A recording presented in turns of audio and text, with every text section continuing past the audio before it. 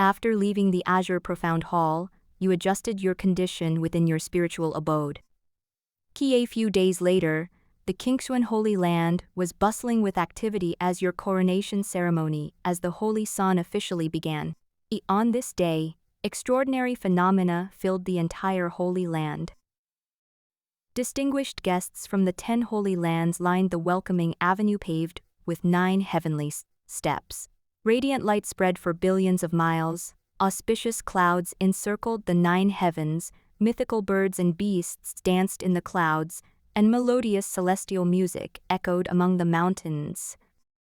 Even the elders of the Holy Lands, rarely seen on ordinary days, appeared to witness the ceremony.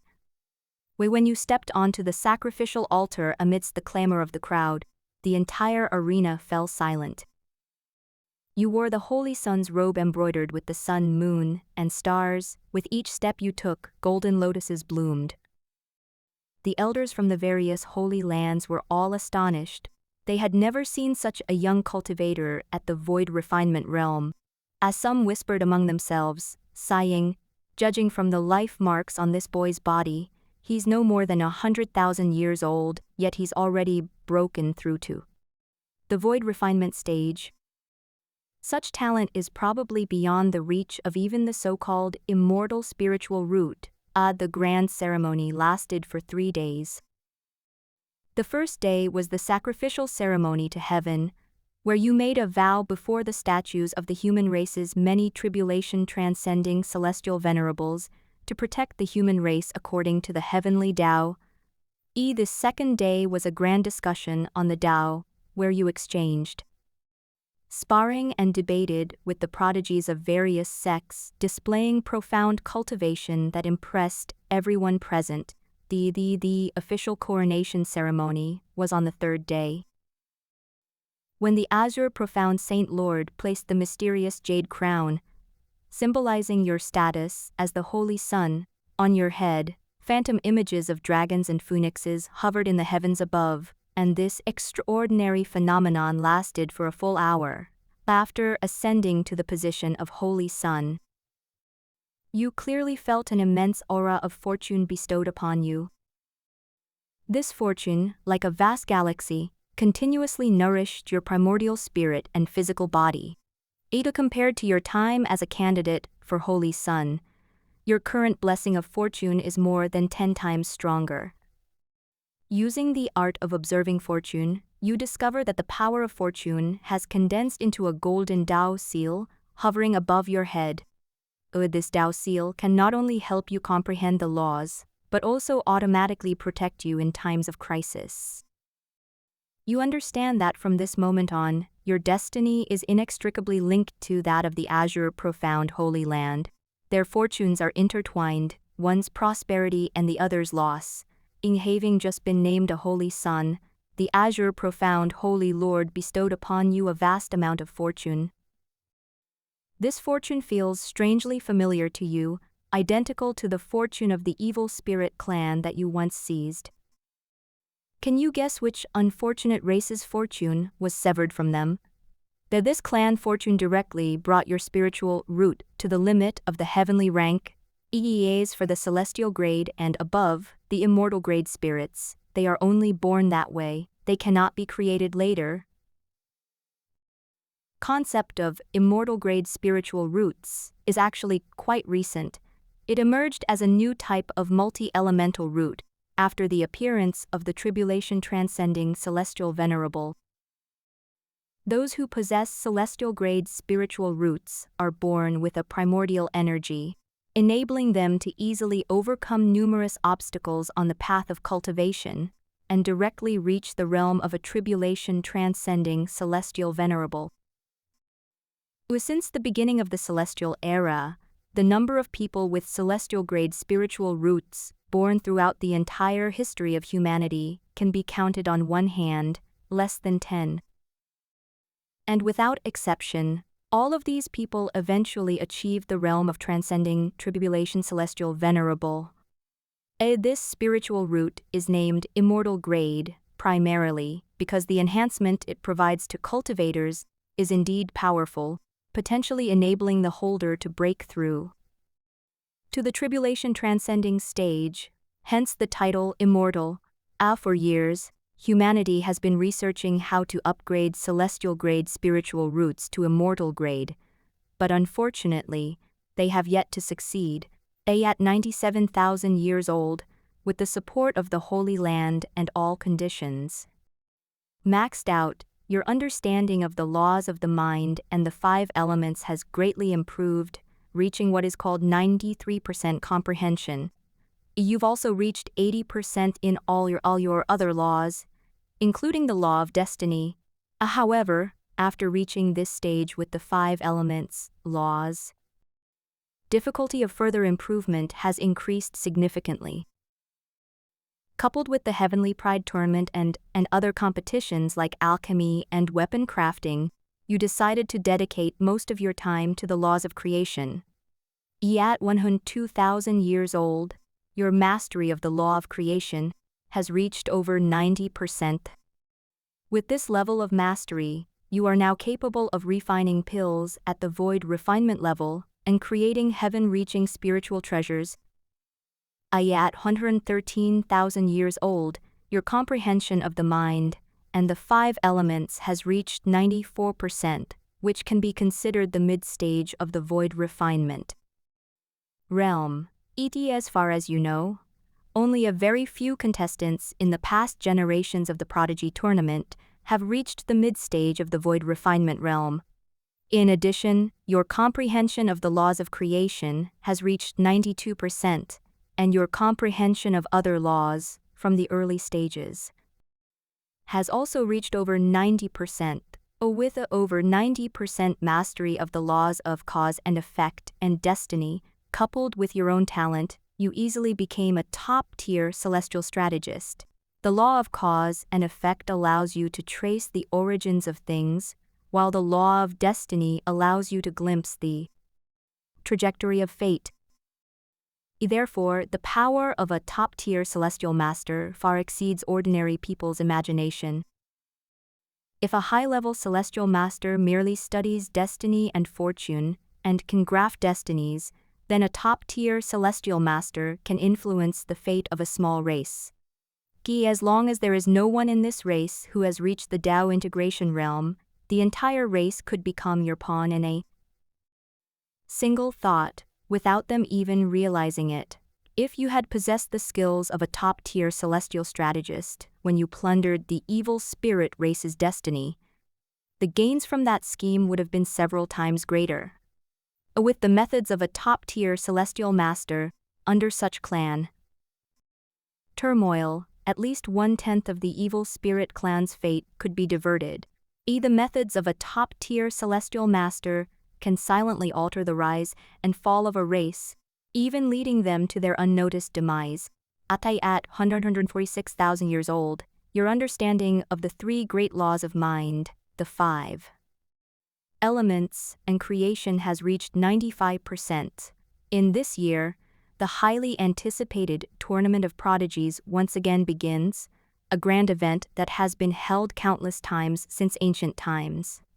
At this ultimate showdown, bringing together the elites of all races, will be held atop the boundless sea, surrounded by the 3 continents of the central heaven world. Above this vast sea, a floating realm, the battle heaven realm built by numerous transcending tribulation celestial venerables, stands majestically, its grandeur enough to eclipse the very fabric of the world. After the competition began, you and the other contestants from the Holy Land entered the battle heaven realm under the guidance of Ancestor Xuanji. Upon entering the Dutian realm, you arrived at a vast starry sky filled with white jade seats. These seats, like a sky full of stars, emitted a soft glow, as if the Milky Way had cascaded down. This is a viewing area specially prepared for the human race. Each seat is engraved with profound array patterns, which can both isolate external interference and provide a clear view of the live action each arena.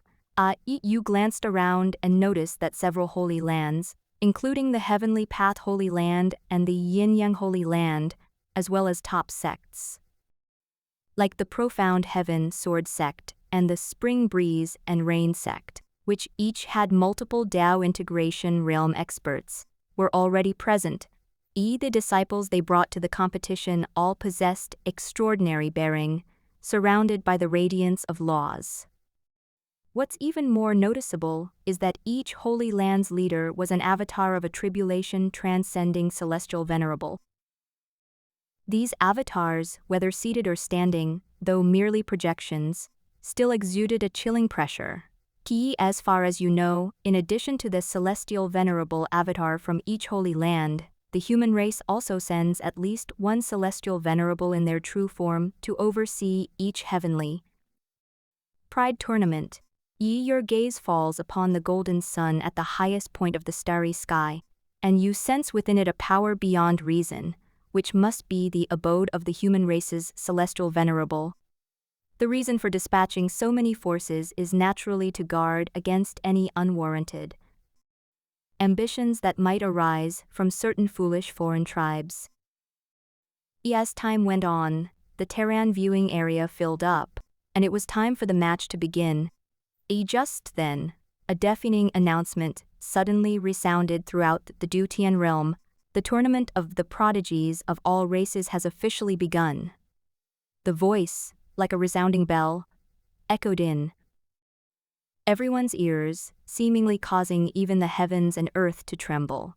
Immediately afterwards, an invisible wave erupted from the core of the Dutian realm, spreading rapidly like ripples, first covering the entire Zhongtian world, and then spreading with unstoppable force to every corner of the Xuantian realm. This fluctuation contains a strange power.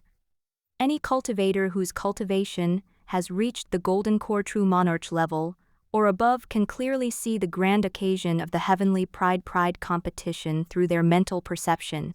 And in an instant, throughout the mountains, rivers, cities, and blessed lands of the Xuantian realm, countless powerful figures ceased their tasks, some sitting cross-legged, others concentrating their minds, all focusing their attention on this grand event that occurs only once every million years. The Heavenly Pride Tournament lasts for 1,000 years. The first 500 years are dedicated to cultivating immortality and various arts, while the latter 500 years are for true magical battles. Although you know a lot about the various arts of cultivation, most of them haven't reached the refinement of emptiness level. Therefore, you signed up for 4 of them, namely the 4 you are most skilled in: weapon crafting, alchemy, talisman drawing, and formation. I.e., these 4 are among the most prestigious skills in the cultivation world. Therefore, the competition will take place 300 to 400 years after the start of the grand event. Therefore, for the first few centuries, you were just like any other spectator and competitor, watching all sorts of matches. These matches were exceptionally exciting and eye-opening, showcasing the prowess of many powerful races. In the Spirit Chef competition held in the Glazed Realm, a dragon cultivator used lightning as a stove and actually refined it into an edible 9 heavens jade cake. In the Beast Taming competition held in the Vast Realm, an ancient insectoid girl commanded 300 gold-devouring ants to instantly construct a palace that could evolve on its own. While these races may not be as well-rounded as humans, their racial talents often result in exceptional abilities in a particular area. Therefore, although humans consistently achieve above-average results in these various skills competitions, they rarely win the championship. Here, for example, the Divine Puppet Clan, experts in puppet making, is renowned throughout the world for its unique puppetry techniques. The puppets they create are not only made with refined materials, but their strength far surpasses that of others of the same level. Most remarkably, their top-tier puppets, crafted from special materials, possess extremely high intelligence and can continuously improve their strength through cultivation. These intelligent puppets often develop deep emotional bonds with their masters. Many cultivators of the Divine Puppet Clan, even choose to form partnerships with puppets they created themselves, a practice jokingly referred to as self-production and self-consumption in the Chuantian realm. After all, what could be more reassuring than a partner you've crafted yourself? With their unparalleled puppetry skills, the Divine Puppet clan effortlessly won the championship in the puppeteer competition of the Immortal Cultivation Arts Tournament. In the competition for spiritual plants, the contestants from the Celestial Spirit clan also demonstrated an overwhelming advantage. Because most members of the Celestial Spirit clan are transformed from the spirits of plants and nature, they possess an extraordinary affinity for plants from birth. Moreover, this year's champion was actually transformed from an 8th-tier divine herb, demonstrating astonishing skill in cultivating spiritual plants. While other contestants were still researching how to improve the quality of elixirs, this champion only needed a gentle touch to bring them back to life, like never before. After all, what being understands the growth needs of elixirs better than the elixir itself? Unless one is an unparalleled genius with extraordinary talent in the study of spiritual plants, it's really difficult to gain an advantage against the Celestial Spirit clan in this aspect. Outstanding performance of these two races fully demonstrates the true meaning of specialization in one's field in the cultivation world. The Divine Puppet clan imbued their cold puppets with life and emotions, while the Celestial Spirit clan allowed the spirits of plants and trees to bloom with the most dazzling brilliance. Their achievements stemmed not only from their racial talents, but also from their dedicated research. As the Heavenly Pride competition progresses, the contest of various cultivation arts has quickly reached the first event among all the events you've registered for talisman drawing.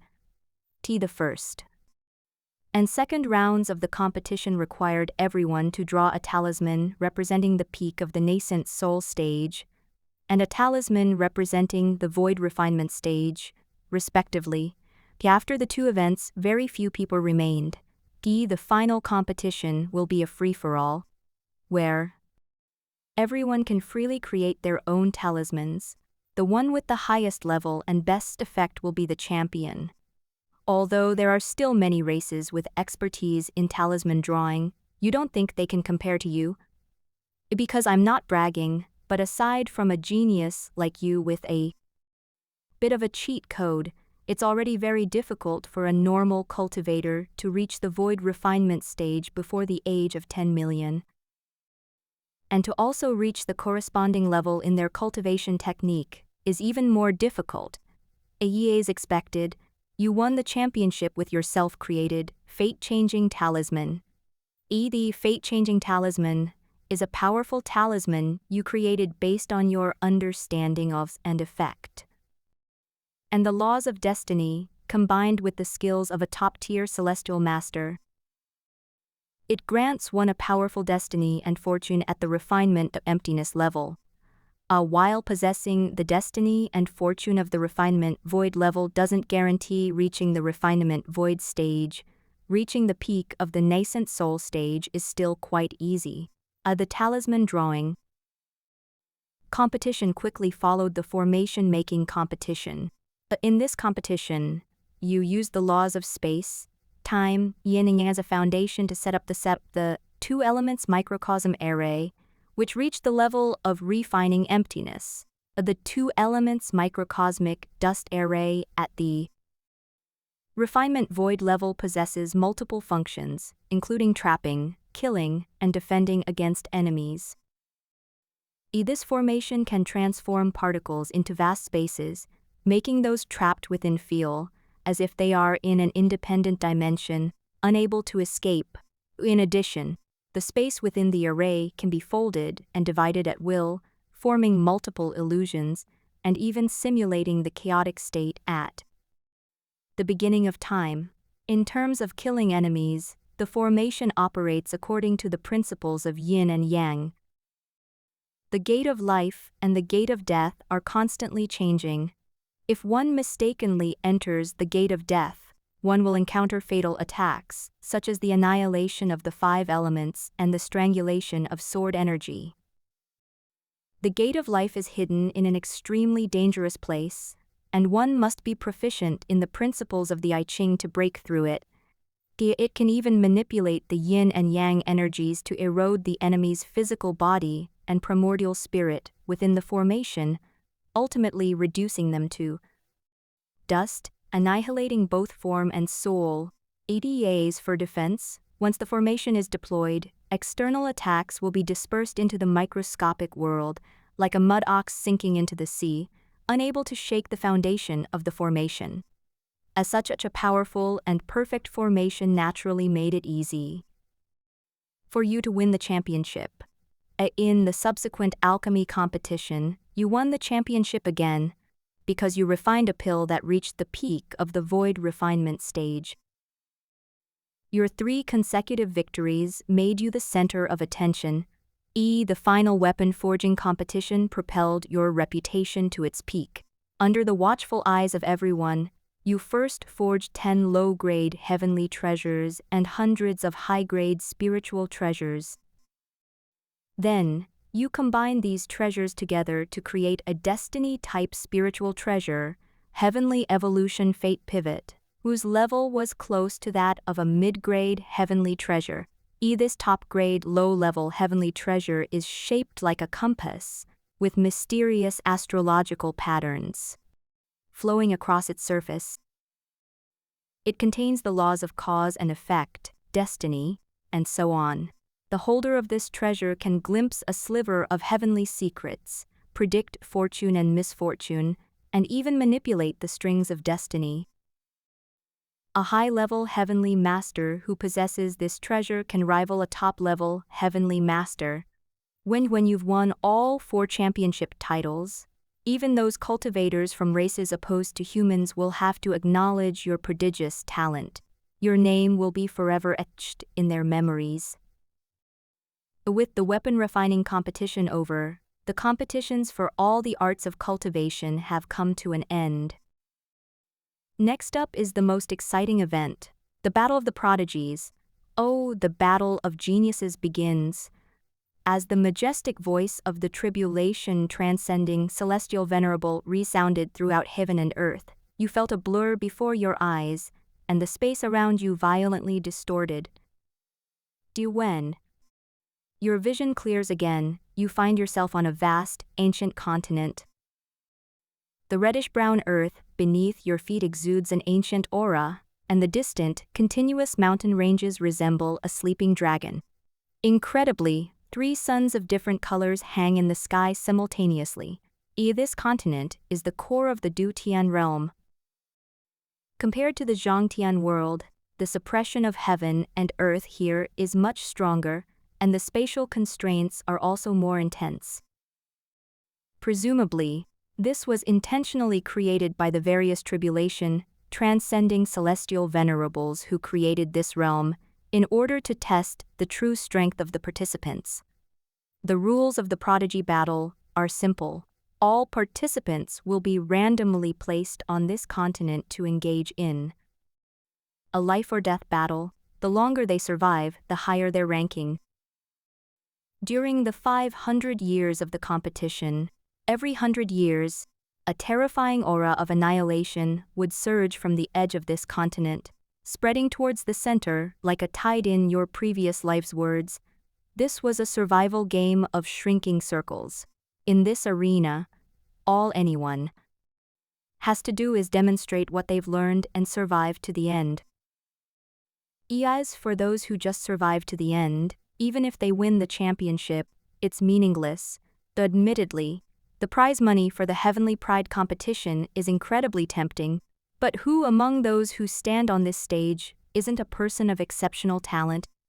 To all races, these prodigies are invaluable treasures, the future of their races. Even those of humble origins have long been secretly supported by powerful figures. Mere rewards are hardly what they seek. For true prodigies, the most important aspect of this competition is to shine their brightest under the spotlight.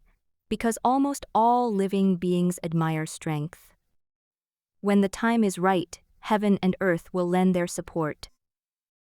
Only by demonstrating your strength, making all beings remember your name and acknowledge your talent, can you gain more favor from heaven and earth and progress faster and further on the path of cultivation. Therefore, you definitely can't use any underhanded tactics in this match.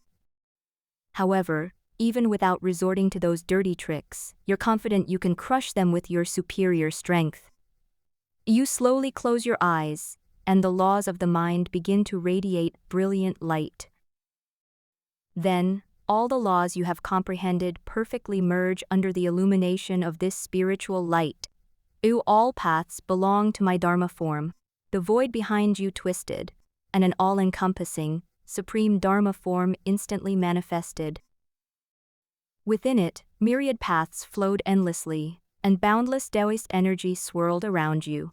Countless golden runes danced and swirled around the Dharma form like a galaxy. Though the moment your Dharma form manifested, the surrounding space froze. You opened your eyes, your gaze seemingly reflecting a reversed galaxy. Without hesitation, you charged directly towards the nearest foreign prodigy. That was a prodigy from the Netherworld clan. He was horrified to discover that his power of laws was child's play before you. You simply pointed a finger, and a dazzling pillar of light struck directly at the source of his soul, instantly bringing him to the brink of death and eliminating him from the game. The ensuing battle turned into a complete, one-sided rout. You wielded your myriad Dharma forms, rampaging through your territory, and every foreign prodigy you encountered was destined to be defeated in a single move. But you only show mercy when you encounter a fellow human prodigy, merely kicking them away and severely injuring them. As your rampage continues, the prodigies of this region have finally realized the gravity of the situation. The prodigies from different races temporarily set aside their fighting and formed dozens of encirclement teams. They laid a trap, unleashing a barrage of forbidden techniques and combined supernatural abilities upon you. However, protected by the Forge of all laws, these attacks not only fail to harm you in the slightest, but are instead transformed into pure energy by the Forge, replenishing your almost negligible mana. After killing enough prodigies, you discover that although your region has a large population, it lacks the top contenders from the elite races and powerful clans. You think that the celestial venerable who presided over this gathering of prodigies deliberately dispersed you, the top-tier prodigies, when casting you onto this continent, to avoid premature clashes between the strongest. In the blink of an eye, 200 years have passed. The aura of annihilation on the edge of the continent has completed 2 large-scale spreads, and the once vast battlefield now only covers 1/10 of its area. Even so, the remaining space is still vast, and after such a long period of elimination, only a handful of geniuses can continue to compete. This means that sometimes you can wander aimlessly for an entire year without encountering a single opponent. On this battlefield, traces of battle occasionally appear left by the eliminated, shattered mountains, dried-up rivers of blood, and broken magical artifacts all testify to the brutality of this fierce contest. In the final 100 years of the competition, this entire world seemed to have been compressed into a cage. The once vast and boundless arena was now reduced to a radius of less than 10 billion li, and the air was filled with a suffocating sense of oppression. The number of prodigies from all races has dwindled from an initial million to less than 10,000, each one a top prodigy who has survived countless battles and tribulations. At this moment, everyone could clearly perceive each other's presence, shining as brightly as stars burning in the night.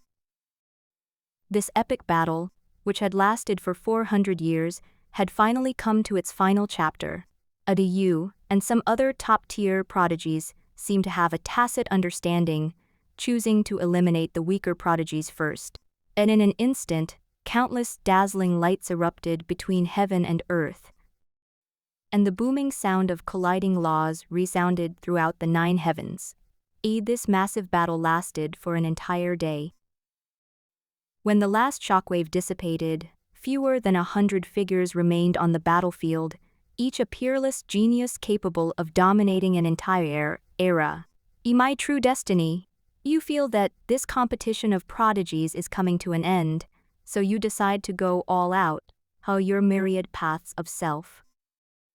Dharma form suddenly expanded, only stopping when it occupied 1/10 of the area, and countless law runes began to appear around the Dharma form. Then, a dazzling divine light emanated from between the Buddha's brows, instantly enveloping the entire battlefield. Under the influence of this divine fluctuation, the laws governing the battlefield began to undergo an astonishing transformation, as if the entire world was submitting to you, becoming your exclusive domain. At this moment, the aura emanating from you sent chills down the spines of all the prodigies. It was a pressure that transcended all living beings, as if they were not facing fellow cultivators. Moreover, all the geniuses present felt that they could no longer mobilize the power of the laws of heaven and earth. They knew that at this point, none of them could defeat you in a one-on-one fight, so they simply joined forces and launched an attack on you. That's right, it's all the prodigies, even the human prodigies, have joined the siege against you. After all, no one will die in this battle of prodigies. It's just a competition, not a place to settle grudges, so naturally everyone is a competitor in the competition. The prodigies of the True Dragon clan launched the first attack. The leader of the True Dragon clan instantly transformed into a colossal True Dragon, every scale gleaming with dazzling golden light. True Dragon soaring through the heavens. With a deafening dragon roar, 9 dragon-shaped phantoms tore through the void, each containing the terrifying power to destroy star systems. These 9 dragon shadows were not simply condensed energy, but contained immense power of laws, and the most primal power of the true dragon race. They intertwined in the air to form a celestial net, sealing off all space for escape. Wherever the dragon shadows passed, even time seemed to freeze briefly. This is a supreme secret technique passed down through the True Dragon clan. It is a top-tier killing technique composed of a combination of various supernatural powers. It is said that during the Ascension era, Celestial Venerable of the True Dragon clan even used this technique to fight against a tribulation transcending Celestial Venerable. At almost the same moment, other peerless geniuses also unleashed their most powerful and secret techniques. Peerless prodigy of the Golden Crow clan spreads his wings, the blazing true fire of the sun scorching and distorting the void. The Golden Crow clan's supreme technique, Golden Crow Sky-Splitting Claw, transforms into 3 golden blades that pierce the sky and strike you horizontally. The blade was not a physical entity, but rather formed from the purest essence of the sun. Wherever it passed, it scorched 3 jet black marks into space, as if to cleave the world into 4. The Phoenix clan's prodigy wields a longsword formed from the southern bright fire, unleashing 10,000 phantom phoenixes with a single strike. This is the Phoenix clan's ultimate technique, Southern Bright Fire Slash, created based on the human swordsmanship. The prodigy of the Heavenly Devourer clan, his eyes gleaming with a ghostly light, unleashed a world-destroying divine light, powerful enough to devour heaven and earth, piercing through the void and striking directly at your soul. A peerless genius of the human race then unleashed his unparalleled divine power. Heavenly brightness suppresses the world, after which 9 ancient bronze cauldrons appeared around you, attempting to suppress you. These 9 cauldrons are not physical entities, but rather formed from pure law power. Each cauldron is as heavy as a star, and ancient human script is inscribed on their surfaces.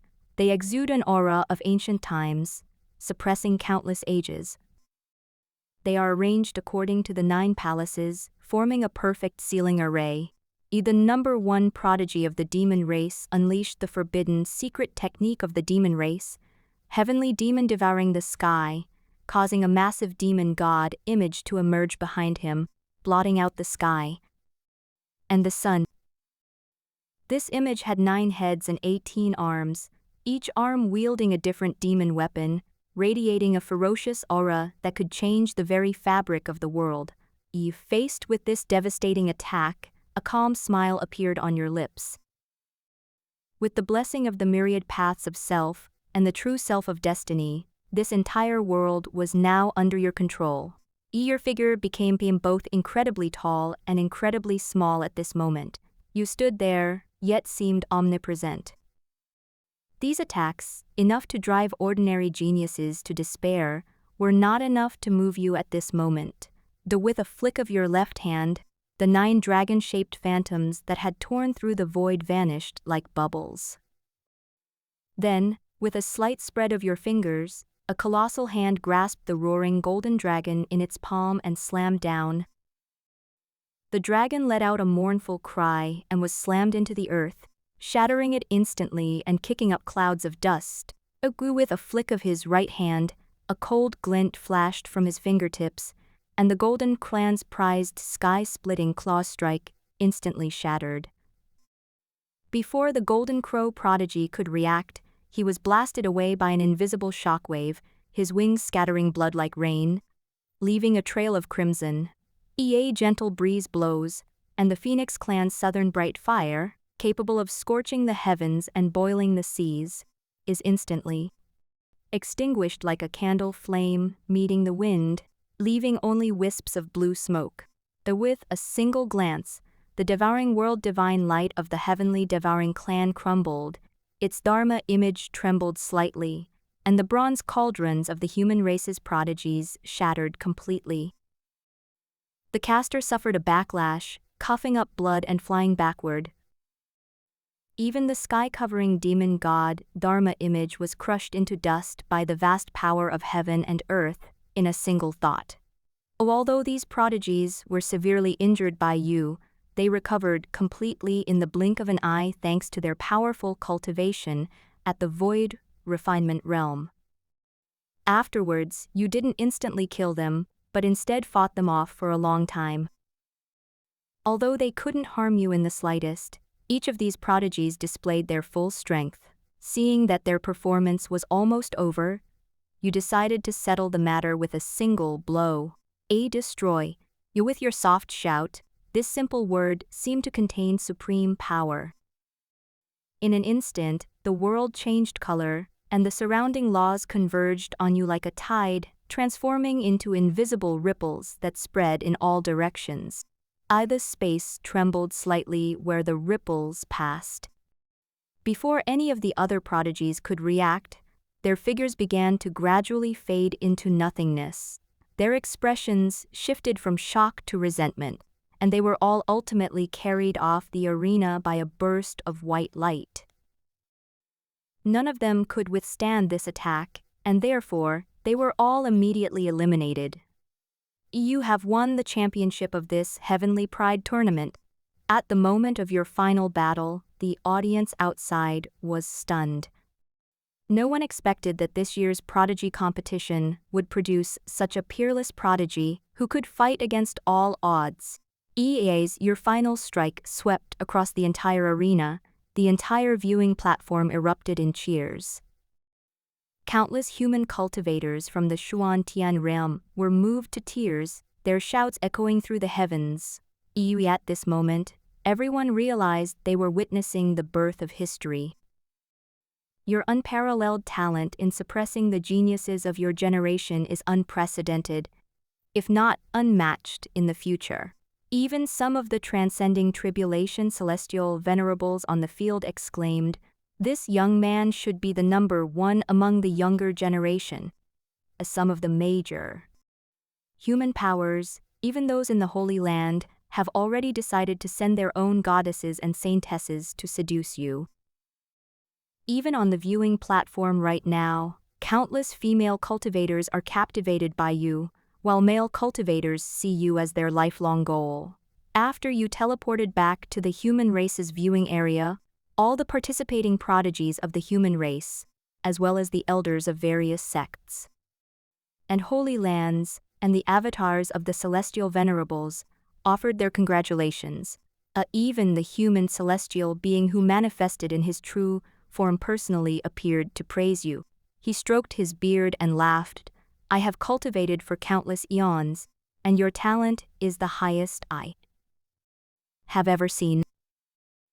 Even those immortal spiritual roots are far inferior to you at your age. It seems that my human race will soon have another tribulation transcending celestial venerable. Finally, led by the avatars of the human race's celestial venerables, you left the battle heaven realm. As your steps crossed that invisible boundary, a vast and boundless power of heaven and earth suddenly descended, enveloping you completely like an invisible torrent. This is not a simple blessing of power, but rather the recognition and remembrance of the heavenly Tao of the entire Xuan Tian realm, as if the whole world is crowning you at this moment. In this baptism of the great power of heaven and earth, you clearly feel every inch of your body trembling and resonating. Although his cultivation level hasn't broken through, his soul has become increasingly clear, his comprehension has improved significantly, and his perception of the laws of heaven and earth has become much more acute. This is what is meant by, when the time is right, heaven and earth lend their strength, except that this strength is now a tangible, perceptible gift from the way of heaven. You know in your heart that this gift will eventually dissipate, and as the memories of you fade, this blessing will naturally weaken. However, given the astonishing spectacle you have displayed this time, this favor from heaven and earth will likely last for a long time. Shortly after returning to the azure profound Holy Land, the Holy Lord summoned you again. However, this time you were not to go to the azure profound main hall, but to the Holy Lord's residence, the Purple Key East Pavilion. After you arrived at the Purple Key East Pavilion, the azure profound Saint Lord personally poured you a cup of spiritual tea. Amidst the fragrant steam, the Saint Lord, with a smile on his face, told you why he had summoned you. Due to your outstanding performance in the Heavenly Pride Tournament, various holy lands and ancient families have recently sent you marriage proposals. As he spoke, the azure profound Saint Lord handed you a booklet listing portraits and introductions of more than 10 saintesses. Each one possessed unparalleled beauty, and behind them represented coveted cultivation resources and powerful support. Although these people all fit your aesthetic preferences, you still rejected them, citing your focus on spiritual cultivation and lack of understanding of matters between men and women. The azure profound Saint Lord said nothing about your rejection. He simply accepted it. After all, you are still young and don't need to find a Taoist partner so early. However, your reason really left him speechless. If he didn't know you occasionally went to Tingchao Pavilion, he would have been completely fooled by your serious expression and thought you were some kind of ascetic. At this point, the azure profound Saint Master revealed a hint of regret. Back then, he too was a peerless, dashing young man, frequenting elegant places like the Listening Tide Pavilion. Unfortunately, ever since he became Taoist partners with the great-granddaughter of the profound extreme ancestor, he could never return to his former self. At 174,000 years old, with the assistance of heaven and earth, your cultivation speed has accelerated once again, and your comprehension of the 3 laws of mind, 5 elements, and creation has reached 97%. The remaining laws also reached over 93%. At 207,000 years old, your understanding of the 5 elements of the mind and the 3 laws of creation has reached 99%. Reaching this level of understanding of the laws can be considered reaching the peak of the void refinement realm, A next step for cultivators is not to fully comprehend the laws, but rather, at the void refinement stage, achieving comprehension is an unattainable dream. It should be understood that the laws of heaven and earth are constantly evolving, and all living beings' comprehension drives the growth of these laws. If a cultivator's comprehension speed cannot keep up with the speed of the law's evolution, even if they devote their entire life's efforts, they will find it difficult to reach perfection. Therefore, when one's understanding of the laws reaches 99%, the next step is to consider how to advance to the Tao integration realm. To achieve Tao integration, a cultivator must merge their body with the fundamental law, integrating their soul, physical body, and magical power into the great Tao of heaven and earth. This process is like merging a drop of water into a vast ocean. Only by becoming perfectly integrated with the laws of nature can one glimpse the full mysteries and truths contained within, and comprehend the ultimate principles of heaven and earth. However, these laws are the manifestation of the origin of heaven and earth, containing the fundamental principles governing the operation of the world. Each law is like a surging galaxy, which can only be persisted in by those with great perseverance, and cannot be comprehended by those with great wisdom. If one's foundation is insufficient and one forcibly attempts to merge with the Tao, it is like throwing an egg against a rock. The soul will be injured, and at worst, one will perish on the spot. Comprehending 99% of the principles is merely a prerequisite for a breakthrough. In the Xuantian realm, cultivators who wish to break through to the Tao integration stage can choose from two methods to overcome their bottleneck. One path is to solidify the foundation, which requires refining the spirit and soul through persistent effort, repeatedly tempering the physical body and condensing magical power. Although this path is time-consuming, it is reliable. Once one's cultivation reaches the standard to bear the laws, success will come naturally. The second path is the path of sudden enlightenment, which requires further in-depth understanding of the true meaning of the principles, seeking within one's own heart rather than externally. This method is to prove the Tao through enlightenment. As long as your understanding of the laws can accelerate the growth of the laws of heaven and earth, you will naturally gain the favor of the Tao and achieve harmony with it. This method is only feasible for those with extraordinary comprehension. Most ordinary geniuses would consider the first method, but with your extraordinary talent, you should naturally choose the second method. But before that, you need to consider which law to use to break through to the Tao integration stage. First, the 3 laws of mind, 5 elements, and creation, which you have already reached 99% of, or some other law. The Tao integration process doesn't mean one can only fuse with one law. Theoretically, a cultivator can fuse with multiple laws, but the difficulty increases exponentially with each additional law. The requirements for the soul, magical power, and physical body to fuse with the second law will be more than 10 times greater than those for breaking through to the Tao integration stage using the first method. However, for cultivators who break through using the method of sudden enlightenment to fuse the second and third laws, they only need to replicate the feat of their breakthrough. Of course, even so, it is still difficult, because it means that the cultivator must comprehend another kind of law and reach the level of promoting the progress of the world's laws, the difficulty of which is unimaginable.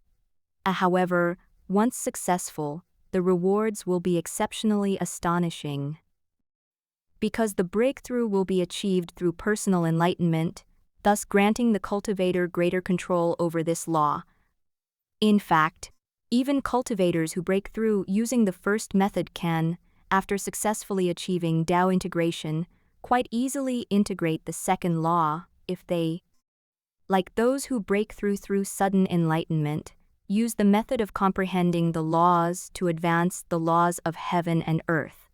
After careful consideration, you ultimately decided to use the five elements theory to make a breakthrough, but not the complete five elements theory.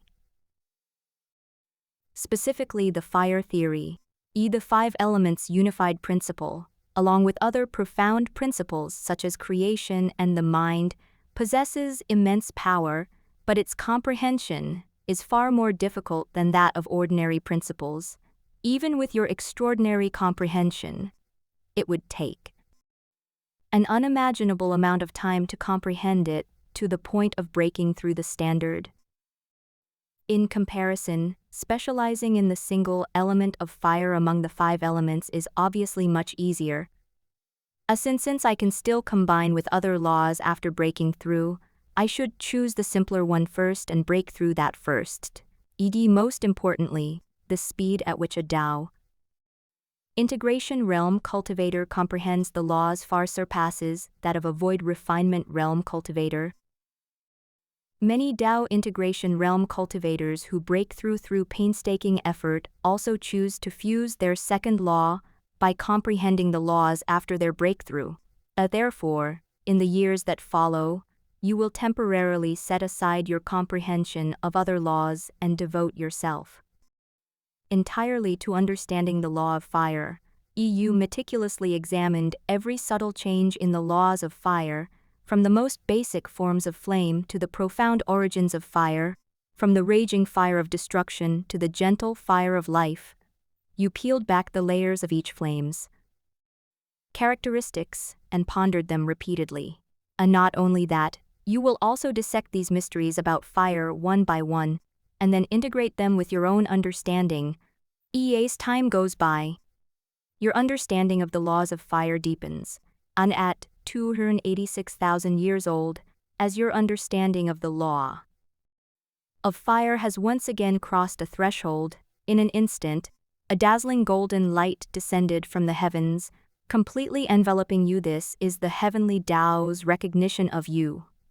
And immediately afterwards, your form transformed into countless points of light amidst the golden light, beginning a profound fusion with the fire laws of the Xuantian realm. As the fusion occurs, a powerful force begins to slowly enhance your three treasures: essence, energy, and spirit. This is the power of the fundamental laws. In addition, there is another familiar power strengthening you, a gift from the heavenly Tao. You feel that at this rate of improvement, after the breakthrough, your soul mana and physical body will be no less than those cultivators who broke through using the first method, and may even be stronger due to the blessings of heaven. Judging from all indications, the heavenly Tao of the Xuantian realm strongly encourages cultivators at the void refinement stage to break through using the second method, i.e. as the fusion deepened, the fire laws of the entire Xuantian realm resonated, and boundless fiery clouds appeared above the Zhongshan world. Countless fiery beasts frolic and soar among the clouds, illuminating the entire sky like a magnificent furnace. This earth-shattering phenomenon lasted for a full century, attracting the attention of countless powerful cultivators. When the final step of the fusion is completed, you clearly feel that you have established an eternal connection with the laws of fire between heaven and earth. At this moment, you have finally crossed the threshold that has troubled countless cultivators and officially joined the ranks of Tao venerables who have achieved Tao integration. The moment you open your eyes, the world you see is already different. Every ray of sunlight, every cluster of flames, tells you the ultimate mystery of the laws of fire. When you merged with the law of fire, a powerful fluctuation of the law was generated, directly alarming the two celestial venerable ancestors, Xuantian and Xuanji, who were in seclusion deep within the Holy Land. They opened their eyes simultaneously, their gazes piercing through layers of space, landing in the direction of your cave. Therefore, when you emerged from seclusion, the two patriarchs had been waiting for a long time. They surrounded you on the left and right, their eyes filled with disbelief. Aya the ancestor Swantian gently patted your body, as if to confirm that what was happening before your eyes was not an illusion. Yud. Good. Good. Ancestor Xuanji exclaimed 3 times, his wrinkles smoothing out. It hasn't been long, and you've already reached the Dao integration realm. Such talent makes you arguably the greatest genius in the history of the human race. The 2 patriarchs excitedly circled around you again, and Patriarch Xuantian laughed heartily.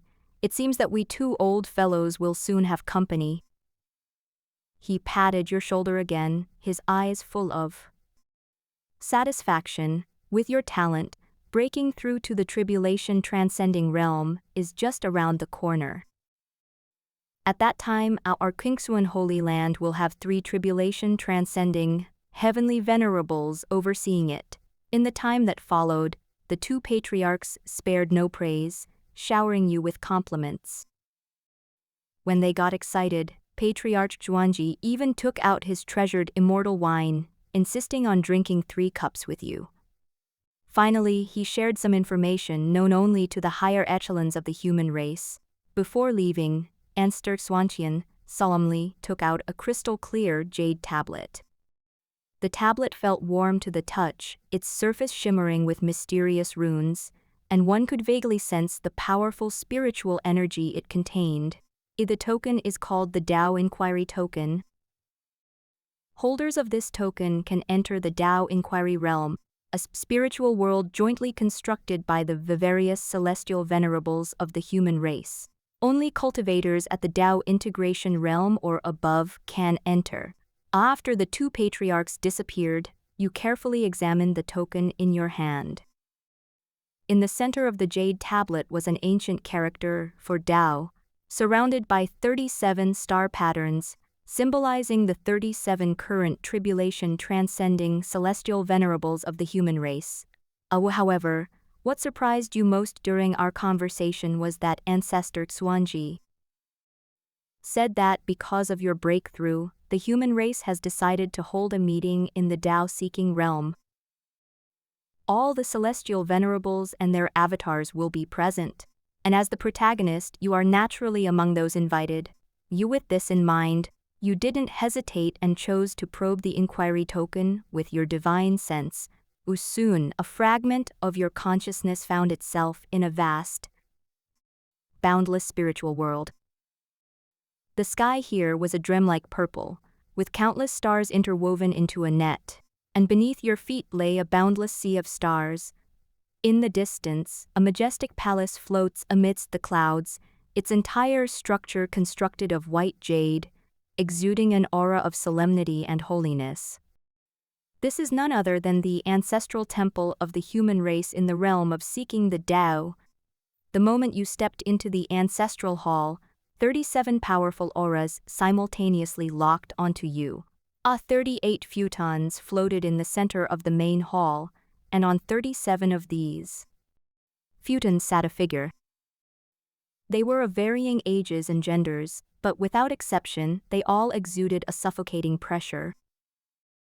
These were the avatars of all the human race's tribulation-transcending celestial venerables. Even under the gaze of several celestial beings, you showed no fear and sat down on the remaining futon. What a humble yet confident young man.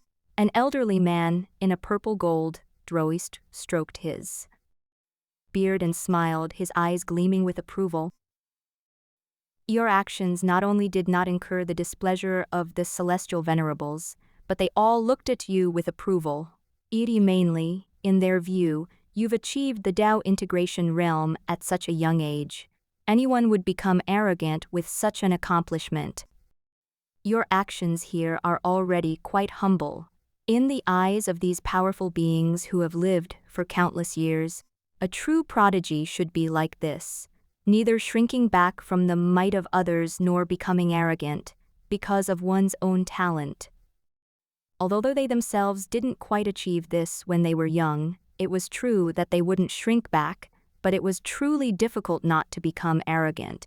The meeting proceeded succinctly and efficiently. Besides introducing you, this newly emerged prodigy, To the celestial beings, the most important resolution was to publicly announce your impending ascension to the Dao integration realm.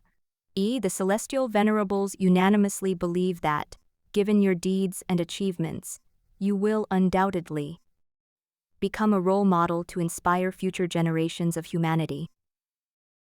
Most importantly, once this news spreads, coupled with your previous performance in the Prodigy competition, your influence in the Chuantian realm will be even greater, and the support of the heavens and earth will be even stronger. You naturally didn't object to making your breakthrough public, since it would be very beneficial for you, as for whether becoming too famous will make them a target of public criticism. Do you think any race would be foolish enough to kill a Dao integration realm cultivator in the heart of the human realm, or after leaving the realm of seeking the Dao, you leisurely strolled among the clouds, recalling the introductions of the various celestial venerables during the meeting, during the Hmong?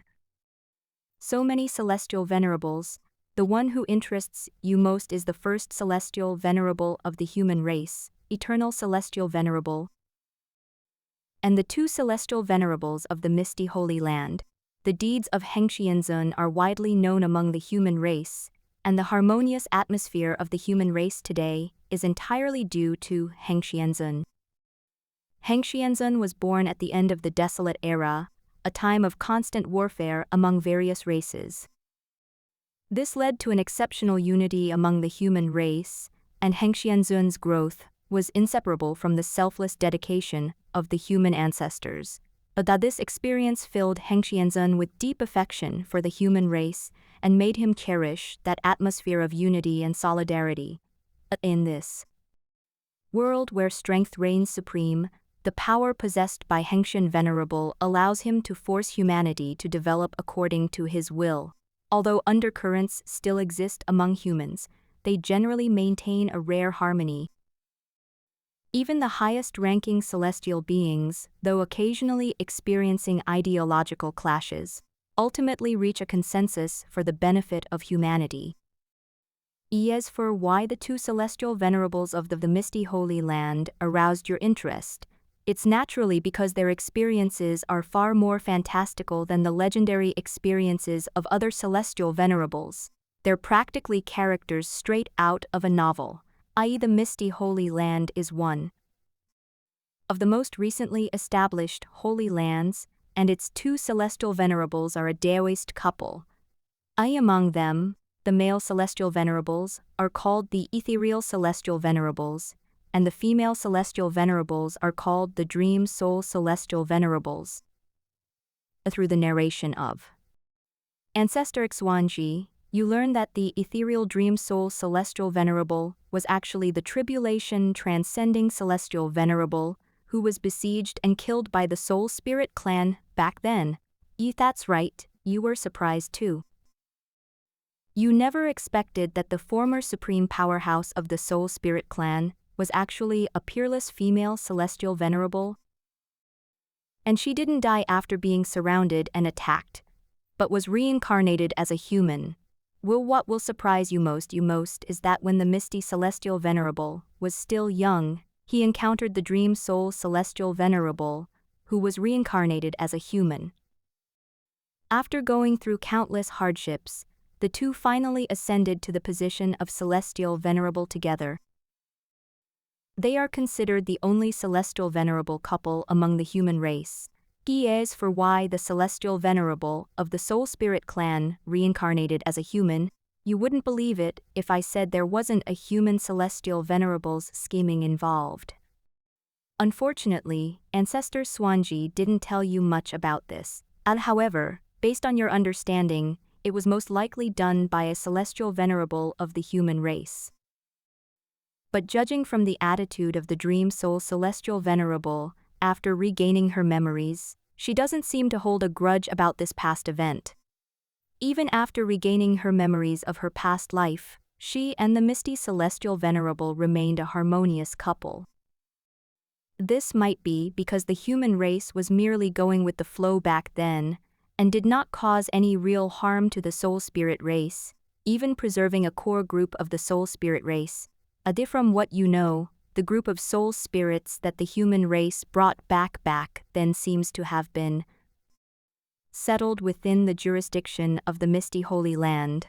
That, however, besides these, you probably think the biggest reason is that the dream soul celestial venerable also felt that he was surrounded and killed in his previous life because he was outnumbered and outmatched. Now that he has been reborn as a human, he not only has the entire human race as his backer, but also a celestial venerable as his partner, which is much better than his previous life. While you were wandering around aimlessly, the news that the human race had gained another Tao-merging venerable spread like wildfire throughout the entire Xuantian realm, causing a huge uproar among all races. What shocked all races even more was that this newly promoted Taoist was actually the champion of the Heavenly Pride competition back then, the one hailed as the number one among the younger generation. In fact, when you won the last Heavenly Pride tournament with overwhelming force, many races were watching you closely, and some were even plotting to assassinate you. It's a pity you haven't left Kingshuan Cave Heaven since that competition, and there's been very little news about you. I never expected that when you reappeared, you would become a Tao integration venerable. That this has completely stumped them. Wait a minute. It's only been a short time. Is this upgrade speed even right? The high-ranking officials of various races who were plotting your assassination held an emergency meeting overnight to discuss countermeasures. Ultimately, they had to admit that the difficulty of assassinating a Tao integration realm cultivator within human territory is vastly different from that of assassinating a void refinement realm cultivator. Moreover, the person we were supposed to kill was you, arguably the greatest genius in human history, the future tribulation transcending celestial venerable. Therefore, we had no choice but to cancel the plan targeting you. You paid no attention to the discussions about you from the outside world, and after a period of leisure, you threw yourself back into cultivation. In the time that followed, you frequently entered and exited the Tao-seeking realm, discussing the Tao with other Tao-merging venerables there. Each discussion deepens your understanding of the laws, especially those Tao venerables who specialize in the 5 elements. Their insights often enlighten you. You are 304,000 years old. Following the law of fire, you have now fused with the law of earth. After the transformation, the laws of fire and earth achieved a delicate balance within you. You felt your magical power become more solid, as if the earth bore all things and the flames refined the essence. After advancing to the Tao integration stage, the subsequent fusion with laws no longer produces the extraordinary phenomena of heaven and earth seen immediately after the advancement. Instead, it generates a kind of law fluctuation that can only be perceived by those who have reached the Tao integration stage or higher. This is what you wanted too, after all. You prefer making a fortune quietly. Although you're already quite high profile now, that doesn't stop you from leveling up silently. At 486,000 years old, you have successively integrated the laws of metal, water, and wood. The sharpness of the law of metal greatly enhances your offensive power. The flexibility of the law of water makes your magical power flow more smoothly, and the vitality of the law of wood grants you astonishing regenerative abilities. With each law you fuse with, your strength increases exponentially. You've seen most of the humans at the Tao integration realm, and after comparison, you feel your strength has surpassed most, reaching the upper middle level of the Tao integration realm. Because you broke through by comprehending the laws, you can easily combine the 5 individual laws after their transformation into one, forming a more powerful 5 elements law. The combination of these 5 principles into the 5 elements is not a simple superposition, but rather a fusion that gives rise to endless variations. You can transform flames into flowing water, nurture metals, and stones into vegetation, and even construct a complete world using the power of the five elements. At 748,000 years old, following the five elements law, you have once again aligned yourself with your primary cultivation law, the law of the mind. The law of the mind truly lives up to its reputation as an exceptionally profound law. If you hadn't successively fused with the five laws, and your spiritual comprehension hadn't been elevated to such a high level by the power of the law's origins, it would have taken at least 1,000,000 years to reach the standard for fusing with the law of the mind, while still in the void refining realm. As you align yourself with the laws of the mind, the effectiveness of your idealistic abilities gained after your transmigration will be greatly enhanced. Your mental power will be able to exert greater might, meaning your cultivation speed will once again increase significantly. At 864,000 years old, you have attained the seventh law, the law of creation.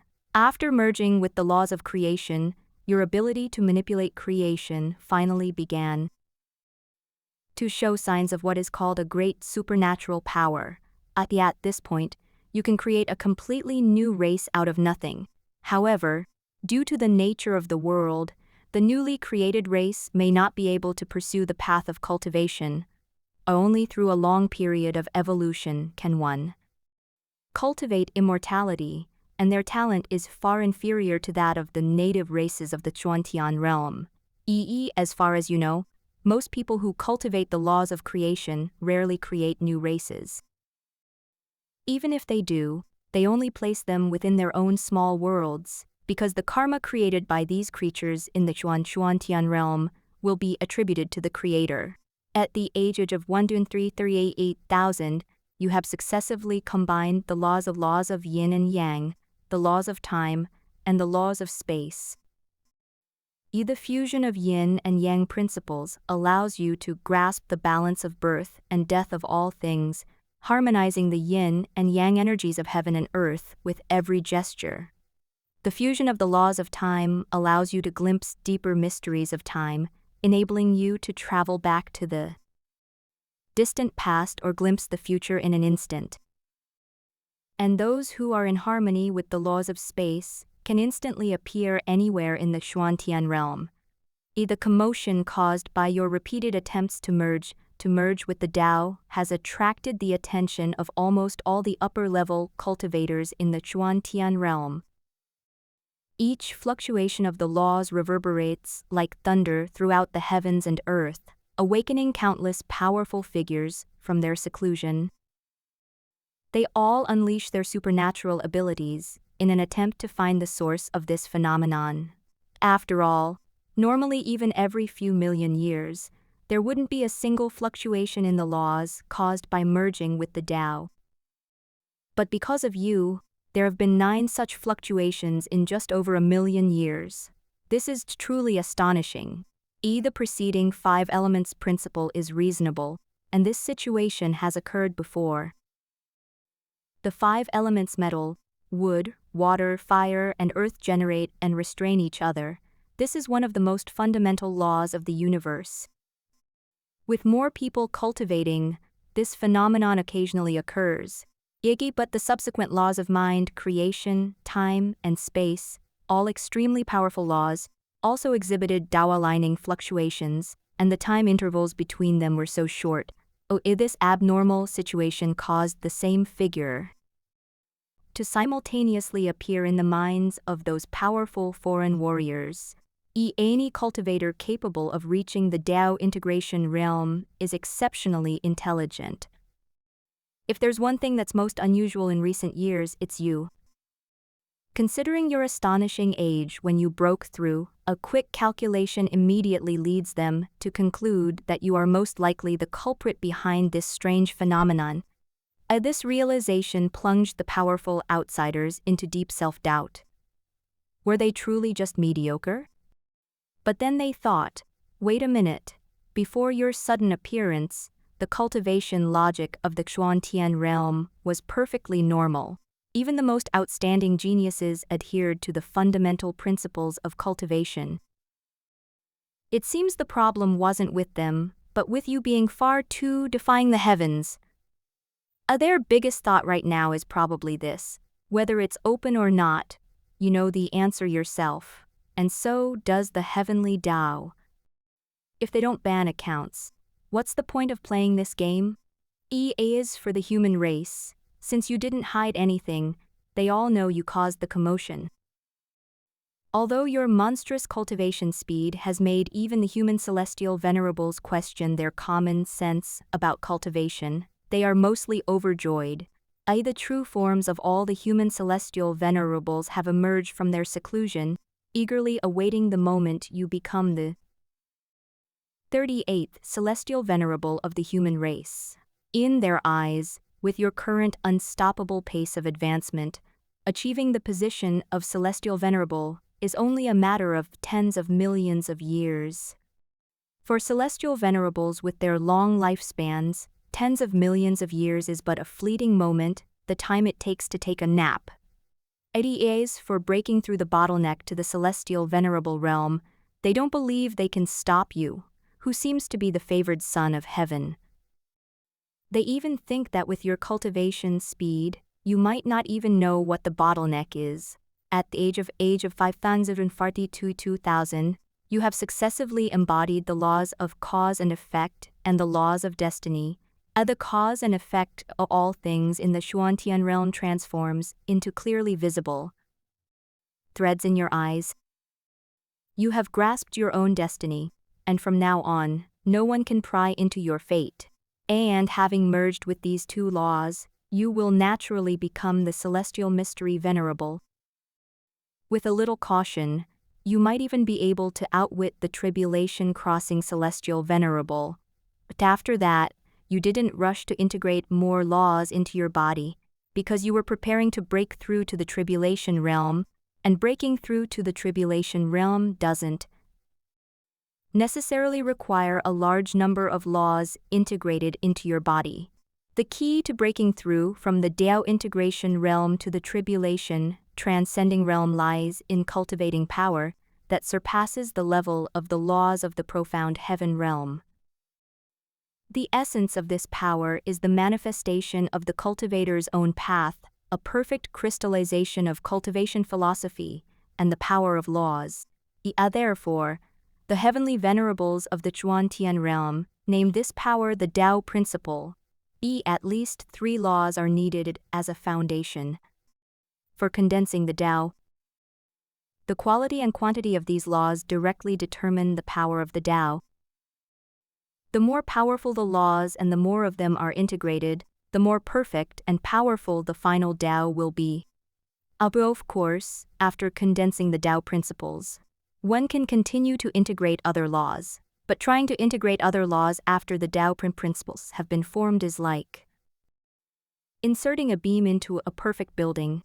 This requires cultivators to possess extremely refined control, subtly infusing the new law's power into the existing structure of the Tao, like a gentle spring breeze, like a master architect adding new eaves and brackets to an already completed magnificent building. One must maintain overall harmony and aesthetics while ensuring the new additions blend seamlessly with the existing structure.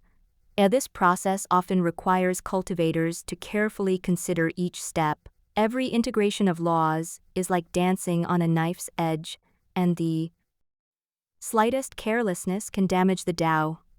This situation can be described as the tribulation that a celestial venerable undergoes to continue his ascension, which is also the origin of the term tribulation. However, this can only be considered a minor tribulation. The true tribulation that a celestial venerable must overcome is the Tao tribulation that occurs after his Tao principles have grown to a certain level. As far as you know, almost all celestial venerables who have transcended tribulation incorporate as many laws as possible when condensing the Tao. For example, the misty celestial venerable of the misty sacred land possesses the Tao principle of the highest good is like water, which integrates 7 laws, including the laws of water, balance, and purification, thus achieving his supreme power of water nourishing all things without. Contention. However, even so, it's not always better to incorporate more laws into the condensation of Tao principles. Too many laws can hinder the formation of the Tao principles, and cultivators need to find the right balance themselves.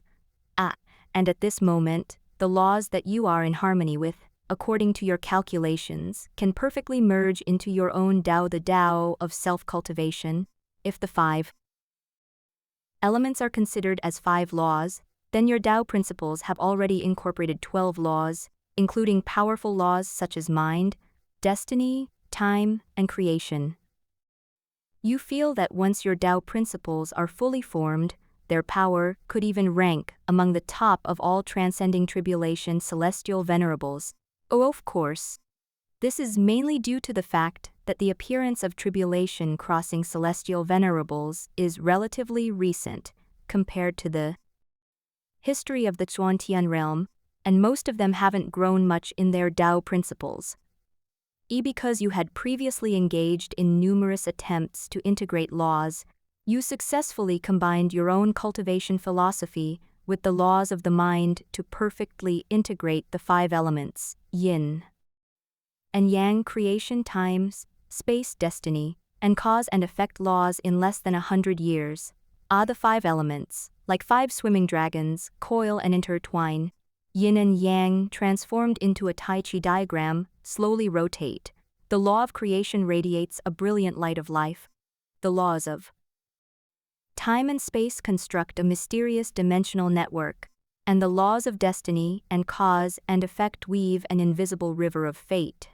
Under your mental guidance, these laws are perfectly merging in an unprecedented direction, gradually transforming into the nascent form of a Tao principle that transcends all other laws. The moment this nascent Tao principle, radiating 7-colored light, took shape, the entire Xuantian realm trembled. Above the sky of the central heaven world, and even in the boundless star field, countless laws manifested, transforming into numerous dazzling ribbons of light that intertwined and swirled in the void. Auspicious clouds gathered into a sea, and propitious energy condensed into a waterfall.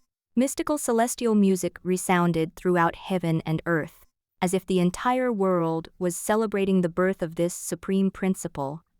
All the celestial venerables undergoing tribulation transcending cultivation in the Xuantian realm were awakened by this strange phenomenon. Another fellow cultivator has been born.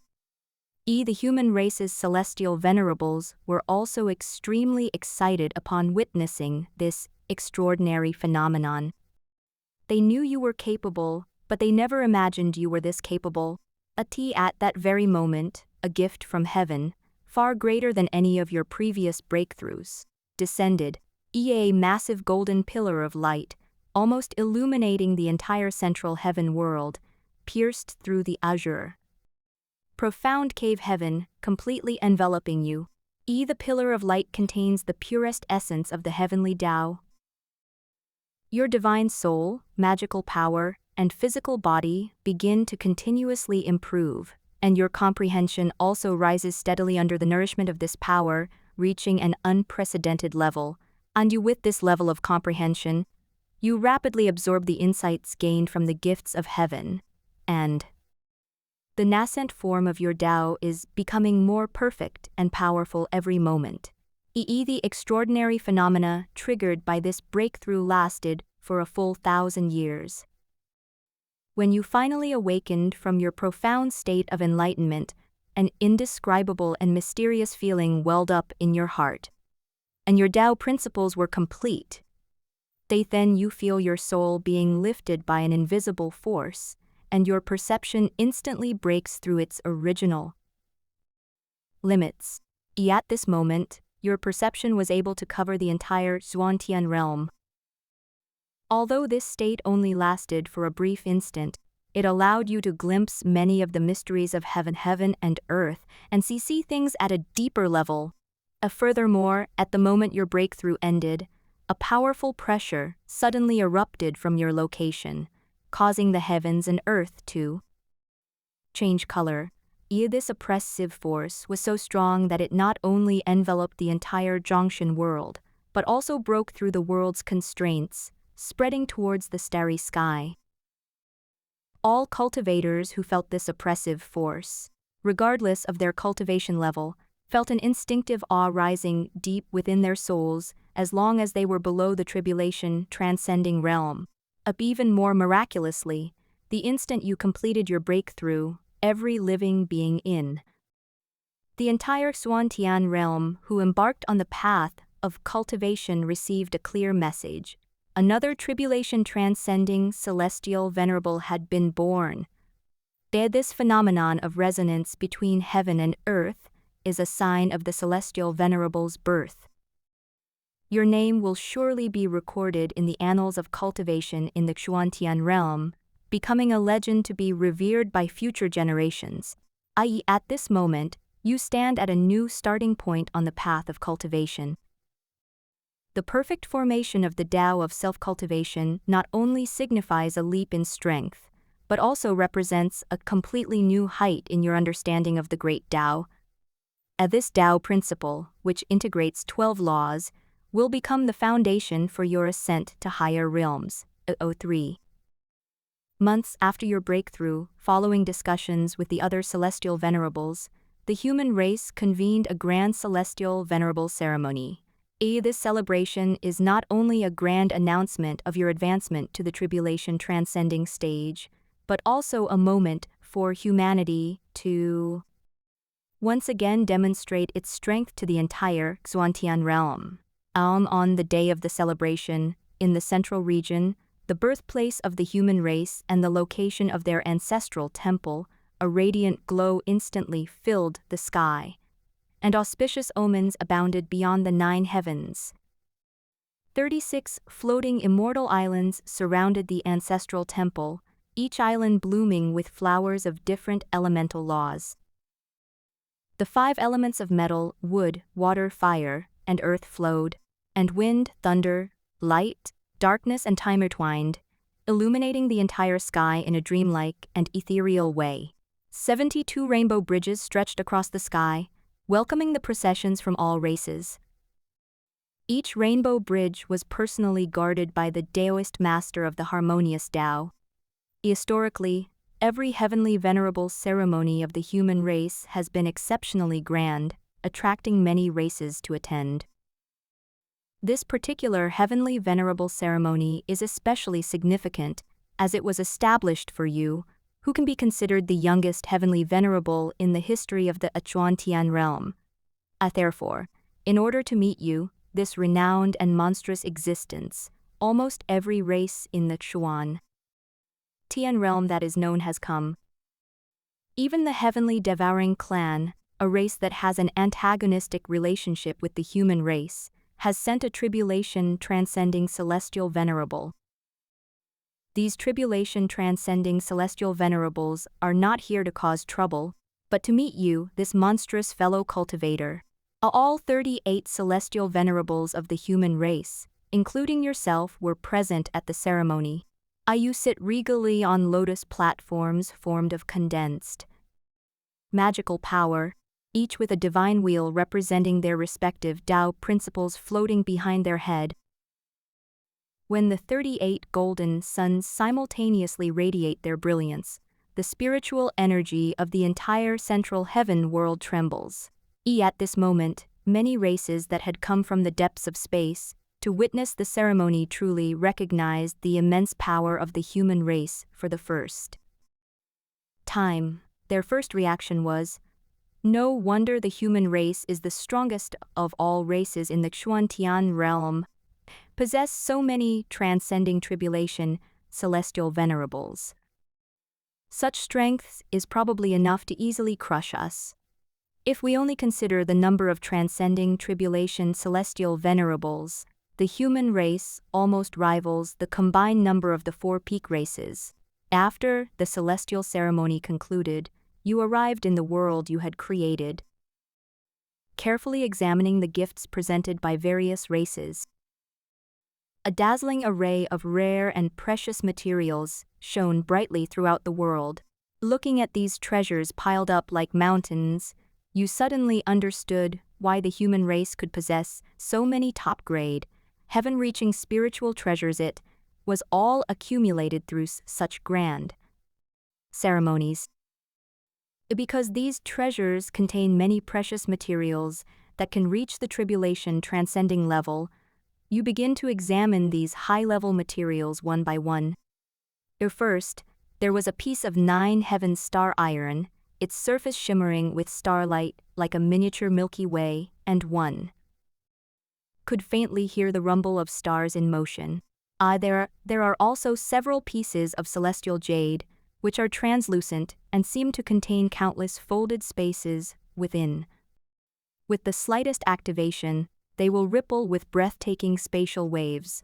The most striking items were those in the center, radiating a terrifying and oppressive aura. The dragon race sent over a section of dragon bone. The bone was as clear as glass, its surface covered with fine dragon patterns, and when it trembled slightly, it emitted a clear and melodious dragon roar. A golden claw, a gift from the Golden Crow clan, its surface ablaze with an inextinguishable solar fire, scorching and distorting the surrounding air. A pair of wings, their magnificent plumage unfurled, were sent by the Phoenix clan. Each feather tipped with a flickering flame of rebirth cast a dreamlike glow within the hall.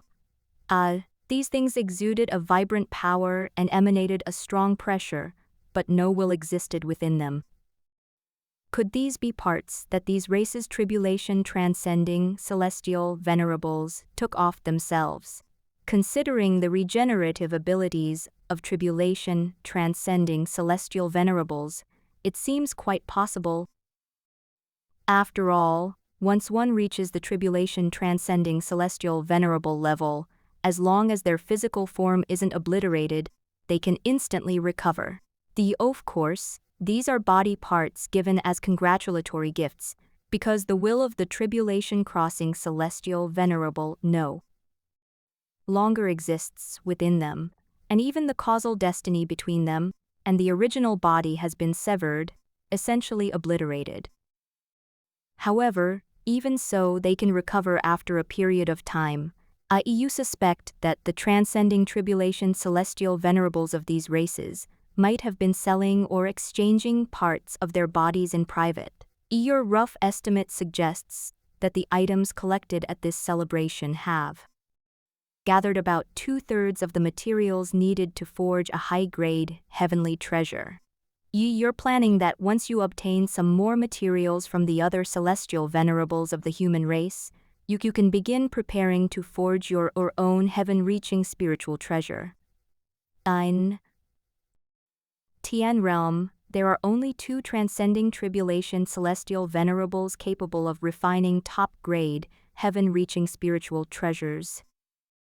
One is the Divine Fire clan celestial venerable ancestor, who pushed the art of weapon refining in the Tian realm to the transcending tribulation level, and refined the first top-grade, heaven-reaching spiritual treasure. The other is the blazing sun celestial venerable of the human races. Holy Land, whose weapon-forging techniques are unparalleled. It's worth mentioning that this blazing sun celestial venerable can be considered a disciple of the celestial venerable ancestor of the Divine Fire clan. In the Tian realm, a transcending tribulation celestial venerable who can forge a superior grade heaven-reaching spiritual treasure holds higher status than an ordinary celestial venerable. The reason is simple. A top-grade heaven-reaching spiritual treasure can bring about a qualitative leap in the combat power of a celestial venerable. Having a top-grade heaven-reaching spiritual treasure in hand is enough to make the holder invincible among those of the same level. This demonstrates the strength and wealth of the human race. Almost every celestial venerable possesses a top-grade heaven-reaching spiritual treasure. Is for why the art of weapon crafting in the Tian realm can reach the tribulation transcending level, while most other arts and crafts only reach the void refining stage. The main reason is that it's not worth it. Heavenly treasures can help improve combat power and have various other uses, while elixirs and talismans either become difficult to improve after reaching a certain level, or they are not very useful for advanced cultivators. Take the art of talismans for example. While mastering talismans before reaching the Dao integration realm can indeed enhance one's understanding of the laws, but this is only before reaching the Dao integration realm. After reaching the Dao integration realm, a cultivator's understanding of the laws of heaven and earth has reached a state of perfection. With a wave of their hand, the laws manifest, and there is no need to rely on talismans. Those so-called top-tier talismans can be drawn in large quantities by a Dao integration cultivator with ease. Of course, to put it another way, the time to reach the tribulation transcending level in talisman drawing is much earlier than in weapon crafting, because anyone above the Dao integration realm can be considered a powerful talisman master. As for alchemy, it is truly fraught with difficulty. Pills at the Dao integration level require divine herbs as their main ingredient, and these divine herbs often possess immense power from the moment they are born, and are even regarded as kin by the heavenly spirit clan for protection. To refine a divine medicine into a pill and perfectly unleash its effects, one needs an extremely profound understanding of the laws of creation. The possibility of simultaneously meeting both conditions is extremely slim. Therefore, the art of alchemy rarely progresses beyond the void refinement realm. Therefore, nowadays, powerful figures in the Xuantian realm occasionally obtain divine medicines and consume them raw. At this level, consuming them raw does not cause any loss of medicinal efficacy. In contrast, the value of weapon crafting becomes apparent. A superior grade, heaven-reaching spiritual treasure can not only accompany its master in battles across the land, but even after the master's death, it can still protect the race for countless years. However, you don't intend to let others refine spiritual treasures. Your Tao of self-determination also involves the law of creation. As long as you complete your knowledge of high-grade heaven-reaching spiritual treasures, your refining skills will naturally and quickly reach the level of a top-tier refining master capable of refining high-grade, heaven-reaching spiritual treasures. At 1.58 million years old, you have finally elevated your weapon refining skills to the level of a top-tier weapon refining master. In a desolate, starry sky, you gaze upon numerous materials at the tribulation transcending level and begin refining a treasure. With a flick of your fingertips, countless refining techniques instantly enveloped all the materials, each technique containing the ultimate principles of heaven and earth, the way of creation. But after being struck by the spell, these materials slowly fused together in the void furnace, bursting forth with a dazzling that made even the galaxy tremble. During the process of refining the treasures, you incorporated the intricate structure of the nano-spiritual beads, the profound deductions of the heavenly evolution life pivot, and all the unique concepts behind the spiritual treasures you crafted. As the final seal descended, the entire starfield trembled. An unprecedented superior grade, heaven-reaching spiritual treasure was finally born. You named it Heart's Ultimate Great Evolution Heaven. This magical artifact emanates a profound light imbued with the principles of idealism and self-realization, sometimes transforming into a dazzling galaxy, and sometimes coalescing into an ancient, simple sphere. To this treasure perfectly inherits all the essence of your life's work in weapon crafting. It can transform at will into the ultimate form of any magical artifact you have ever crafted, and each form contains power countless times greater than the original. What's most amazing is its universal unity characteristic. When you activate the dragon bone essence contained within it, instantly transforms into a dragon bone divine spear that pierces through heaven and earth. Its shaft read with the illusory image of a dragon soul possessing the might of a true dragon.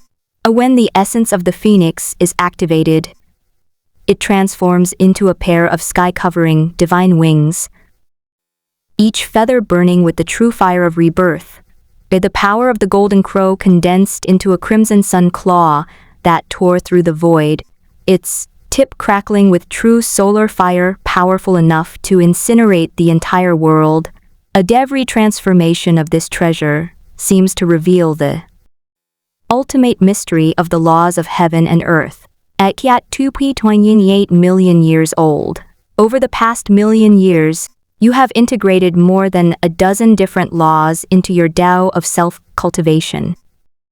Each integration of these laws has made your Tao stronger and your foundation more profound. Furthermore, you haven't given up on understanding the laws of the mind, the 5 elements, and destiny. Through this daily accumulation, your Tao principles have grown at an astonishing rate, finally reaching a critical point. You feel the power within the Tao principles boiling, like a volcano about to erupt, just one final step away from breaking through. You know this is a sign of the Tao principles' transformation. Once successful, your strength will leap to a new level. The growth of the Tao is not endless. When it reaches a certain limit, it will stagnate, as if blocked by an invisible barrier. This is a test from heaven and earth for cultivators. Only by breaking through this barrier can they continue to climb to higher realms, and the way to break through is through the transformation of the Tao principles. Transformation is no easy feat. The immense power generated during transformation intensifies the conflict with the laws of nature. However, this is a life or death test that every transcending tribulation celestial venerable must face in order to advance. Once the transformation begins, there is no turning back. Failure has extremely dire consequences. At best, it damages one's Tao principles and causes a regression in cultivation. At worst, it leads to the collapse of one's Tao principles, the annihilation of both body and spirit, and the loss of both body and Tao. Therefore, it is called the Tao tribulation. Historically, more than one exceptionally talented celestial venerable has fallen under the tribulations of the Tao, turning into a wisp of dust. Therefore, almost all transcending tribulation celestial venerables will not attempt to drive the transformation of the Tao principles, unless they are absolutely certain of success. Based on what you learned from other celestial venerables of the human race who have undergone tribulation, there are no more than 20 celestial venerables in the entire Xuantian realm who have passed the first Tao tribulation, fewer than 5 who have passed the second Tao tribulation, and only Heng Tianzun who has passed the third Tao tribulation. However, in your eyes, this first tribulation is merely a ripple on the path of cultivation. It cannot stop you from advancing to a higher realm. Without hesitation, you initiated the transformation of the Tao of idealism and self-cultivation. With a thought, the long-dormant power of the Tao within your body began to surge, like a sleeping demon god suddenly awakening, and in an instant, your Tao principles erupted, with an extremely powerful surge of energy, so strong that it could shake the heavens and earth. If you weren't currently inside the inner space of your superior grade heavenly treasure, heart extreme great evolution heaven, this power fluctuation would definitely have covered the entire central heaven world and attracted the attention of all the tribulation transcending celestial venerables. Throughout these long years, you have maintained absolute focus, guiding the transformation of the Tao with exquisite control.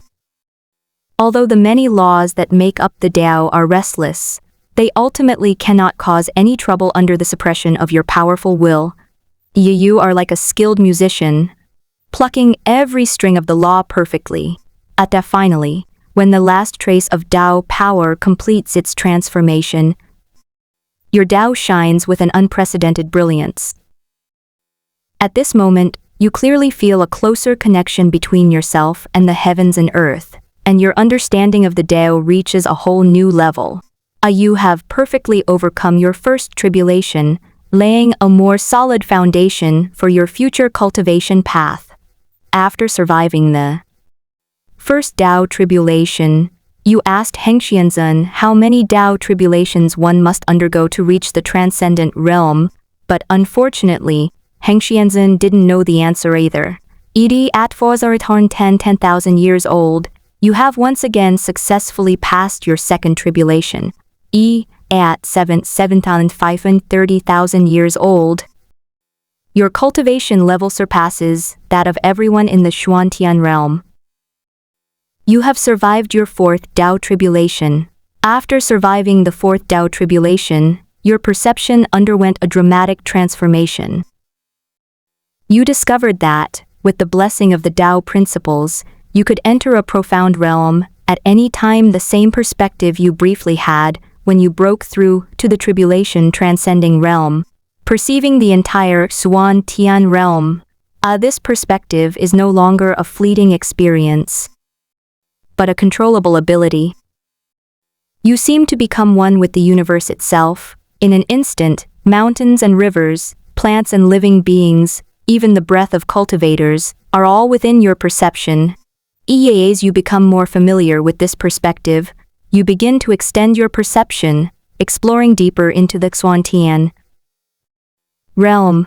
At first, what you see is a magnificent sight of the entire celestial realm absorbing and releasing spiritual energy. Billions of streams of spiritual energy flow like a galaxy, forming a vast energy network between heaven and earth. Yet then, your gaze pierces through the surface, glimpsing the magnificent tapestry of countless laws interwoven deep within the world. Each law shines with a unique light, like the most intricate gears in the universe, meshing and turning together. As your perception deepens, as if traversing countless dimensional barriers, you finally touch upon the most core mystery of the Xuantian realm. There, 5 mysterious forces traversing heaven and earth acted like pillars existing since the beginning of creation, connecting the past, present, and future of the entire world. They sometimes appear as 5 chains shimmering with eternal light, and at other times transform into 5 rivers of light flowing through the void, each deeply rooted in the origin of the Xuantian realm, resonating mysteriously with every inch of space and every wisp of law.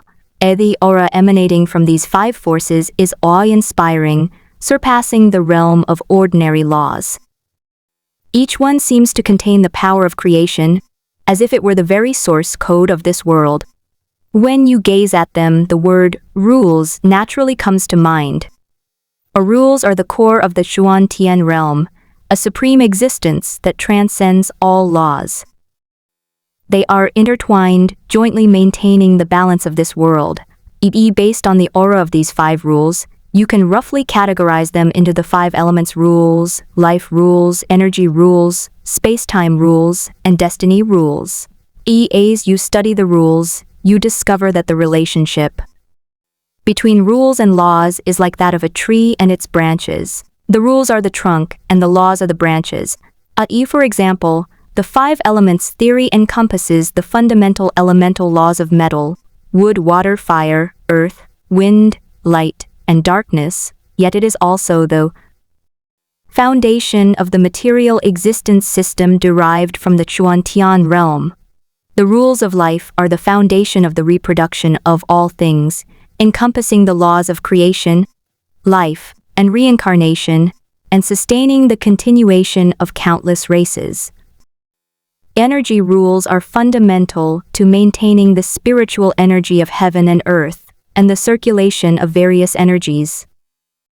They include laws such as absorption, refinement, and transformation, and are the foundation of a cultivator's practice, because the sublimation of magical power also involves energy rules. The rules of space-time are the most mysterious, maintaining the stability of the world and supporting its framework. They include laws of time, space, void, and the passage of time, the rules of fate are the most enigmatic, guiding the evolutionary trajectory of the world and containing laws of cause and effect, destiny, and deduction. It is worth noting that these rules are not clearly distinct. Sometimes the same rule may belong to multiple rule systems simultaneously. For example, the law of reincarnation belongs to the rules of life and is closely related to the rules of fate. The law of emptiness is not only a component of the rules of spacetime, but also closely related to the rules of energy. This overlap and intersection precisely embodies the profound mystery of the universe, and also illustrates that these rules are inherently an inseparable whole. You don't know if the Xuantian realm only has these 5 rules, or if other rules haven't yet been developed. But after seeing these 5 rules, do you feel that the composition of the Tao and rules have similarities, and that rules may be the final form of the Tao's continuous evolution? Knowing your goal, you cultivate with even greater enthusiasm, believing that your path will one day reach the level of rules. At 9,480,000 years old, you have survived your 5th Tao tribulation.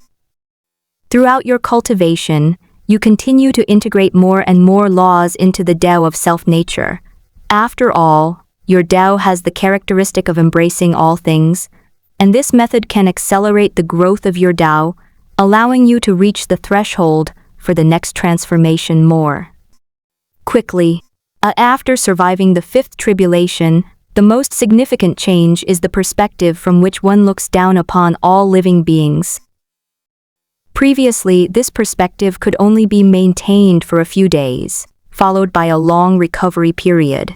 Now, however, it can be maintained for a much longer period, and the recovery period is greatly shortened. This gives you the opportunity to comprehend the rules. Although each comprehension session is mentally exhausting, the insights gained lead to a qualitative leap in understanding the principles.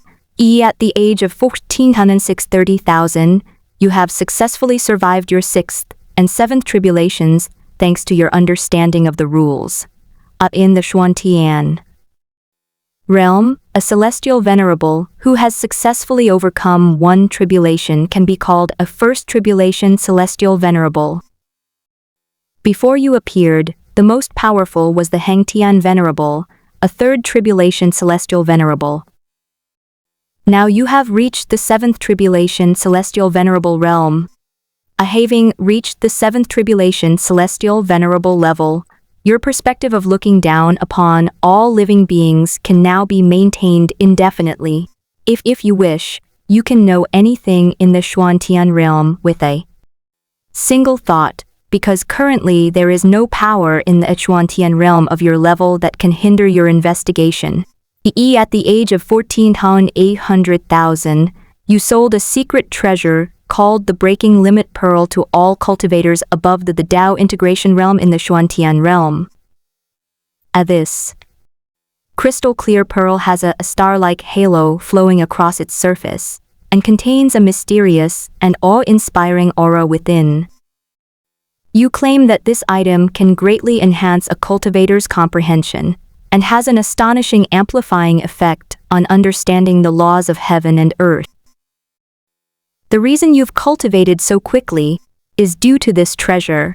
The news shook the entire Xuantian realm, but the transcending tribulation celestial venerables of various races remain skeptical of such a secret treasure, because they don't believe there's any treasure that could allow someone to achieve your monstrous cultivation speed, but that doesn't stop them from coming to see for themselves. After all, what if it's true? You see, for cultivators above the nascent soul stage, comprehension is arguably the most important talent. Sometimes, a single moment of enlightenment can be worth countless years of arduous cultivation. After all the transcending tribulation, celestial venerables arrived. You had them personally test the effects of the Breaking Limit Pearl. When these powerful figures standing at the pinnacle of the cultivation world experienced it, their faces were filled with astonishment. Although they understand that this treasure cannot allow them to reach your monstrous cultivation speed, it can still have a very strong boost to their comprehension. However, what puzzled them was the nature of this treasure, which possessed such a remarkable effect even on a transcending tribulation, celestial venerable, something unprecedented in the history of the Xuantian realm. It should be noted that the transcending tribulation celestial venerable is already at the pinnacle of the cultivation world. Ordinary rare and precious materials are nothing more than chicken bones to them. What puzzled them most was that you had so many of these powerful treasures in stock, and you even decided to sell them to them. Was there some kind of trap involved? Almost all the celestial venerables began to use their respective methods of perception, trying to see through the true nature of the breaking limit pearl. However, no matter how they investigated, they could only sense a mysterious and unpredictable energy within the pearl, but they couldn't discern its specific nature. You saw the concerns in their eyes, so you revealed a hint of your overwhelming power and immediately swore an oath to the heavens to ensure there would be no hidden dangers. This action finally dispelled everyone's concerns. After all, the oath of heaven is the most severe constraint for cultivators. Once violated, one will inevitably suffer divine retribution. In the history of the Xuantian realm, no one has ever escaped unscathed after violating the oath of heaven. Of course, the most important thing is that your displayed strength is too great. They never expected that you could grow so quickly after reaching the tribulation transcending stage. Either the strength you just displayed far surpasses that of Hengxian Zun, who has survived 3 tribulations, in their eyes. With that kind of strength, plus the many heavenly venerables of the human race, sweeping across the entire arena would be a piece of cake. There's no need for you to harm them. Soon, all the cultivators who came purchased the breakthrough pearl. You looked at those cultivators who were overjoyed, a meaningful smile appearing on your lips. The breakthrough pearl is the crystallization of your mental energy. You have been using your mental energy to enhance your comprehension for so long, so naturally you have a deep understanding of it. Therefore, you used a special method to condense your mental energy into the breakthrough pearl, which can only be used to enhance comprehension in a targeted way. However, your mental energy is also a form of energy, therefore these treasures formed from mental energy are not eternal. With each use, the mental energy within them will gradually be depleted. Fortunately, this matter is easily resolved for you. With your current profound cultivation level, you can replenish the mental energy of the scattered, breaking limit beads with a single thought, without anyone knowing. You've done precise calculations. Even if all cultivators above the Dao integration realm in the entire Xuantian realm used the breaking limit pearl non-stop at full power, their consumption rate still wouldn't match your recovery rate. Of course, you're not doing charity by giving away so many extreme beads at half price. There are indeed no hidden dangers within the breakthrough pearl. However, when they use this pearl to comprehend the laws, those flashes of inspiration and sudden insights that break through bottlenecks will all be gathered here through the mysterious connection of mental power. At the age of 20.2 million, you have successively survived the 8th and 9th tribulations, becoming a 9 tribulation celestial venerable. Upon reaching the 9th tribulation celestial venerable realm, your power of the Tao will reach its peak, becoming so powerful that it can even break the shackles of space and time. The vast power of the Tao principles surged in the void, even showing a faint tendency to spread into the past. You clearly felt that even those celestial venerables who had no knowledge of the Tao of time and space, if they could reach this level, could also break through the limitations of time and space with pure power of the Tao principles. Throughout your life, you know that the next transformation will be the ultimate one, at which time your power of the Tao will undergo a qualitative change, reaching the realm of rules. However, this 10th transformation is also the most difficult test. If your Tao principles are to undergo their 10th transformation, they not only need to be tempered by time and space, but also require the support of a vast foundation. However, these two conditions can be met simultaneously. You only need to integrate morality with the laws of heaven and earth, just like merging with the Tao, and then break the shackles of time and space to spread the Tao to the past. In this way, you will be baptized by time and space, and the power of the world's laws at each point in time will become a great help in the transformation of the Tao. Therefore, the closer the spread is to the beginning of time, the deeper the tempering of time and space be, the more profound the foundation will be, and the easier it will be to undergo the 10th transformation. At 23 million years old, your Tao has transformed into a dazzling galaxy that traverses time and space, meandering through the void. Because your Tao principles already incorporated the laws of time and space, the speed at which your Tao principles spread into the past was exceptionally fast, growing wildly like vines in spring, and soon it had already spread to the chaotic era of the desolate ruins. Of course, this is just your personal feeling, because there's no one else to compare.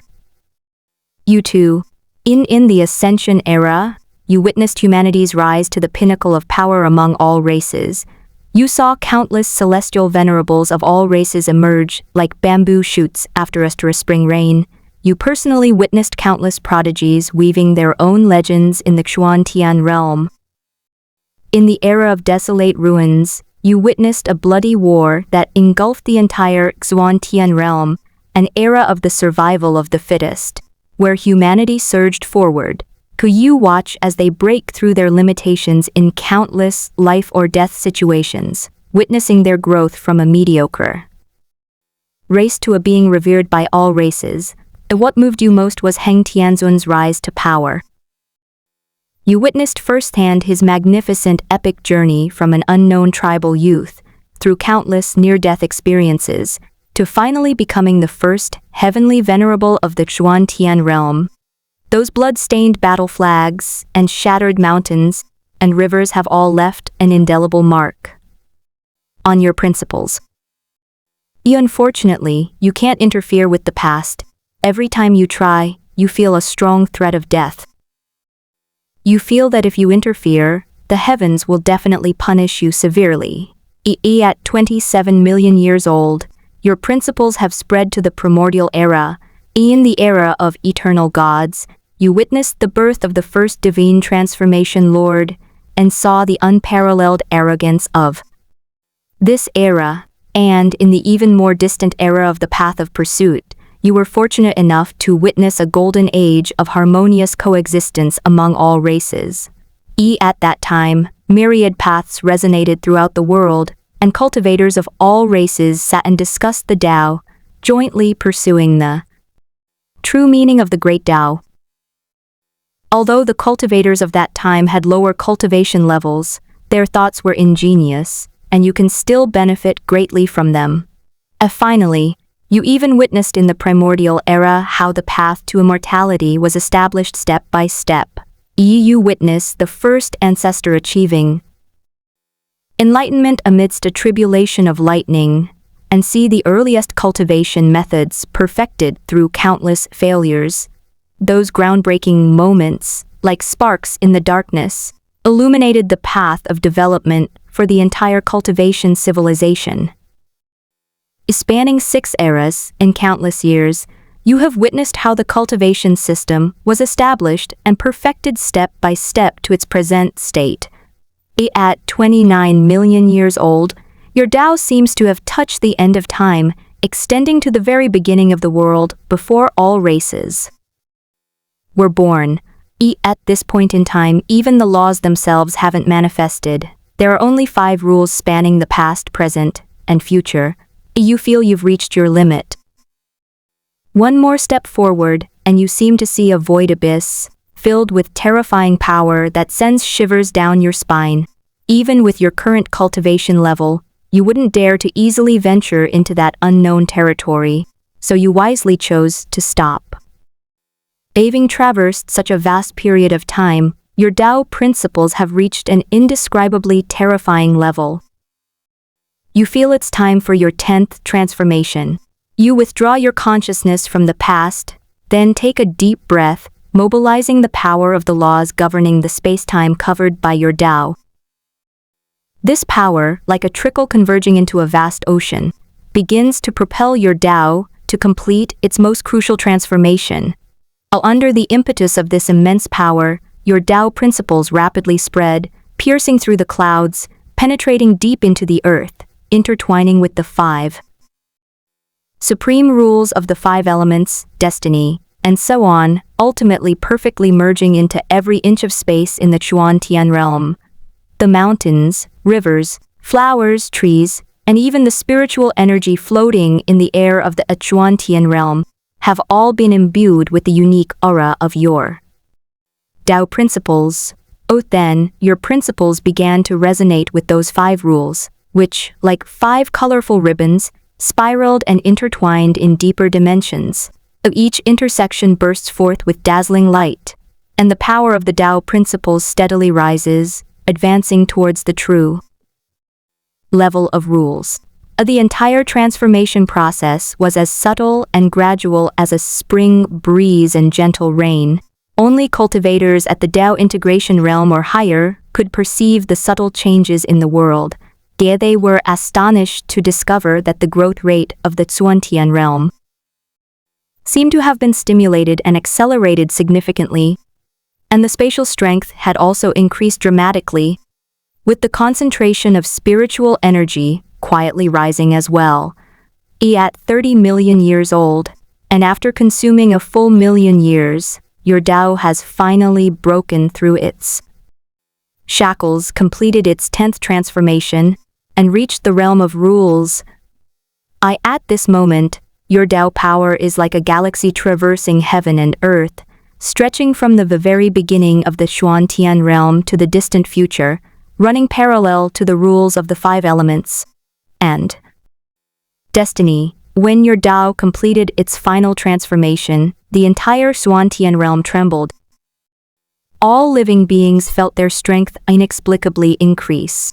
This situation left some low-level cultivators looking at each other in bewilderment.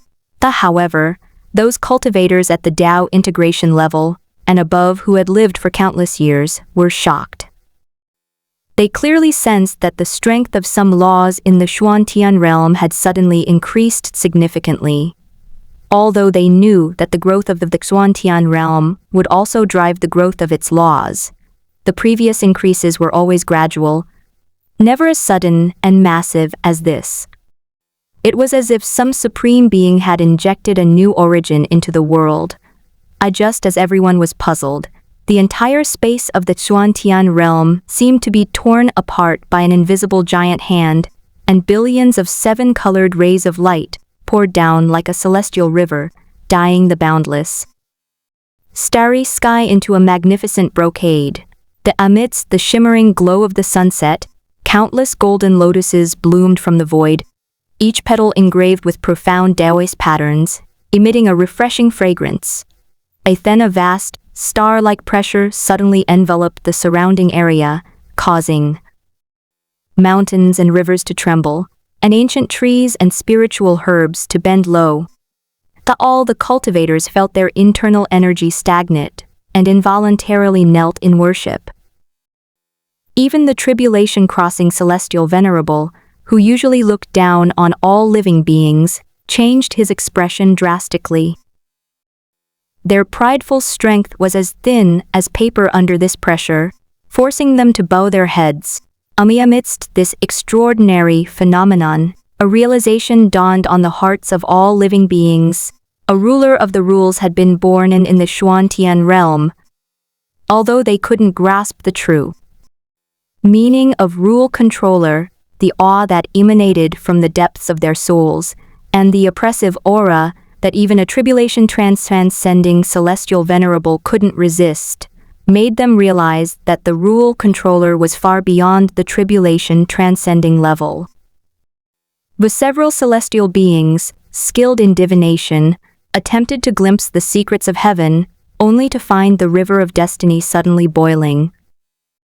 Terrified, they hastily severed their divine senses, fearing a backlash.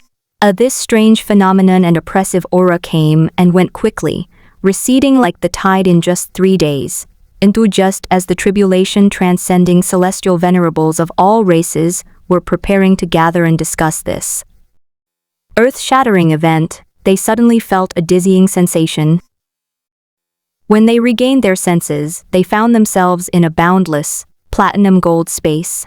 There are no sun, moon, or stars here, yet a mysterious rhythm flows everywhere, and every breath contains a power of laws beyond their comprehension. They found themselves standing on a crystal-clear jade platform, arranged in 2 groups in a mysterious formation. The human celestial venerables were placed in a separate group, a subtle arrangement that secretly relieved the alien celestial venerables present. It seems, as they suspected, that the cause of all this was someone they knew. Just as they were searching for your whereabouts, your figure instantly appeared above the human celestial venerable, without making any attempt to conceal it.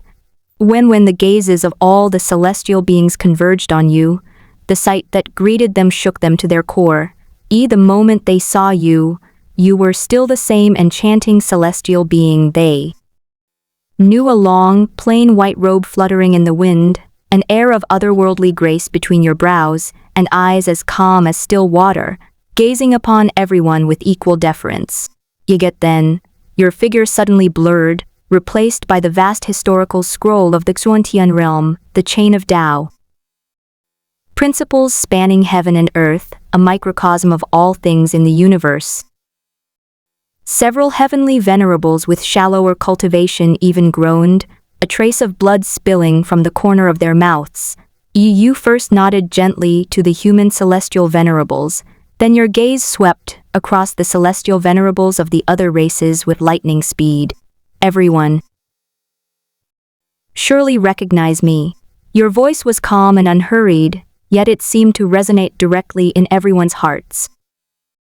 I believe you should now understand the cause and effect. Yes, I have already stepped onto the path of tribulation. I invited you all here today to ask only one question. Are you all willing to bow down to me? The celestial venerables outside the human race exchanged glances, their eyes filled with deep shock and awe.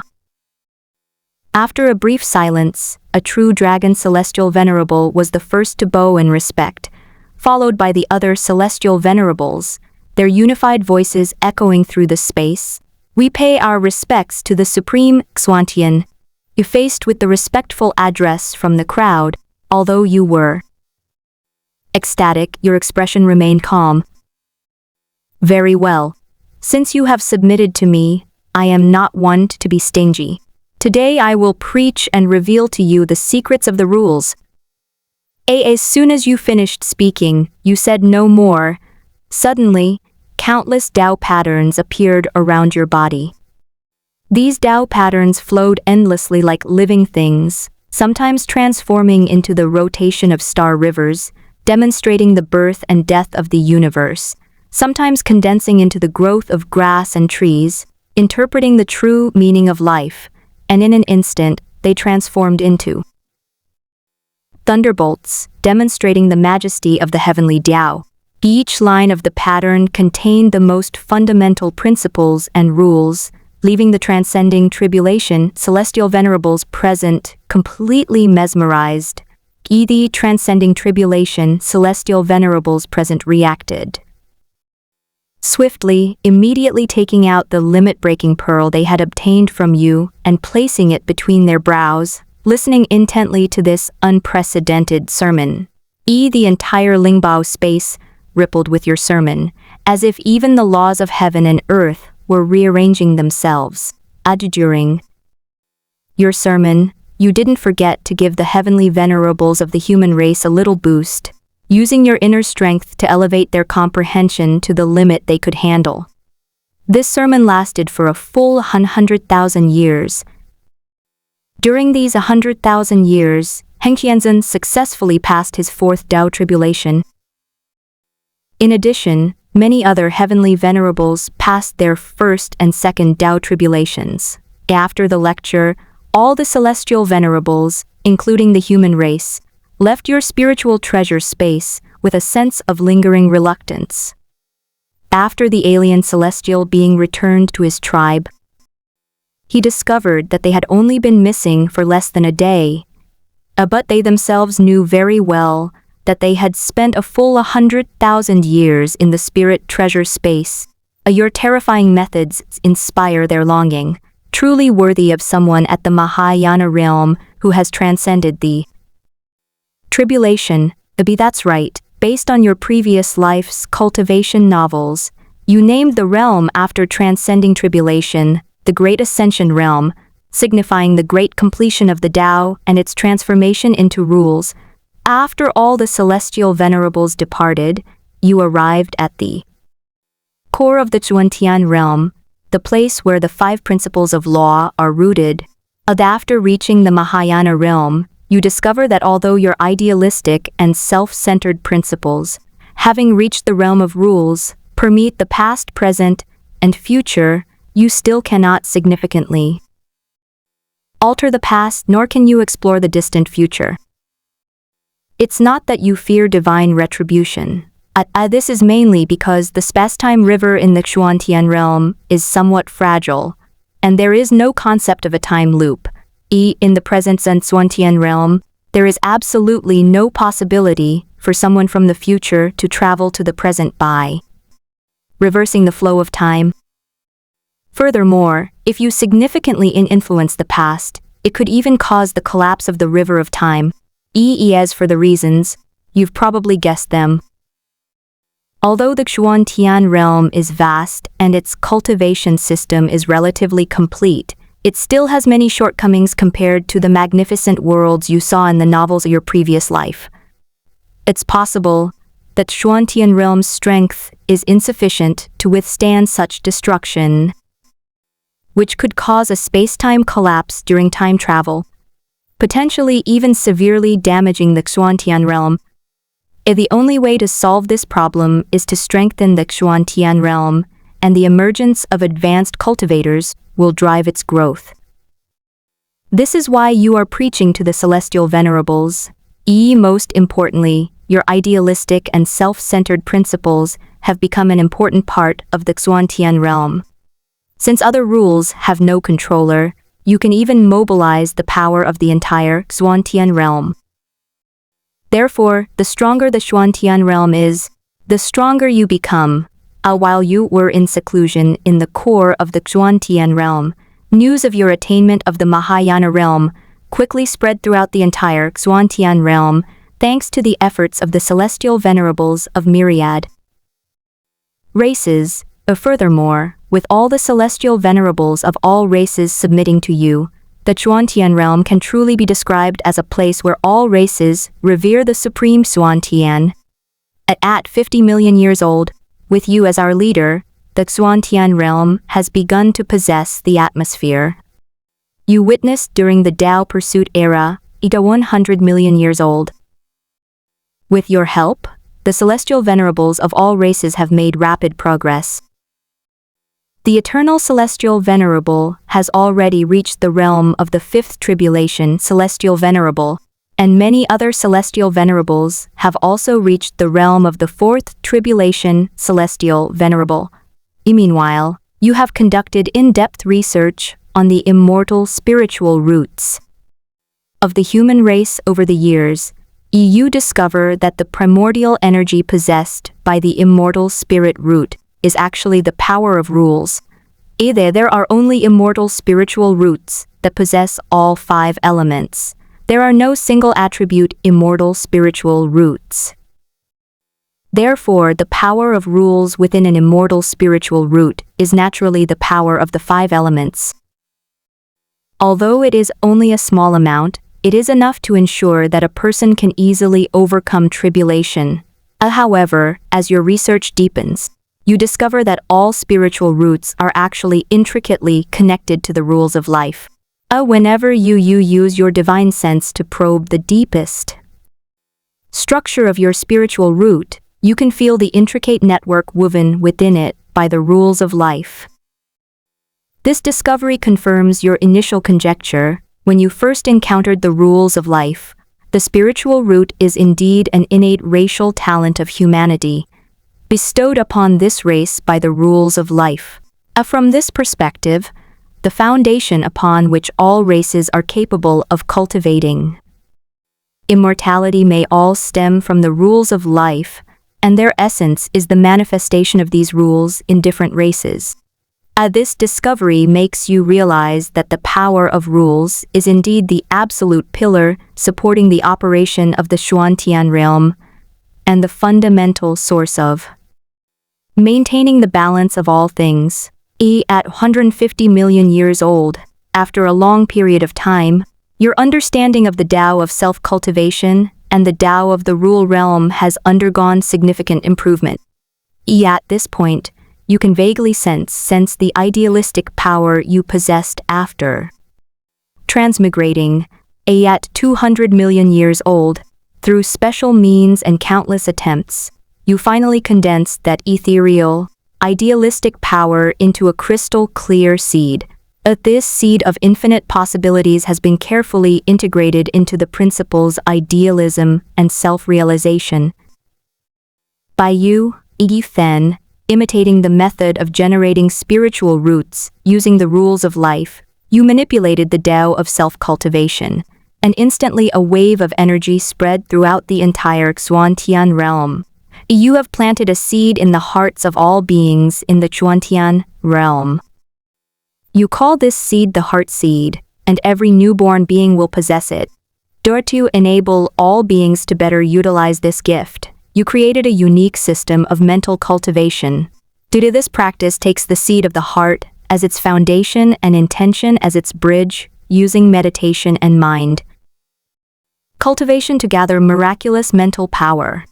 Unlike the early stages of cultivation, which rely on spiritual energy, mental cultivation depends entirely on inner strength. Theoretically, every living being has the opportunity to embark on this path of cultivation. Of course, in the early stages, spiritual energy can indeed enhance the strength of a cultivator's mental power. Beings who cultivate mental power can be called mind cultivators.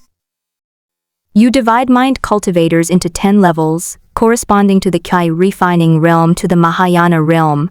With the support of mental strength, being able to contend with a key refining realm cultivator is considered a first-tier mental cultivator. To comprehend the divine power of the mind and be able to contend with a golden core true monarch is to be a fourth-tier mind cultivator. A cultivator who has a deep enough understanding of the power of laws and can unleash the ultimate mental manifestation, rivaling even a nascent soul cultivator, is a sixth-tier cultivator. After that, they are similar to cultivators. Those who can physically follow the laws are eighth-level cultivators. Those who can comprehend their own unique principles of the mind are ninth-level mind cultivators. Next are the 10th-tier cultivators who can resonate with your idealistic and self-centered principles. Your actions have made all living beings marvel at your greatness as the Supreme Lord of the mysterious heaven. Because your actions have opened up another path for other beings who lack talent in cultivation, and cultivators can also cultivate their mental strength. Withal, living beings in the Xuantian realm cultivating mental power, many interesting things have happened there.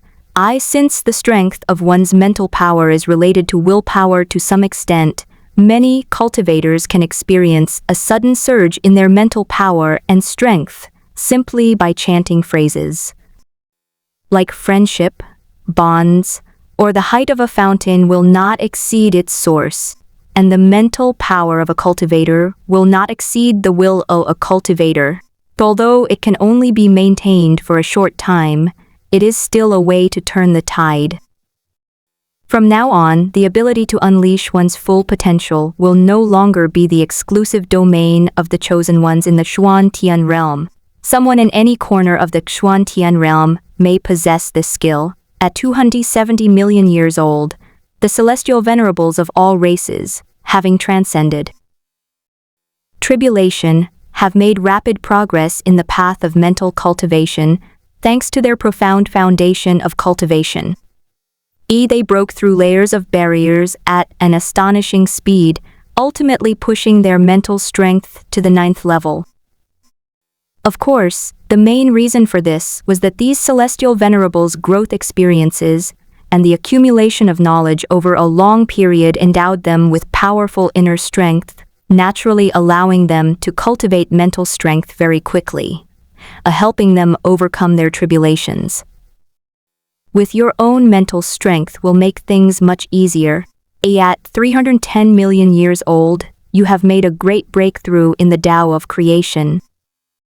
You have elevated alchemy, spiritual plants, and many other cultivation arts to the level of a tribulation-transcending celestial venerable. In the future, as long as the alchemy skills are sufficient, it will be possible to refine Tao-level pills using spiritual herbs below the Tao integration level. The Celestial Spirit Clan can also cultivate divine medicines using spiritual plants to replenish their population. At 630 million years old, you have spent most of your time diligently studying the profound principles of rules, the interplay of the elements, mutual generation, mutual restraint reveal the most fundamental mysteries of the world. The rules of life allow you to understand the laws governing the growth of all things. A single thought can transform the world. The river of destiny is clearly visible before your eyes.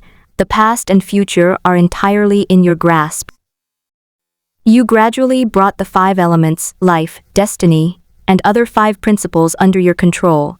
At this moment, apart from the heavenly Tao, no living being in the Xuan-Tian realm can wrest control of these 5 rules from your hands. Even the heavenly Tao has to be tested to know. Although the heavenly Tao represents everything in the world, under normal circumstances, the strength of beings born within the world can never surpass that of the heavenly Tao. However, you can be considered an outsider to some extent. However, under normal circumstances, the heavenly Tao only possesses mechanical, instinctive thinking. At your level, as long as you don't do anything drastic that harms the world, the heavenly Tao simply won't interfere, unless the heavenly Tao possesses consciousness.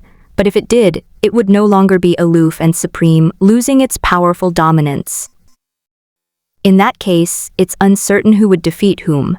Who in the very core of the Xuan-Tian realm, your Tao of selflessness stands proudly, radiating dazzling light, with the 5 rules surrounding it like loyal subjects.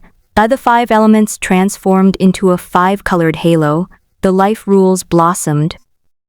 With verdant vitality, the river of destiny appeared and disappeared, and ripples of space-time rippled all around. These rules are not simply piled up, but rather form a perfect cycle under the rule of your principles, constructing a self-consistent miniature universe.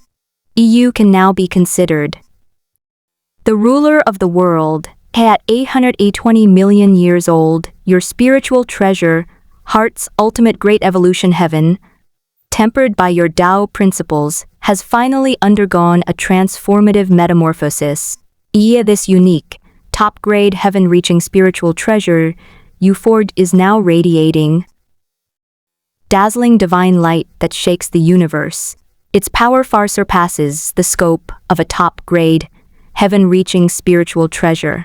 Once again, guided by the principles of the Tao, you perfectly merged the heart's ultimate great evolution heaven with the origin of the Xuan-Tian realm. This spiritual treasure instantly transformed into countless golden rays, deeply rooted in the core of the world, breathing with heaven and earth, sharing the fate of all things. At this moment, the heart's extreme, great evolution heaven truly became a part of the world and could be called supreme treasure of heaven and earth. Having reached this stage, the spirit of your magical artifact can be considered a smaller version of the heavenly Tao. It can monitor the world on your behalf when you are in deep seclusion. Speaking of all the spirit artifacts you've crafted, they all follow the same design philosophy. They possess computational power comparable to super artificial intelligence, yet lack true intelligence and emotion. The same applies to Heart's ultimate great evolution heaven. It can deduce the rise and fall of all things, yet it does not develop subjective likes or dislikes towards any living being. This purely rational characteristic is indeed very similar to the heavenly Tao of the Xuantian realm.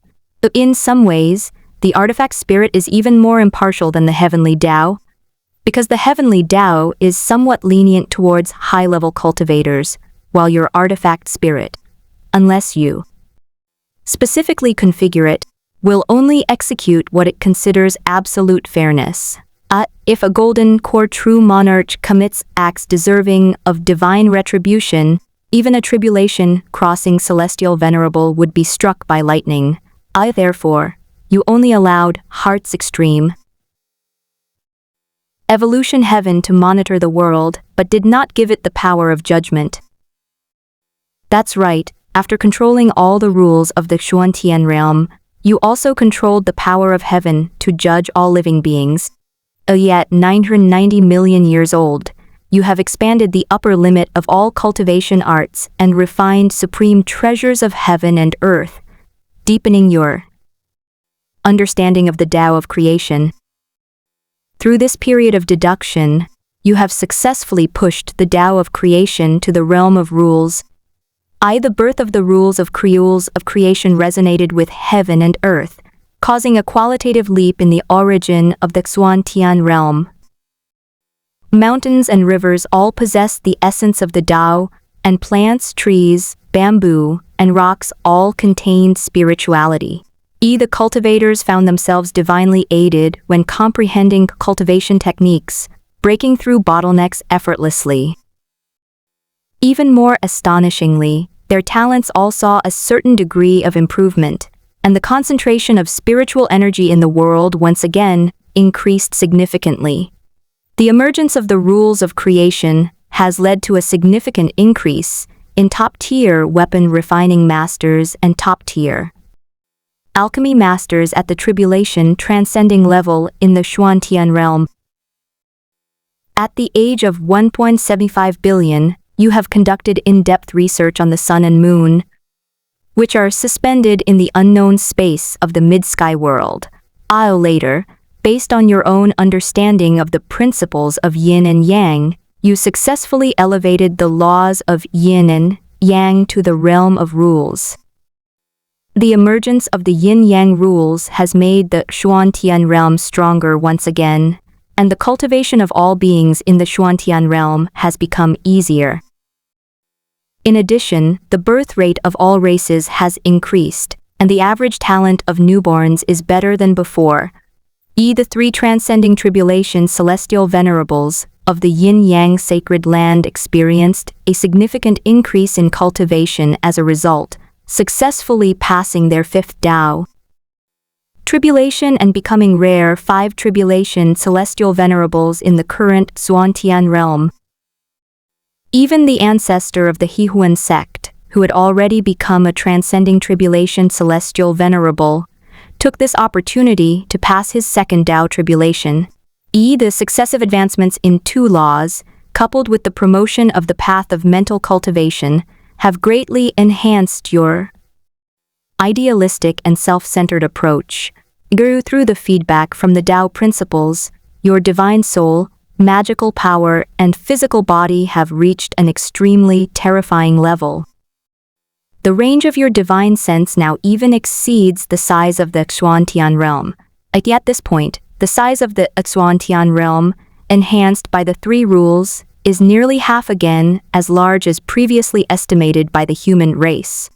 At 2.84 billion years old, you spent a vast amount of time perfecting the cycle of reincarnation in the Xuan Tian realm, successfully pushing the laws of reincarnation to the realm of rules. On this day, you sat regally at the core of the Xuan Tian realm, surrounded by dazzling divine light of reincarnation. Vast rules of reincarnation condensed in your palm, ultimately transforming into a colossal wheel that blotted out the sky.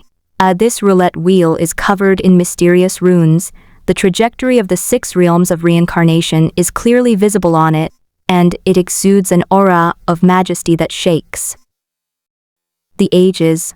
Then, using this as a foundation, you created a netherworld with supreme power, serving as the central hub of reincarnation. Within this world, the yellow springs surge forth, and across its boundaries, the 18 levels of hell appear in succession, while the pathways to the 6 realms of reincarnation gleam brightly in the depths of the netherworld. With the complete perfection of reincarnation, the entire Xuan Tian realm trembled, the yin and yang energies between heaven and earth became more balanced, and the boundary between life and death became increasingly clear. All living things have found their home in the cycle of reincarnation. Their souls flow in an orderly manner. The laws of heaven are thus more complete, and the barriers of the world are more stable. You see the orderly withering and flourishing of plants, the cycle of life and death of living beings, and the entire Xuan Tian realm radiating unprecedented vitality. At 8.67 billion years old, you once again pushed 2 laws to the realm of rules. Combined with the rule of reincarnation, the Xuan Tian realm has grown considerably once more. At the age of 12.33 billion years, with your help, Hengshi Yanzhen completed the accumulation for his 10th transformation.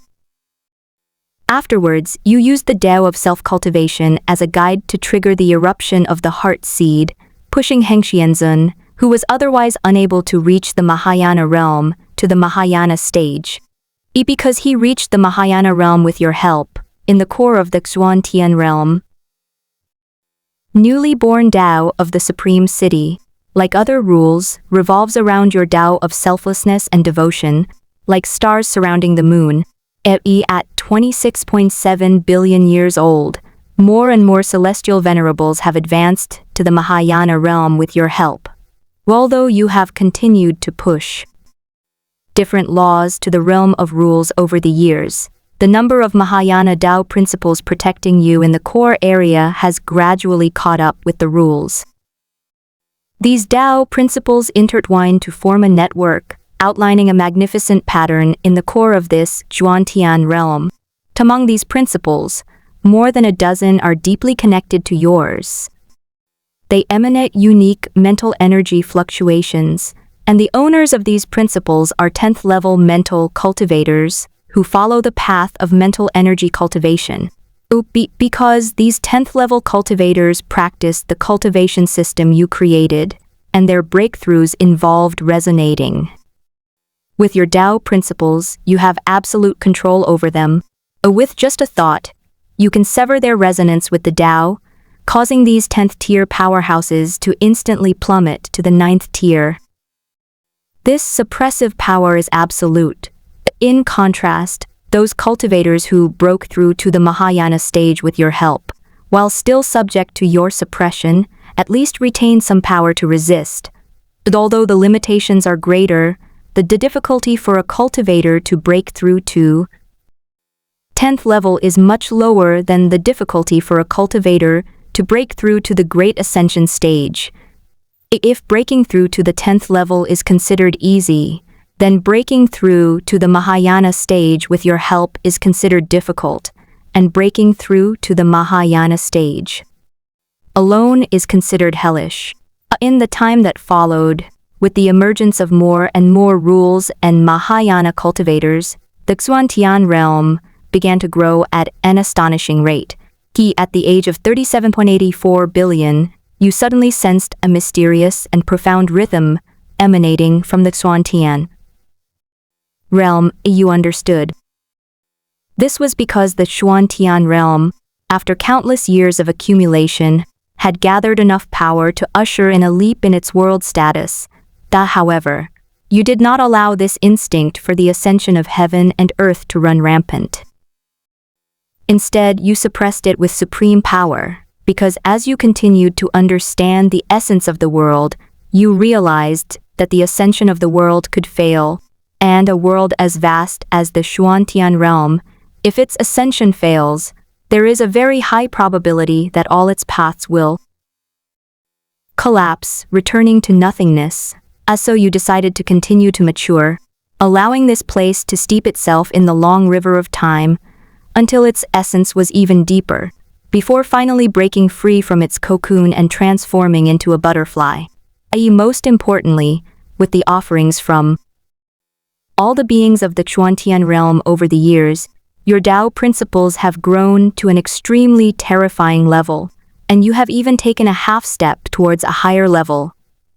You want to elevate the principles of Tao to a higher level before the world ascends, so that you will have a better chance of successfully ascending the world. At 59.72 billion years old, even if you give your all, you can no longer suppress the world's primal tremors. Thus, the Xuantian realm finally ushered in its ascension. It's a pity that your Tao principles haven't yet taken that step, but given the current strength of the Xuantian realm, the ascension shouldn't fail, right? As the Xuantian realm began its ascension, you sensed that the entire Xuantian realm was expanding outwards at an astonishing speed. The boundless starry sky slowly unfolded like a scroll, and a vast torrent of spiritual energy surged in from the edge of the world, its purity unprecedented. The central heaven world, located at the center of the Xuantian world, began to rapidly expand and slowly rise. To witnessing this scene, you suddenly realize that the world's instincts are trying to mold the Zhongshan world into a transcendent world, similar to the so-called immortal realm in previous cultivation novels. And that vast, boundless starry sky will transform into countless subordinate planes under the command of the central heaven world. During this process, you and many other Mahayana practitioners began to focus intently on maintaining the stability of the world. Not good. The initial ascension process went exceptionally smoothly, but unexpectedly, the world barrier of the Xuantian realm suddenly collapsed later, and spiderweb-like cracks instantly spread across the sky. A surging aura of nothingness poured in like water, bursting its banks, reducing everything in its path to nothingness. Furthermore, in your perception, this ethereal energy is attempting to travel along the river of time in the Xuantian realm, invading its past and future. If this were to happen, the Xuantian realm would be on the verge of destruction.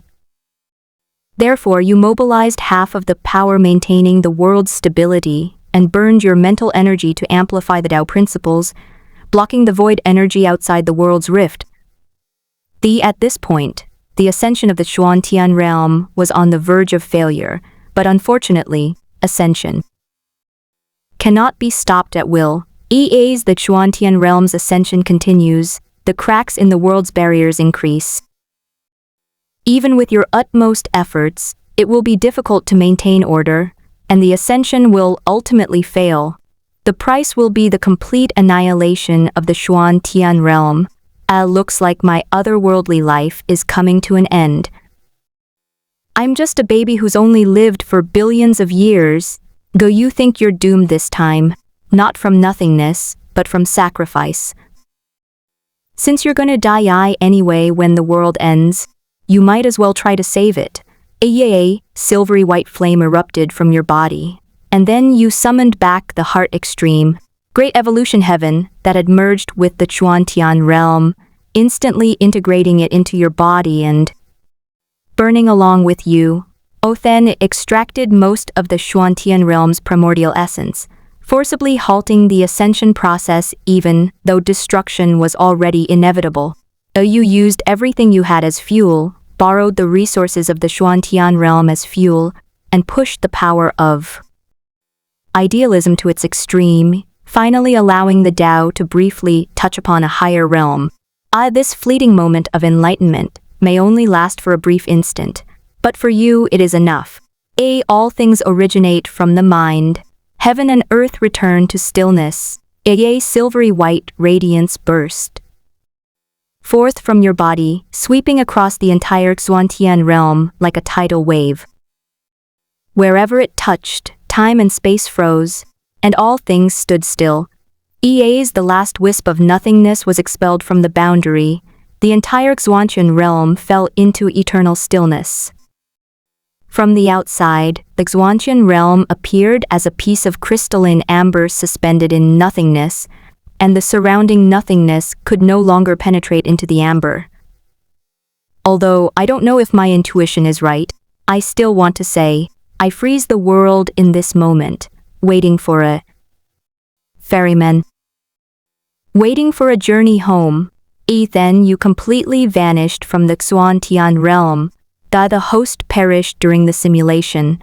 This simulation has ended. The host perished during the simulation. This simulation has ended. Devaluation. You are the first ruler of the rules, and even the ruler of the world in the Xuantian realm. You are the master of the mind who pioneered the path of mental cultivation. You are the supreme ruler of Xuantian, revered by all races. When the world's ascension failed, and it was on the verge of destruction, you sacrificed your own annihilation to leave a glimmer of hope for the world. Your life was truly glorious.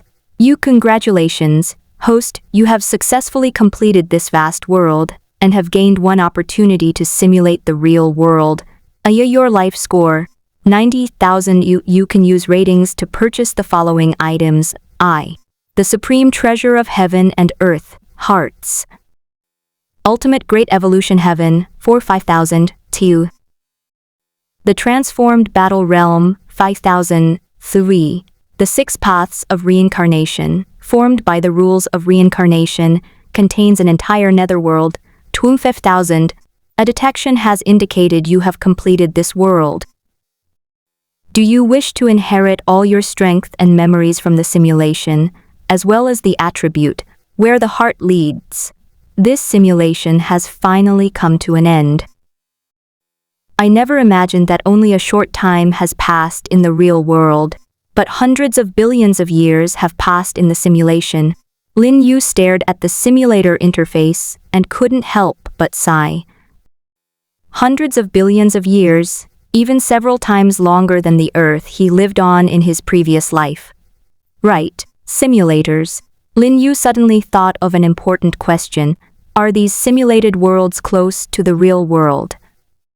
Is it possible to find these worlds directly, without using a simulation system? He recalled the meaningful words he left behind when the simulation ended, and vaguely realized that the other party might have already sensed something, and that the ferryman waiting for him might be himself at this moment. The simulated worlds are at varying distances from the real world. If the host is powerful enough, they can find these worlds even in the void. Lin Yu breathed a sigh of relief. If given the chance, he really hoped to save the world in the simulation from destruction. However, he also knew that it was too early to consider such things with his current strength. After all, in the simulation, he had already exhausted all his strength just to resist the erosion of the void energy, let alone travel freely in the void. But if I go through a few more simulations, Lin Yu thought to himself, once my strength reaches the peak of a minor or even middle world, saving a major world that failed to ascend should not be too difficult. It's just that traversing the void might not be so simple. Lin Yu knew that the most important thing right now was to improve his strength. Simulator inherit. As soon as Lin Yu finished speaking, a dazzling white light suddenly enveloped him. In this holy light, Lin Yu's strength was rising at an astonishing speed. The principles of self-interest and egoism were faintly visible around him, emanating a terrifying and suffocating pressure.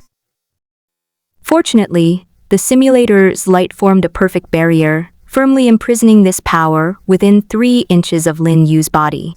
Otherwise, even a mere wisp of the power of the Tao would be enough to instantly obliterate everything in the entire Blue Star universe. Perhaps it was because the power he inherited this time was too vast. Lin Yu felt as if he had experienced millions of years of time flowing by. As the white light gradually faded, he slowly opened his eyes.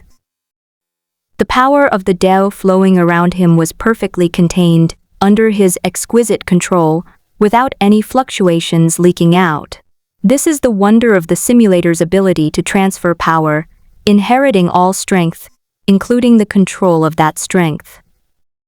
When Lin Yu woke up, he found that this time, the inheritance of power was the same as usual, and only 1 minute had passed in reality. It seems that the simulator accelerated the flow of time during the transmission process. That makes sense. The strength inherited this time is incomparable to that of the second simulation. In addition, with my wisdom in this simulation, the amount of knowledge accumulated over hundreds of billions of years is vast and boundless. Even the sum of all the knowledge on Earth in my previous life is probably not even a drop in the ocean compared to this. If such a massive amount of knowledge were crammed into my brain all at once, it would probably crash me on the spot. Afterwards, Lin Yu repeatedly recalled the last memory from the simulation, wanting to see what the world would look like after the upgrade. In the process, through comparison, he discovered that the void outside the Chuan-Tian realm seemed to be more powerful than the void in the second simulated world. This feeling was strange. In Lin Yu's perception, the essence of nothingness was the same, but the power just felt different. Does that mean the stronger the world is, the stronger the void that surrounds it will be? Wouldn't it be more difficult for the beings within a powerful world to transcend it and traverse the void? After consulting the simulator, Lin Yu received a definitive answer. Worlds existing in the void are distributed in different regions depending on their world level. In regions where lower-level worlds are located, the intensity of the void energy is far less than in regions where higher-level worlds are located. In that case, if I want to leave the real world and traverse the void to help this simulated world, wouldn't I need to possess strength far exceeding the limits of the middle 1,000 worlds? Fortunately, I have a cheat code. With the strength of the simulator exceeding the limit of the middle 1,000 worlds, it should only be a matter of simulating one great 1,000 world. Pulling himself out of his thoughts, Lin Yu opened the simulator interface and spent 75,000 ratings to buy the Heart Extreme Great Evolution. Heaven, the Battle Heaven Realm, and the 6 Paths Reincarnation Disc. He then spent the remaining 15,000 ratings on various refining materials. After summarizing his findings from this simulation, Lin Yu didn't hesitate to begin another real-world simulation. As before, he did not immediately display the strength of this simulation. Lin Yu had not forgotten that the real world was a middle 1,000 world, and who knows what kind of powerful figures were hidden there.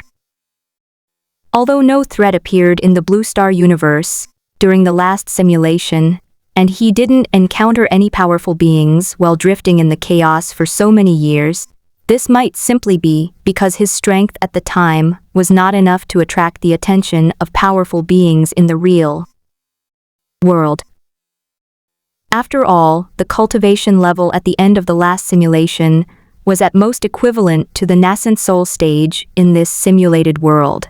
Can the attention garnered by a nascent soul cultivator and a peak Mahayana cultivator be the same? Just as an ordinary person might overlook an ant at their feet, it's hard to ignore a mouse scurrying by. In Lin Yu's eyes, the greatest value of reality simulation lies in discovering potential threats in advance. Therefore, after inheriting strength each time, he chooses to first conduct a simulation to explore the way. He cannot be as reckless in the real world as he is in the simulation. Simulator, begin real-world simulation. The host has been detected to have one opportunity for a real-world simulation. The real-world simulation has begun. On the first day, you sit cross-legged within the Xuanhuang Dao Palace. With a thought, your vast, ocean-like divine sense instantly unfolds, spreading outwards like invisible ripples.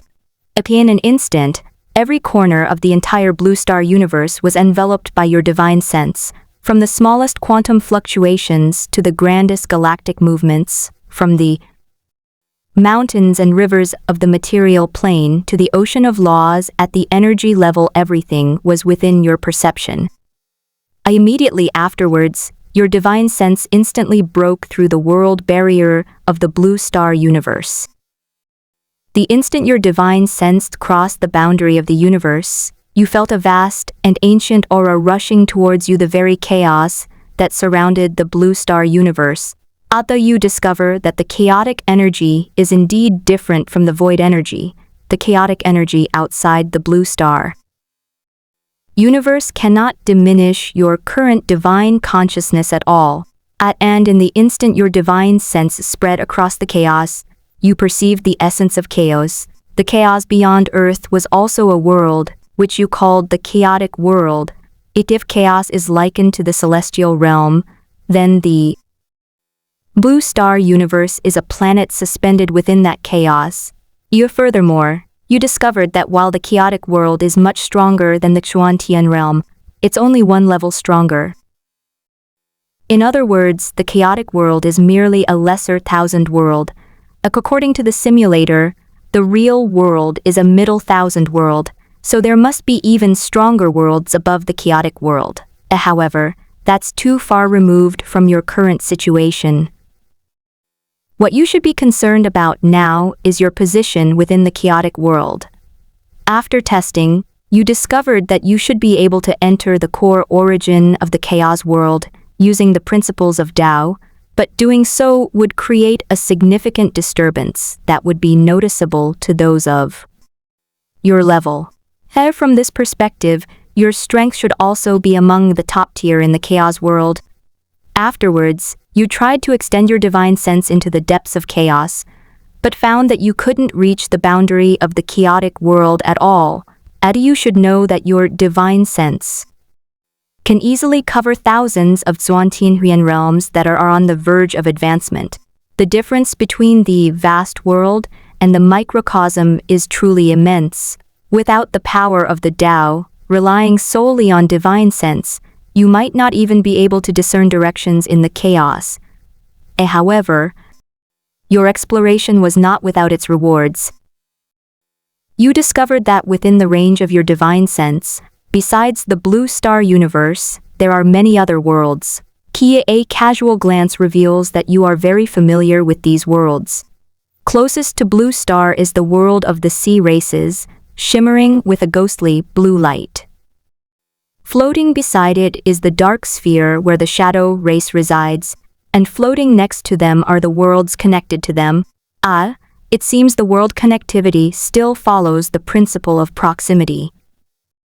It's a pity that Earth's high martial arts world, where Yitian is located, isn't included.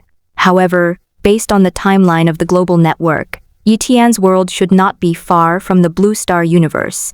Afterwards, you withdrew your divine sense, temporarily refraining from touching those worlds or immediately researching the spatial passages.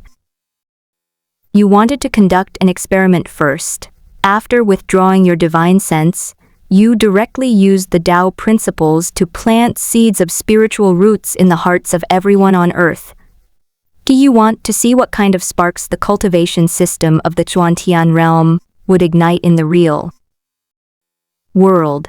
Most importantly, if Blue Star develops to the scale of the Xuantian realm, given enough time and following the simulated process, with the support of all living beings, your Tao principles have a high probability of taking that step. At that time, you will permanently possess the powerful force of the Xuantian realm that was instantly solidified and ascending.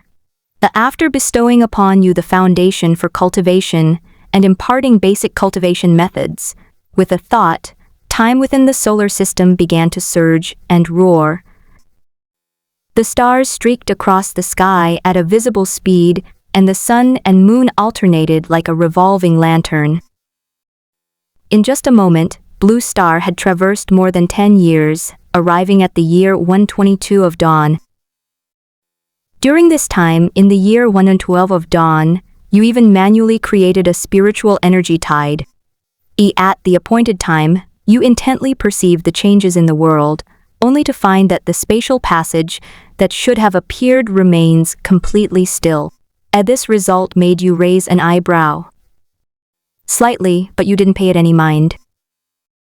Instead, you activated the power of time again, this time expanding its reach to the entire Blue Star universe.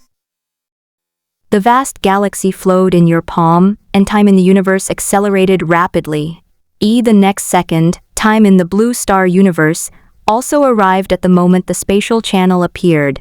About this time you witnessed the appearance of the spatial passage firsthand, as expected, because time is also chaotic within chaos. The spatial passage appears according to the world's time. Under your cover, the Dawn Federation did not discover the spatial passage this time. Unlike the previous reality simulation, this time you saw through the true nature of the spatial passage at a glance. Your eyes gleamed with an all-seeing light. The spatial passage was no longer a blurry phantom, but a clearly visible network of energy. These veins writhed like living things, extending into the depths of chaos. Following these energy trajectories to their source, you discover they are directly connected to the most primordial core of the chaotic world. It seems that the interconnection between worlds is not orchestrated by any hidden force, but rather a spontaneous act of the chaotic world. After the experiment, the world outside Earth will be of little use. You stretched out one hand, and instantly, an indescribably large hand appeared from the chaos surrounding the Blue Star universe. This hand seemed to be composed of billions of worlds, each finger seemingly larger than the entire blue planet. With a gentle clench, it encompassed all the worlds surrounding the blue planet in its palm. But after putting these worlds away, you stopped accelerating the Blue Star universe. You decided to first organize the items you bought with ratings before considering accelerating the Blue Star universe's timeline to connect it with the high martial arts world, where Yi Tian resides. After applying time acceleration to your area, you began crafting the treasure. Using the Xuanhuang Divine Talisman as a foundation, you perfectly integrated the 6 paths of reincarnation disc, formed from the Dushan realm and the law of reincarnation, along with the netherworld within it, and carefully selected the finest natural treasures from the Xuantian realm as auxiliary materials. Even the worlds you collected were all used as materials to refine the Xuanhuang Divine Talisman. Finally, after repeated tempering by the principles of idealism and self-realization, the Xuanhuang Divine Talisman underwent a complete transformation, becoming a supreme treasure of heaven and earth, comparable to the heart's ultimate great evolution heaven. Of course, the heart's ultimate great evolution heaven has been nurtured by you for hundreds of billions of years, far surpassing any newly born treasure like the Xuanhuang Divine Talisman, even with the 6 paths reincarnation disc. In the process of upgrading the Xuanhuang Divine Talisman, you also incidentally upgraded the Xuanhuang Dao Palace to the level of a high-grade heavenly treasure in the Xuantian realm. After refining the treasure, you began to accelerate time in the Blue Star universe once again. Soon the timeline of the Blue Star universe arrived at the year 360 of dawn. At that very moment, a spatial passage connecting the blue planet universe and the Earth universe suddenly appeared. You precisely pinpointed the space-time ripples that leaked when the portal appeared, instantly deciphering the exact coordinates of Earth's universe within the chaotic world. You first severed the spatial passage, then stepped out of the Blue Star universe and into a chaotic world. You reach out and grasp, transforming the entire blue planet into a crystalline sphere of light in your palm. Then, with your other hand, fingers pointing like a sword, you cleave a rift in the chaos, with a deafening roar as space was torn apart. You carried the blue star universe across endless chaotic space, appearing outside the Earth universe. From the chaos, Earth's universe appears as a vast, dazzling sphere of light, its surface shimmering with countless star-like points of light, seemingly recounting the rise and fall of a cosmos. You looking at the universe before you, you didn't rashly venture in, because the universe is the world's home turf, and fighting on foreign soil carries risks. However, you didn't do nothing. You used the power of the Tao to extract a wisp of energy as thin as a hair, subtly and silently seeping into the laws of Earth's universe. As the power of the Tao is explored more deeply, a vast cosmic panorama slowly unfolds in your mind. Calculations show that Earth's universe has a diameter of approximately 130 billion light-years, much larger than the blue star universe, but still far smaller than the Xuantian realm in the early stages of the simulation. Compared to the rich immortal atmosphere of the Xuantian realm and the desolate atmosphere of the blue star universe, the starry sky of this universe is filled with a rich aura of stellar martial arts. Countless stars exude unique martial arts fluctuations, and every inhabited star possesses countless stellar martial artists. It truly deserves to be called a high martial arts world. Through the feedback from the power of the Tao, you have fully mastered the martial arts system of Earth's universe.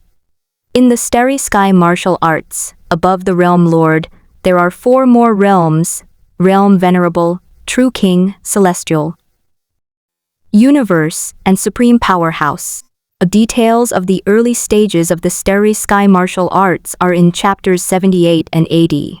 A realm venerable can control a star system, a true king can command a star cluster, and a celestial realm expert can mobilize the very origin of the universe to roam freely throughout the cosmos. There are only 3 supreme experts at the very top. They are like guardian deities of this universe, their strength comparable to a tribulation transcending stage expert in the Xuantian realm. However, the power of these supreme beings is closely linked to the universe. Once they leave Earth's universe, their strength will plummet by more than 70%, which is fundamentally different from the cultivators of the Xuantian realm. You can't help but think of the cultivation system in the Xuantian realm. Although cultivators in the Tao integration stage also rely on the laws of the world, once they break through to the tribulation transcending stage and condense their own unique Tao principles, their dependence on the laws of the world becomes much less. To be honest, you seem somewhat disappointed with the later development of the starry sky martial arts system.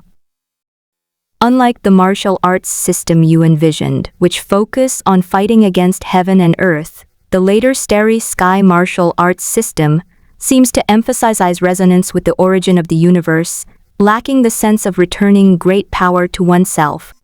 The inner world created by those at the realm lord level, in its later stages, seem to truly become a refuge for their own race, unable to provide much assistance to martial artists. However, the starry sky martial arts system has an advantage over the immortal cultivation system. It requires significantly less time to cultivate. Afterwards, you look at the timeline of the Earth universe and discovered that the timeline of the Earth universe was the same as when the space channel was connected in the last real-world simulation, which was still more than 20 years before Yi Tian began to show his talent. Of course, with your current strength, Yi Tian, as the protagonist, is no longer worth your attention, unless his protagonist halo is truly immense, not only the protagonist of the Blue Star universe, but also the protagonist of the Chaos world, and even the real world. Otherwise, he holds absolutely no appeal for you. You're focusing on Earth's universe because you've grasped the fundamental principle governing spatial connections. The strength of a world determines its potential as a spatial hub. Specifically, the higher the level of a world, the more likely it is to become a central node in the spatial channel network. Taking the Blue Star universe from the previous timed simulation as an example, before a connection was established with it, spatial portals appeared successively in both the Sea Clan and the Shadow Clan worlds. However, once contact was established with the Blue Star universe, the center of gravity of the entire spatial portal network immediately shifted to the Blue Star universe, causing no new spatial portals to appear in the Sea Clan and Shadow Clan worlds. The same principle applies to the Earth universe. As a far more powerful entity than the Blue Planet universe, once the Earth universe establishes a connection with the Blue Planet universe, the core of the entire space channel network will naturally shift to the Earth universe. From this point onward, newly emerging spatial passages will primarily be concentrated in the Earth universe, while the Blue Planet universe will gradually lose its status as a passage hub. Based on your recent exploration, you've discovered that the Blue Star universe is the first world connected to the Earth universe, suggesting that the Earth universe is very likely connected to other worlds as well. You're currently most focused on the coordinates of other worlds. Speaking of which, the evil bow you obtained from the Shadow Clan was also a product of another world. Unfortunately, through causal connections, you discovered that the world where the evil bow originated has already been destroyed. Afterwards, you will sit cross-legged in the chaos outside Earth's universe, waiting to witness a real-life urban martial arts novel while awaiting the appearance of a new spatial passage. While waiting, you begin to transform the Blue Star universe. With a flick of your finger, countless principles transform into a dazzling galaxy, cascading down and enveloping the entire Blue Star universe. That the laws of heaven and earth are reshaped under your will. A large amount of spiritual energy transformed from chaotic energy flows in, bringing life back to some barren planets in the universe. Meanwhile, Earth expanded rapidly during this process, quickly becoming the largest celestial body in the Earth's universe, and all celestial bodies in the universe began to revolve around Earth. You have transformed the Blue Star universe into an environment suitable for cultivating immortality and refining one's mind. But afterwards, you accelerated time in the Blue Star universe to a suitable degree, roughly 100 times different from the Xuanhuang realm, the world within the Xuanhuang divine talisman, that you modified and integrated into the Dushan realm and the netherworld, reaching the level of a great world. And the ratio of time in the Xuanhuang realm to your own time is 1 to 100,000 IEAs for your own time.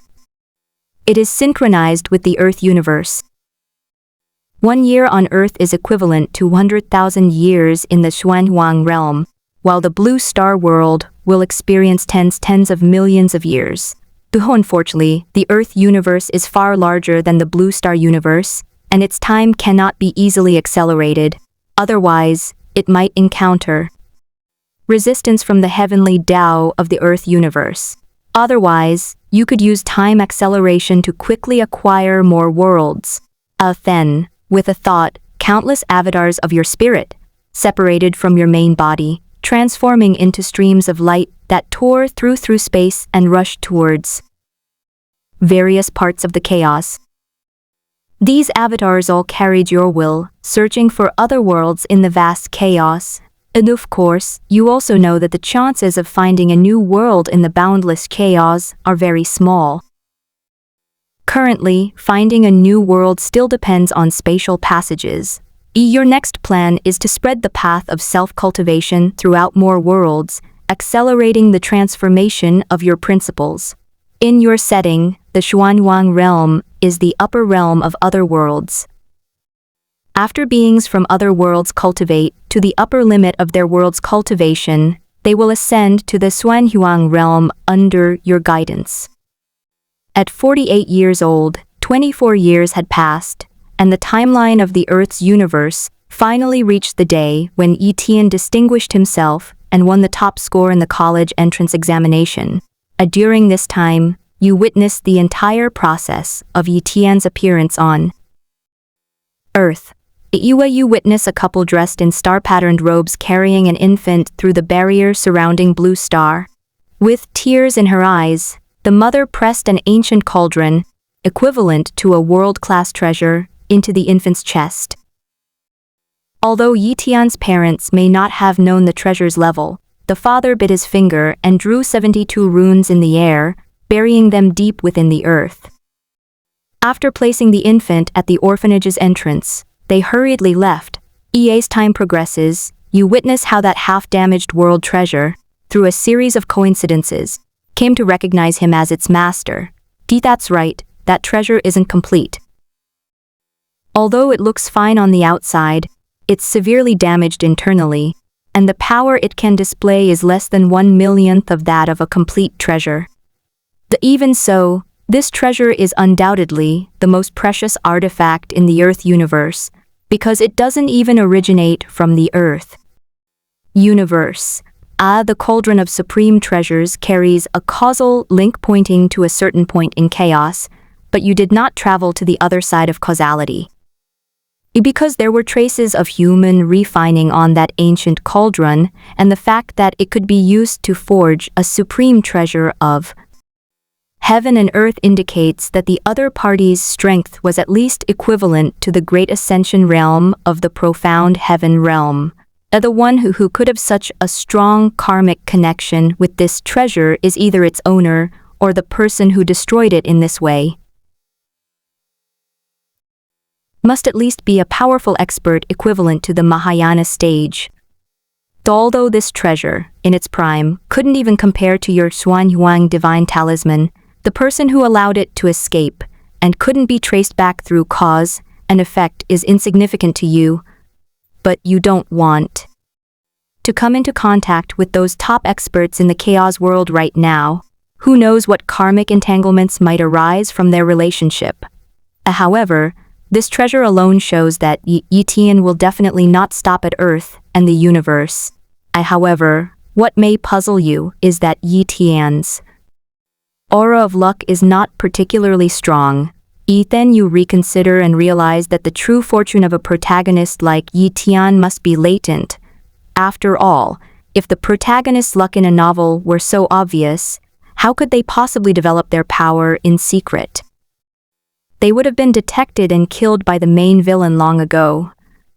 At 92, you watch as the Earth's barrier is broken by a true King Realm martial artist, and Tian and some other people from Earth are teleported to different star regions of the Earth universe. You didn't hold a grudge against the true King Realm warrior who caused your escape last time. You simply sent him to the 18th level of hell in the netherworld to undergo a test of his will.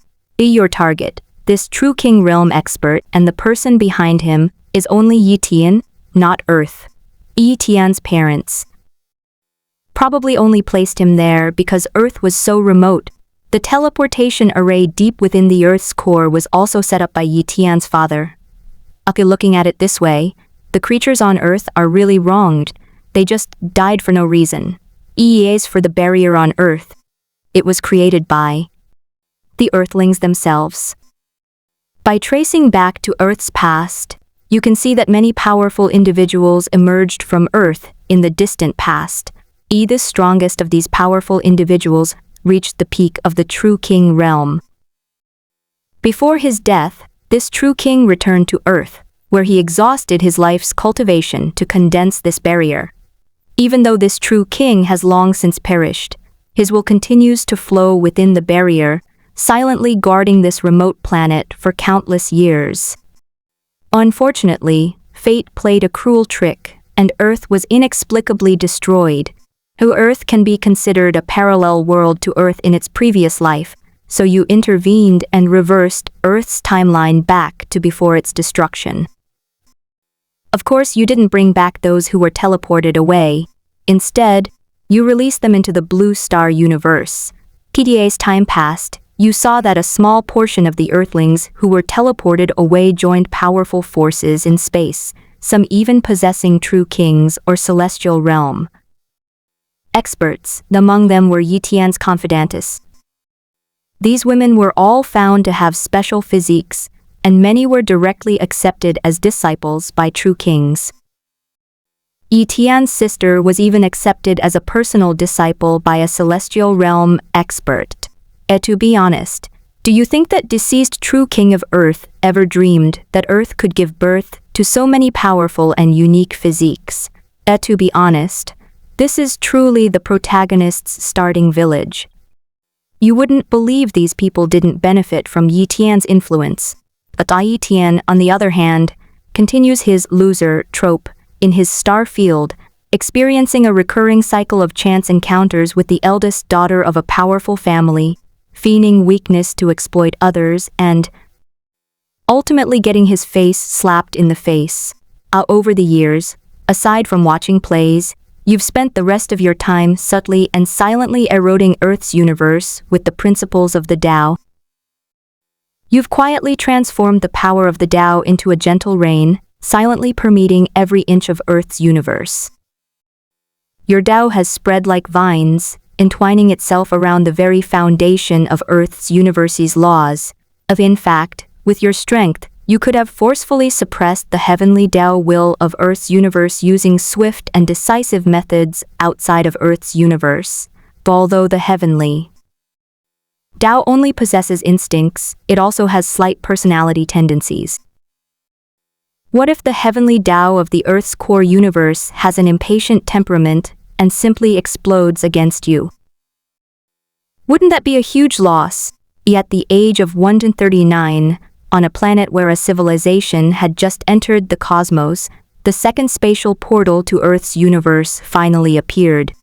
The moment the spatial passage appeared, you grasped it firmly, probed it with your divine sense, and discovered that the world on the other side was even inferior to the Blue Star universe. What else is there to say? Just pack it all up and take it with you. Then, with the worlds connected, you'll gain 13 more worlds in a row. At age 221, a third spatial portal appeared in the Earth universe. The gains this time were less than the last. Only 7 worlds were obtained, but after observing for so many years, you've discovered that Yi Tian's protagonist aura is truly amazing. In just over 100 years, Yi Tian has already advanced from the profound realm to the world venerable realm. It's important to understand that a realm venerable is roughly equivalent to a nascent soul in the profound heaven realm. Although their combat power and overall abilities are far inferior, a nascent soul of the same realm could easily overwhelm hundreds of realm venerables. They are ultimately considered to be within the same major realm, comparing the time spent cultivating in both scenarios in the simulation. Even with cheat-like abilities, it still took you nearly 20,000 years to reach the nascent soul stage, and that's not the most important thing.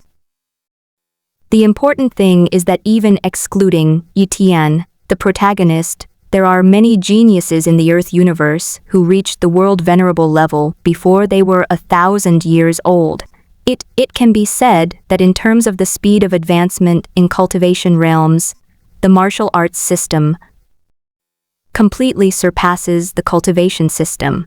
However, correspondingly, the lifespan of each realm within the martial arts system is far shorter than that of the immortal cultivation system in the Xuantian realm.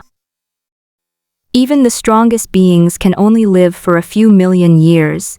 Although this far surpasses the short-lived emperors of a certain world, it still doesn't even match the lifespan of a nascent soul cultivator in the profound heaven realm. Such a significant difference inevitably raises suspicions that the starry sky martial arts system's rapid advancement might be due to the burning of a large amount of life essence. Of course, you understand that this stems from differences in worldviews. Every world in the myriad realms is different, so such significant differences are normal. Just as some worlds have power systems that allow someone to destroy the universe in less than a year, while other worlds' power systems might have been cultivated for trillions of years and are still only at the level of destroying stars. At the age of 476, you have gained 11 more worlds, and at this time, Yi Tian's realm has reached the True King realm. After reaching the True King realm, Yi Tian, relying on that half-broken ancient cauldron, was able to rival a peak True King. Meanwhile, guided by the spirit of the ancient cauldron, Yi Tian embarked on a journey to find his parents. The reason why Yi Tian's parents sent him to Earth is a rather melodramatic story. Back then, two major celestial realm powers in the Earth universe sought a marriage alliance, and Yi Tian's mother was the daughter of one of these powers. However, she had someone else in her heart, falling in love with Yi Tian's father, a rising star among rogue cultivators. Yi Tian's father was no ordinary man either.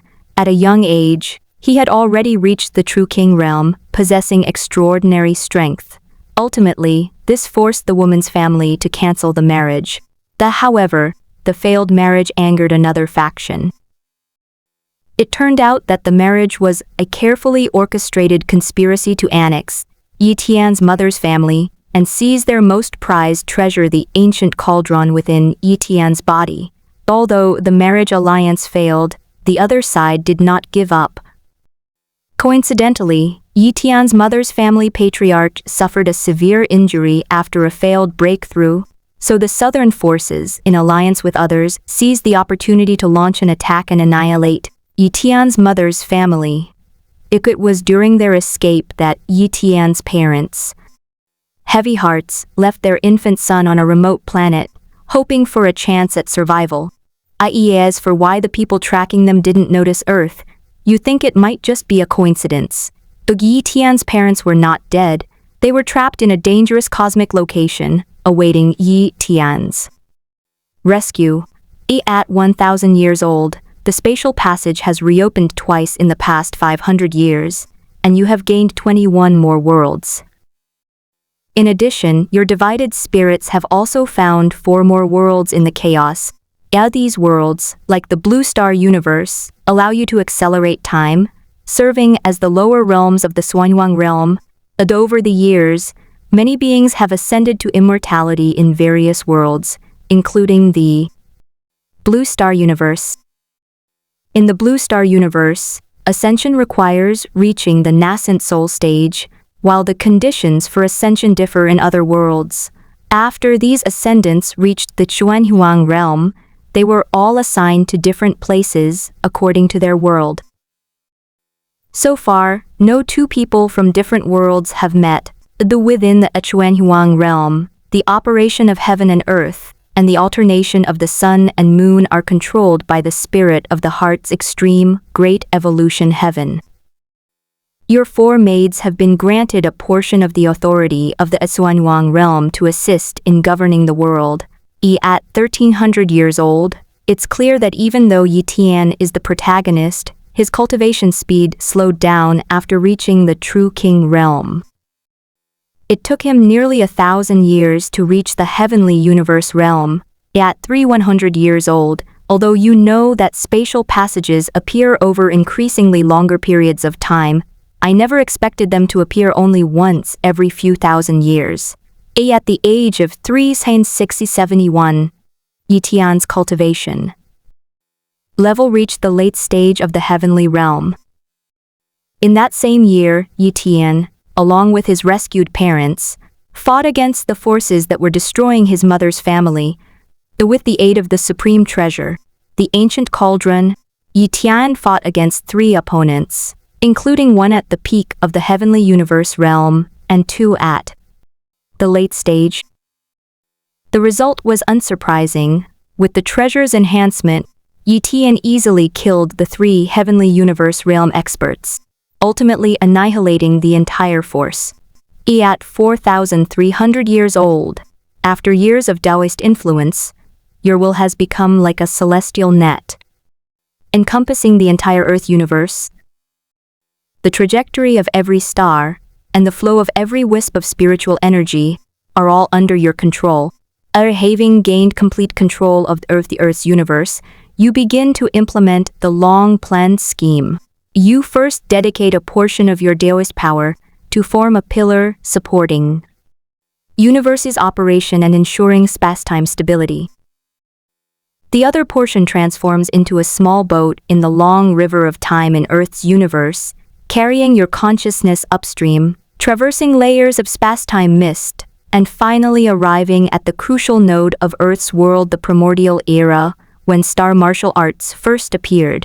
In this primitive yet vibrant era, you descended as a creator, sowing seeds of spiritual power among the cosmic beings of this age, and imparting to them the path of spiritual cultivation. As the way of the mind spreads, the river of time surges with towering waves, and countless tributaries of space-time begin to distort and deform. However, under the influence of your Tao principles, these disturbances are quickly calmed down. And when the last ripples subsided, the path of mental power had taken deep root in the origin of the Earth universe, completely integrating into its history, becoming a cultivation system on par with, or even superior to, the martial arts of the stars. The history of the Earth universe underwent a dramatic transformation afterward, with more powerful individuals emerging in each era, and each era boasting one or two chosen ones capable of experiencing a sudden surge in power. As the new timeline extends to Yi Tian's era, the entire universe has been transformed. 19 supreme beings each occupy a region, and their lineages intertwine in the starry sky to form a magnificent cultivation civilization.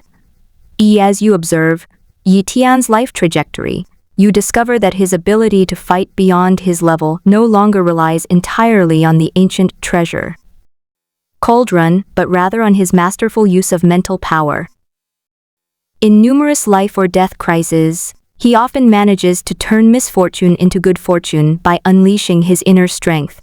The reconstruction of history is more perfect than imagined.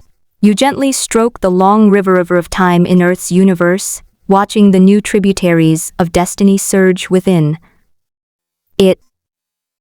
You've wanted to experiment with this approach of fundamentally overturning history for a long time, but unfortunately, none of the other worlds you've encountered, including the Earth universe, have the same resources as the Earth universe. Even with your support, they can't withstand such a radical change in history. The main point is that what you're looking for to accomplish this isn't the size of the world, but something deeper. Otherwise, with your abilities, you could simply create a world larger than Earth's universe. There's no need for all this trouble.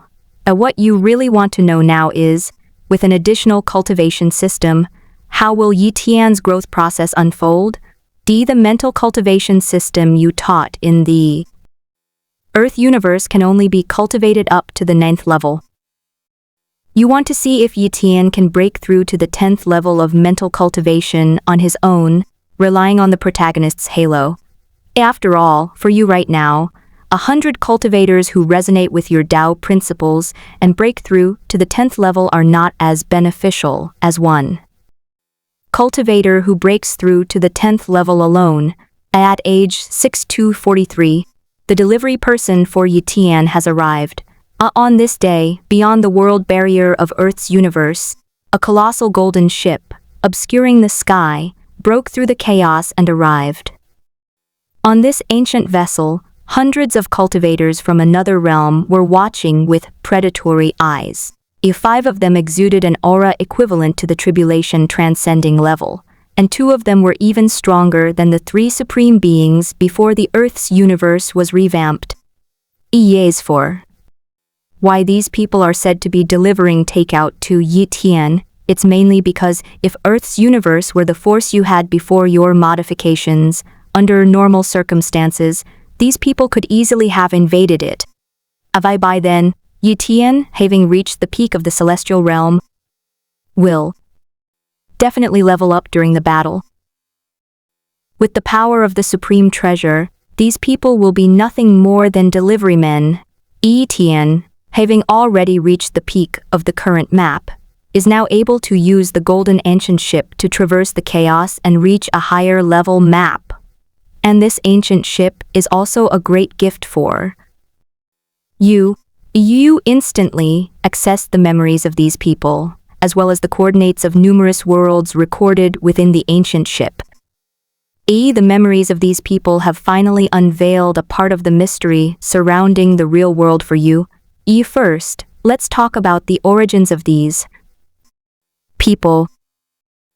They come from the starry sky holy land of the chaos world. They are the pioneers responsible for developing the chaos world, but their methods are exceptionally cruel, having slaughtered countless worlds. In these people's memories, you discover that the interconnectedness of the worlds in the chaos was a normal phenomenon. No one knows when this phenomenon began. They only know that when the worlds are interconnected for a certain period of time, world merging will occur. The merged world is not only more powerful, but also offers a better cultivation environment. Most of the major powers in the chaos reside within this vast world that has undergone multiple fusions. In addition, their memories also contain detailed records of the general cultivation divisions organized by various forces in the chaotic world, because there are countless worlds within the chaos, and each world has a different cultivation system. The forces within this chaos have been roughly divided according to their different levels of life. These are the mortal realm, the transcendent realm, the saint realm, and the great emperor realm, which allows one to roam freely in the chaos realm, also known as the chaos great emperor. The sacred realm is equivalent to the tribulation in the profound heaven realm, but in the chaos world, the sacred realm is divided into 33 heavens. Only by crossing all 33 heavens can one become a chaos emperor, equivalent to the Mayana stage. Of the 5 saint realm experts who arrived, the 2 who were at the 5th level of the saint realm were the strongest, while the strongest among the previous supreme beings of the earth. Universe was only equivalent to the 2nd level of the saint realm. After seeing the realms of saint and chaos emperor, you have a bad feeling, as expected. In these people's memories, there is a realm above the chaos emperor called the void immortal realm, and the starry sky holy land has 2 void immortal ancestors. Above the illusory immortals, there are said to be even stronger true immortals, but true immortals reside in a mysterious dimension called the immortal realm. That's right, there is actually a celestial realm in the real world, and from these memories, you can even sense that the celestial holy land and several other holy lands in the chaos may have the shadow of a celestial realm behind them. Great Emperor, true immortal, that damned red-haired monster, he's still chasing me. After a brief fuss, tu kao, a Chinese internet slang term for complaining or making sarcastic remarks, you temporarily put the concepts of virtual immortals and true immortals out of your mind, since you didn't plan to interact with them at the moment. However, by comparing your interactions with the void immortals in these people's memories, you've discovered that your current strength far surpasses that of the void immortals from the astonishing holy lands they've encountered. It's just that you don't know which level of void immortal you've reached. While you were pondering, the pioneering team of the starry sky holy land had already entered the Earth universe. They ran head-on into Yi Tian, who had already advanced to the level of a supreme expert. After that, it goes without saying that Yi Tian obtained the map-opening artifact, the golden ancient ship, and the secret techniques these people possessed, supposedly passed down from the immortal realm. This secret technique can absorb chaotic energy to forge a chaotic body. Of course, while a chaotic body sounds impressive, it's actually not that powerful. It merely allows a saint-level being to walk within chaos. 500 years old, after using a supreme treasure to wash away the starry sky Holy Land's mark on the ancient ship, Yitian, along with his subordinates and confidants, boarded the golden ancient ship and left the Earth Star universe. As for Yitian's parents, they chose to stay behind. As for Yitian's destination, it was the heavenly light Holy Land, which had a grudge against the starry sky Holy Land. Unlike the starry sky high Holy Land, this Holy Land did not plunder new worlds it found, but rather guided them. Within its territory, there was an open world where various worlds could trade. While Yitian was dealing with the ancient golden ship, you had already packed up and taken away many of the worlds recorded within it. Many of these worlds are stronger than Earth's universe. You moved them all to the vicinity of Earth's universe to facilitate your simultaneous corruption and erosion. After these universes were moved here, a new spatial portal appeared in one of the most powerful worlds. You now have two ways to access the world. One is through spatial portals, and the other is through the world coordinates recorded by the various Holy Lands expeditionary forces. 7,000 years old. Because you have seized many worlds from the various forces in the chaos, these forces have taken notice of you. However, no matter how hard they searched, they could not find a trace of you. Even when they consulted a celestial being to divine the secrets of heaven, they could not find a single clue to you. After all, the path of heavenly secrets is one of your strengths. In your battles with these illusory immortals from afar, you discovered that their strength is far inferior to yours. It seems the strength of a world does not necessarily reflect the strength of the beings within it. With your dominance in the greater world, you remain in the top tier in the lesser worlds. Of course, it's also possible that you've exceeded the limits, pushing your strength to this level solely based on the environment of this vast world. Or perhaps this chaotic world hasn't yet reached its peak. In the process of searching for world coordinates, you also gained more information about the chaotic world and the immortal realm from these sacred sites. By comparing this information, you realize that your current strength, according to the real-world classification, is roughly at the awkward position of a half-step true immortal, much stronger than a virtual immortal, but far from the standard of a true immortal. Perhaps only in the final moment of the simulation, when you burn out all the power you unleash, can you reach the level of a true immortal. However, you feel you're close to the next transformation of the Tao, because your Tao principles had already taken half a step forward in the simulation. If the Xuantian realm hadn't failed to ascend, causing the simulation to end, the long years of the simulation would have been enough for your Tao principles to complete their final transformation. In the real world, if your Tao wants to take that final half step, you no longer need to endure the arduous process of time as you did in the Xuantian realm. Because in the Xuantian realm, there is no new knowledge for you to learn from. You can only rely on your own understanding to advance the Tao principles. That feeling of solitary exploration is like groping forward in the dark. Every step is extremely difficult. The real world and the Xuantian realm can be considered two completely different worldviews. The differences in the laws governing this are far greater than the differences in the laws governing different worlds within the chaotic world. Most importantly, your ultimate transcendence at the very last moment in the simulation directly paved the way for a breakthrough. Unlike great emperors and void immortals, true immortals, while also a general title for cultivators at this level, represent the ultimate realm of the mainstream cultivation system in the immortal realm. In the celestial realm, those who reach the true immortal level through the mainstream cultivation system can be considered orthodox true immortals, while those who reach the true immortal level through other cultivation systems are called unorthodox true immortals. Of course, this can be said among true immortals, But for those below the true immortal level, whether they follow the orthodox or unorthodox path, they are all true immortals, beings they cannot afford to offend. Unlike in cultivation novels where ascending to the immortal realm results in becoming the lowest level, in the real world, true immortals are at least in the second tier of the immortal realm. Apart from those elusive and rarely seen kings among immortals, true immortals represent the pinnacle of combat power in the immortal realm.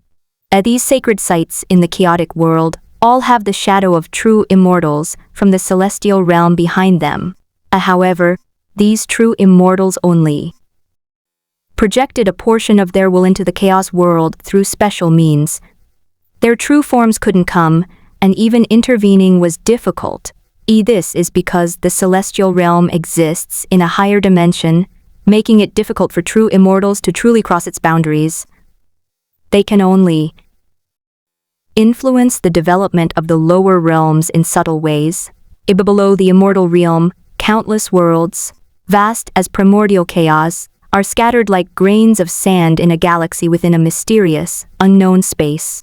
This space is called the realm, and is also referred to as the lower realm by many true immortals in the celestial realm. The myriad worlds within the realm are not all like the chaos world, as some of these worlds are vibrant with life, giving rise to brilliant cultivation civilizations, while others are desolate and barren, shrouded in chaotic storms day and night. Most are star worlds like the Blue Star Universe, or it could be a vast fantasy world with a flat Earth and a celestial universe.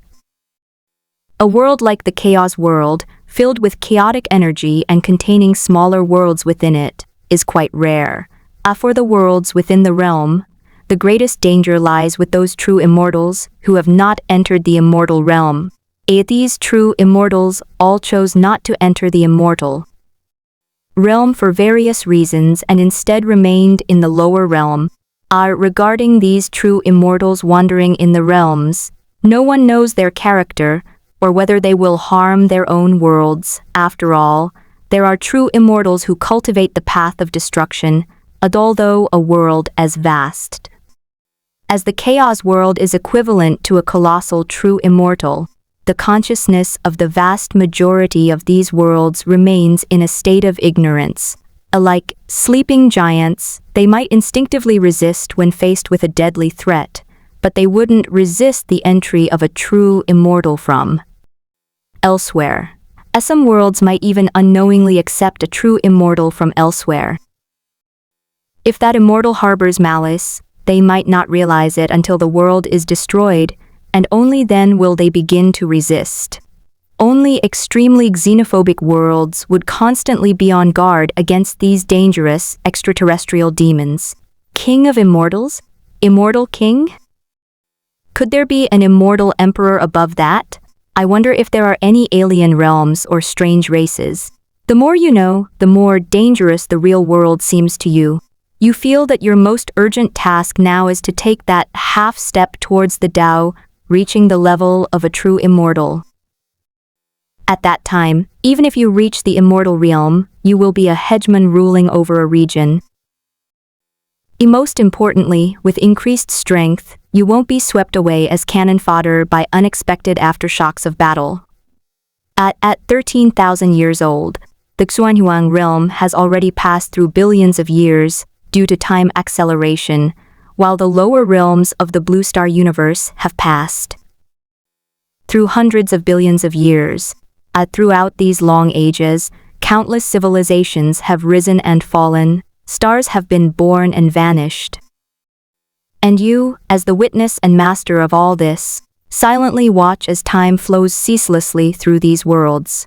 At this time, the footprints of those who ascended within the Xuanhuang realm had spread throughout the world, and their continuous reproduction within the Xuanhuang realm gave birth to many natives.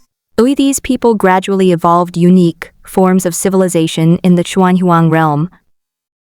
Some built magnificent immortal cities, some constructed mysterious totems, and others studied profound array formations. These ascendants were divided into different factions based on the different worlds and species. Among them are the human faction led by the Blue Star people, the orc faction composed of various alien beasts, and even various other racial factions such as the machine race, the undead race, and the elves. The cultivation practices of these native races in the real world have greatly accelerated your ability to verify the differences in laws and rules between the two realms.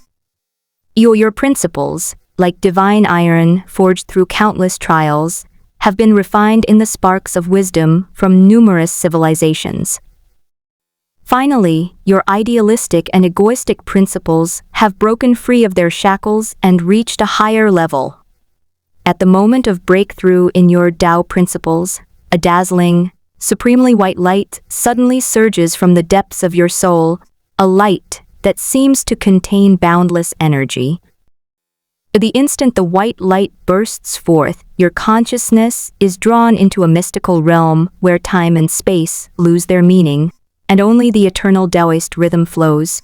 That this white light, like the first ray of dawn after the creation of the world, instantly illuminated every tiny particle within your body.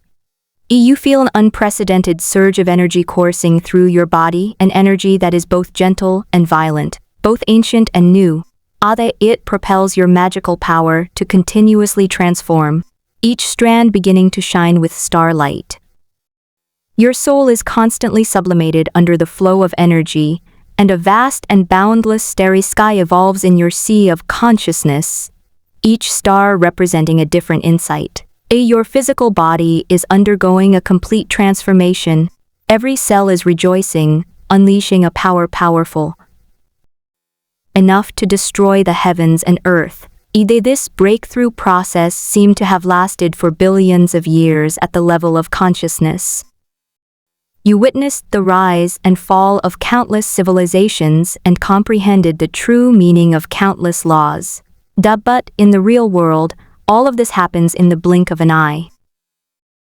When the last ray of white light disappears, you have already silently stepped into the realm of true immortals in the real world.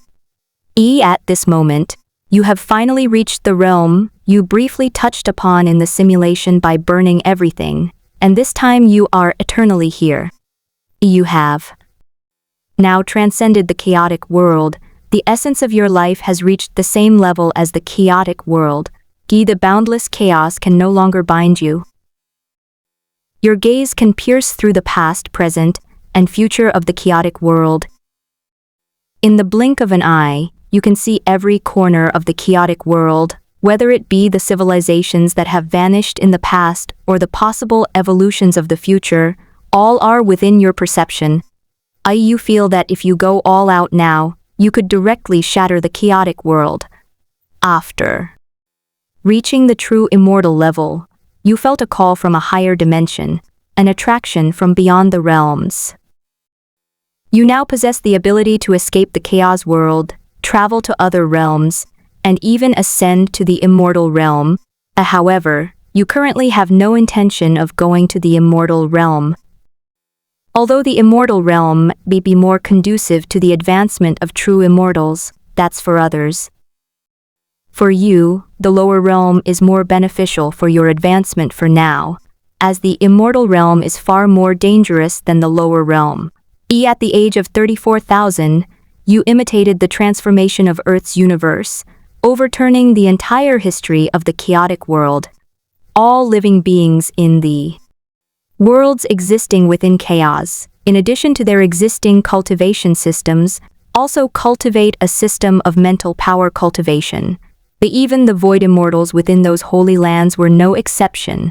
This fundamental change went unnoticed by anyone. Unfortunately, once you reach the true immortal realm, the help you receive from those below that level becomes negligible. Furthermore, you feel that after breaking through to true immortal, your potential seems to have reached its limit, and every improvement after true immortal requires a long time. 17,000 years have passed, and hundreds of thousands of years have gone by. Yi Tian has made a name for himself in the chaos world, and his cultivation level has reached the peak of the Chaos Emperor realm, just one step away from becoming a void immortal. At this time, Yi Tian has settled the karmic debt on the ancient cauldron. Yu observed that Yi Tian's protagonist aura seemed to weaken after entering the chaos realm. Judging from this trend, Yi Tian might only be the protagonist of the chaos realm, not the protagonist of the real world. Otherwise, based on his current level, he should have already offended the true immortals of the immortal realm. At 1.38 million years old, you encountered two worlds within the realm that were at the same level as the chaos world but weaker, and naturally, you also brought these two worlds under your control. At 34 million years old, you feel your strength has increased to another level, which according to the classification, should be the mid-stage of true immortal. Having reached this stage, you feel your potential has been exhausted, and without a fortuitous opportunity, you may never reach the late stage. At this point, you've already decided to ascend to the immortal realm. Perhaps the immortal realm holds an opportunity that will allow you to advance even further. After staying in the lower realm for so long, I've finally ascended. I was thinking I wouldn't get to see the immortal realm in this simulation. Now let me see what the immortal realm is like. With a thought, you feel the space around you begin to distort, and a vast power envelops you. In an instant, your figure begins to rise infinitely, as if traversing countless dimensions. The surrounding scenery changes rapidly, stars shift, and space-time intertwines, finally merging into a dazzling celestial light. As your feet touched solid ground again, you were greeted by an incredibly rich aura of celestial energy. This aura was soothing and refreshing, every breath felt like a cleansing of the soul. The true immortal power within my body involuntarily surged, resonating with the surrounding immortal energy. During your ascension, you discover that the immortal realm is an incomparably magnificent continent. The sky is infinitely high and the land infinitely vast. Looking up, you see 9 celestial palaces in the sky, each radiating a different Taoist aura. Looking down, you see mountains and rivers crisscrossing the land, immortal veins like dragons, and ever-changing scenery. Every grain of dust contains the complete power of the laws, every wisp of breeze carries the rhythm of the great Tao, and even the most ordinary grass and trees exude profound Taoist charm. The completeness and profundity of the laws here far surpasses that of the Xuantian realm, or even the chaos world. Moreover, the immortal realm truly lives up to its reputation as a higher-level world. Your strength was severely suppressed the moment you arrived. The range of your divine sense was compressed to an extreme, confining you to a specific area. Of course, you're not like those characters in cultivation novels who can't even fly after ascending to the upper realm. After all, as mentioned before, true immortals are also powerful rulers in the immortal realm. At this point, you can still fly and even tear through space in the immortal realm. You just need greater power. When you try to tear through space, you discover that the spatial structure here is more complex than you can imagine, like countless layers of overlapping gauze, each layer containing different space-time characteristics. The outermost layer of space is relatively easy to break through, but the deeper you go, the stronger the spatial barriers become.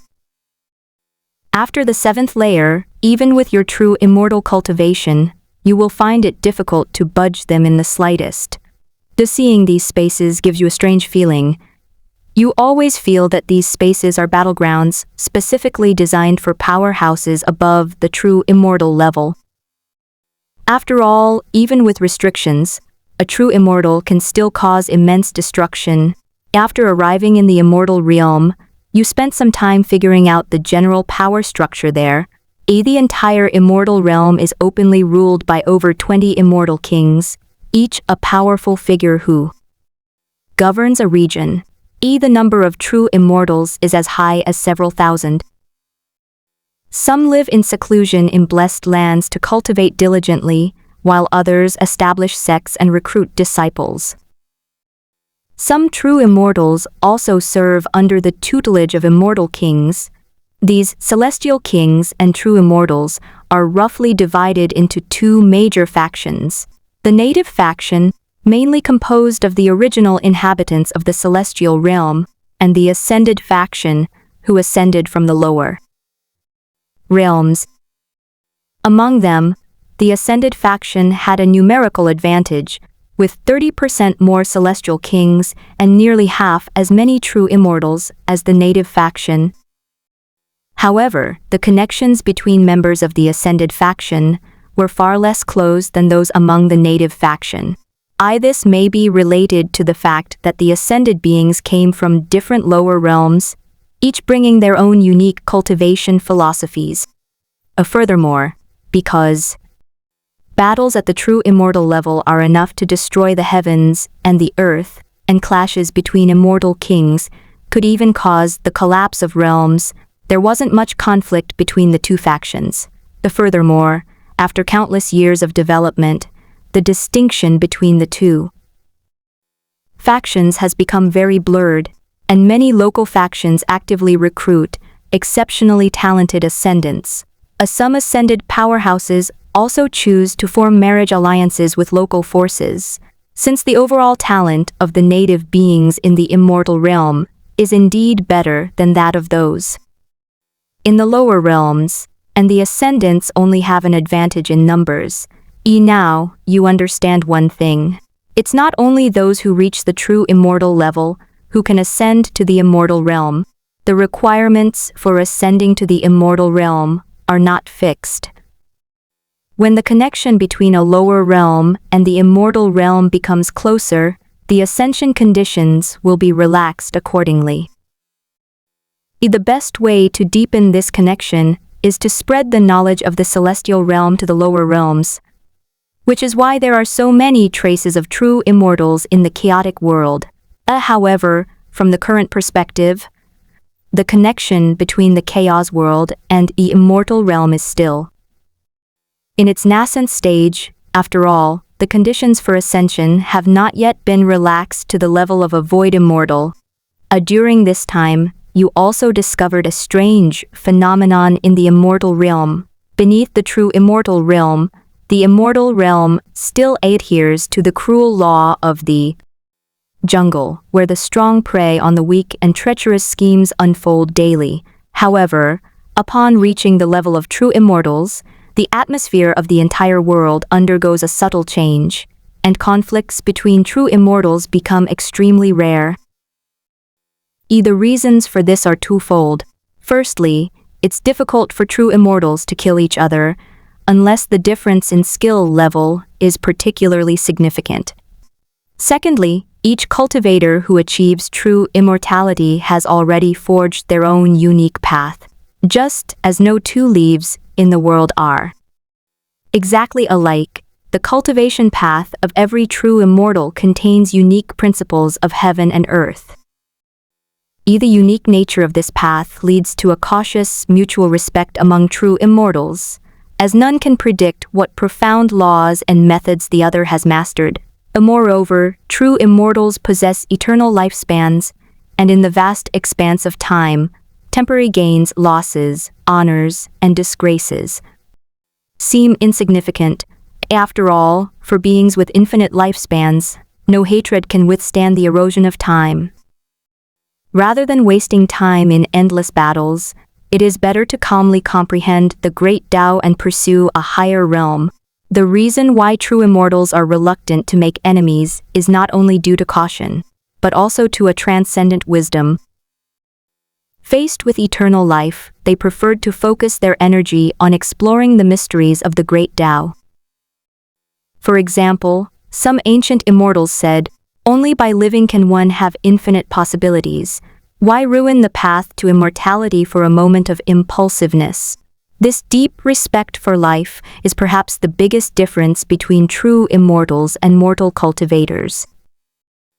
Of course, in your opinion, the main reason is that the immortal realm lacks the rare and precious materials that can help a true immortal break through to the immortal king level. Otherwise, do you think these people would still be so calm? After gaining a thorough understanding of the various forces in the immortal realm, you ultimately chose the 9 luminaries' immortal city, ruled by the 9 luminaries' immortal king of the Ascension sect, as your place of residence. This celestial city sits atop the 9 heavens, bathed in dazzling starlight day and night. Its buildings are crafted from star-refined gold, exuding a captivating aura of divine spirit. With your cultivation at the true immortal realm, you became a guest elder of 9 luminaries' immortal city, and subsequently received a cave dwelling located in the heart of the city for free. Becoming a guest elder in the immortal city was a choice you made after careful consideration. After all, it's good to have a powerful backer, and besides, being a guest elder in the immortal city is an extremely idle position. It's really just a title without real power. In 9 luminaries' immortal city, matters rarely require the intervention of a true immortal to resolve. Tiat 40 million years old, due to the excessively slow pace of your cultivation advancement, you have decided to revisit your former alchemy and weapon forging skills. You combined the techniques of the Chuantian realm with those of the mortal immortal realm, successfully elevating alchemy and weapon crafting to the true immortal level, creating true immortal grade pills and true immortal artifacts. Afterwards, you opened a Xuantian pavilion in 9 luminaries' immortal city.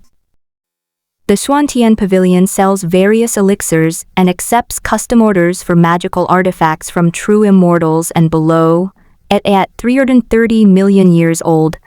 Thanks to your superb skills, the Xuantian pavilion has become a sensation throughout the entire 9 luminaries' immortal city. Many great emperors, void immortals, and even true immortals come to you to purchase elixirs and customize magical artifacts. At 570 million years old, you have amassed a vast amount of resources and materials through the Xuantian pavilion and upgraded the Xuanhuang divine talisman into a true immortal artifact. Combined with the Heart Extreme Great Evolution Heaven, you now possess 2 true immortal artifacts. Including these 2, you've crafted a total of 6 true immortal artifacts over the years. The other 4 were custom-made by other true immortals. The release of these 4 true immortal artifacts has made your Xuanyanqian pavilion somewhat famous throughout the immortal realm. At that, 34 billion years old, relying on a large number of treasures at the true immortal level, you force-pushed your cultivation to the late true immortal stage. The age of 178.9 billion years, the immortal realm suddenly burst forth with billions of rays of celestial light. The dazzling brilliance poured down like a celestial river, illuminating the entire immortal realm as if it were a world of crystal. A sudden, powerful aura, like an ancient divine mountain pressing down, instantly enveloped the entire immortal realm, causing space to tremble and the earth to shake. Under this immense pressure, even a true immortal felt a suffocating sensation originating from the depths of their soul. At the summit of the 9 heavens, 10,000 golden lotuses bloom in succession, each petal flowing with Taoist runes, emitting a refreshing fragrance. The celestial music rose from the void, sometimes like a phoenix's cry in the heavens, sometimes like a dragon's roar in the abyss, causing all the stars in the heavens to dance in response. Even more awe-inspiring is that the celestial galaxy, which had remained unchanged since time immemorial, began to reverse, with countless ancient stars rearranging themselves as if summoned, outlining mysterious trajectories in the vast starry sky. Just as this extraordinary phenomenon reached its zenith, a colossal Dharma image spanning the immortal realm manifested from the center of the starry sky. Its face was blurred yet exuded supreme majesty, and its every move seemed capable of shattering the heavens. This was a strange phenomenon signifying rise and fall. All beings in the celestial realm looked up at the heavens, filled with both awe and curiosity, speculating which veteran true immortal had become the celestial king. The 37 trillion years, such a long period of time, you have pushed your cultivation to the peak of true immortal. Normally, you've reached this stage. You can now consider breaking through to the celestial king realm. As far as you know, those who achieve the status of immortal king can create and destroy countless worlds with a single thought. Their words become law, and by utilizing the rules of the immortal realm, they can even perceive entire realm. His true name will be engraved in the very origin of the celestial realm.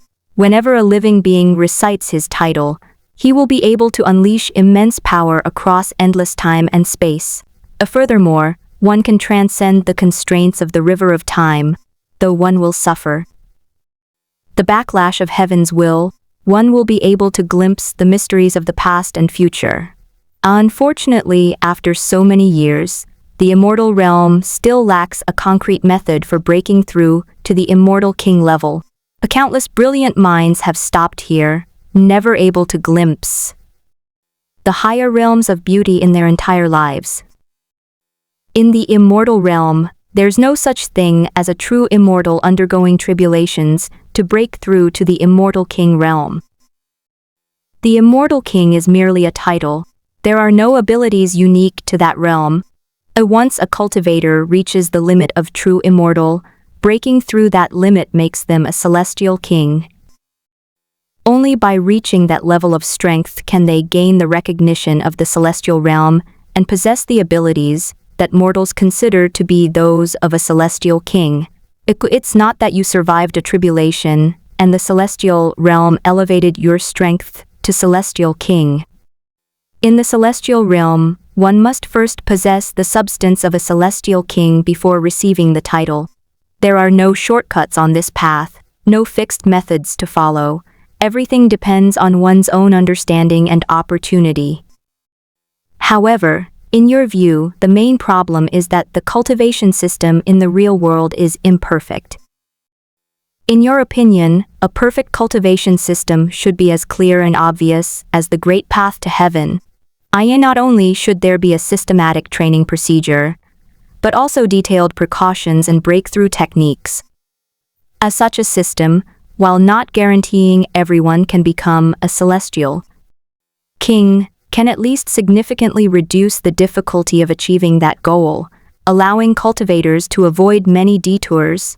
At 247 trillion years old, you have reached the limit of a true immortal, but unfortunately, the realm of immortal king remains a distant dream. Your immortal body has long been tempered to perfection, and your divine soul has been refined to its limit. But the opportunity for that breakthrough remains as elusive as a flower in a mirror or the moon's reflection in water. You've tried countless methods. Secluded cultivation to comprehend the origins of the great Tao. Traveled the immortal realm seeking opportunities, and even ventured into forbidden and dangerous places, but ultimately failed to cross that insurmountable barrier. Having lived for so many years, you can now be considered a living fossil in the immortal realm. Because of this, you've witnessed the emergence of over 20 immortal kings. The birth of each celestial king is accompanied by extraordinary phenomena in the heavens and earth, and resonates with all the myriad principles. The key at this time, the number of true immortals in the immortal realm had reached tens of thousands.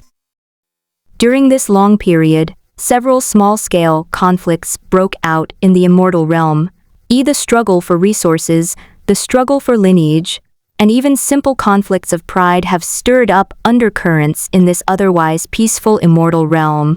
You witnessed firsthand the battle between the 9 luminaries celestial king and the other celestial kings. If they hadn't fought in the deeper dimensions, the entire celestial realm might have been destroyed. You hide on the edge of the immortal realm, watching its deeper layers constantly collapse and reform. The great Tao laws shatter and regenerate in collisions, and only then do you truly understand that the gap between immortal king and a true immortal is like insurmountable chasm. In these conflicts, thanks to your unique cultivation methods, you not only escaped unscathed, but also managed to kill a true immortal. Over the years, you haven't practiced much else. You've honed your survival skills to the highest level. You're confident you can outrun a celestial king. You have studied the attack methods of all known celestial kings, improved upon the boundless mind realm, and can transform into pure spiritual light, instantly merging into all the laws of the celestial realm. At this point, you no longer held any hope of becoming a celestial king. You left the celestial realm and entered the boundless void beyond it. Before departing, standing outside the celestial barrier, and looking back at this place where you have lived for trillions of years, you feel no attachment whatsoever, only a longing for the unknown. 198 trillion. In the void you seem to forget time, forget direction, your mind sinks into stillness, just a relentless sprint. The flow of time in the void is completely different from that in the immortal realm. Sometimes an instant is eternity, and sometimes 10,000 years are but a snap of the fingers. A dawn. This day, a void turbulence swept in, awakening your dormant mind, and sending you flying to an unknown destination. After regaining your balance, you suddenly notice a glimmer of light in the distance. In this eternal darkness, this glimmer of light is like a spark of hope. If you sense it carefully, you will find that it is not ordinary starlight, but a radiance containing the complete laws of the world. This discovery will make your long-dormant heart pound again. Wow! There really is something in the void outside the immortal realm. After flying for countless years, you finally approach the light, only to discover a vast world comparable to the celestial realm. This world is shrouded in a seven-colored glow, and countless mysterious runes flow across its world barriers. You tried to probe with your divine sense, only to find that even the divine sense of a true immortal at the peak could not penetrate this barrier. What shocked you even more was that the aura emanating from this world was even more ancient than that of the immortal realm. You decide to venture into the unknown to investigate. Of course, you know that entering the unknown is life-threatening, but you've lived for so many years that death no longer frightens you. You cautiously passed through the world membrane and entered the world itself. Before you could even see what the world looked like, a colossal hand reached out to grab you. This hand is as large as a mountain, with galaxies flowing within its lines. Each finger contains the power to destroy countless worlds. Wherever the palm's force passes, space collapses layer by layer, and time itself freezes. From the aura emanating from the giant hand, you know the other party is a celestial king. Fortunately, you haven't lived in vain all these years. You instantly broke free from the giant hand's lock and fled towards the outside world. Before you could escape this world, you discovered that dozens of auras of immortal kings had locked onto you. These auras were either as scorching as the sun, as cold as an abyss, or as heavy as a mountain, surrounding you from all directions. Damn, these alien creatures are so rude. I just wanted to drop by.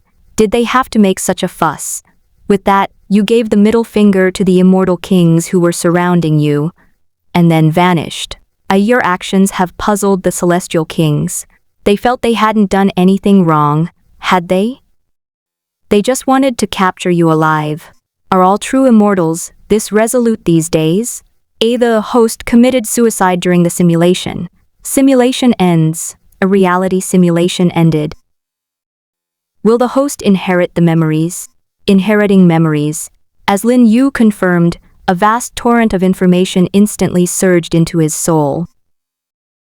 Countless scenes flashed by like a revolving lantern. His experiences of alchemy, treasure crafting, traveling through the immortal realm, traversing the void, and so on, all of which were absorbed as resources.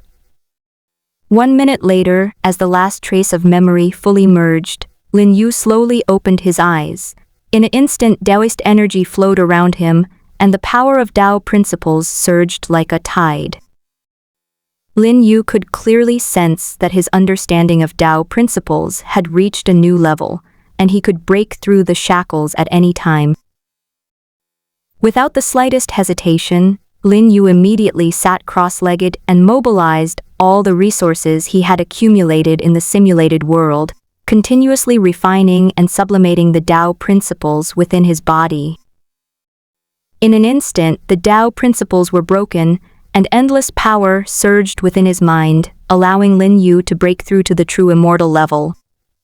Although he had only just entered the true immortal realm, Lin Yu felt that he was now much stronger than others of the same level. Because he possesses the realm of a true immortal at its limit, at this moment he is like a true immortal at their limit, who has suppressed their cultivation to the level of a true immortal at its early stage, which is naturally different from a normal true immortal at the early stage. I didn't expect that simply inheriting memories could improve my cultivation level. I feel that I should see a significant improvement in every subsequent reality simulation. After all, the great path leads to the same destination. No matter what system you are in, the more you cultivate, the more you should focus on understanding the Tao, and these will also be included in the inherited memories. After inheriting the memories and advancing to true immortal, Lin Yu did not make any other major moves, but instead enveloped himself in a time acceleration. Within a radius of 100 meters, including Lin Yu, time instantly jumped to a year later. At this moment, Lin Yu frowned slightly because he did not hear the expected simulator startup prompt sound. Is the scope insufficient? A glint of light flashed in his eyes. This time, the accelerated tiled spread like ripples, instantly enveloping the entire Blue Star universe, but the simulator still did not react. Not enough? Then expand it further. Lin Yu unleashed his full power as a true immortal, and the ripples of time continued to spread outward, eventually covering the entire chaotic world. The chaotic energy surged, and time in countless worlds was accelerated at this moment, but the familiar mechanical notification sound never rang out. Still not working, it seems that emulator bugs aren't so easy to exploit. Lin Yu withdrew his power of time and thoughtfully stroked his chin. He originally planned to use the time technique to exploit the simulator's cooldown mechanism. If successful, he could accelerate his own time infinitely to quickly simulate the simulator and become invincible instantly. Unfortunately, in retrospect, this idea was far too naive. After repeated deductions, Lin Yu gradually understood the key point. Lin Yu felt that the simulator's cooldown time should be based on his own timeline. Accelerating the time himself was meaningless and had to be done by someone else. Moreover, this operation must meet two stringent conditions. First, it cannot be directly applied to him. Second, it must be carried out without being noticed. If my strength is still limited to a single planet, Lin Yu pondered to himself, then others can simply accelerate the planet's time without my knowledge or awareness, and that will count as cooldown time. But with his current true immortal realm, Lin Yu felt that even if someone accelerated the time of the entire chaos world, it shouldn't affect the simulator's cooling. Because he has now begun to transcend the chaotic world, he can feel that his imprint in the river of time has shifted from the branch of the chaotic world to the larger branch of the immortal realm. He now wants to speed up the cooldown time, so someone needs to be able to accelerate time in a vast area, including the immortal realm. To achieve this, it would probably be difficult even if all the current celestial kings in the celestial realm were gathered together. Perhaps there is another way. Lin Yu cast his gaze into the distance, to the void beyond the immortal realm. Judging from this reality simulation, the flow of time there was extremely chaotic, and in some places, it could even allow those who entered to pass through millions of years in an instant. If he were to enter the void, he might be able to quickly complete the simulator's cooldown, since the power of time has a higher weight there. However, this method is too risky, and he certainly cannot do it, as the void is very dangerous. Despite having drifted unharmed in the void for so many years in the simulation, if he were to go there now, he might just die instantly. Lin Yu only wanted to exploit a bug, not die. After all, the emulator's cooldown time was extremely short for him now, and becoming invincible was only a matter of time. Although the cooldown time for simulating a minor world is much longer than that for a major world, it still only takes a mere 100 days. However, when Lin Yu cleared the open world, the simulator underwent a minor update. He now needs to simulate 20 times or complete 2 lesser 1,000 worlds before he can simulate middle 1,000 worlds. After clearing the lesser 1,000 worlds, apart from inheriting strength and memories, the real-world simulation opportunity no longer has the word world in it and has become reality simulation opportunity. Regarding this, Lin Yu speculated that the simulation might end if he left the real world during the simulation, and this real-world simulation opportunity could continue indefinitely as long as the person in the simulation doesn't die. As for the issue of him getting stuck in the simulation if he doesn't die, Lin Yu doesn't think it's a big problem, since the simulator only takes 1 hour to simulate reality each time. The simulator doesn't force him to watch the simulation content. Lin Yu can actually turn off the simulation display and just wait outside for an hour to receive the simulation results. Finally, Lin Yu began to wait for the simulator to cool down. While waiting, Lin Yu first upgraded his Heart Extreme Great Evolution Heaven, Xuanhuang Divine Talisman, and Xuanhuang Dao Pao Palace to the level of World Treasures. After completing the upgrade of the treasure, Lin Yu began to work on transforming the Blue Star universe. He first accelerated time in the Blue Star universe and continuously enhanced the foundation of Blue Star, expanding the size of Blue Star and the universe. Then, the worlds near the Blue Star universe were transformed into stars. These worlds, like dazzling pearls, revolved around the ever-expanding Blue Star, forming a magnificent galaxy painting. Millions of years passed quickly in the Blue Star universe, and during these accelerated millions of years, the civilization of the Dawn Federation developed by leaps and bounds. Under Lin Yu's covert guidance, the Federation's exploration fleet traversed the Stargate, leaving its mark on every corner of the universe. Moreover, within 1,000,000 years, humans on Earth have produced powerful individuals who have reached the Dao integration realm and cultivated their minds to the 9th level. When Lin Yu deactivated the time acceleration, the blue planet that appeared before him had been completely transformed. The towering floating immortal city and the dazzling quantum architecture complement each other, the psionic rail train shuttles through the clouds, and the Cultivation Academy and the Technology Research Institute live side by side.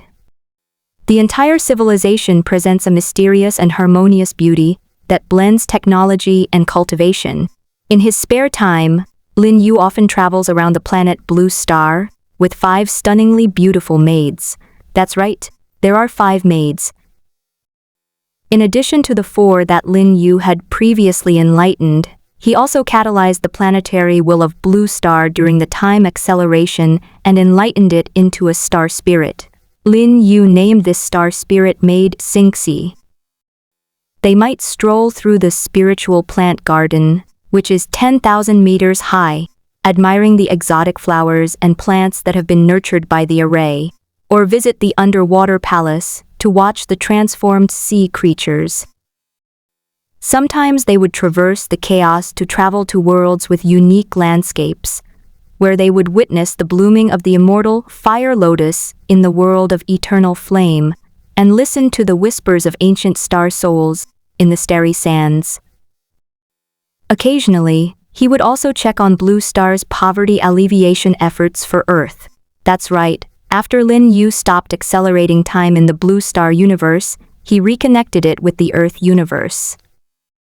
Under Lin Yu's control, the current timeline of the Earth universe is at the moment when Yi Tian had just risen to power. Simulator, start simulation. The searching for the simulated world has begun. Host's true spirit has been initiated. Keywords have been extracted. Please select one of the following 3 keywords. Enlightened Tao Heart, purple. From birth, one is born with an immaculate Tao heart, possessing an extremely high level of understanding of the myriad paths of heaven and earth, and experiencing no bottlenecks or inner demons during cultivation. When the heavenly tribulation descends, it will automatically draw upon the righteous energy of heaven and earth to cleanse itself, making its cultivation foundation far superior to that of other cultivators at the same level. When facing mental attacks such as illusions, it will be directly immune and impervious to all evil.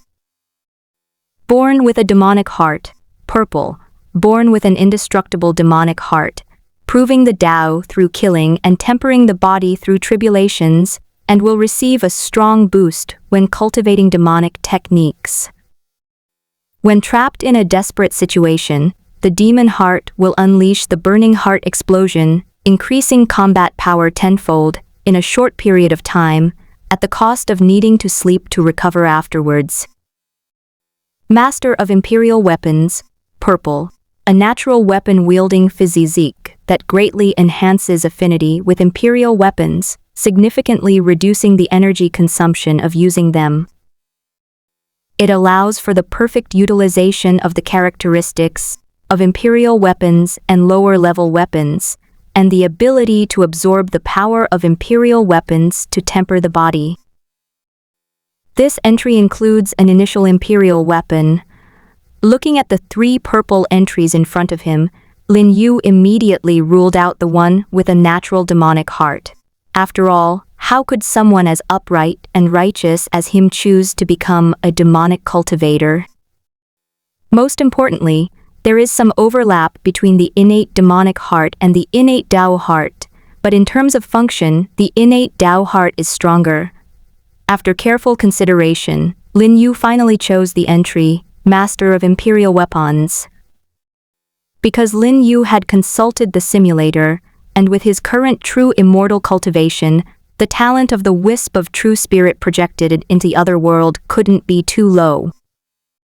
Therefore, being born with a Tao heart is only icing on the cake, and such a title is equivalent to a talent that needs to be gradually unlocked as one's cultivation level increases.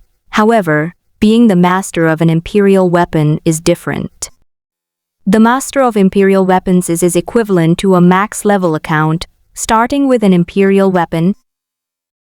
Although I don't know if the imperial weapon in this simulation is the same as the imperial weapon you understand, just based on the fact that it's on the same level as the purple grade weapon, it should be considered a very strong weapon in the lesser thousand worlds. This is equivalent to having a guaranteed start, ensuring that you won't be eliminated immediately in this simulation. Host selection complete, simulation begins. At 16, you wake up from your sleep, your eyelids feeling as heavy as if they were filled with lead. As vision gradually cleared, the sandalwood-carved bed canopy came into view, and the gold-embroidered curtains swayed gently in the morning. Breeze, filling the air with the subtle fragrance of thousand-year-old agarwood. You suddenly sit up, the brocade quilt slipping off to reveal an inner garment embroidered with magnificent landscapes.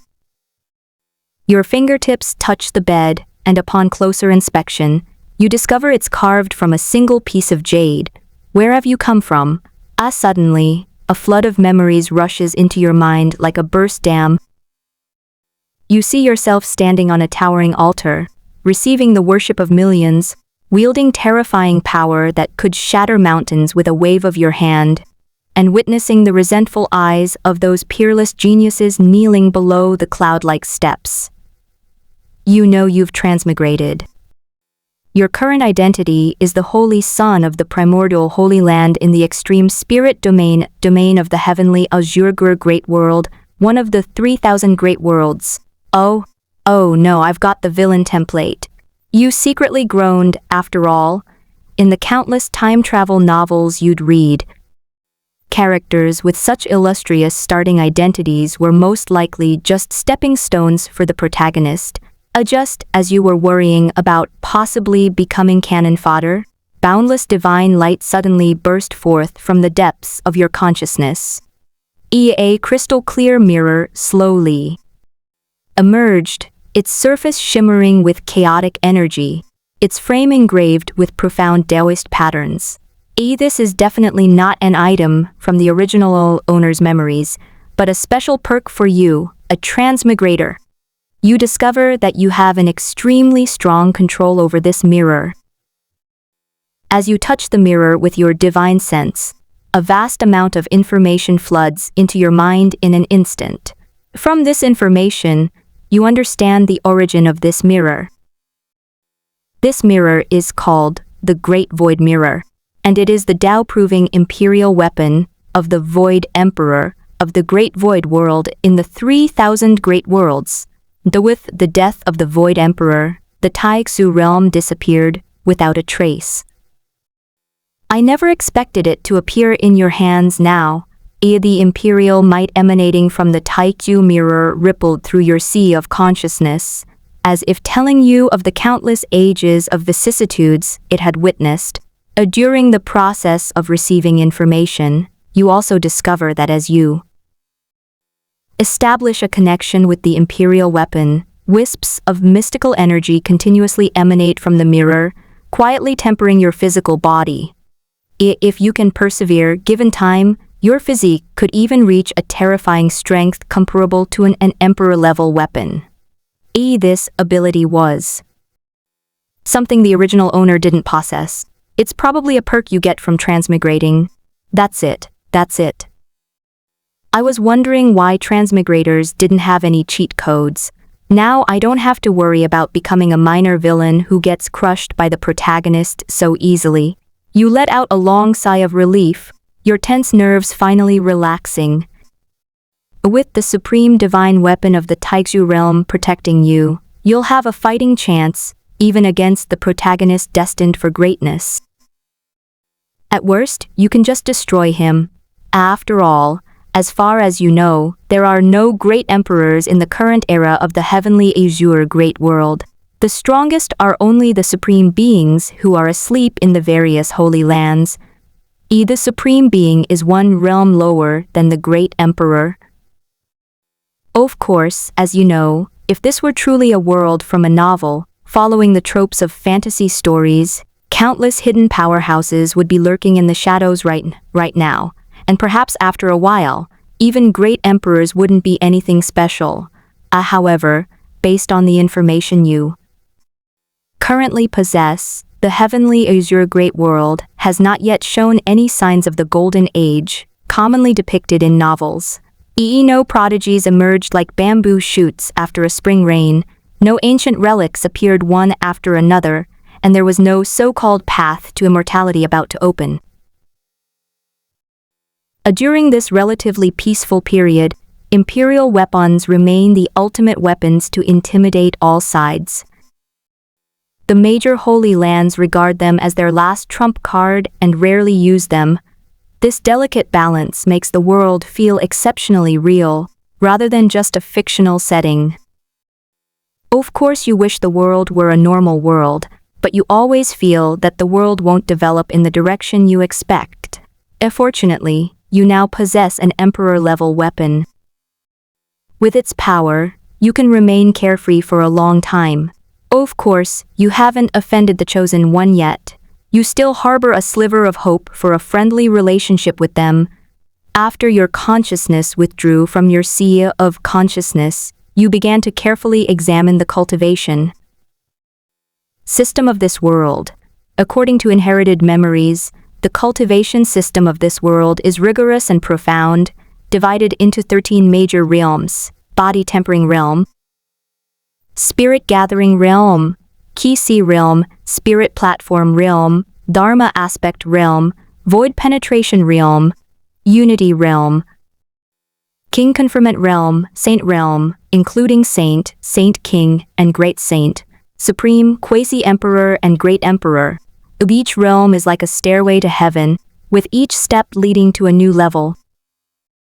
Except for the special realm of quasi-emperor, each realm is further divided into 10 levels.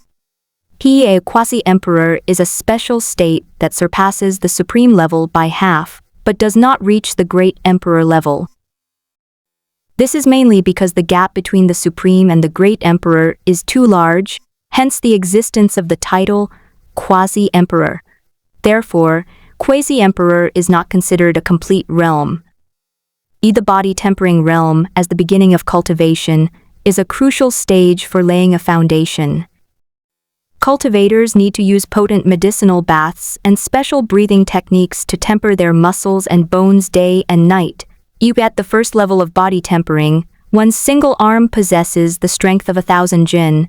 At the 5th level, this strength surges to 10,000 jin, and upon reaching the 10th level of perfection, the strength of the entire body can reach a staggering 100,000 jin.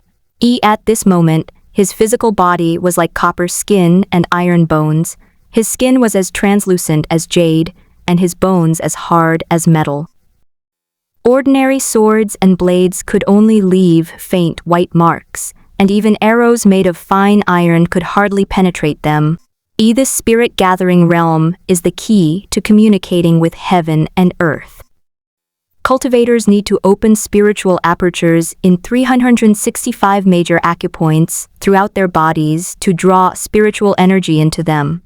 Cultivators at this level can manipulate spiritual energy with every gesture, allowing them to unleash even more powerful techniques.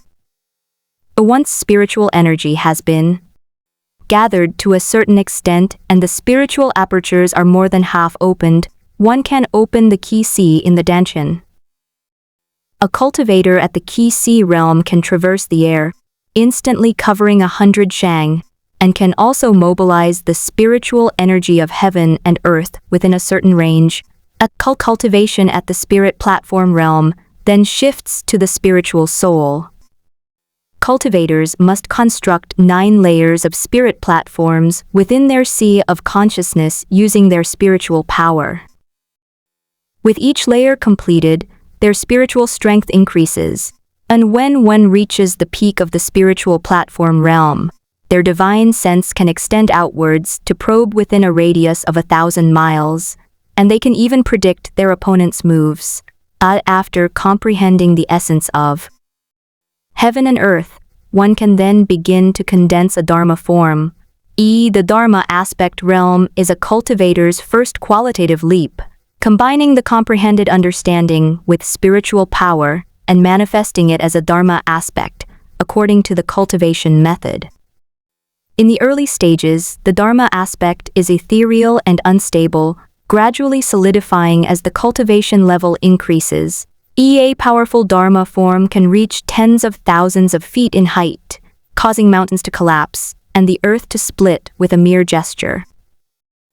When a Dharma form grows to the point where it can resonate with heaven and earth and possess the ability to tear through space, it enters the void realm. Cultivators at the void realm have initially grasped the laws of space and can perform short-distance spatial travel. At this stage, they need to integrate the various insights they have gained into a complete set of laws governing heaven and earth.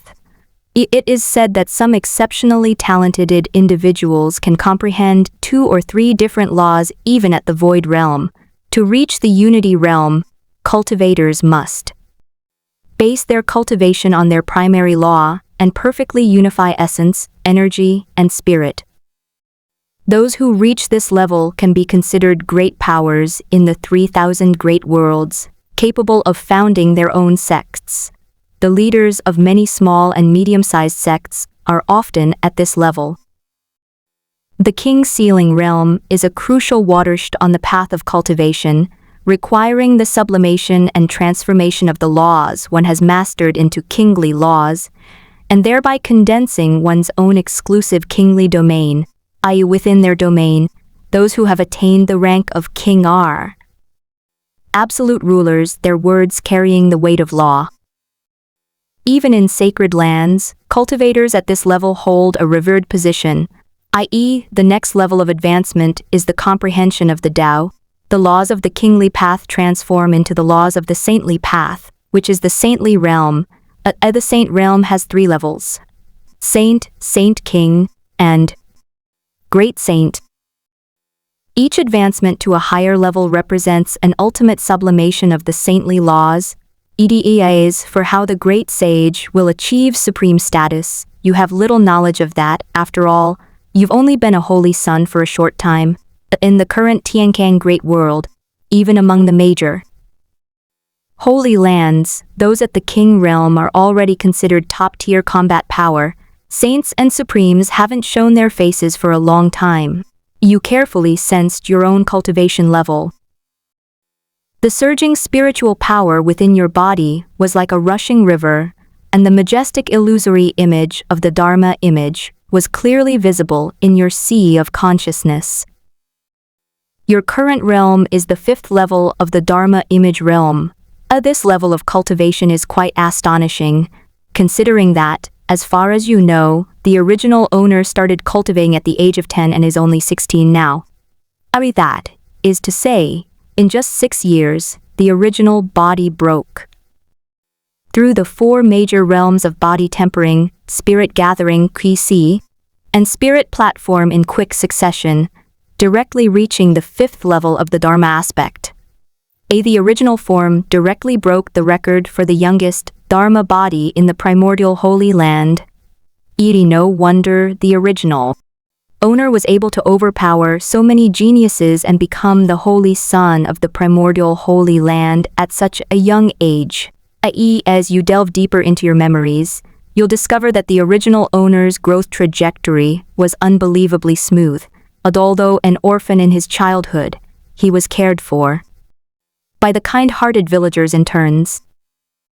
When he was 10 years old, the primordial Holy Lord happened to be traveling here and took a liking to his potential at first sight, taking him under his wing. After joining the sect, opportunities abound. While strolling in the back mountains, one can find 1,000-year-old spiritual herbs. During trials in secret realms, ancient treasures automatically recognize them as their masters. Even those unruly primordial beasts will voluntarily come to serve them. The Holy Lord often stroked his beard and sighed. This child has the bearing of a great emperor. Why does this script feel strangely familiar? Aside from the different backgrounds, isn't this Wang Teng's script? Especially when you think of that ancient bronze mirror floating in your seal of consciousness, the mirror of emptiness. This sense of déjà vu becomes even stronger. After all, this mirror contains the complete inheritance of the Void Emperor. You shake your head, dismissing these thoughts. Whether it's a coincidence or not, the original owner was an orphan, so at least you don't have to worry about a father who will ruin his son's life, or a younger brother who's always causing trouble.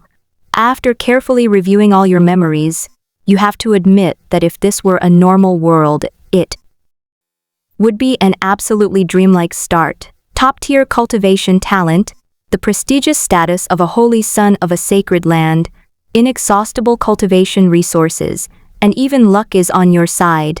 After that, you couldn't wait to start practicing cultivation.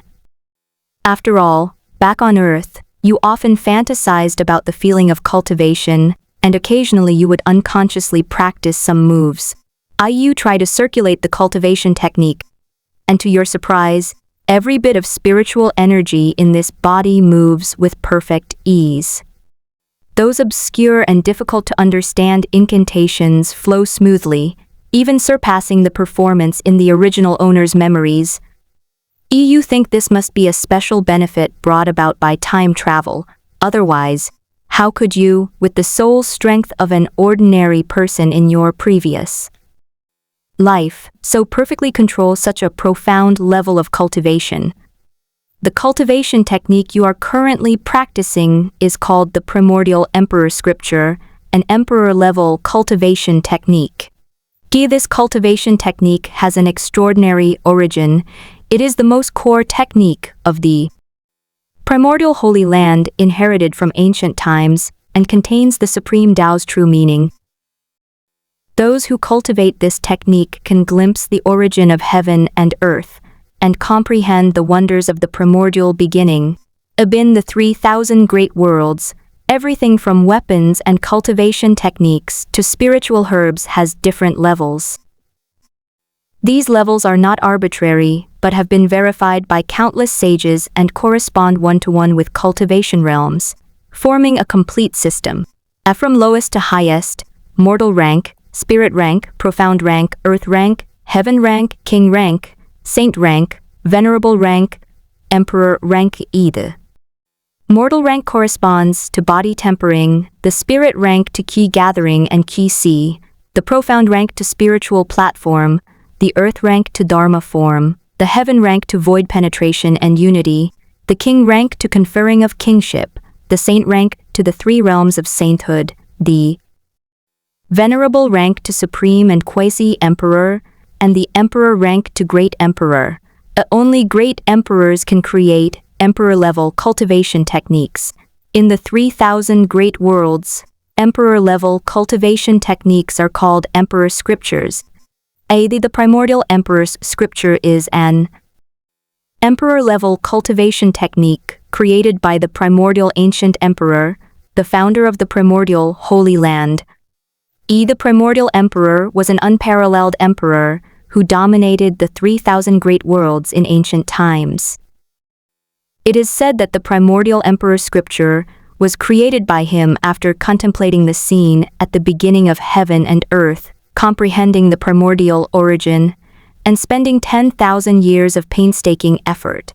It is said that by cultivating to the highest level, one can recreate the power of the primordial beginnings and possess the might to create the world. The primordial emperor scripture you currently possess was bestowed upon you by the Holy Land after you became a holy son, and it only covers the portion requiring you to reach the saint realm. The portion beyond the saint realm requires you to reach that level of cultivation before it can be transmitted. This method of inheritance serves both as a test for the Holy Son and as a way to prevent the leakage of the cultivation techniques. Each generation of Holy Sons must prove their talent and loyalty in order to receive the complete inheritance. The primordial emperor scripture, as the inherited cultivation method of the primordial sacred land, records in detail the cultivation process for each realm, enabling practitioners perfect each realm. Or rather, almost all imperial scriptures place special emphasis on honing the foundation. Different imperial scriptures have unique tempering methods for each realm, ensuring that practitioners can reach the ultimate state of that realm. It can be said that the imperial scripture is not just a simple cultivation method, but also a general outline of cultivation. The primordial emperor scripture contains many auxiliary methods: body refinement, spirit refinement, key control, etc. Each chapter is self-contained yet interconnected. Cultivators can choose their focus based on their own circumstances, creating a cultivation path that best suits them. In addition, primordial emperor scripture can also enable cultivators to develop a special physique. In the 3,000 great worlds, there are many special physical constitutions, which are divided into spiritual bodies, royal bodies, divine bodies, and holy bodies from lowest to highest. Even for a sacred land, a spiritual body is sufficient to become an inner disciple, or even a core disciple. A person with a royal body can be directly accepted as a true disciple by the elders of the Holy Land.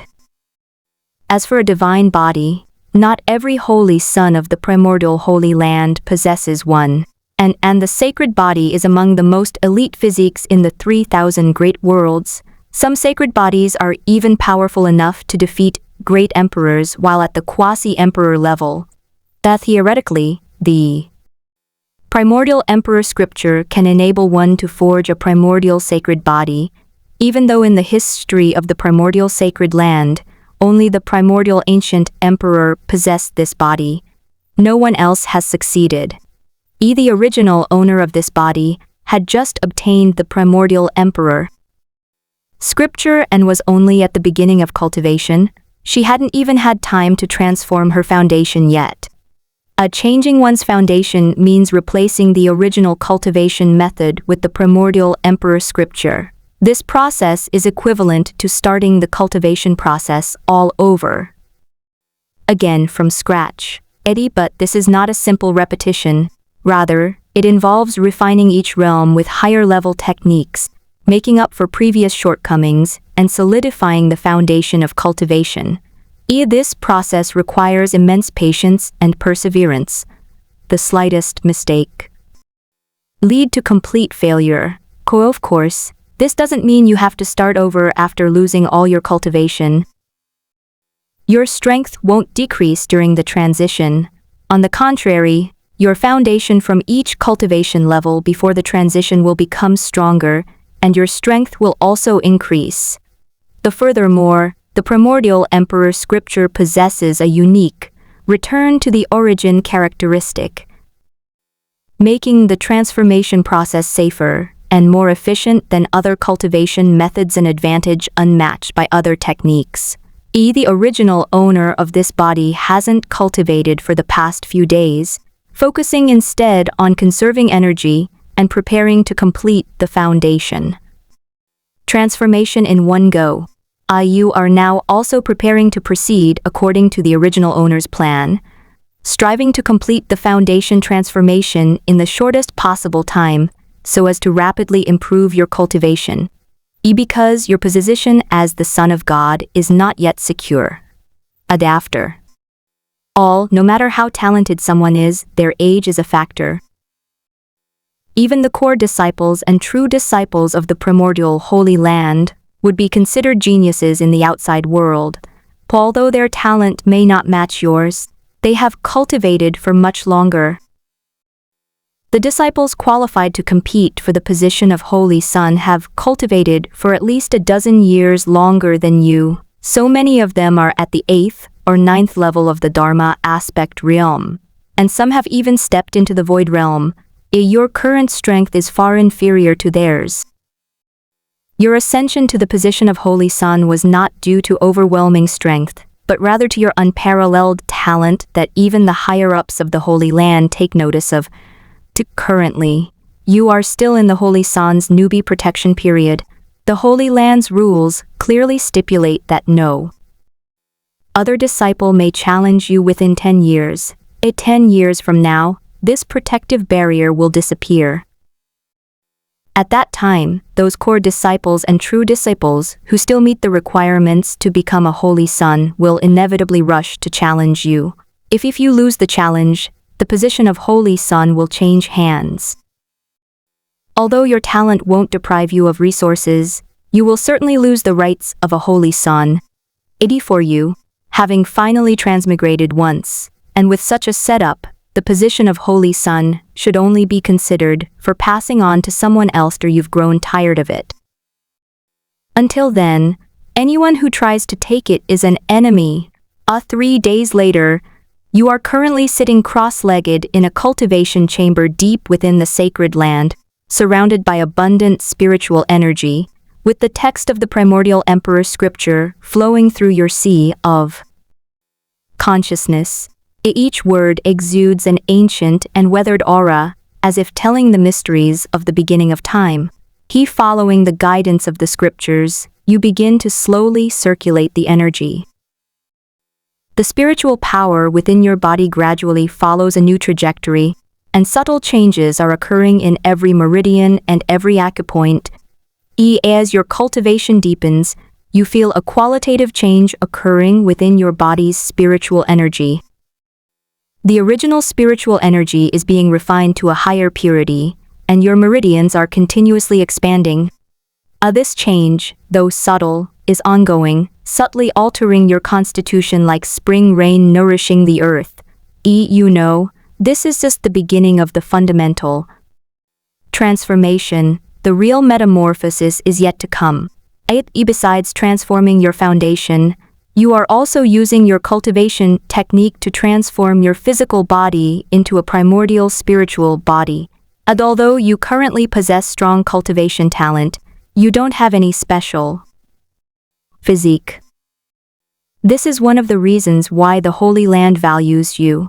If you're this talented without a special physique, imagine how incredibly powerful you would be if you used the Emperor's scripture to cultivate one. After 3 months, you have finally transformed the spiritual energy within your body into a more powerful primordial spiritual energy, and forged the primordial spiritual body. This spirit body is as clear and lustrous as jade, with pale golden spiritual energy flowing through its meridians. Every movement it makes carries the profound aura of the nascent Tao. As you completed the foundational transformation, your cultivation level also rose accordingly, even breaking through a bottleneck to reach the 6th level of the Dharma aspect realm. In the days that followed, you studied Primordial Emperor's scripture during the day. This all-encompassing scripture gave you a completely new understanding of the 5 elements and yin-yang.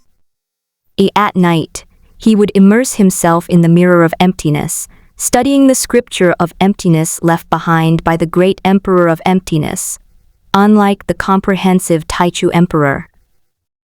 The Taichu scripture focuses on the Tao of space, with each passage containing the Void Emperor's interpretation of the Tao of space. As your understanding of the Taichu scripture deepens, the space around you will subtly distort with each practice session.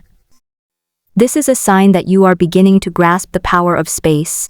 At 18, you opened your eyes in the secluded stone chamber. 2 beams of golden light emanated from your pupils, leaving lingering trails in the void. At this moment, your cultivation has reached the 8th level of the Dharma aspect realm, and your Dharma aspect has become so solid it's almost tangible. You've begun to combine the power of the primordial chaos with the Tao of space, creating a unique fighting style of your own. Besides the improvement in my cultivation level, I also successfully mastered several unique techniques recorded in the Primordial Emperor Scripture and the Great Void Scripture during this period. These ultimate techniques are Annihilation Palm, Primordial Shui, Primordial Divine Control, Great Void Step, and Heaven Stealing Hand. These unique skills, inherited from the Great Emperor, each contain profound principles of heaven and earth. You can only use them at a basic level now. To cultivate them to a higher level, you must at least raise your cultivation to the rank of king, or even saint. The Annihilation Palm can instantly drain the surrounding spiritual energy and even life force, forming an absolute death domain. Where the palm wind passes, everything withers, even the light is distorted. When you were practicing this palm technique, you witnessed a lush forest instantly turn into a desolate desert after your palm wind swept through it. That destructive power is chilling. The primordial sword key can draw upon the most primordial power of heaven and earth. Once unleashed, all laws retreat. When the sword energy condenses, a primordial chaos will appear around you, and even space itself will crack where the sword's edge points. You once practiced this sword under the moon. Where the sword light reached, the sea of clouds split in two, as if the heavens and earth had been created. A primordial divine defense is a defensive technique that forms a layer of primordial divine light on the body's surface, not only resisting external attacks, but also reflecting some of the damage. Upon mastering the art to its highest level, one can even temporarily become immune to all magical attacks, making them virtually invincible. What you're most proud of is the Great Void Step. This movement technique allows you to freely move between reality and illusion. When used, your figure flickers like a phantom, covering 100 miles in a single stride. It can also allow you to escape fatal attacks by entering the void in critical moments. The heaven-stealing hand, however, is incredibly powerful. With a mere flick of its 5 fingers, it can seize treasures from thousands of miles away, defying even spatial barriers. You believe that with mastery of the Great Void Step and the Heavenly Thief Hand, you can easily transform into a peerless thief or a peerless assassin. These advanced techniques are far more powerful and sophisticated than the moves you've practiced before. Even though you've only grasped the basics, they will still greatly increase your combat strength. At 19, your cultivation has reached the perfect state of Dharma aspect. After 3 years of cultivation, your innate Dharma aspect, primordial Dharma aspect, has grown to a massive 30,000 shang in size, majestic as a mountain and vast as a galaxy. Whenever the Dharma form manifests, primordial energy surrounds the body, and the sun, moon, and stars can be faintly seen floating within it. You have now touched the threshold of the void realm. With just one opportunity, you can draw upon the power of heaven and earth to temper yourself and reach the void realm, where you can tear space apart with force. Just as you were preparing to go into seclusion to break through to the next level, the primordial Holy Lord personally summoned you. The Holy Lord tells you that in the Divine Origin Domain, one of the southern domains of the Extreme Spirit Realm, there have recently been unusual changes in the heavens and earth, and a secret realm is about to appear. The secret realm of heaven and earth is a special, small world existing outside the 3,000 great worlds, where the flow of time is completely different from that of the outside world. In some secret realms, 100 days is equivalent to only 1 day in the outside world. In others, the opposite is true. Even more remarkably, these secret realms often nurture rare and precious treasures that are hard to find elsewhere, as some powerful individuals like to seize unclaimed secret realms and transform them into their own abodes. These realms remain hidden during their lifetime, but reappear after their death. Therefore, some secret realms may also contain the legacies left behind by the realm's owner, and the minimum level required to modify a secret realm is the King Realm, this secret realm that appeared in the Divine Origin Domain this time is a newly formed secret realm, and calculations indicate that it contains abundant resources. The primordial Holy Lord tells you that this manual may contain the materials needed to condense the primordial divine body. Unlike condensing a primordial spirit body, elevating one's physique to the level of a king's body or a god's body requires a considerable amount of special rare and precious materials, some of which are not even found in sacred lands. To elevate the primordial king body to the level of a divine body, 9 rare and wondrous artifacts. Heaven and earth must be collected. Although the Holy Land possesses profound resources, it only has materials for advancing to the king body level. It only has 5 types of materials for the divine body level, and the primordial divine crystal, which may appear in this secret realm, is the most crucial one.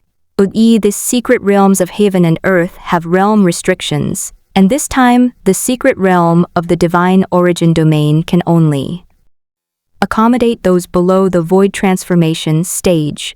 Your current cultivation level is just at the critical point. Of course you should enter this secret realm, even though you know that exploring secret realms in a fantasy world is prone to accidents. But you hold an extremely powerful trump card, the Mirror of Emptiness. Although with your current cultivation level, you can only unleash less than 1/10,000th of its power, an Emperor-level weapon is still an Emperor-level weapon. Even this slight power is enough to kill anyone below the King Realm. More importantly, the Void Mirror excels at traversing the void, allowing it to escape even when pursued by a saint. Moreover, as the Holy Son of the primordial Holy Land, you naturally have a protector. Perhaps due to your luck, your protector is a peak-level King Realm expert. This protector is named Liu Yuanshu.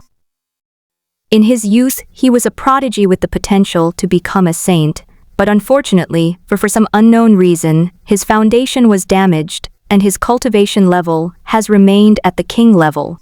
With such a level of skill, in this era where sages are not yet appearing, Liu Yuanshu is definitely a top-tier powerhouse.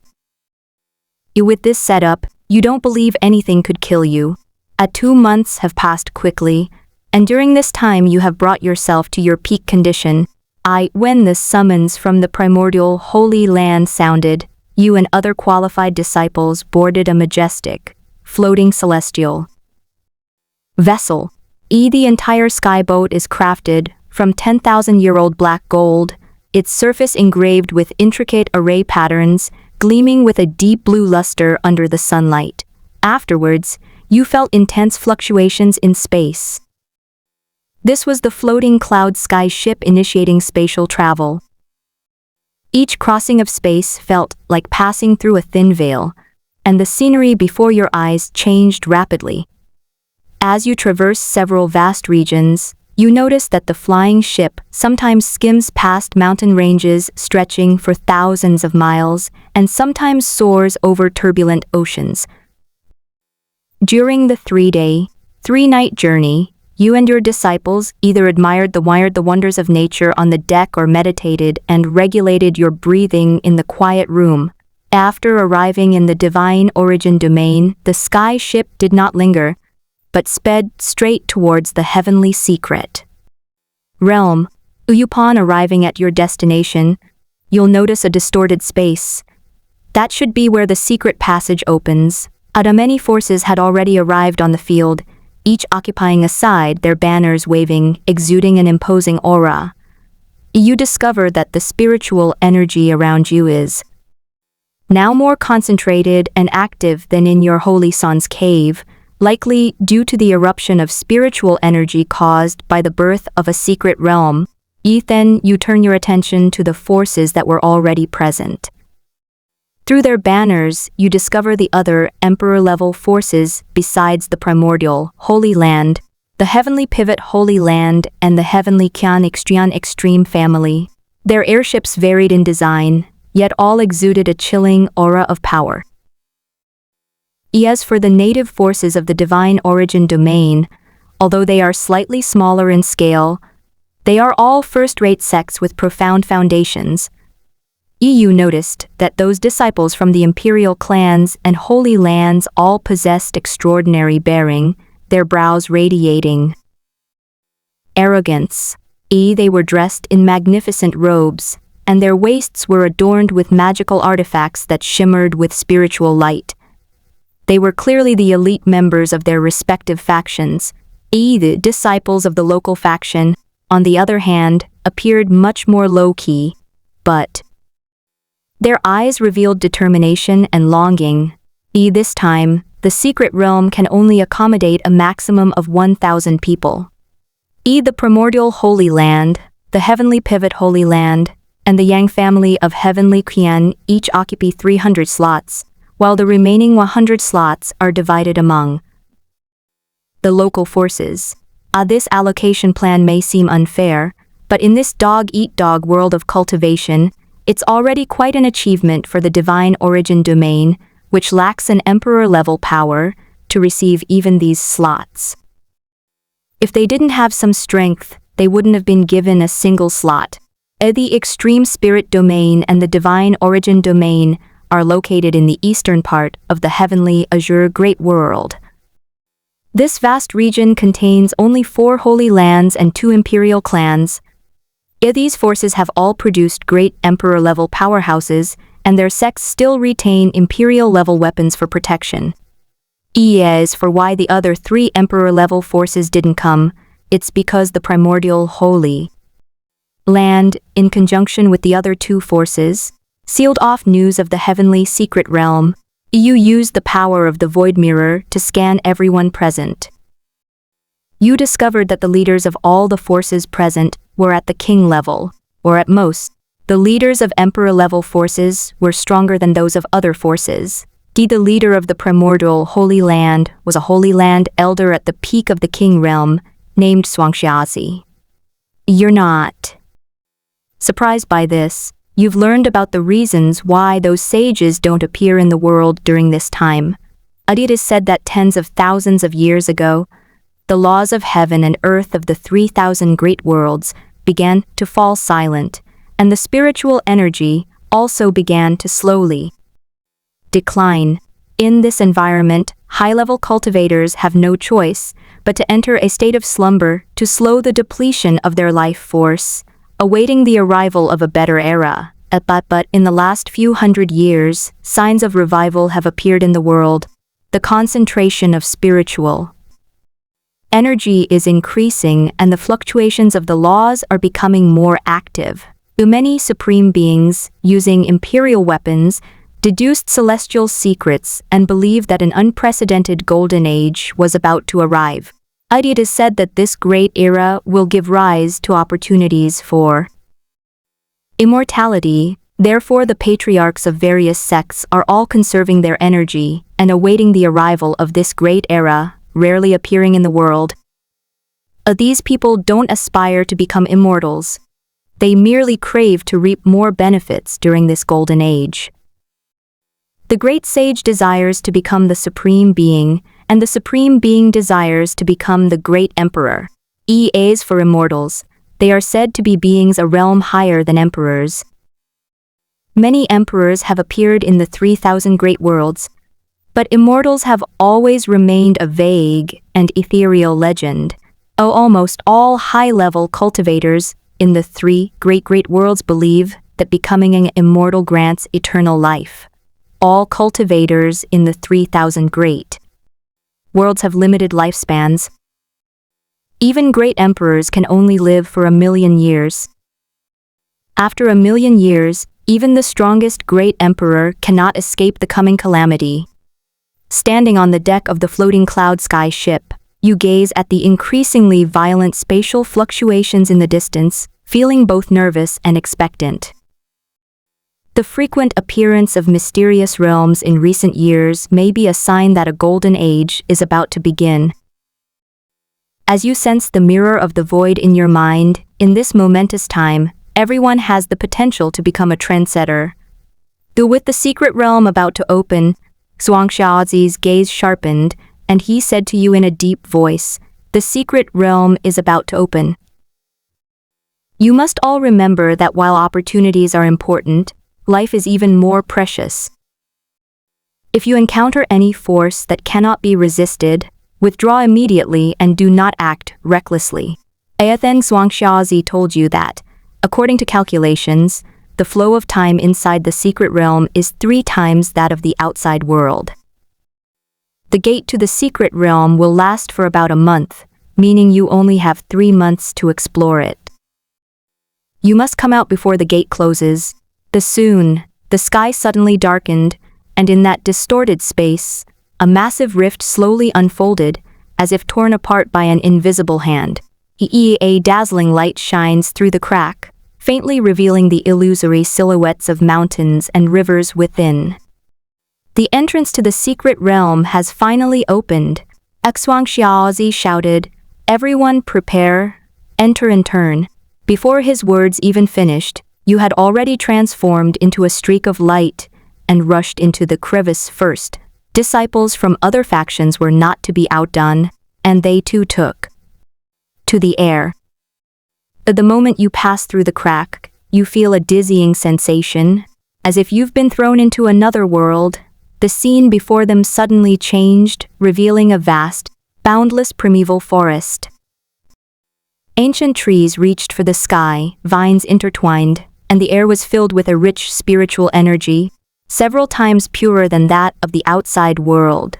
However, before you could even fully appreciate it, a beastly roar echoed from afar. A massive, ferocious beast burst forth from the dense forest, its eyes bloodshot and its fangs menacing. This must be a native species of the secret realm.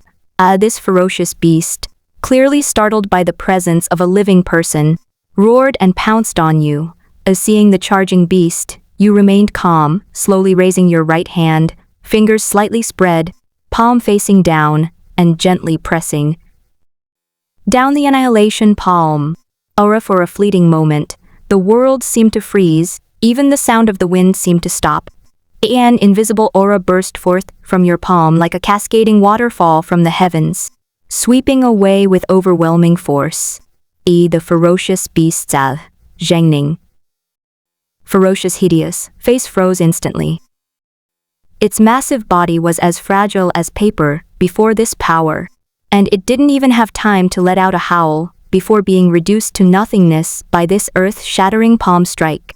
Besides gathering rare and precious materials to condense your divine body, another purpose of your trip to the secret realm was to find someone to test the power of your ultimate techniques.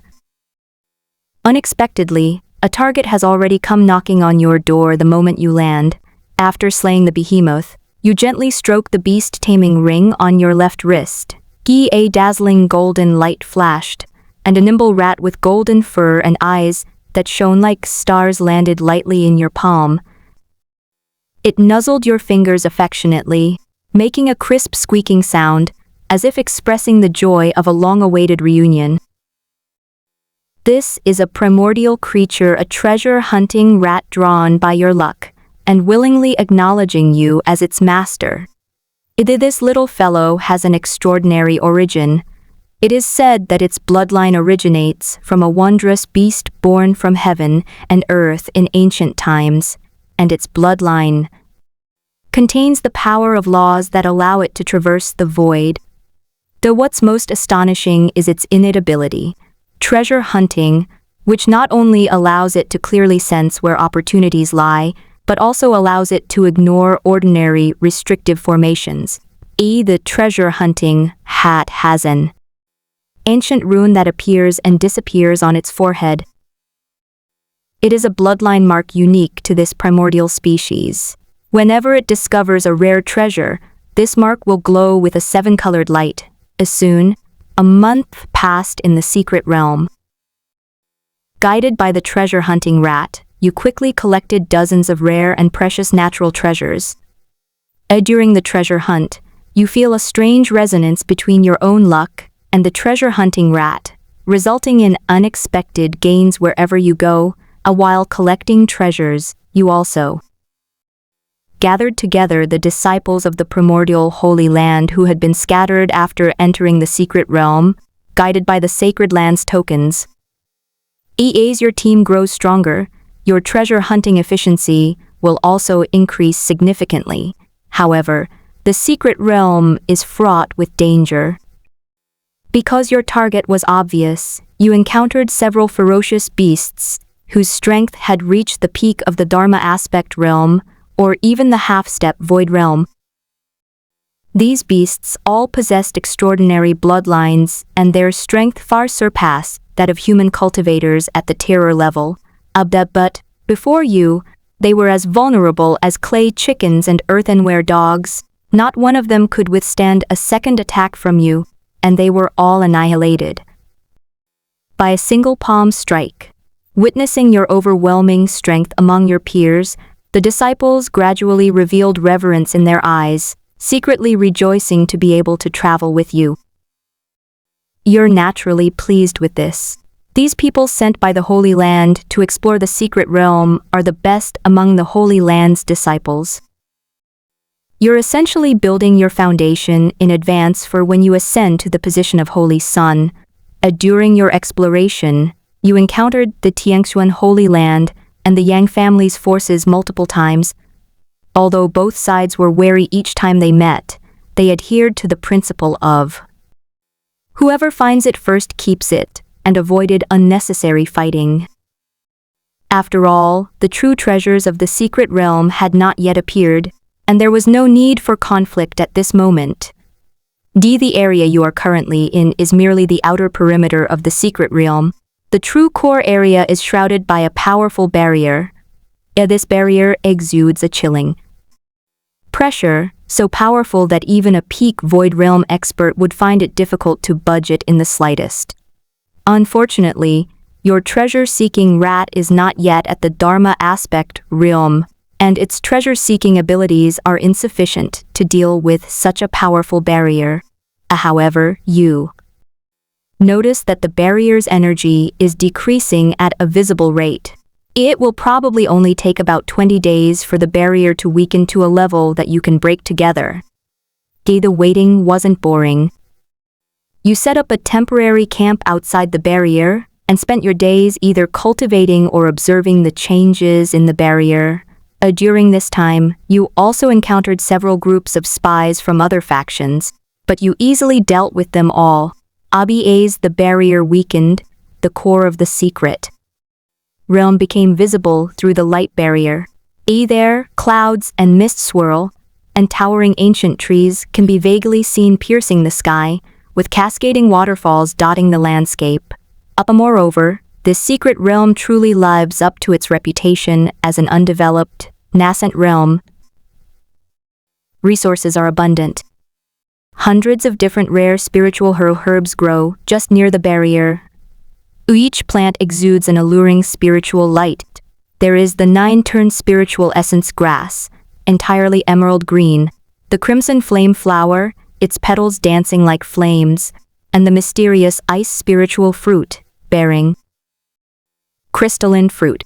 Suddenly, the primordial emperor's scripture resonated with the depths of the secret realm. It seems the Holy Lord was right. This secret realm truly does contain primordial divine crystals. You thought to yourself with secret delight. Primordial divine crystal is a crystal containing the power of a special world, and it can only be formed in secret realms. It is a translucent milky white color, with star-like specks of light flowing inside, making it an excellent auxiliary material for condensing the primordial divine body. However, not every secret realm can produce primordial divine crystals. It's entirely a matter of probability. This shows how lucky you were this time. With 20 days remaining before the secret realm passage closed, the barrier finally weakened to its critical point. Out now!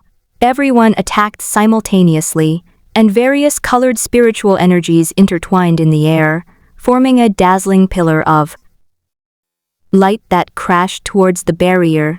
With a deafening roar, the barrier shattered into pieces like a broken mirror. You immediately used the Great Void Step, your figure becoming illusory and merging into space, rapidly heading towards the location of the primordial divine crystal. During your journey, your thieving skills were also busy. Wherever you went, rare and precious medicinal herbs were collected into your possession. Only after entering did I realize that the core area was even more magnificent than what I saw from outside the barrier.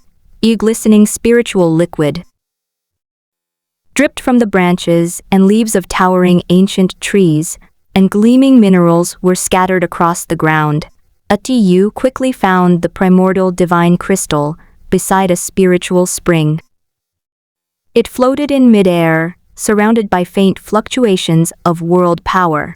After obtaining the primordial divine crystal, you immediately organized your fellow disciples to conduct a thorough search of the core area.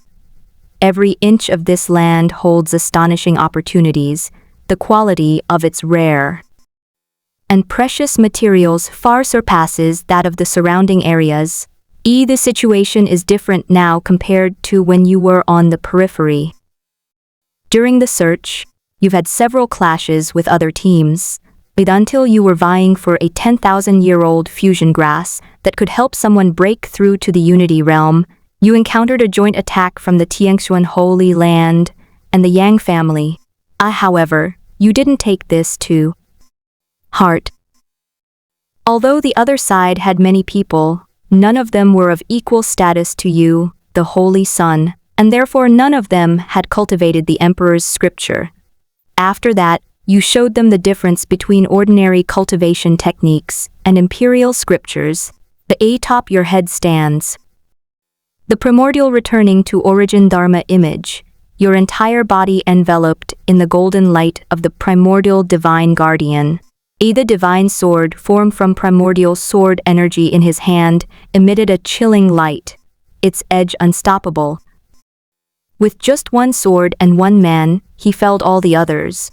Afterwards, you did not take away the treasures from Tiangxuan Holy Land and the Yang family, because they were allies with Taichu Holy Land to some extent. Soon, the final day arrived, and the rosy light in the secret realm began to dim, while the spatial fluctuations became increasingly intense. After acquiring some of the top-tier natural treasures within the secret realm, you led the other disciples of the Holy Land away from the realm. After leaving, Xuangxiaozi didn't say much. After greeting the other forces, he led you back to the Holy Land. Upon returning to the Holy Land, you will immediately enter the Holy San's exclusive training room. This cultivation chamber, located atop Taichu Peak, is entirely crafted from star-refined gold, and its walls are covered with ancient spirit-gathering array patterns. You sit cross-legged on the jade futon in the center, take out several spiritual herbs obtained from the secret realm, and circulate the primordial emperor scripture, absorbing all the essence of the herbs. The spiritual power within your body surges endlessly like a boiling river. Then you resonate with heaven and earth through your Dharma form, drawing upon their power to temper your body. Under this tempering, your physical body becomes increasingly crystalline and translucent. 10 days later, a dazzling pillar of light shot into the sky, stirring the spiritual energy within 100 miles. As the pillar of light dissipated, you slowly opened your eyes, your pupils seemingly reflecting a galaxy. You've broken through to the void realm. Feeling the surging power within you, you gently clench your fist, causing subtle ripples to spread through the surrounding space. During your breakthrough, the footage of you single-handedly battling numerous enemies in the secret realm was recorded by someone and quickly spread. This footage caused a huge uproar among the various factions, officially bringing you, the new primordial Holy Sun, into the public eye. At the age of 21, during a period of seclusion, you triggered a celestial phenomenon. Nourished by countless rare and precious materials, your primordial spirit body finally completed a transformation. When the royal body was first formed, the entire Holy Sun Peak was shrouded in a hazy, celestial light. Your cultivation level also surged to the 3rd level of the Void Realm, a speed that left the elders of the Holy Land speechless with astonishment. At the age of 24, the vacant position of Holy Maiden in the Holy Land was suddenly filled by someone. This Holy Maiden's origins are mysterious. She is said to come from a reclusive family. This saintess is different from you. She ascended to the position of saintess by subduing all the female disciples in the Holy Land. You heard that the Holy Maiden's beauty was unparalleled, so you, as the Holy Sun, went to pay her a visit. Yes. It's really beautiful. After your brief meeting, you resumed your cultivation, as your newbie protection period will expire in less than 2 years. At 26 years old, your cultivation level has reached the 9th level of the Void Realm, just one step away from reaching the perfection of the Void Realm. In recent years, due to your reclusive lifestyle, discussions about you have gradually subsided, but you know this is just the calm before the storm. You will occasionally receive news that several other Holy Lands and imperial clans surrounding the primordial Holy Land have produced peerless geniuses, each possessing astonishing talent and background, who will likely become your rivals in the future. Moreover, throughout the entire Tiankang Great World, countless prodigies are emerging, some from reclusive families, others being exceptional talents among independent cultivators. They shine like brilliant stars in the cultivation world. You understand, this is an era of rising powers. A golden age is truly upon us. On this day, the morning sun shone on the summit of the Holy Land's main peak, and the vast training ground was already bustling with activity. You stand on a massive, dark gold arena, with ancient defensive array patterns engraved beneath your feet. The stands were packed with disciples of the Holy Land. On the highest platform, the Holy Lord sat on his golden throne, flanked by victorious elders. I know many are dissatisfied with my ascension to the position of Holy Son. Your voice wasn't loud, but it carried clearly throughout the entire arena. Today I accept your challenges, however. Your gaze swept across the entire arena like lightning. There are no eyes in a competition. Those whose skills are insufficient should think twice. Before you finished speaking, an astonishing aura suddenly erupted from your body. The oppressive aura of the ninth heaven of the void realm spread out as if it were tangible, and even visible ripples appeared in the air. A gasp of surprise erupted from the stands. The disciples who had been eager to try their skills paled instantly, and many quietly took a few steps back. A bunch of cowards, I'll take over. With a deafening roar, a towering figure appeared on the arena. The newcomer was at least 3 meters tall, with bulging muscles all over his body. Every step he took caused the arena to tremble slightly. He was none other than Cheng Feng, a renowned core disciple, with the cultivation level of the 8th level of the Void Realm and the ancient Vajra King body. It is said that he once tore apart a ferocious beast at the peak of the Void Realm with his bare hands. The position of Holy Son belongs to the capable. Cheng Feng's copper bell-like eyes stared intently at you. Take this punch. He clashed his fists together, and suddenly a dazzling golden light erupted from his body.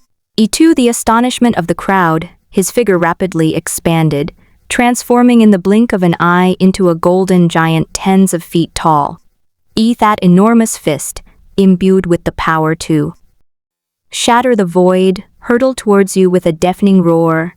Faced with this earth-shattering attack, you neither dodged nor evaded. You neither used the ultimate techniques from the Imperial scripture nor unleashed any other moves. He simply raised his right fist, and his internal energy surged like a mighty river. The moment the two fists collided, the entire arena trembled, and the violent shockwave caused the defensive array at the edge of the ring to flicker unpredictably.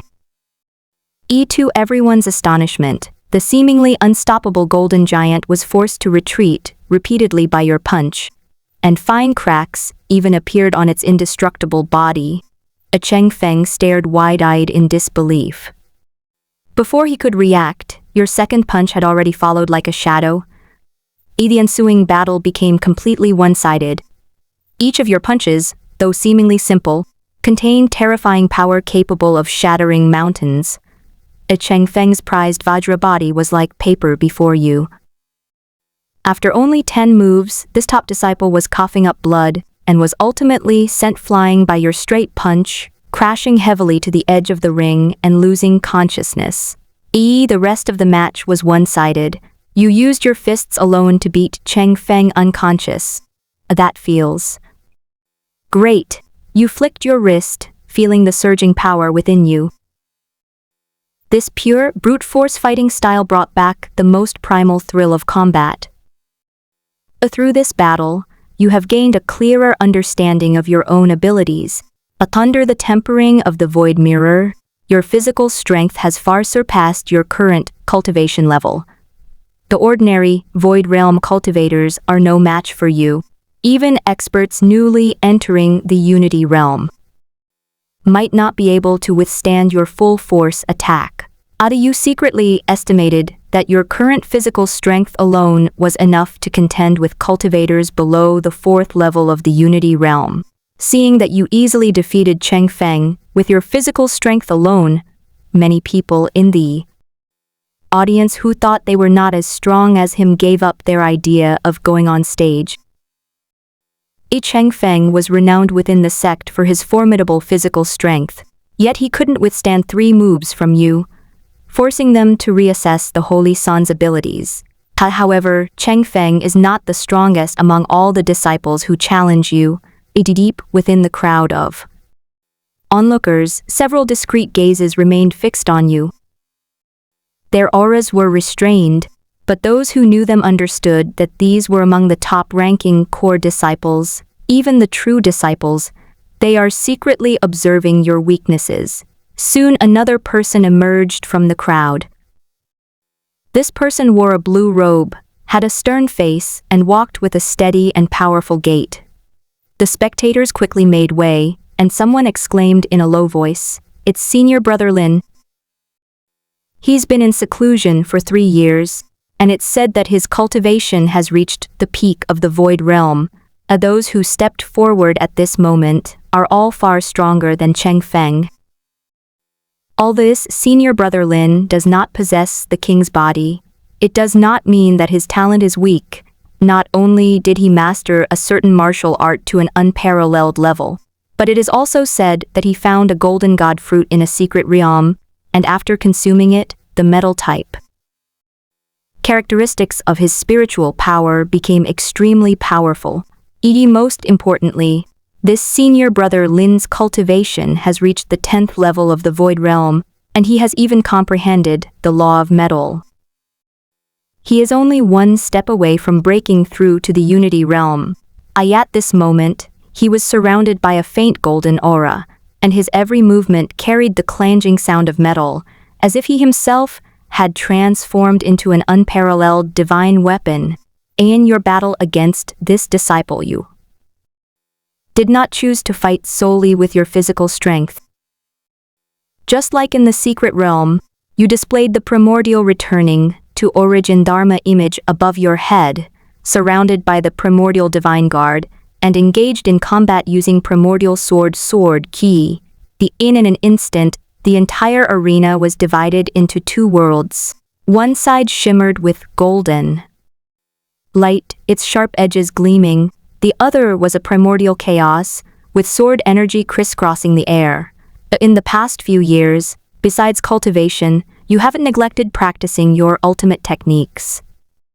You've cultivated the primordial sword, key to an extremely high level, and even comprehended the laws of the sword. Each sword strike contains the essence of creation, seemingly light and effortless, yet carrying immense weight. Be faced with the primordial sword Kai empowered by laws, even though Senior Brother Lin risked his life to unleash various ultimate techniques using the law of metal, he was still no match for you. Following Senior Brother Lin, you have successively defeated 12 disciples who came up to challenge you on stage. Of these 12 people, each one possessed cultivation level exceeding the 10th level of the Void Realm, and 3 of them even reached the Unity Realm. The one who fought you the longest was the last disciple to challenge you. This person was named Xingyan, and before you appeared, he was considered the most likely to become the Holy Sun. A Starfall not only reached the 2nd level of the returning to one realm, but also possesses the divine body of the stars. You almost couldn't defeat him using only the primordial emperor scripture. Xingyan's development of his divine body far surpassed Cheng Feng's. When he went on stage, he was surrounded by starlight, and every gesture he made carried the charm of a vast galaxy, making him a truly impressive figure. At the very start of the battle, a meteor pulls you into a starry realm. In an instant, you feel as if you are in an endless universe, surrounded by shimmering stars and with a dazzling galaxy beneath your feet. In this realm, Starfall can freely manipulate the power of the stars, each strike carrying world-destroying might. The Starfall's stellar domain is indeed mysterious, making it difficult for you to find a way to break through it in a short time. However, you are protected by the primordial god, so your opponent cannot defeat you. As time goes by, you gradually gain an understanding of this starry sky domain. Having detected the flaw, you perfectly fused the primordial sword key with the laws of the sword, transforming it into a sword light that pierced through heaven and earth, cleaving open the star domain in an extremely ingenious way. This sword strike stunned the entire audience. Even the Holy Lord watching involuntarily stood up. It was this one sword strike that made everyone realize the gap between them and you, effectively ending the match. These 14 battles were more spectacular than the last. Your strength was fully displayed in each fight. Even the surrounding disciples had to admit that you truly deserved the title of Holy Son. From that time on, your prestige in the primordial Holy Land soared, and many disciples were eager to join your Holy Son peak. At 27 years old, your cultivation has reached the peak of the 10th level of the Void Realm.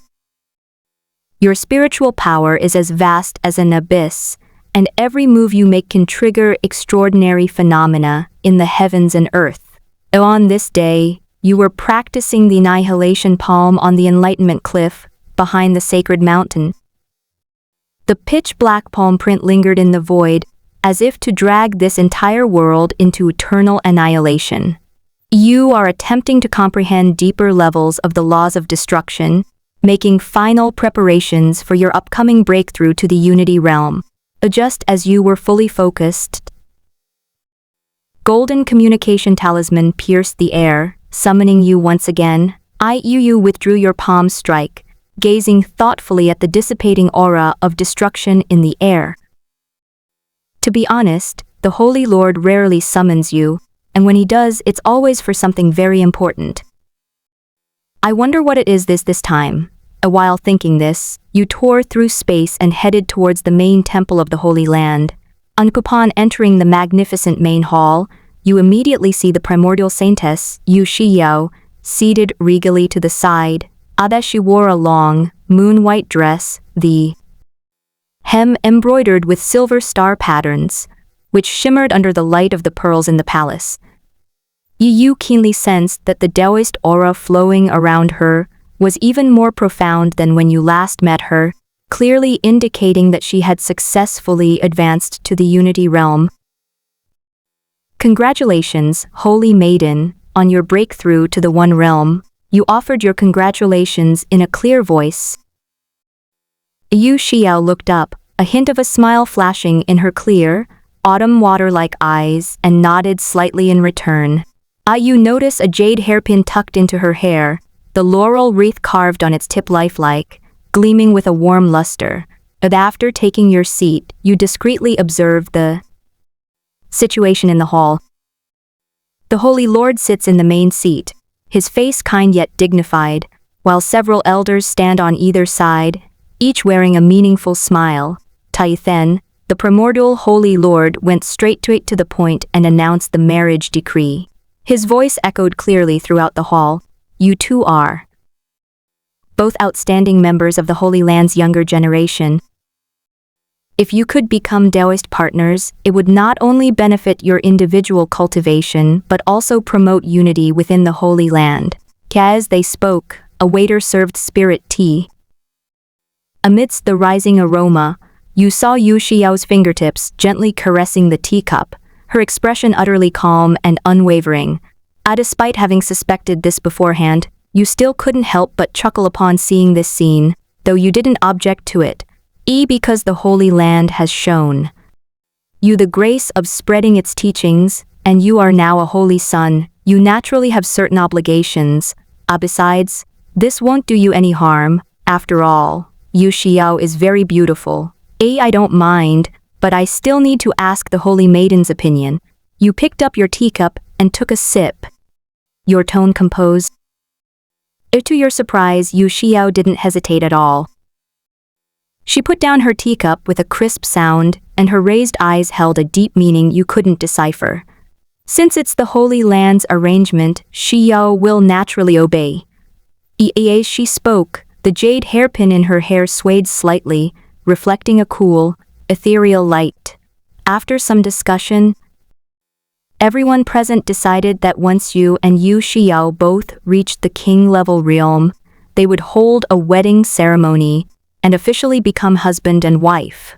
This decision brought smiles of relief to the elders present, as your marriage is a great joy for the entire primordial Holy Land. From this point on, you have gained a fiancé. After everyone else had left, the Holy Lord asked you to stay behind alone. The hall immediately fell silent, leaving only the two of you. The Holy Lord stood with his hands behind his back, gazing intently at the sea of clouds outside the palace. Seemingly deep in thought, Jiao Yu, what's your take on today's events? The Holy Lord suddenly asked, his tone carrying hint of scrutiny. I just sat there and watched, and I got such a stunning fiancé for free. I think I've really hit the jackpot. You jokingly tried to ease the slightly tense atmosphere, but deep down you knew that this matter was far more complex than it appeared. You sly fox! The Holy Lord shook his head and chuckled, then said seriously, this girl, Shi Yao, comes from a reclusive imperial clan, the Yu family. Their ancestors had some connection with the primordial Holy Land. According to ancient records, the Yu family's ancestor once fought alongside the primordial ancient emperor to resist powerful enemies from beyond the realm. The Holy Lord paced to the window and continued, a great era is about to begin. The spiritual energy of heaven and earth is reviving, and various hidden forces are emerging. The Yu family has decided to emerge into the world and has proactively proposed an alliance with the primordial Holy Land. Shi Yao is the current imperial daughter of the Yu family, and your marriage is a decision made unanimously by the Holy Land and the Yu family. You noticed that when the Holy Lord said, voluntarily offered, his brow furrowed almost imperceptibly. However, I always felt that the Yu family was hiding something. The Holy Lord turned around, his gaze piercing. They brought the Empress into the Holy Land and arranged a marriage between her and the Holy Land. There must be some hidden secret behind it. So, what has the Holy Land decided to do? You pressed, a vague feeling creeping into your mind that this matter might have far-reaching implications. That depends on you, the Holy Lord suddenly said with a meaningful smile. Once you win over Shi Yao with your charm, you'll have complete control.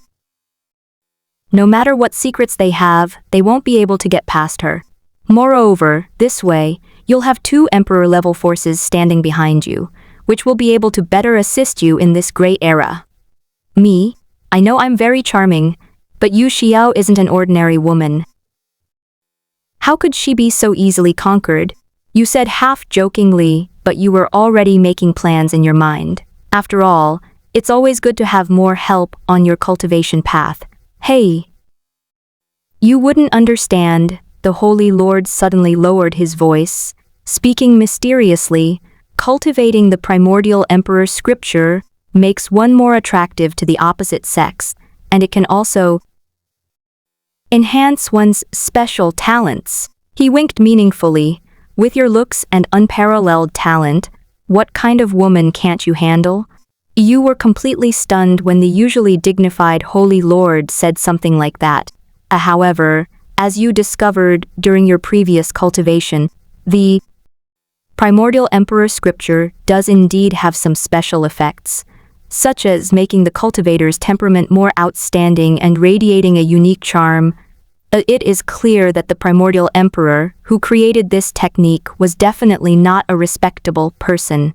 The current Holy Lord may have received the true teachings. Though he appears upright with thick eyebrows and large eyes, he is actually anything but righteous. All right, it's settled then. The Holy Lord patted your shoulder. Starting tomorrow, the two of you should spend more time together. Remember, maintain your distance, but also show your charm when the time is right. Oh, right. The Holy Lord suddenly seemed to remember something and took out 2 jade slips from his sleeve. One of these is the Imperial Scripture, the Taiyan True Scripture, sent by the Yu family. However, it only contains the parts for those below the saint level. You can use it as a reference on your cultivation path.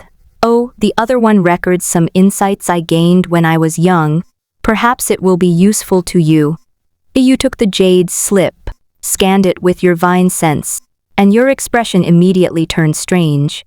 The Taiyan True Scripture is real, but the other one isn't some kind of advice. It's clearly a winning rules for love, containing various techniques for pursuing the opposite sex, and even detailed plans on how to create chance encounters. Thank you for your guidance, Holy Lord. You forced a smile and bowed. The Holy Lord truly goes to great lengths for the development of the Holy Land. Upon returning to Mount Saint Sun, you stand atop the sea of clouds, letting the mountain breeze caress your clothes. The saintly fiancé, that buff has stacked up again. Sigh, let's just take it one step at a time. You've temporarily put aside all the events of today. You know all too well that the word knowledge is the most difficult to understand. To truly enter someone's heart requires time and genuine effort. Instead of rushing things, it's better to patiently wait for the flowers to bloom. You think winning her heart should wait until after you two are married. Then, spending so much time together, perhaps everything will fall into place naturally. Now, you need to focus more on your current cultivation path. In this dog-eat-dog fantasy world, only great strength is the foundation for survival. Turning around, you step into the cave and take out the jade slip containing the Tayin true scripture given to you by the Holy Lord. As you immerse your divine sense within it, you immediately feel a cool and profound Taoist aura flowing through your sea of consciousness.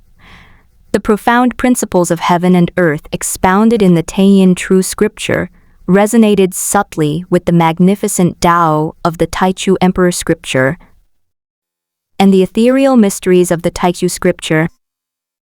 The three supreme scriptures intertwine and reflect within you, like three stars illuminating each other in the night sky. You are immersed in this profound understanding, as if you have touched the essence of the great Tao. At the age of 28, on this day, dark clouds filled the sky above Holy Sun Peak, and thunder roared. You stand proudly atop the peak, letting the divine lightning of the 9 heavens strike you. Each bolt of lightning contains the will of heaven and earth, yet the moment it touches your physical body, it is absorbed by the unique divine radiance of the primordial king's body.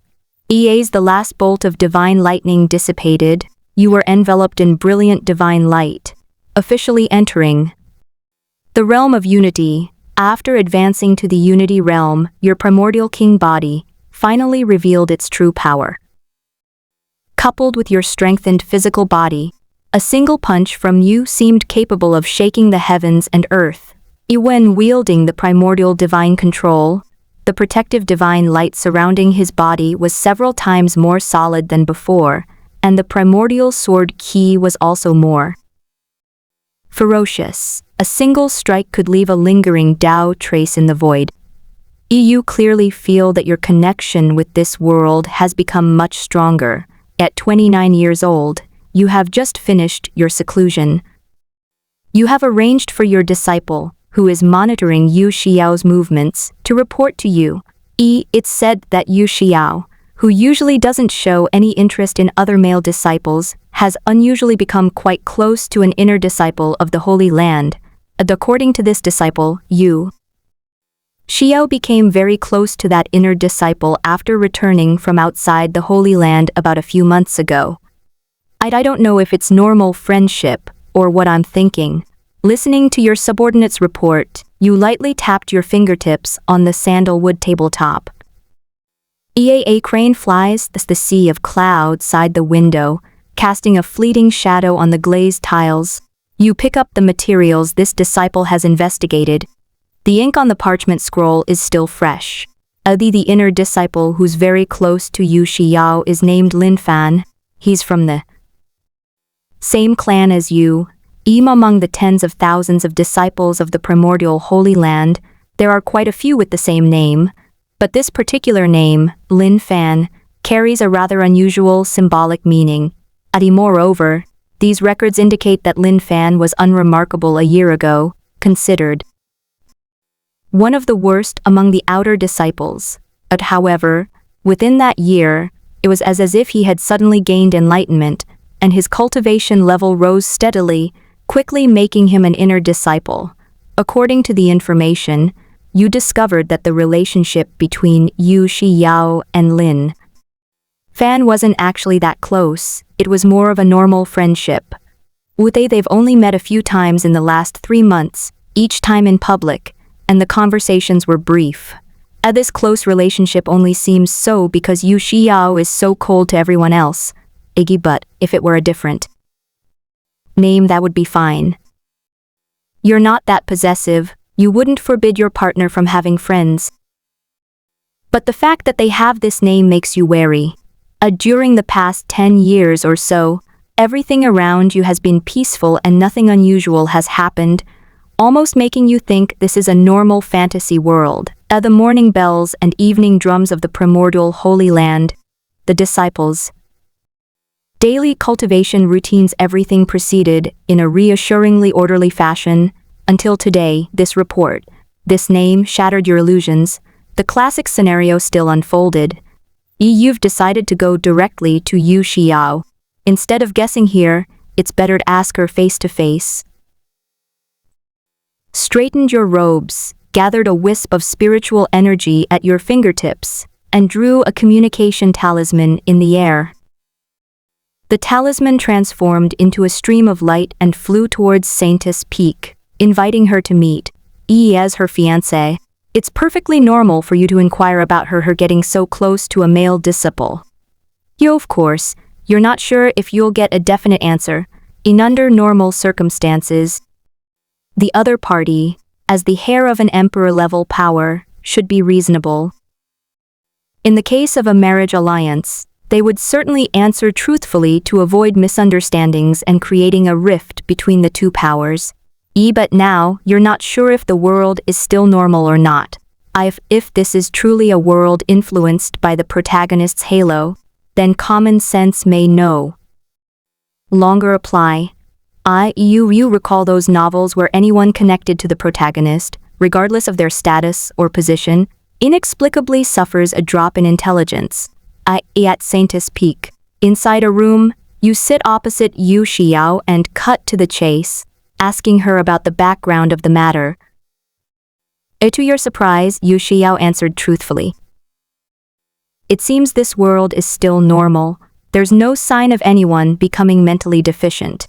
According to her, her relationship with Lin Fan was simple.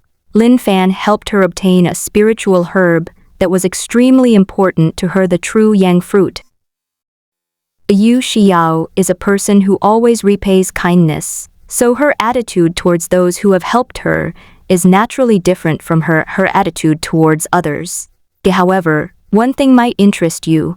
Lin Fan seems to possess a special ability to foresee the future, and it was this ability that helped her obtain the true yang fruit. I didn't realize the Holy Son was so possessive. He's gone to so much trouble for such a small matter, Yu Xiao said jokingly after explaining. This is the first time you've heard her speak in such a teasing tone, with even a faint smile playing on her lips. The sunlight streaming through the window illuminates her face, giving her a rare and vibrant quality. I'm just checking in on you. I wouldn't go so far as to stop you from making friends. You picked up your teacup to hide your surprise. The tea was exquisite, but for you it was only good for quenching your thirst. You didn't know how to appreciate tea. Your attention was entirely focused on her unusual behavior. Your explanation seems plausible. Her relationship with Lin Fan isn't actually that deep. Her gaze remained calm when she mentioned Lin Fan, without any unusual fluctuation, as if she were discussing an ordinary fellow disciple. However, her words surprised you somewhat. You noticed that Yu Xiao's personality was different from what you had seen before. She wasn't as aloof as before, her emotions were more varied, and she even started joking. Is it because of the true yang fruit? You wondered to yourself, your gaze involuntarily falling on Yu Xiao.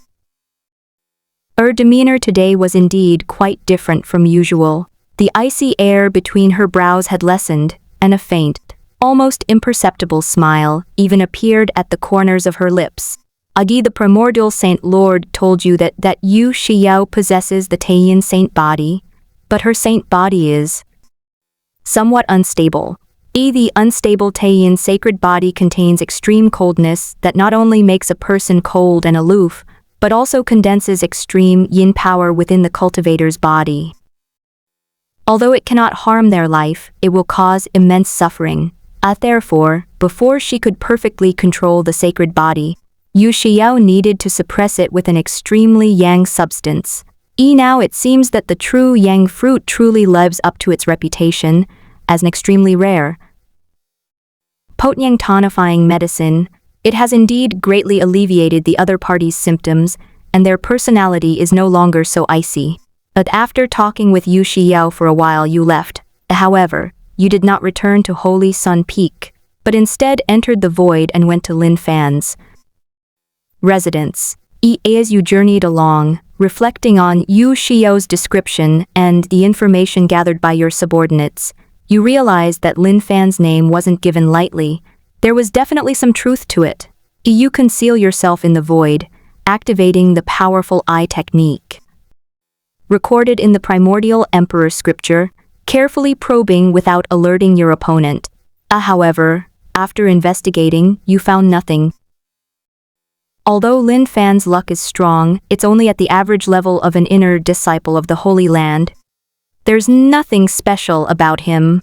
His Danshan meridians were functioning normally, his sea of consciousness was clear and pure, and there was no remnant soul or anything like that on his body. He seemed to be just an ordinary cultivation genius. But you're unwilling to leave like this. Your intuition tells you things aren't that simple. You take a deep breath and activate the void mirror in your sea of consciousness. Ripples appear on the ancient mirror's surface, and a cool, clear light shines from between your brows, perfectly merging with your pupil technique. In an instant, your vision underwent a dramatic transformation. The flow of spiritual energy and the trajectory of laws governing the world became clearly visible. You seize this fleeting opportunity and turn your gaze back to Lin Fan. This time, you finally saw through the surface and discovered the clue. Lin Fan harbors an extremely powerful aura of fortune, like a sleeping dragon coiled deep within his destiny. This aura of fortune is so strong that it's almost surpassing even yours, a truly fortunate person. However, you always feel that the other person's luck is a bit strange, and what's even stranger is that when your gaze falls on this luck, an uncontrollable sense of disgust suddenly wells up inside you. It felt like encountering a mortal enemy. Your entire being seemed to be screaming to kill them.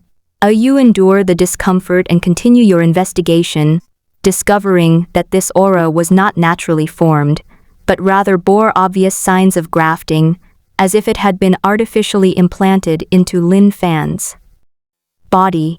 As you observe more closely, you notice subtle black lines emerging from the depths of your destiny, wriggling like living things. Under the light of the mirror of emptiness, these patterns twisted and evaded in a strange way, making it impossible for you to see their full appearance.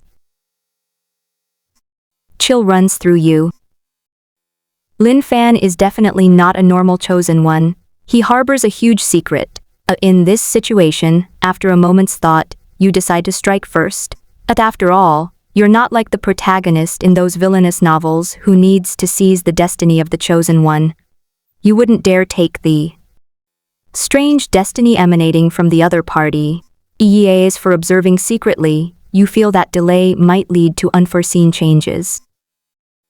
You currently possess an imperial weapon and have a sacred land behind you. Apart from your cultivation level being somewhat low, your overall strength is at its peak. The longer time passes, the more disadvantageous it becomes for you, so you directly take action against Lin Fan.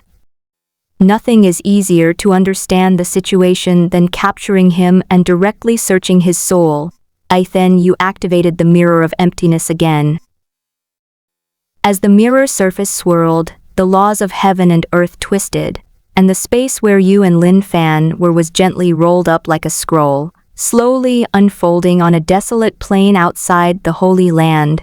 After all, you don't know what kind of trump cards the opponent, as a pseudo-chosen one, has. What if they damage the Holy Land? That would all be your property later. Of course you didn't go far. After all, who knows how strong their trump cards are. If you can't win, the people from the Holy Land can arrive instantly. You survey your surroundings, the afterglow of the mirror of illusion flowing between your fingertips, ensuring this space is completely sealed off. Lin Fan, having just recovered from the spatial transfer, saw countless spatial chains binding him. These chains are crystal clear, their surfaces engraved with ancient runes, each link containing profound truths of the universe. They moved through the air like living creatures, emitting a chilling, buzzing sound.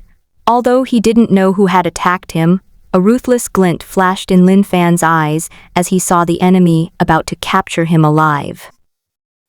He believed he carried a shocking secret. How could he surrender without a fight? In an instant, Lin Fan activated all the treasures he possessed that allowed him to teleport. Jade pendants, talismans, and array plates lit up with dazzling light one after another. However, these treasures, sealed by the Taishu mirror, were like fireflies compared to the bright moon, utterly unable to break through the Emperor weapon's restraints.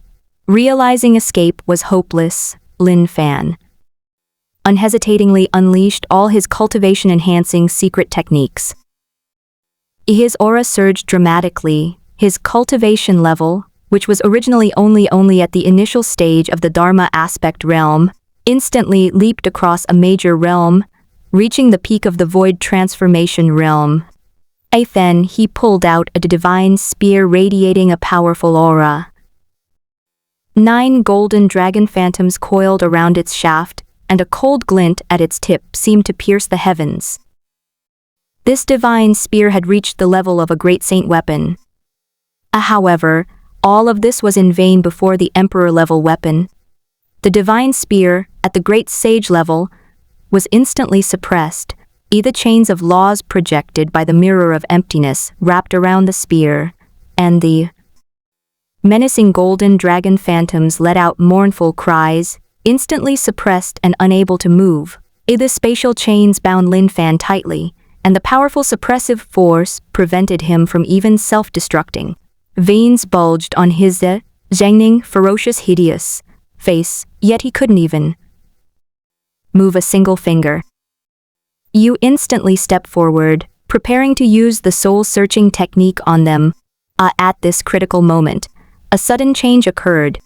The strange aura emanating from Lin Fan surged violently, and a vertical pupil suddenly split open between his brows, reflecting a scene from another world. Within its dark confines, a strange black aura began to emanate from Lin Fan's body, within which one could vaguely see the wailing of countless wronged souls. His cultivation surged once more, instantly breaking through the Unity realm and advancing towards the King's Sealing realm. But the space around him began to distort and crack. Even the seal of the Taishu mirror showed fine cracks. Not good. Your pupils contracted sharply as you realized that after Lin Fan's cultivation level increased, he showed no signs of breaking free from his restraints, but rather exhibited a tendency towards self-destruction. If Lin Fan were to perish, all secrets would be lost. Do you still wish to extract any useful information from him? Though, primordial divine sword, you reached out, and a clear, melodious sword cry suddenly echoed from the depths of the sacred land. A long sword, as white as jade, pierced through the air. Its blade was imbued with the primordial energy of the beginning of chaos, and the 2 characters, primordial beginning, engraved on the hilt shone with dazzling light. This was the imperial weapon of the primordial beginning, Holy Land. Before the sword even arrived, its sharp sword intent had already reduced all the rubble within 100 miles to dust. Da's the holy son of the primordial Holy Land, how could you not have come into contact with its imperial weapons? Thanks to the special abilities you gained after transmigrating, the primordial divine sword has already established a close connection with you. Yu retrieved it from the sacred ground without alerting anyone, since imperial weapons possess spirits and do not require guarding. They are generally kept in forbidden areas. You activated the primordial divine sword, unleashing primordial sword ki, instantly severing the changes in Lin Fan's body. The connection between that mysterious aura and Lin Yu was also severed by the powerful primordial sword intent. However, you don't know how long the primordial sword intent can isolate him. After all, Lin Fan's condition is too strange, so you quickly performed a soul search on him. As expected, there is still some memory loss, and Lin Fan seems unaware of what happened to him. You couldn't find the origin of that strange aura emanating from Lin Fan in his memories. However, Lin Fan's remaining memories still make you feel like you've hit the jackpot. His mind was filled with vivid fragments of memories about the future, from the shifting power dynamics in the cultivation world to the opening dates of various secret realms, and even the locations of some hidden inheritances. These memories, like a meticulously crafted script, guided him step by step towards the pinnacle. These seemingly meticulously crafted memories, coupled with the strange aura emanating from the other party, this will convince you that Lin Fan's so-called reborn identity is most likely a carefully orchestrated scheme by the mastermind behind the scenes, and the possibility of him truly having traveled back from the future is extremely small. However, in your opinion, while these memories may not be true prophecies of the future, the records of various rare treasures and secluded opportunities should still be reliable. After all, if things had followed a normal trajectory, Lin Fan would have needed to rely on these precious resources to grow. Besides his memories of the future, Lin Fan also possessed many powerful cultivation techniques. Among them, the most powerful, and also the most bizarre, is a forbidden secret technique called the Heaven-Snatching Life Technique. Once this technique is used, the user can glimpse the trajectory of another's destiny. By interfering with these lines of fate, the user can not only forcibly plunder another's fortune, but also completely usurp their life's destiny. In the end, it's even possible to refine the opponent into a life puppet, essentially an external avatar, whose power can be combined with that of its master. What you wouldn't expect is that Lin Fan's true purpose in approaching Yu Xiao was to seize your fortune. In his so-called future memories, you, the primordial sun, will shine brightly in the coming golden age. After the great era began, you broke through to the great saint realm at an astonishing speed and even successfully condensed the primordial saint body. With the primordial saint body, you wielded the imperial weapon, the primordial divine sword, and even quasi-emperors had to temporarily avoid your sharp edge. Although many extraordinary talents have emerged during this golden age, they are at most on par with you and cannot truly surpass you, which demonstrates your unparalleled talent and extraordinary fortune. Is for why Lin Fan singled you out among so many people with great fortune, besides the advantage of his origins in the primordial Holy Land.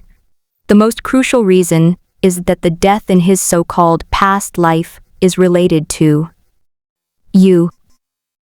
According to his memory, in his previous life, when he was at the king level, you were fighting a powerful enemy and were killed by the aftershocks of the battle. At that time, you had already reached the peak of the great sage realm. You look at Lin Fan, who is unconscious after being subjected to soul searching. You never expected that he was plotting against you. Unfortunately for him, he will never imagine that he would be captured by Yu before he even truly sees you in this life. You discover that none of these fragments of your memories mention the existence of the mirror of emptiness. This detail reveals two possibilities. Either the mastermind also failed to deduce that you possess this imperial weapon, or these memories present an original future, without your intervention. However, although you don't have the primordial mirror in the other party's memories, you still possess two emperor weapons. Besides the primordial divine sword, there is also a bell-shaped emperor weapon, and the power of this emperor weapon even surpasses that of the primordial divine sword. In its memory, this bell-shaped imperial weapon was also a legacy imperial weapon, the primordial Holy Land, but as far as you know, the primordial Holy Land only possesses the primordial divine sword. It can't be that the primordial Holy Land is hiding its true strength, can it? That would be incredibly secretive, since this bell-shaped imperial weapon has never appeared since the primordial Holy Land was established. Based on Lin Fan's memories, this imperial weapon will fall into your hands in the future, but the specific details are quite vague. This makes you wonder. If the primordial Holy Land has been secretly plotting, waiting for a crucial moment to arrive, forget it, let's not think about these things now. After viewing all of Lin Fan's memories, besides the strange circumstances surrounding Lin Fan and the possible mastermind behind it all, what else do you think? What we need to be most concerned about right now is the arrival of a golden age. According to Lin Fan's memories, 12 years later, the great era prophesied by those supreme beings will truly arrive. At that time, the 3,000 great worlds will undergo unprecedented upheavals, and all the great worlds will merge with the heavenly azure great world as their core. EEAs for why it's called the heavenly azure great world. It's because the heavenly azure great world is the largest and most powerful of the 3,000 great worlds. Not every one of the 3,000 great worlds can produce a great emperor. To be more precise, only the top-tier great worlds can produce great emperors, and even then, there are only one or two at most. Just like the original master of the Great Void Realm, the Great Void Emperor, only had one emperor, the Great Void Emperor, in the Great Void World, and as far as you know, the Heavenly Azure Great World has produced at least 20 great emperors. Therefore, once the 3,000 great worlds merge, the Heavenly Azure Great World will be the core of the new world, possessing the most opportunities, but also the most chaos. At that time, not only the local forces of the Tiankang Great World, but also the human and alien forces of other great worlds will join the competition for this opportunity. If they don't compete, they will fall behind, and once they fall behind, their lives will be out of their own hands. In Lin Fan's memory, although the future you are powerful, you are not invincible. You have also encountered dangers, faced perilous situations, and even nearly perished once. And in addition, there is another crucial piece of information. 5 years before the start of the Golden Age, the Celestial Realm will undergo further recovery. Many hidden realms will be revealed as a result, and most importantly, the laws of heaven and earth will become exceptionally clear during that time, making it the best opportunity for you to rapidly improve your cultivation. Therefore, the most important thing now is to use Lin Fan's memories of the future to obtain those pre-existing opportunities in advance and rapidly improve our cultivation in the 5 years before the arrival of the Golden Age. Seeing that Lin Fan was no longer useful, you gathered the power to annihilate all things in your palm and mercilessly struck Lin Fan's crown. In an instant, Lin Fan's body shattered like broken porcelain, his physical body and soul vanishing into nothingness under that palm strike. A very moment Lin Fan perished. With the help of the void mirror, you saw strands of fortune, entwined with black lines, emerge from the spot where Lin Fan died. They twisted and struggled like living things, trying to escape into the depths of the void. However, before it could escape, a vast and boundless power suddenly surged forth between heaven and earth, like an invisible hand firmly grasping this fortune. You clearly feel the will of heaven contained within this power. Those energies struggled, emitting silent cries of despair, before finally being completely refined and absorbed, returning to the origin of heaven and earth. After killing Lin Fan, the terrifying hostility that had been involuntarily rising within you finally subsided, replaced by an indescribable sense of pleasure, as if a tremendous burden had been lifted. This joy stems from a resonance deep within the soul.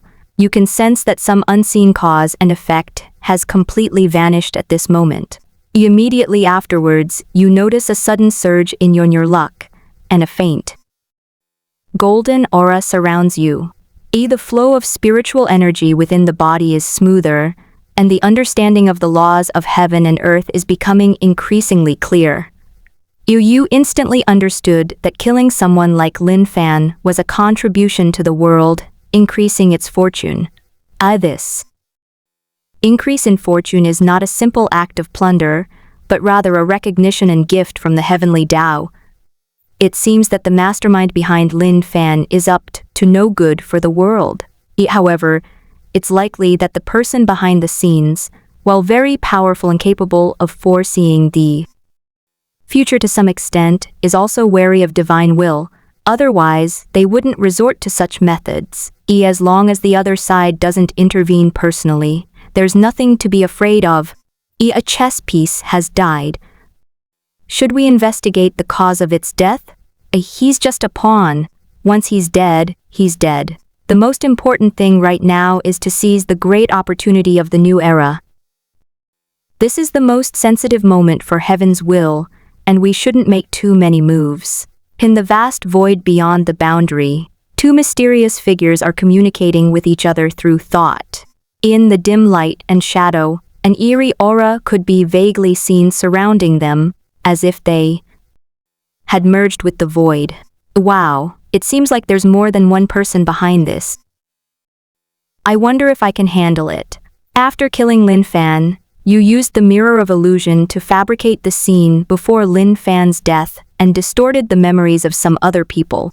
Those disciples who had contact with Lin Fan had their memories brushed aside, like a light veil, naturally accepting the false recollection that Lin Fan went on a trip 3 days ago. Shortly after you returned to Holy Sun Peak, the disciples on duty in the enforcement hall, who were guarding the soul lamps, discovered that the bronze soul lamp representing Lin Fan had suddenly gone out. After the elders examined the records, they added the words "Inner disciple Lin Fan, while traveling, encountered a ferocious beast, and his remains were never found" in Cinnabar to the death register. Lin Fan's death had no impact on the primordial Holy Land. In the primordial Holy Land, the death of an inner disciple was utterly insignificant. The path of cultivation is inherently fraught with peril, claiming the lives of dozens of disciples each year. Lin Fan's experience was nothing out of the ordinary. Even if someone noticed this news, they would merely sigh bad luck and continue burying themselves in their cultivation. As for whether anyone might suspect that he and Yu Xiao were too close and that you silenced him, you think that apart from Yu Xiao herself, no one would suspect anything. After all, everyone is busy cultivating. Apart from you, who wants to try and catch a fish, who has the leisure to care about who the Holy Maiden is getting too close to. Who is Lin Fan to them? They don't know him. Furthermore, news of your engagement to Yu Xiao has already spread throughout the Holy Land. Who would believe that an unknown inner disciple could threaten the perfect union of the Holy Son and Holy Daughter? Even if someone were to suddenly have such a wild idea, they would find it utterly absurd. How could a Holy Son of God possibly commit murder over such a trivial matter? This isn't some folktale circulating in the marketplace.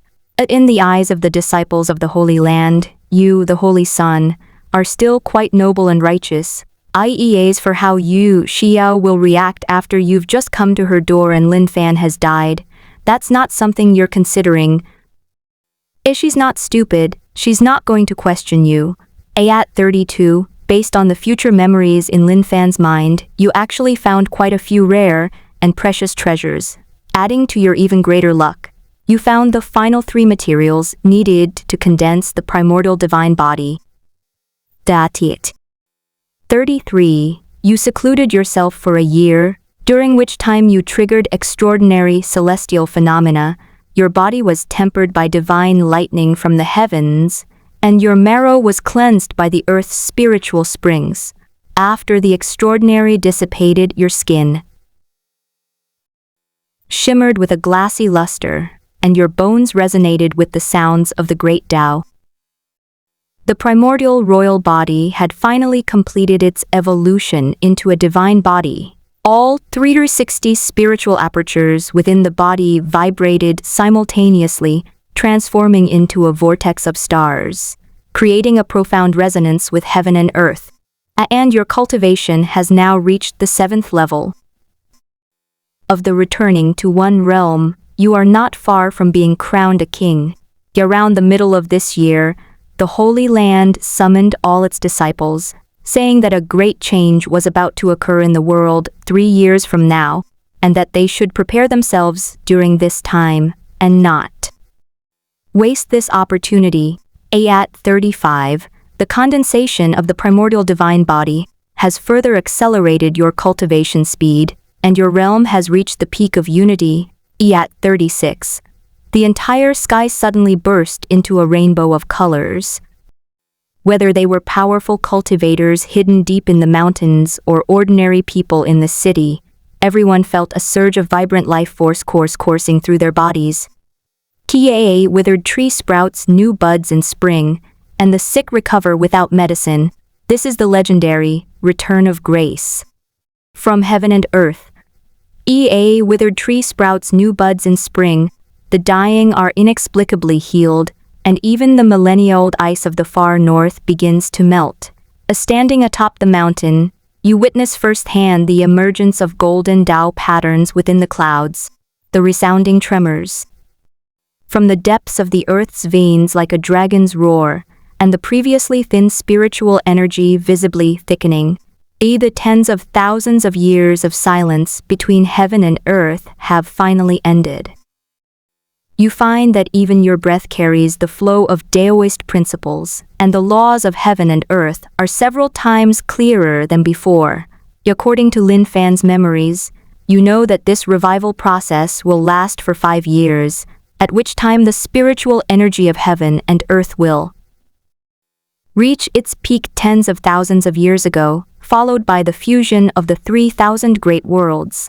Many secret realms have begun to manifest in different places, and among the major powers, those slumbering cultivators above the saint level have shown signs of awakening.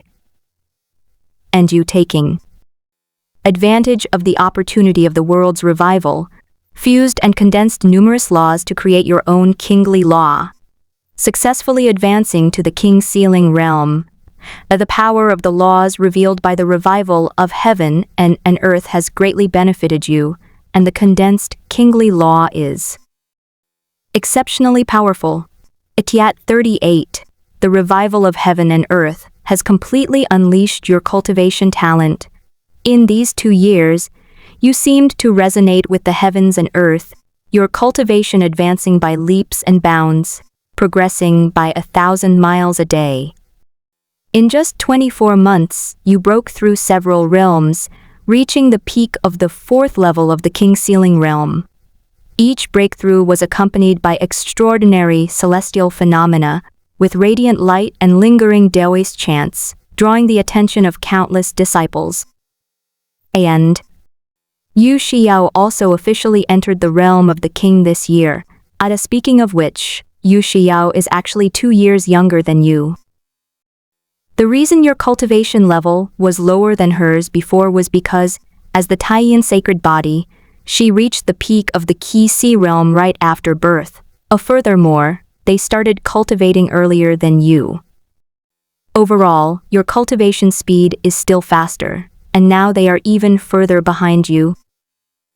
After you and Yu Xiao both reached the king-level realm, the Holy Lord, together with the elders, opened a secret realm, the Heavenly Spirit Realm. The Heavenly Spirit Realm is a treasure trove left behind by the primordial ancient emperor, containing various treasures left by him. At the entrance to the celestial realm, 9 towering jade pillars formed a protective array, radiating a chilling aura. It is said that every inch of space in the heavenly spirit realm is inscribed with the laws of the primordial ancient emperor. The most precious treasures in this secret realm are those left behind by the primordial ancient emperor. Secondly, there is the celestial spiritual energy drifting within, a milky white mist. This celestial spiritual energy can not only cleanse the meridians, but also allow cultivators to experience a qualitative leap in their aptitude. In addition, the unique environment within the secret realm has a remarkable effect on consolidating and strengthening the kingly laws, enabling rapid advancement in the king sealing realm cultivation. However, opening the heavenly spirit realm is difficult, and only 2 people can enter at a time. Furthermore, those above the saint realm are prohibited from entering. Only 2 people can enter at a time, and there are restrictions on their cultivation levels. You gaze thoughtfully at the slowly rotating spatial vortex. This restriction is really strange. Logically speaking, the primordial emperor could have simply left the resources to his descendants. You suddenly realize a possibility. The Yu family went to great lengths to make Yu Xiao the holy maiden of the primordial holy land, perhaps for something within the heavenly spirit realm. This idea lingers in your mind, and the more you think about it, the more reasonable it seems. After all, according to records, the Yu family's ancestors seem to have an unusual relationship with the primordial emperor. The Yu family probably determined, based on what their ancestors left behind, that the heavenly spirit realm contained what they needed. The reason for facilitating your marriage is, of course, for a spot in the heavenly spirit realm. After all, Yu Xiao is a newly appointed holy maiden with little connection to the Holy Land. Why should such a precious spot be given to her? Do you think this thing can stabilize Yu Xiao's Taiyin sacred body? Then she can cultivate without restraint and no longer worry about the backlash from her body. If things continue like this, what if the Yu family gets what they want and then tries to break off the engagement? After all, the Taiyin sacred body, it can only exert its maximum effect when the body is intact. Now that the great era is approaching, a normal Taiyin holy body can be said to be fully capable of becoming a great emperor. Am I now working on Brother Xiao's script? Should I start saying 30 years east of the river, 30 years west of the river? Your lips twitched slightly. If this is true, you feel the primordial holy land might be about to explode. While from your perspective as a time traveler, breaking off the engagement isn't a big deal, since you haven't given anything in return. As long as the apology is sufficient, it can be broken off as appropriate. Perhaps this opportunity will also allow you to glimpse the complete version of the Taiyin true scripture. But in this fantasy world, if the Yu family were to break off the engagement, it would be tantamount to trampling on the face of the primordial holy land, and it might even lead to war. As you pondered, the spatial passage to the heavenly spirit cloud realm finally stabilized. The passage to the heavenly spirit realm can only exist for 1 year. You must leave within 1 year, the primordial Saint Lord solemnly instructed the 2 of you. After a dizzying spin, you and Yu Xiao found yourselves within the heavenly spirit realm. However, the 2 of you were not together. You were separated by the power of the secret realm. You immediately picked up the communication tokens that the Holy Land had given you and the other person, only to find that Yu Xiao's signal had been forcibly severed by some force. It seems the Yu family was prepared. Oh well, let's find the treasure first. You didn't go looking for Yu Xiao. The secret realm is so vast that you won't find her in a short time. Exploring the secret realm is the priority now. Calm down and carefully sense the environment of the secret realm. The aura of the heavenly spirit realm is completely different from the outside world. The air is filled with a primal and ancient atmosphere. A towering ancient trees, pierce. Clouds and rare and precious medicinal herbs, seldom seen in the outside world, are found everywhere. Even more astonishing is that the concentration of spiritual energy here is more than 10 times that of the outside world, and it is extremely easy to absorb. One can feel one's cultivation slowly increasing with every breath. The air is filled with rich celestial energy, which nourishes your primordial divine body, slowly and steadily improving your cultivation aptitude. You are experiencing the wonder of this secret realm more deeply.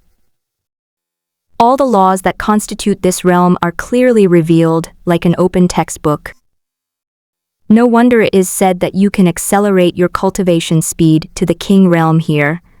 In the days that followed, you sought opportunities while diligently cultivating your skills. 2 months later, in a secluded mountain cave, you slowly open your eyes.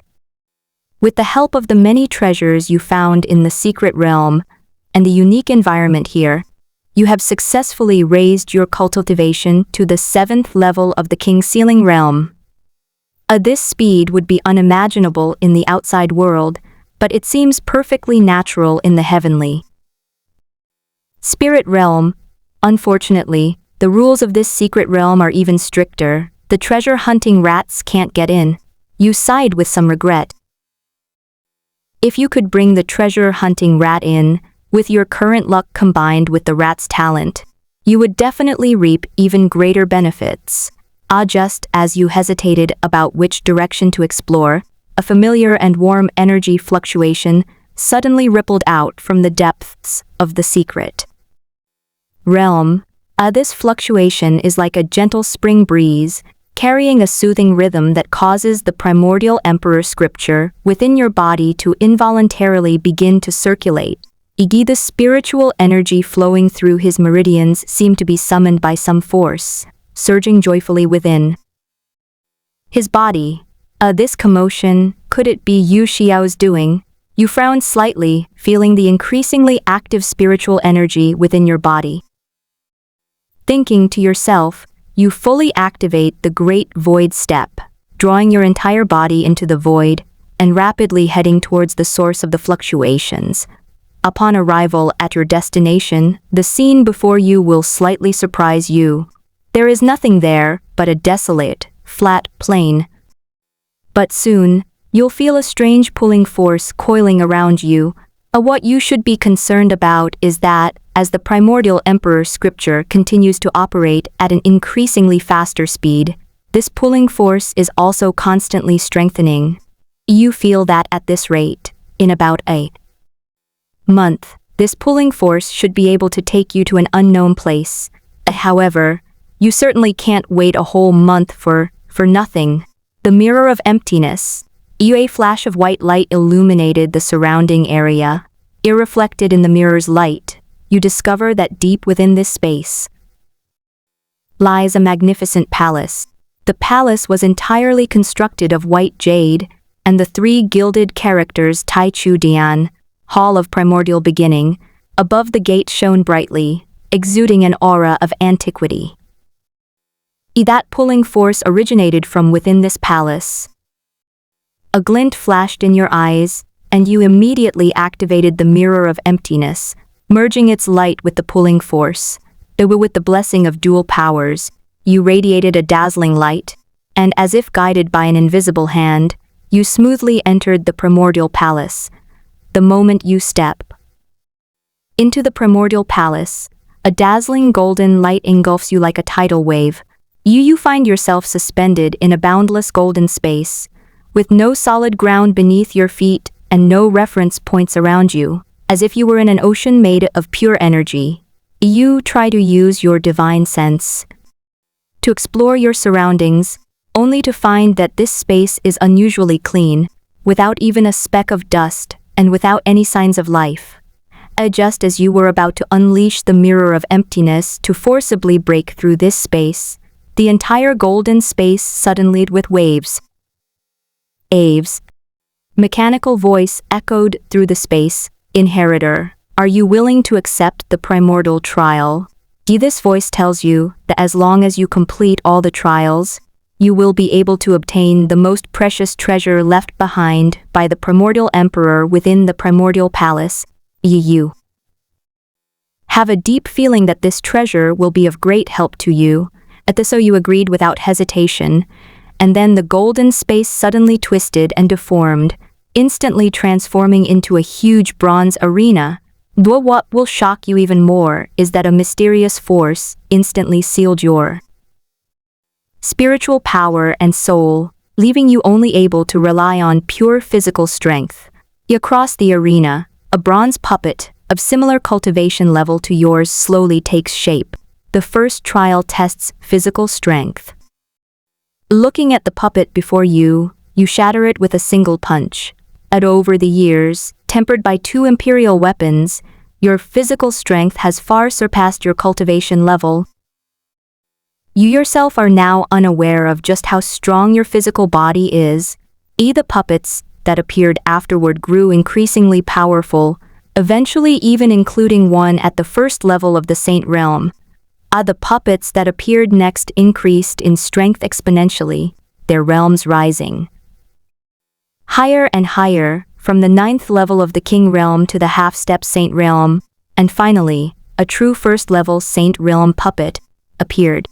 Facing a saint who has mastered the laws of the holy path, you are covered in blood, but grow ever stronger with each battle. The potential of your primordial divine body is fully unleashed, every inch of your flesh bursting forth with dazzling divine light. In the end, you withstood the bombardment of the holy laws, trading injury for injury, and annihilated the holy realm puppet to ashes. No new puppets appeared. After that, and with this achievement, you passed the trial perfectly. Then came the trial of comprehension, which you passed perfectly once again. The third trial tests overall strength, but thanks to your amazing performance in the first trial, you were judged to have passed perfectly. The crucial 4th level has arrived. This time, you are trapped in a series of illusions. There is the gentle embrace of beautiful women, the dream of supreme power, and the eternal allure of immortality. But to your own surprise, these illusions were like a gentle breeze, failing to disturb even the slightest thought in your mind, even though you didn't use the power of the mirror of illusion. Could it be that my Dao heart has become unbreakable? As expected of me, I'm awesome. As the final illusion shattered, the scene before them abruptly changed. You have been transported to a magnificent ancient temple. This is the true face of the primordial palace. Its dome is inlaid with celestial stars, 72 golden dragon pillars support the heavens and earth, and every brick on the ground is engraved with ancient Taoist patterns. Your gaze is instantly drawn to the treasure on the main seat, a small, gilded bell, its surface radiating the same imperial aura as the mirror of the void. The more you look at this treasure, the more familiar it seems. Isn't this the bell-shaped imperial weapon from Lin Fan's memories? I didn't expect that the primordial emperor really did leave behind 2 imperial weapons. But why is this particular imperial weapon placed here? The instant your fingertips touched the clock, the entire small clock suddenly transformed into a golden stream of light, disappearing directly into your brow.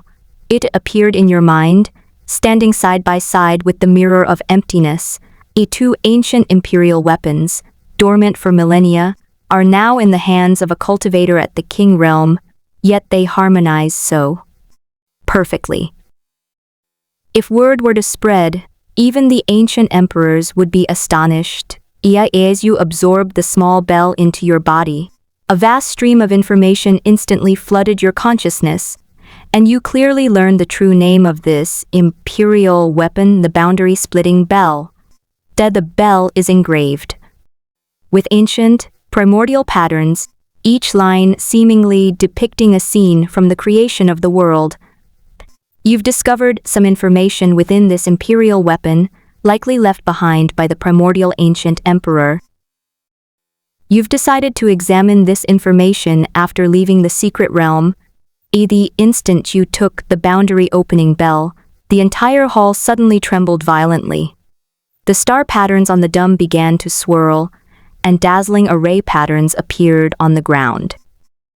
A teleportation portal composed of pure spatial laws slowly took shape in the center of the hall.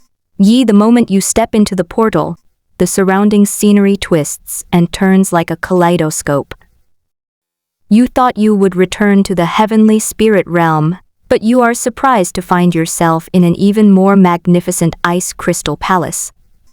Every pillar here is solidified with millennia-old mystical ice. Glistening icicles hang from the dome, and the air is filled with a visible, extremely cold spiritual energy. Even more shockingly, on the jade terrace in the center of the palace lay the missing person, Yu Xiao. At this moment, Yu Xiao was encased in thick, dark ice, like an ice sculpture. Frost flowers condensed on her long eyelashes, and her once radiant skin appeared sickly pale. Most terrifying was the rampaging yin energy that enveloped her. The eerie blue energy snaked through her meridians like venomous snakes, each flash weakening her life force further. Still standing there watching. If you don't go help your fiancée soon, she might really die. A mocking voice suddenly rang in your ears, sending chills down your spine. Who is speaking? You are now in my palace, and you still ask who I am? Suddenly, golden ripples appeared in the void, and a man dressed in imperial robes stepped out with his hands behind his back. With each step golden lotuses bloomed, and celestial illusions swirled in his hair. The mere pressure he exuded caused fine black cracks to appear in the surrounding space. When you look into his eyes, it's as if you see the chaotic scene of the beginning of the universe, and your eyes instantly sting and tear up. You are the primordial ancient emperor. I suppose so. I am a remnant of the primordial ancient emperor. This must have really surprised you. Who would have thought that the will of the primordial ancient emperor still exists in the heavenly spirit realm? Later, through the narration of the primordial ancient emperor, you learn the origin story. Yu Xiao's goal is to find a treasure that can stabilize the Taiyan sacred body. This treasure is called the Source Spirit Pearl, an extremely precious divine object whose greatest function is to enhance the foundation of a special physique. According to ancient records, this object is a primordial spiritual treasure formed from the very essence of heaven and earth. It can resonate with any special constitution. Legend has it that it can not only stabilize one's constitution, but also stimulate its deepest potential. The reason Yu Xiao is in this near-death state is mainly because she didn't expect that the Taiyan sacred body, although becoming stable after absorbing the Yuanling pearl, however, strange energy exists within the Source Spirit Pearl, constantly strengthening the essence of the Taiyan sacred body, causing it to lose control once more and go berserk. Even the primordial Holy Land didn't know about the existence of the primordial palace. So how did the Yu family know? And how could they pinpoint the location of the Source Spirit Pearl so accurately? You seem somewhat puzzled by this, since this is the first time you've heard of a primordial palace in the heavenly spirit realm, and there's no record of it in the Holy Land. The things left behind by the primordial ancient emperor are unknown to the primordial Holy Land, yet the Yu family seems to know them so well. This is strange no matter how you look at it. That's a long story. All of this was actually arranged by the main body. Then a faint blue light suddenly shone from the depths of the hall, and an ancient mural appeared in a corner. The murals you see depict the scenes of the primordial emperor's conquests across the land. One scene in particular is striking. The emperor holds a dazzling pearl, standing opposite a graceful woman. The reason why the Yu family knew about the existence of the primordial palace, the ancient emperor's voice suddenly became low, is because the Yu family's ancestor was once my Daoist partner.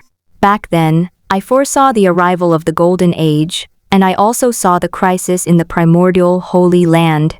The ancient emperor's spiritual form floated before the mural, gently stroking the face of the woman depicted in it.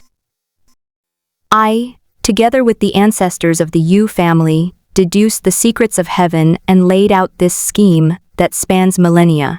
It turns out that primordial ancient emperor foresaw this golden age while he was still alive. His purpose in arranging all of this was to ensure that a great emperor who attained enlightenment through the primordial holy body would emerge in the primordial holy land.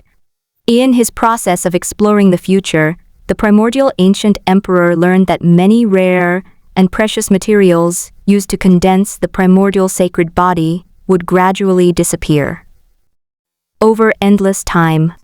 Therefore, he took a different approach and created another method for condensing the sacred body. Yu Xiao's Taiyin sacred body is a key element of this method. This is mainly because the Taiyin sacred body inherently possesses this function, enabling those who unite with it to receive immense benefits. So, you deliberately placed the source spirit pearl here, and you also left the clues about the Yu family, also that the holy son of this era could condense the primordial holy body. So the Yu family patriarch agreed so easily back then. And is the primordial holy body really that important? Is it worth going to such lengths? It's not like you absolutely need the holy body to become a great emperor. I don't know the specific reason either. I only know that it's related to the more distant future that the original body saw at the time. This information has been sealed inside the boundary opening bell. You'll find out for yourself after you get out. So how should I utilize the Taiyin sacred body now? You felt that the primordial ancient emperor must have had his reasons for making this arrangement, so you didn't ask any further questions. This matter has already been arranged by my main body. Now, watch me execute it. The primordial ancient emperor's mental form suddenly revealed a meaningful smile, his illusory fingers tracing mysterious paths in the air. The entire hall began to tremble slightly, as if in response to his summons. Then you see a mysterious array light up within the palace. This formation is extremely complex, composed of countless golden runes, each containing profound principles of heaven and earth. Upon closer inspection, these runes were constantly changing and rearranging, sometimes transforming into a yin-yang symbol, sometimes coalescing into a bagua formation, subtly embodying the principles of yin and yang transformation in the universe. A mist carrying a strange, pleasant fragrance began to spread throughout the main hall. A phantom image of a dragon and phoenix seemed to swirl within the mist, the yin and yang energies flowing ceaselessly. Kid, here's the incantation. Now it's up to you. Suddenly, a cultivation technique called Primordial Yin-Yang Harmony Technique unfolds in your mind, every word a gem, every sentence profound and mysterious. After uttering these words, the primordial emperor's mental form vanished without a trace. Would you look around, but the illusory figure is no longer there. Only the increasingly thick fog within the hall and the ever-operating, mysterious array remain. Looking at the name of the cultivation technique that was transmitted to you, and feeling the increasing heat within your body as the formation operated, already knew how to utilize the Taiyin sacred body. This scene is incredibly familiar to you right now. You never imagined you'd experience something so outdated. With things having progressed this far, what else is there to say? Take a deep breath and step towards the jade platform. With each step, you can feel your blood and chi surging more violently within you. Your primordial divine body seems to have received some kind of summons, and it operates faster and faster on its own. After you melted the mysterious ice surrounding Yu Xiao, you discovered that Yu Xiao had already woken up. She seemed to understand what you were about to do, indicating that the primordial ancient emperor had told her everything. Although her eyes held a hint of shyness, there was no resistance. Instead, she proactively extended her slender hand to you. Then the mirror of emptiness emitted a soft, luminous light, forming an invisible barrier that blocked all external prying eyes. Once you are both ready, you will circulate the primordial yin-yang harmony technique to begin absorbing the essence of the Taiyin sacred body, laying the foundation for the primordial divine body. As the yin-yang harmony technique was activated, the grand formation within the hall began to resonate with the incantation. A mysterious aura begins to emanate from both of you. You feel two forces merging within you, yin and yang in harmony, endlessly generating life. Yu Xiao's yin sacred body essence flows into your body like a gentle stream, while your primordial divine power nourishes her meridians and regulates the turbulent yin energy within her. This brat's even wary of me. What haven't I, a peerless emperor, seen in all my life? But to be honest, this kid actually possesses an emperor-level weapon.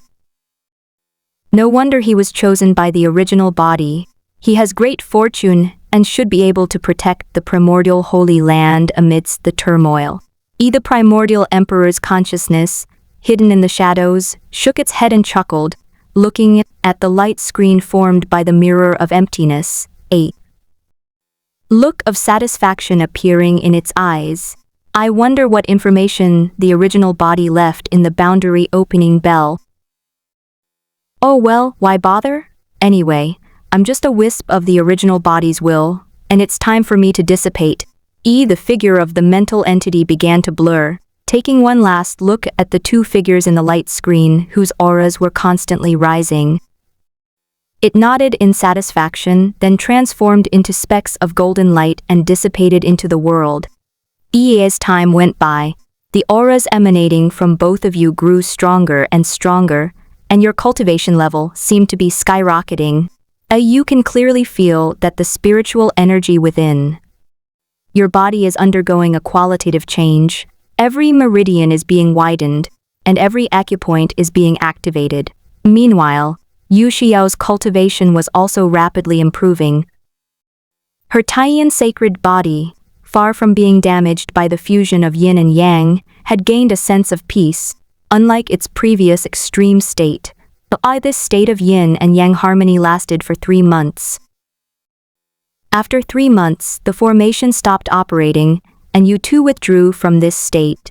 When you open your eyes, you find that the mist in the hall has completely dissipated, and the light of the great formation has gradually dimmed, with only a few glittering ice shards remaining on the jade platform.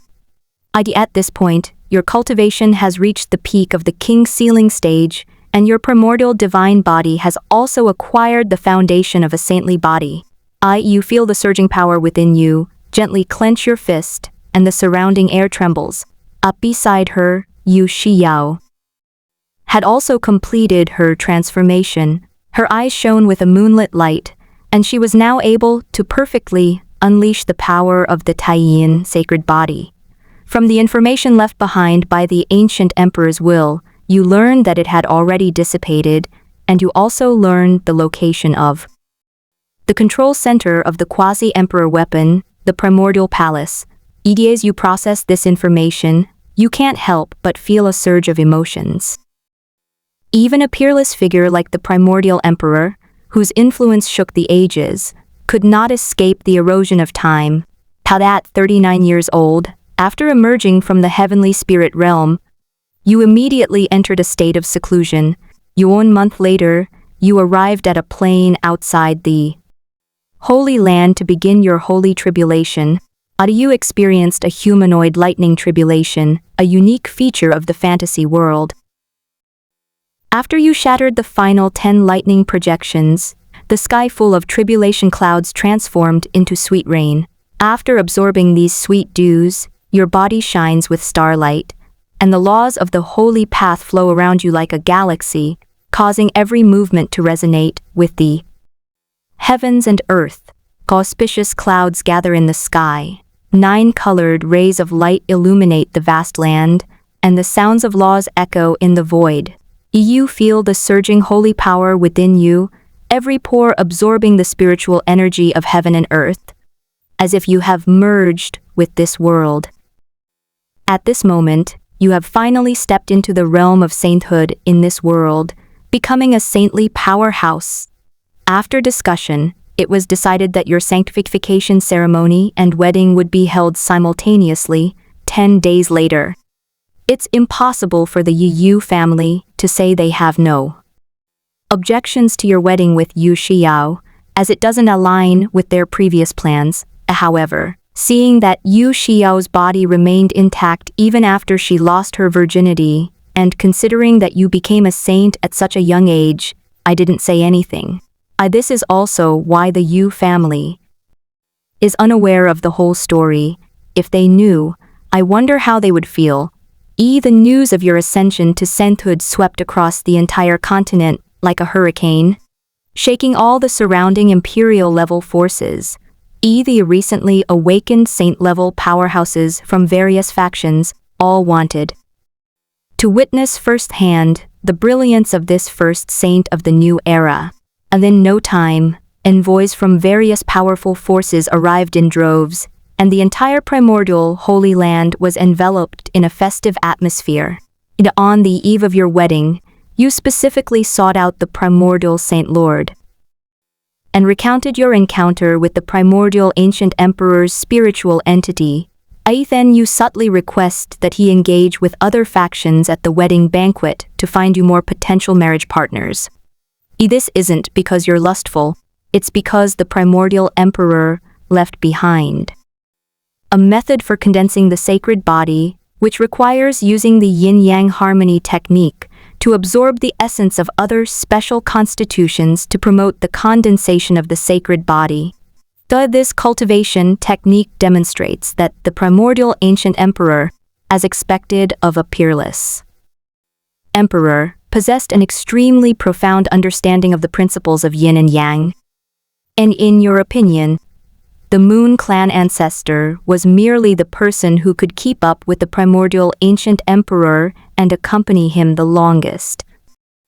The primordial ancient emperor must had many confidants in his youth. The primordial Holy Lord reluctantly agreed to this matter. For the sake of the Holy Land, he decided to risk his reputation. 10 days later, the primordial Holy Land witnessed an unprecedented grand occasion. Above the heavens, auspicious clouds swirl, countless shimmering rainbows span the sky, connecting guests arriving from all directions. Outside the sacred land, various flying ships hovered in the air, some like coiled dragons, others like phoenixes spreading their wings, and still others ancient warships exuding an aura of vicissitude, showcasing the profound foundations of the various imperial-level forces. The primordial Holy Land was already brightly decorated, filled with a festive atmosphere. The ancient palace has been renovated. Its glazed tiles shimmer brilliantly in the sunlight, and its white jade steps are covered with precious and exotic flowers and herbs, exuding a refreshing fragrance. As the bells rang, the sages and ancestors of the primordial Holy Land, who had slumbered for many years, appeared one after another. Each of them possessed an aura as deep as abyss, and their every move stirred up extraordinary phenomena in the heavens and earth. To demonstrate the majesty of the sacred land, before the revival of heaven and earth had reached its peak, the 3 patriarchs, who had already reached the great sage realm, chose to emerge early to personally welcome guests from all directions. These 3 patriarchs had white hair, yet ruddy complexions, and eyes that seemed to hold the stars. A suffocating aura emanated from them. After all the guests have arrived, you slowly walk out, dressed in a holy robe embroidered with the sun, moon, and stars. The sacred laws surrounding him materialized into a tangible halo, and golden lotuses appeared with every step he took. The holy Maiden of the Moon, Yu Xiao, dressed in white, stands beside you like a fairy from the Moon Palace. The crescent moon mark between her brows shines brightly, and the aura of her holy body of the moon is pure and flawless. Either the aura emanating from the two of you caused many of the older generation present to nod in approval, i.e. the wedding ceremony began with ancient hymns, with the primordial Lord himself serving as the officiant, blessing the newlyweds, i.e. as the wedding progressed, you subtly gave the primordial saint a wink, and he returned a knowing look. He then began to subtly strike up conversations with other saints. All these holy lords were all astute, and naturally, they understood the meaning of the primordial holy lord from the conversation.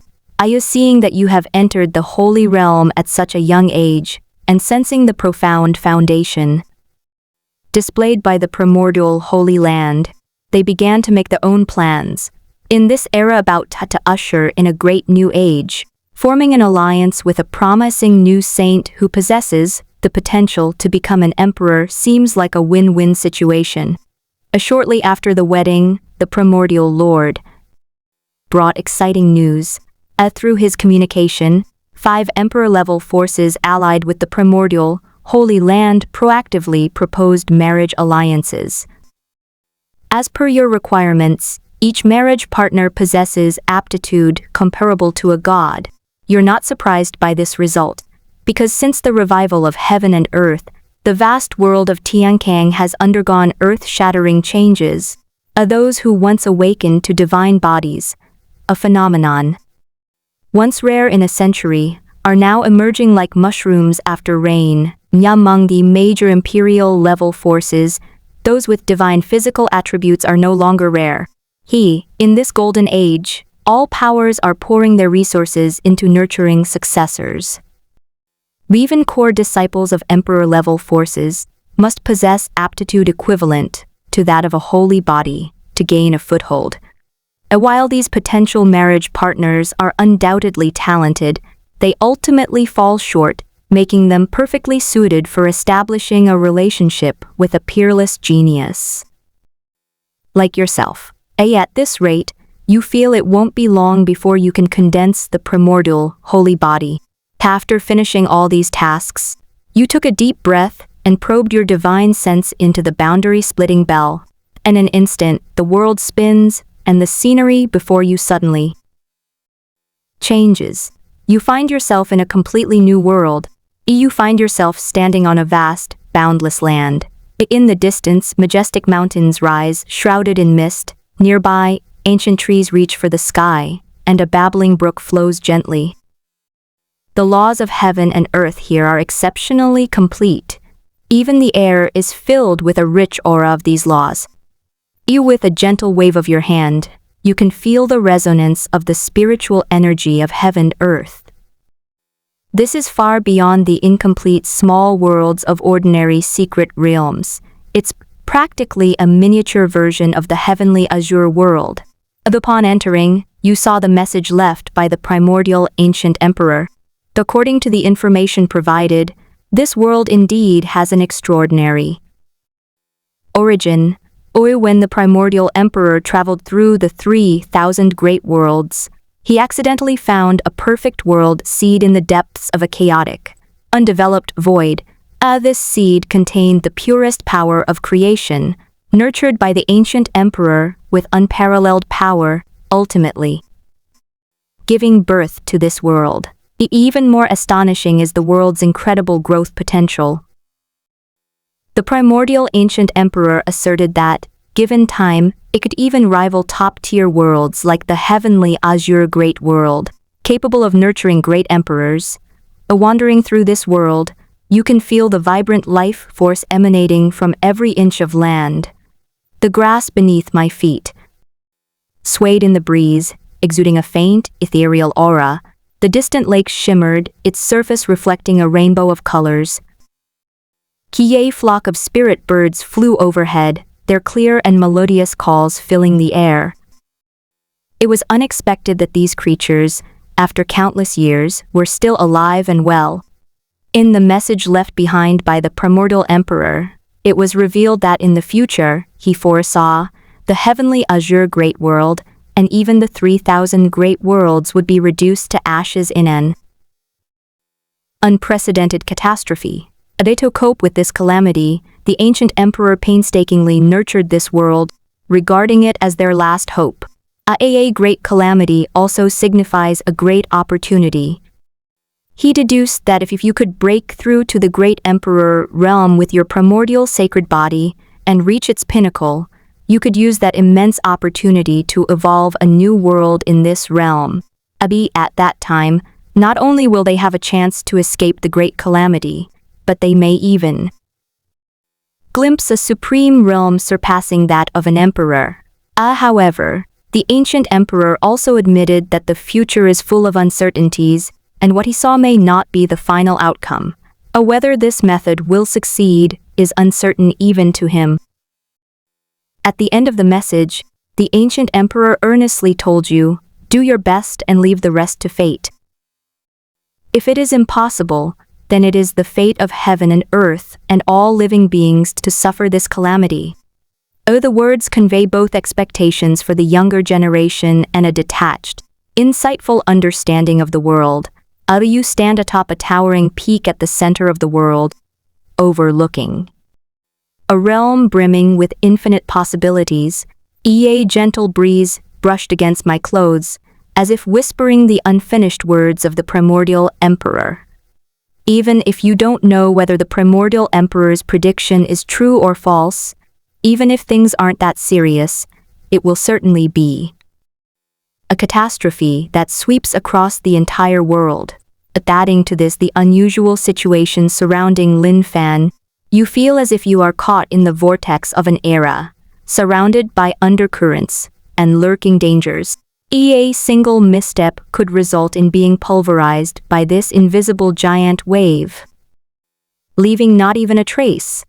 Still not strong enough, you clench your fist, feeling the sacred laws flowing within your body. The information left behind by the primordial emperor has completely extinguished your joy at advancing to the saint realm. In this era of constant change, the saint realm is far from sufficient. You take a deep breath, suppressing the distracting thoughts in your mind. Let's take it one step at a time. Right now, the priority is to condense the primordial holy body. At 41, besides Yu Xiao, 12 more stunningly beautiful women have appeared in your life. They are either as aloof as the moon, as passionate as fire, or as gentle as water. Each possesses a unique charm. The 5 of these individuals came from emperor-level forces, while the other 7 came from supreme-level forces that had produced supreme, or quasi-emperors. With the wholehearted assistance of these Taoist companions, your yin-yang harmony technique has progressed rapidly. Every moonlit night, you would gather together in the primordial palace to comprehend the great Tao of yin and yang. Their unique cultivation techniques and attributes intertwine with your primordial divine body, creating profound changes through the interaction of yin and yang. Sometimes it's a clash between ice and fire, sometimes an interweaving of thunder and gentle breeze. Each instance of dual cultivation brings your primordial divine body one step closer to becoming a saintly body. In addition, you also utilize a large number of rare and precious materials to replenish the energy needed for the transformation of your divine body. Finally, thanks to your efforts, the primordial divine body, which had already formed the foundation of the holy body, has made great progress. At this moment, golden Tao patterns appear beneath your skin, and the roars of dragons and phoenixes emanate from your bones. With each breath, the spiritual energy of heaven and earth swirls. Whenever you circulate your energy, 9 divine rings will appear on your body, and the faint sound of the great Tao will echo around you. At this moment, you are only one step away from condensing your sacred body. However, you didn't take that step immediately. Because in a few days, it will be the day the world in Lin Fan's memories merges. The fusion of the worlds is an unprecedented opportunity for all those with high cultivation levels. If one can condense a sacred body during that time, it may become even more perfect. Finally, on this day, as the first wisp of purple dawn pierced through the clouds, a deep and resonant voice of the great Tao echoed from beyond the heavens, resounding throughout the universe like the grandest bells. This sound contained the most primal laws of heaven and earth, instantly spreading throughout the entire heavenly azure world, penetrating world barriers and echoing among the 3,000 great worlds. Countless cultivators awoke from their meditation, all looking up at the sky. Countless slumbering ancient beasts roared to the sky, and the spiritual veins of billions of years burst forth with radiant light. All the laws of the 3,000 great worlds trembled at this moment. Above the heavens of the vast world of Tiankang, a breathtaking scene is unfolding. Phantoms of other great worlds emerged like mirages, gradually becoming clearer from their initial hazy appearance. Among these projected worlds, some depict majestic mountains and rivers, others glittering starry skies, and still others feature wondrous sights such as floating celestial palaces and soaring mythical beasts. As time passed, these projections began to resonate with the space of the celestial vast world, causing ripples to spread outwards, and the world's barriers gradually dissolved under the influence of a mysterious force. This unprecedented global integration has revealed the most fundamental rules of each world. The Taoist principles flowed between heaven and earth, the laws manifested, and countless ancient beings dormant for centuries awakened. But deep within the primordial sacred land, 9 pillars of light shot into the sky, marking the emergence of supreme beings who had slumbered for millennia. A dazzling celestial light surrounded them as they joined forces to set up the primordial heavenly cycle array, enveloping the entire Holy Land in a misty purple aura. At the age of 42, this cataclysmic change lasted for a full 365 days and nights. During this period, extraordinary phenomena such as the sun and moon shining together and stars hanging upside down were frequently observed. Furthermore, golden lotuses of the great Tao bloomed from the void, and spiritual springs gushed from the earth to nourish all things. When the last ripple in space subsided, everyone felt a sublimation of the essence of the world. The concentration of spiritual energy in the world increased more than tenfold, and a faint chaotic aura lingered in the air. One could feel the improvement in one's cultivation simply by breathing, and the mountains grew even more majestic, the rivers expanded into vast oceans, and even the most ordinary vegetation shimmered with a jade-like luster. Even a mortal who doesn't cultivate, under this concentration of spiritual energy, could over time develop a physical strength comparable to the peak of the body-tempering realm. At the instant the heavens and earth were completely stabilized, your secluded cave suddenly burst forth with a dazzling light. Under the tempering of the world's power dissipated. During the fusion of worlds, the primordial divine body not only successfully transformed into a sacred body, but even directly reached the lesser completion of the sacred body. Every inch of your skin is engraved with profound Tao patterns, and every move you make resonates with heaven, earth. You feel that with your primordial saint body alone, you are enough to rival a saint king realm expert. Not only that, your cultivation level has also greatly improved during this process, directly reaching the 7th level of the saint realm. This opportunity is not yours alone. While observing the fusion of worlds, the primordial Saint Lord suddenly comprehended the mysteries of life and death, successfully condensed the saintly laws, and broke through to the saintly realm in one fell swoop. The other elders who reached the peak of the king-sealing realm also gained something comprehending their respective sacred laws, and all stepping into the sacred realm. What's most gratifying is that of your former protector, Liu Yuanshu. It had already been baptized by life force and restored its foundation when the world first changed, and had been quietly accumulating strength deep within the forbidden area all these years. The moment the world merged, his secluded stone chamber suddenly burst forth with a seven-colored rainbow light. Liu Yuanshu's once withered body regained its vitality. His white hair turned black, his wrinkles disappeared, and he broke through the fourth level of the Saint Realm in one fell swoop, once again displaying the brilliance he once possessed as an unparalleled genius. EA's the core of world integration. The Tiankang Great World is currently brimming with opportunities. All major powers are actively adapting to the new world order and guarding against the imperial-level powers of other worlds. At 43, the aftershocks of the cataclysmic upheaval gradually subsided, and forces from other great worlds flooded into the territory of the heavenly azure great world like a tidal wave. These outsiders frequently clashed with forces below the emperor level in the heavenly azure great world, sparking countless clashes. Amidst this ever-changing landscape, you wield the mirror of emptiness, traversing the various worlds like a fish, gathering all the opportunities from Lin Fan's memories. Besides, you also frequently used information from the heavenly mystery holy land of the heavenly azure great world to inquire whether there were any similar cases to Lin Fan in other great worlds.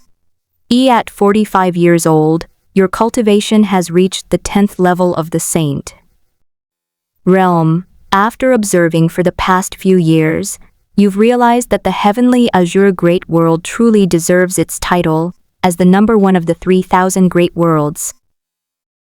You hadn't felt it before, but after comparing it with other worlds, you've come to understand the profound depth of the heavenly azure great world. After the worlds merged, the dozen or so worlds surrounding the heavenly azure great world combined couldn't form a single power possessing an emperor-level weapon. If it weren't for the fact that after the world merged, the territory of the original Tiankang Great World became even more vast, and the major emperor-level forces were too busy seizing territory to bother with them, they would have already been shown the power of the emperor-level weapons. Because the heavenly azure great world has produced too many great emperors, their fame has spread throughout the entire 3,000 great worlds. Furthermore, with the current world unification still centered around the Tiankang Great World, almost all the powers of the Great Worlds have set their sights on the Tiankang Great World. Fortunately, everyone has remained restrained so far, and a major battle involving imperial weapons has not broken out. Tens of thousands of years ago, there was still interaction between the 3,000 Great Worlds. At that time, as long as one's cultivation reached the level of a saint, one could travel to other worlds. It was because of these interactions that everyone knew of the power of the heavenly azure great world. However, after the world fell silent, the connections between the 3,000 great worlds were severed. It wasn't until today that we reconnected, and what I didn't expect was that we've now merged into one world. Yet, at 46 years old, your sacred Dao laws underwent a transformation, and you survived the Sacred King tribulation, reaching the Sacred King realm. At 47 years old, the heavenly mystery sacred land has demonstrated an astonishing rate of expansion. This ancient holy land, renowned for its intelligence gathering, has spread like wildfire across the vast realm after the merging of the 3,000 great worlds in just a few years. Most commendable is that the heavenly mystery holy land, through its superb diplomatic skills, forged strategic partnerships with renowned intelligence organizations from other worlds, establishing an intelligence network spanning most of the vast expanse. The vast realm is the name given by cultivators to the world after the merging of the 3,000 great worlds. This name not only reflects the world's boundless expanse, but also implies the vast and desolate nature of the path of cultivation, and it quickly gained recognition from cultivators across all realms. As expected of a force with heavenly secrets at its core, present in every realm of the universe, their professionalism is truly impressive. You never imagined that the Heavenly Secrets Holy Land would be ahead of everyone else. However, this is also a good thing for you. After carefully reviewing the massive amount of information provided by the Heavenly Secrets Holy Land, you have finally sifted through countless geniuses to identify two of the most suspicious targets. These two people, like Lin Fan, have names that carry an aura of destiny. One is called Yi Yan and the other is called Xiao Tian. Just hearing their names makes one feel that they are no ordinary people. According to intelligence records, both of them rose to power suddenly, and before the worlds had even merged, they had already offended most of the major powers in their respective worlds. Intelligence reports that these two were extremely adept at hiding and had never been captured. After the world merged, they disappeared without a trace. It is said that they are proficient in spatial escape techniques and have repeatedly escaped from the combined attacks of various forces. They even managed to kill several saint-level experts while on the run, despite possessing the peak of the king-level cultivation. Therefore, the Heavenly Mystery Sacred Land also does not have the specific locations of these two people. Of course, if the Heavenly Mystery Sacred Land were willing to use its own imperial weapon, the Heavenly Mystery Disc, it should be able to deduce their locations. The Heavenly Mystery Disc is the imperial weapon of the Heavenly Mystery Emperor, the founder of the Heavenly Mystery Holy Land.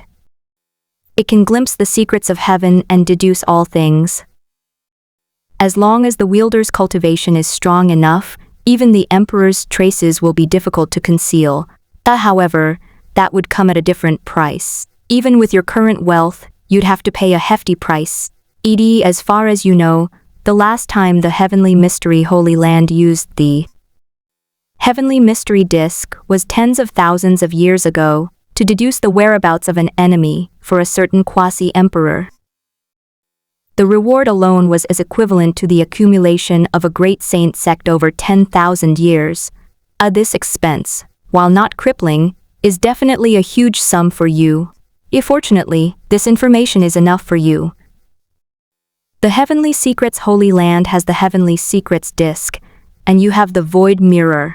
The Void Emperor, as the only great emperor in the Great Void World, is in no way inferior to the Heavenly Mystery Emperor.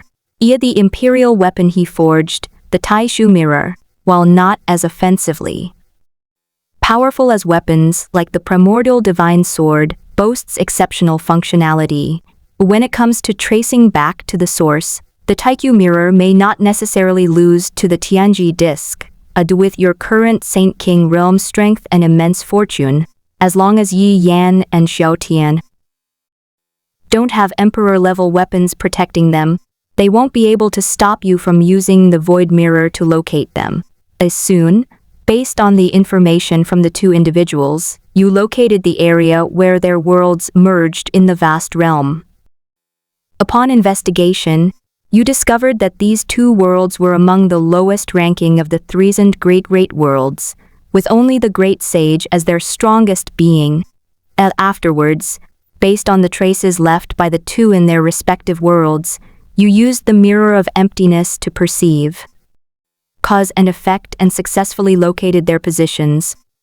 You first approached Xiao Tian, but after careful investigation, you discovered that although Xiao Tian also possessed immense fortune, it was normal fortune, unlike Lin Fan's, which had a strange quality. His aura was a pure gold, full of vitality like the rising sun, completely different from Lin Fan's aura, which was marked with black patterns. From this perspective, Xiao Tian is still a normal chosen one, with a level of fortune roughly the same as before you killed Lin Fan. So you decide to let Xiao Tian go mainly because you don't know the consequences of killing him. It might absorb his luck, or it might weaken your own. Of course, there is also a way to seize Xiao Tian's fortune without harming him, which is the same thing Lin Fan wanted to do to you. Use the heaven-seizing, life-taking technique to seize the other party's fortune. But you feel that's too much trouble. With that time, you could probably kill several people like Lin Fan. The fortune bestowed by heaven at that time will far exceed the fortune plundered from Xiao Tian. Most importantly, based on all the information you have now, there's a high probability that you, the chosen ones nurtured by heaven and earth, share a common enemy, who might even become your ally in the future. Thinking of this, you planted a seed in Xiao Tian, hoping to lure out a predator like Lin Fan, who covets the opportunity of the chosen one. After completing these steps, immediately use spatial teleportation to head straight for Yi Yan's location. This exploration did not disappoint you. When you arrived, the moonlight was as clear as water, and Yi Yan sat cross-legged atop a solitary peak, absorbing the spiritual energy of heaven and earth. Through the observation of the Taishu mirror, you can clearly see the strange aura hidden deep within his original fortune, a aura identical to that of Lin Fan. So you acted without hesitation, your left hand wielding the mirror of emptiness, which rippled across the surface like water, completely freezing the space within a radius of 10,000 miles. With a gentle shake of his right hand, the boundary opening bell resounded like a tidal wave, constructing layer upon layer of protective barriers in the void. The two imperial weapons shone brightly, instantly transforming this land into an unbreakable prison. Before Yi Yan could react, he was firmly bound to the spot by 9 chains extending from the void. A primordial beginning, you shouted, and the primordial divine sword responded, its blade cracking the space beneath it as a dazzling sword light struck the connection between Yi Yan and the strange destiny. At this moment, Yi Yan finally realized what was happening. Normally, with Yi Yan's peak king realm strength, he wouldn't be able to break free from the suppression of the emperor weapon. But just as the sword light was about to strike, a sudden change occurred. Yi Yan abruptly opened his tightly closed eyes, revealing strange pupils within them. His aura, originally at the peak of the king realm, steadily increased, breaking through the barrier of the saint realm in the blink of an eye, reaching the peak of the great saint realm, and instantly breaking free from his restraints. Even more chillingly, jet-black flames suddenly erupted around him, condensing in front of him into a black divine wheel covered with mysterious patterns. Oiklang. The primordial sword energy collided with the black divine wheel, unleashing a deafening roar. The shockwave swept through, instantly reducing the entire solitary peak to dust. You squint, watching the figure with a strikingly different aura emerge from the smoke and dust. Yan stands with his hands behind his back, his aged yet profound eyes revealing a wisdom born of experience, a gaze far beyond that of a young cultivator. This situation makes it instantly clear whose script Yi Yan is using. At this moment, Yi Yan was completely bewildered. He was peacefully cultivating when he was suddenly imprisoned by an unknown force.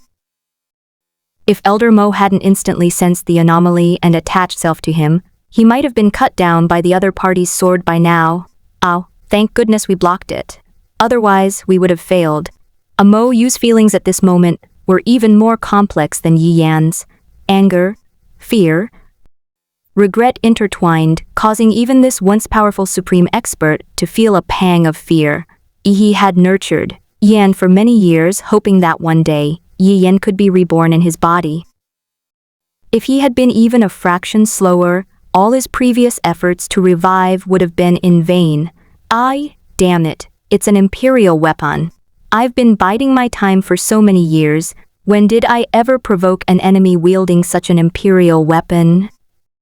Is the heavens trying to kill me? Mo, you recalled the horrific experience of being severely injured by the Imperial weapon years ago. The world-destroying power of that weapon still terrified him. Even if your cultivation level is one major realm lower than his current state, only at the Saint King level, wielding an Emperor-level weapon is enough to pose a fatal threat to him. Due with Mo Yu's cultivation at the Supreme Realm before his death, he could directly determine from the aura emanating from the primordial divine sword that it was an Emperor-level weapon. Mo Yu quickly weighed the pros and cons. Although she didn't know why the other party wanted to attack Yi Yan, it wasn't advisable to engage in a stalemate at this moment. Yi began to gather all his strength, preparing to use spatial teleportation for a strategic retreat. However, the result was not as Mo Yu wished. Even with his current peak Great Sage strength, he was unable to tear apart space using his spatial escape technique. He instantly understood that the force that had bound Yi Yan earlier wasn't a one-time event, and that the surrounding space had also been sealed off by this powerful force. This power was far stronger than he had imagined, as if the entire world was controlled by some supreme will. Mo Yu's heart sank instantly. In Yi Yan's sea of consciousness, Mo Yu's voice trembled slightly. "Boy, we've encountered a major problem today. The divine sword in their hand is an Emperor-level weapon. I believe you are aware of the power of Emperor-level weapons." And when Mo Yu spoke of the words, Imperial weapon, his voice became noticeably stronger, as if emphasizing this suffocating reality.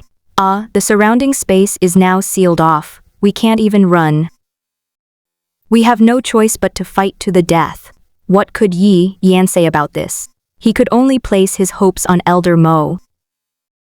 From Mo Yu's counterattack to her desire to escape, everything happened in the blink of an eye.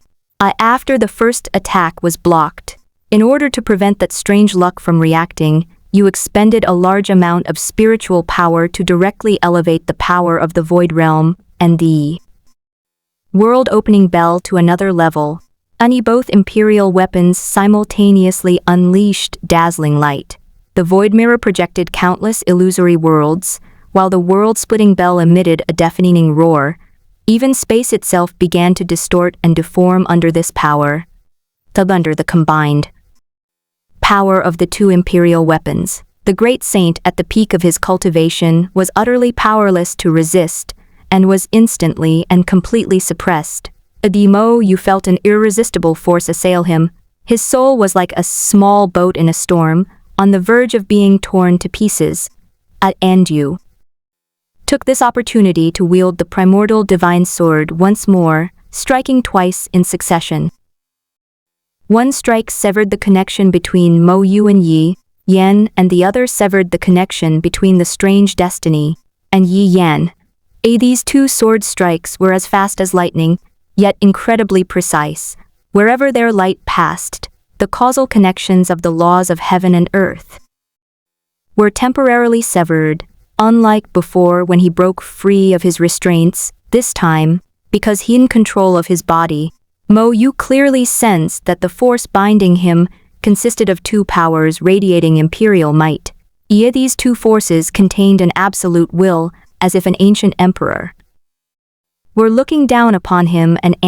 Mo Yu's soul trembled under this oppressive force. Even his thoughts became sluggish. Did I break a heavenly law? All I did was dig up someone's ancestral grave in my previous life. Is digging up ancestral graves such a grave sin? What have I done to deserve being targeted by 3 imperial weapons at the same time? Mo Yu groaned inwardly. He felt his life after becoming a supreme being had been incredibly difficult. Although he acted eccentrically, he never did anything truly heinous. At most, he dug up the tombs of a few ancient powerful beings and took some burial goods. Who would have thought that he would be instantly annihilated by the supreme being of that holy land, wielding an imperial weapon, simply because he accidentally unearthed an ancestral tomb? Having barely managed to preserve a wisp of his soul, he escaped to a world where only the great sage exists. Just as he was preparing to restore his physical body, the terrible event of the world falling silent occurred, forcing him into a deep sleep that lasted for tens of thousands of years, and he almost never woke up. I thought that revival of heaven and earth had awakened him ahead of time, and that he had encountered Yi Yan, a good body to which he could take, and that the fusion of the world was such a momentous event that everything would go smoothly for him in the future, and he might even be able to look forward to the throne of the great emperor. He was already planning how to acquire more resources after his resurrection in order to reach the supreme emperor realm. Who would have thought that someone would block his door with 3 imperial weapons today? Mo Yu's mood was more bitter than if he had eaten gall. Ignoring Mo Yu's silent complaints, you instantly began searching Yi Yan's soul. Your fingertips lightly touched his brow, and a wisp of divine consciousness, like a snake, burrowed into his sea of consciousness. In an instant, countless fragments of memories surged forth like a tide. Through soul-searching, you discover that Yi Yan's experiences were familiar to you in the early stages, but the later developments took you completely by surprise. The world Yi Yan lived in before the fusion was called Lingshuan Great World. Compared to the Tiankang Great World, it had a stronger martial spirit, and the law of the jungle was vividly portrayed there. Yan was born in a remote county town in a country on the edge of the Lingshuan Great World.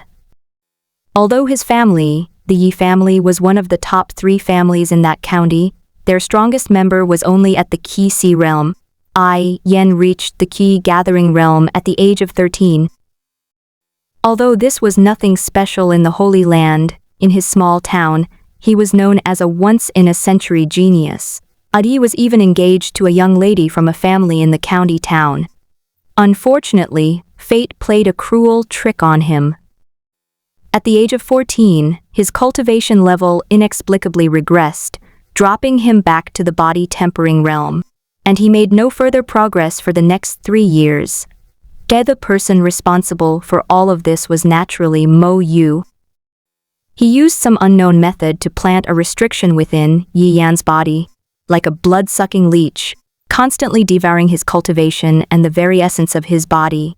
Following the normal procedure, Yi Yan will continue to grow step by step under Mo Yu's guidance until he ascends to the rank of Great Emperor. Unfortunately, Mo Yu harbored ill intentions towards Yi Yan, and Yi Yan clearly didn't have a good attitude either. What I remember most chillingly is that when his cultivation was stagnant, his father not only failed to offer comfort, but was also the first to show disappointment, even proposing to reduce his cultivation resources at a family meeting. The fall from genius to failure, coupled with the ridicule of others, and later his fiancée's broken engagement and further mockery, completely warped his mind. Ultimately, he was just an immature teenager. The once sunny and confident boy became gloomy and vicious. He began to hate everyone, including his own clansmen, who had once greeted him with smiles. The result was that everyone in Yi Yan's family, including his closest relatives, became nourishment for his growth, and were completely devoured by him. That night, the Yi family mansion was awash in blood. Yi Yan, wielding a blood-stained longsword, slaughtered his way from the ancestral hall to the backyard, sparing not even the infant in swaddling clothes. He blood-stained his robes and his eyes, and through this, he awakened the spirit slaughtering divine body.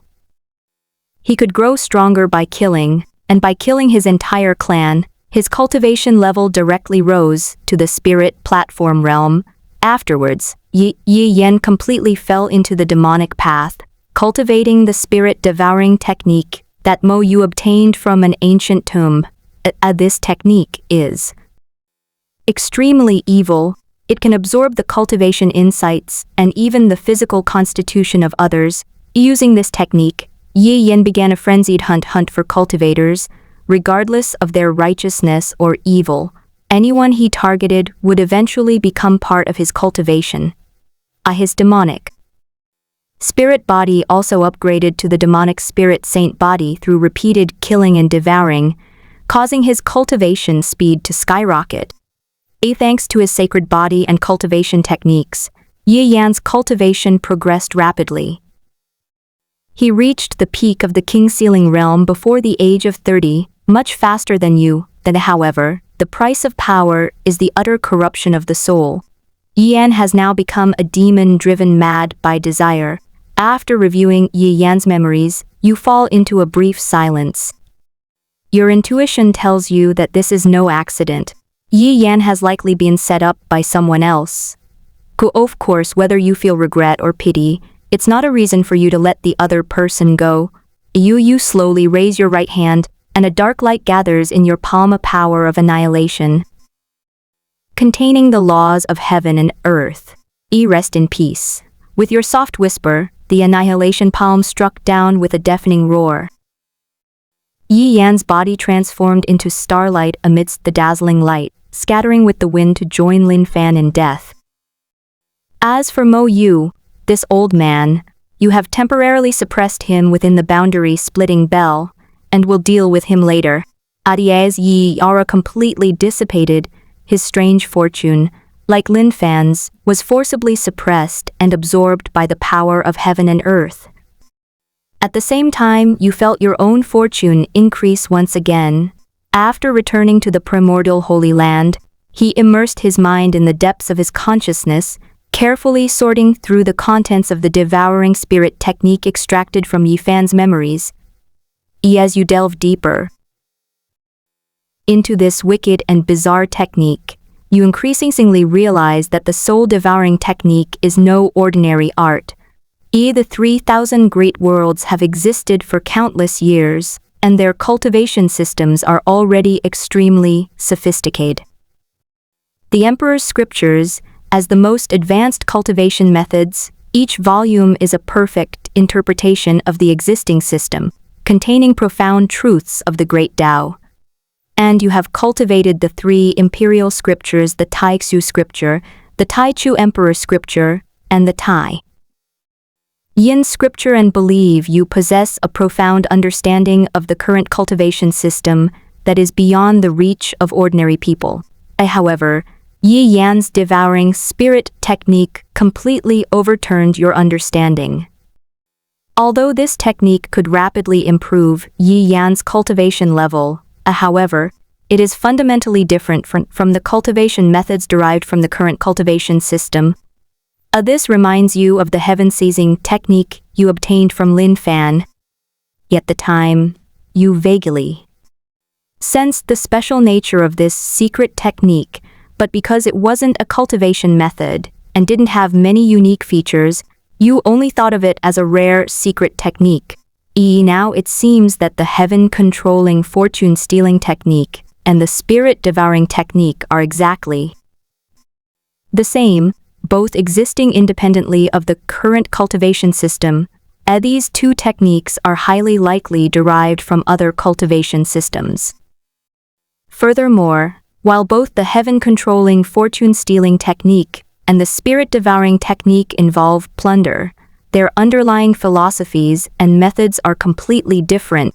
This suggests they likely originate from different spiritual systems, and the underlying issues are probably far more complex than you imagine.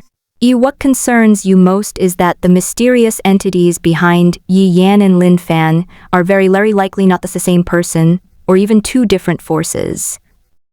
You cannot determine the exact connection between these mysterious forces and the great calamity foretold by the primordial emperor, but your intuition tells you that there must be some unknown connection between the 2, even if the other party isn't the true culprit behind the cataclysmic event. They definitely intend to use it to achieve some kind of goal. Fortunately, the other side still doesn't dare to act directly, and can only carry out their schemes by planting spies. This precisely proves that the other party is definitely under some kind of constraint, perhaps fearing certain beings. In any case, You feel that now is the best time for you to take the initiative. When you encounter people like Yi Yan and Lin Fan, just kill them outright. This will not only disrupt the plans of those behind the scenes, but also enhance your own luck. Perhaps you can use this opportunity to accumulate immense fortune and reach your peak before the opponent makes a move. It seems I'll have to pay more attention to this aspect in addition to cultivation. At 48 years old, you spent half a year with the help of the Taixu realm, using alchemy to successfully refine Mo Yu into a pill to enhance her soul. Naturally, you also gained her memories. The elixir was crystal clear, radiating a 7-colored glow. Its patterns resembled dragons and phoenixes, with faint traces of Daoist energy flowing through it. And after consuming it, a vast amount of divine soul power surged into your sea of consciousness like a tidal wave, directly elevating your divine soul to the great sage level. Either the qualitative change in your soul has made your understanding of the laws of heaven and earth clearer, your cultivation speed has increased exponentially, and your cultivation level has risen accordingly, allowing you to break through to the 3rd level of the Saint King realm in one fell swoop. However, none of that is the most important thing. The most important thing is that you obtained the location of an unclaimed imperial weapon from the other party's memories. This fragment of memory indicates that the imperial weapon was hidden within the tomb of a great emperor. This is also why the opponent is confident in taking a chance at the great emperor realm. As for why Mo Yu didn't take it during his lifetime, it was mainly because this tomb only allows those below the rank of supreme being to enter. The tomb was riddled with traps and mechanisms, and contained tests left by the tomb's owner, which could only be overcome by exceptional geniuses. Mo Yu ultimately lacked the necessary luck, and by the time he discovered it, he was already at the supreme realm. Guess what? This imperial weapon was normally meant for Yi Yan, but it ended up benefiting you instead. At 49 years old, with the protection of 3 imperial weapons, you successfully obtained the unclaimed imperial weapon without any major incident. This imperial weapon is called the Battle God armor. The person who forged it was known as the Battle God Emperor. This emperor was extremely warlike, and because he had no lineage, no descendants, and left no legacy, he left behind nothing. Therefore, this imperial weapon remained in his tomb after his death. The god of war emperor fought countless battles throughout his life, never suffering a defeat. His battle armor was stained with the blood of countless powerful warriors and contained boundless fighting spirit. The battle god armor not only possesses extremely strong defensive capabilities, but also provides the wearer with an exceptionally powerful overall boost, making it a true imperial weapon born for battle. The battle armor is entirely dark gold, with ancient battle runes engraved on its surface. Wearing it can increase the wearer's combat power 3-fold, and also activate the battle soul state, unleashing power beyond their own realm for a short period of time. Most importantly, the armor also seals away the Battle God Emperor's lifelong combat experience. This alone is enough to greatly increase your combat power. Of a 51 years old, 10 years have passed since the merging of heaven and earth. And in these turbulent 10 years, the creations born from the merged, vast realm not only did not cease, but intensified. Various unheard of secret realms have appeared one after another, giving rise to countless coveted opportunities. Of those relics sealed by the dust of time have reopened, bursting forth with dazzling spiritual light. Ancient battlefields, silent for millennia, have reappeared, echoing the roars of ancient war spirits. In this magnificent and turbulent era, generations of outstanding talents have emerged like bamboo shoots after a spring rain. They may possess ancient bloodlines, have special physiques, be of illustrious birth as direct descendants of holy lands or imperial families, or be commoners who rose to prominence through extraordinary encounters and good fortune. The most outstanding among them have already reached the saint realm, possessing the strength to rival the older generation. The vast realm seemed to have become a stage for these prodigies, with even those powerful figures above the Saint King and Great Saint levels, who had awakened from their slumber rarely making a move. The struggle for opportunities depends entirely on these prodigies. This is mainly because those supreme beings and even quasi-emperors who have awakened all hope to take advantage of this unprecedented opportunity to advance further. But these old-timers, having lived for so many years, naturally understand the principle of not putting all their eggs in one basket and did not place all their hopes on themselves. The younger generation born in this era possesses talent far surpassing that of the past. Especially those peerless geniuses with special physiques have a greater chance of reaching the legendary realm of immortality than these elders of the previous era. This great era seems to have been prepared for these geniuses. Therefore, all major powers are sparing no effort in cultivating successors, even at the cost of using their secrets sealed for millennia. Almost all emperor-level forces simultaneously issued a statement forbidding the awakened elders from their slumber from using their cultivation level to suppress others. All these factors have created the unique landscape of the vast realm, where geniuses rise together, yet undercurrents surge beneath the surface. And you, as a young cultivator not yet 100 years old, are naturally included in this glorious era. However, you are much stronger now than Lin Fan remembers you at the same time. While other prodigies are still struggling to reach the saint realm, you have already quietly stepped into the 5th level of the Saint King realm. This is just your cultivation level. Under the constant tempering of the imperial weapon, your physical strength has already broken through its limitations and reached the great saint level. However, you are adept at concealing your abilities and biding your time, only revealing your cultivation level as a Saint King at the 1st level to the outside world. Even so, you are still widely recognized as the #1 young talent in the vast realm. Even those proud and arrogant geniuses will put away their usual arrogance when facing you. You stand like an insurmountable peak, silently towering before all the young monks. At 59 years old, you are surrounded by 8 dazzling halos of Saint King light, each containing world-destroying power.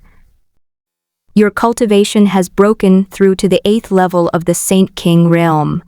Over the years, you have finally found 3 more individuals among the many prodigies, each possessing a mysterious and extraordinary destiny. However, these 3 were clearly inferior to Lin Fan and Yi Yan. Killing 2 of them required the same amount of luck bestowed by heaven as killing Lin Fan alone.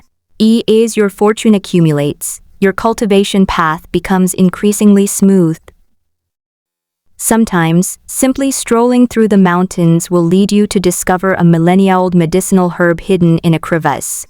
With your immense good fortune, you even found 2 divine medicines that can help your primordial divine body transform into a sacred body. It should be noted that these 2 miraculous medicines have not appeared for hundreds of thousands of years. Do you ponder the prophecy of the primordial emperor? Perhaps even this ancient being could not have foreseen that the 3,000 great worlds would merge at this moment, much less that you could gather such astonishing fortune. You have a vague feeling that, with the continued growth of your fortune, you might actually be able to gather all the materials needed to condense the primordial holy body. While the sacred body condensed, using the yin-yang harmony technique, is powerful, if it can be combined with a sacred body condensed from rare and precious materials, it will surely create an unprecedented primordial sacred body.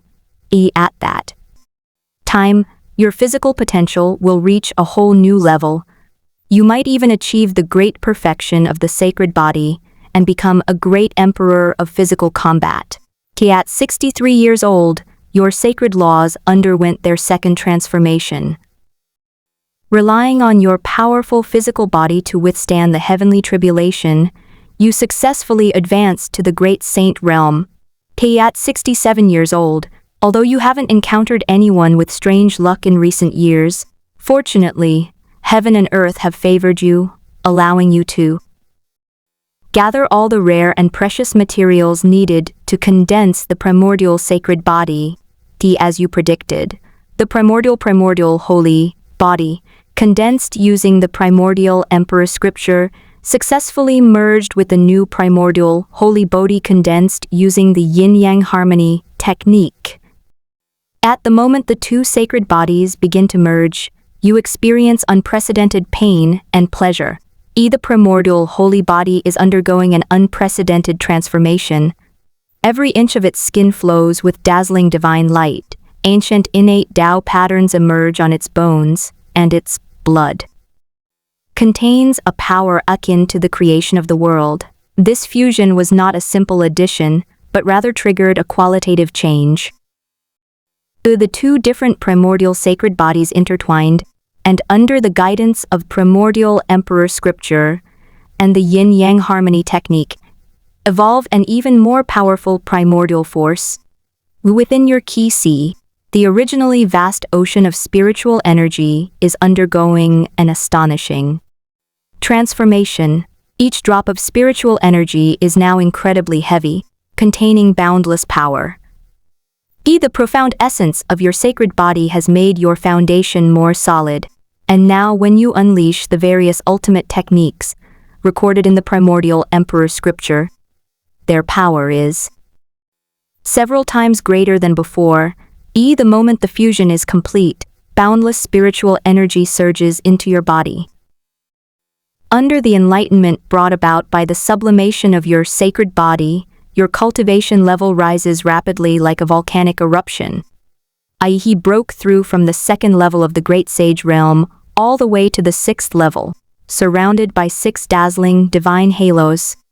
Even more astonishingly, your physical body has directly broken through from the peak of the great sage realm to the supreme realm, every strand of your hair shimmering with immortal radiance, and you can tear through the void with every move you make.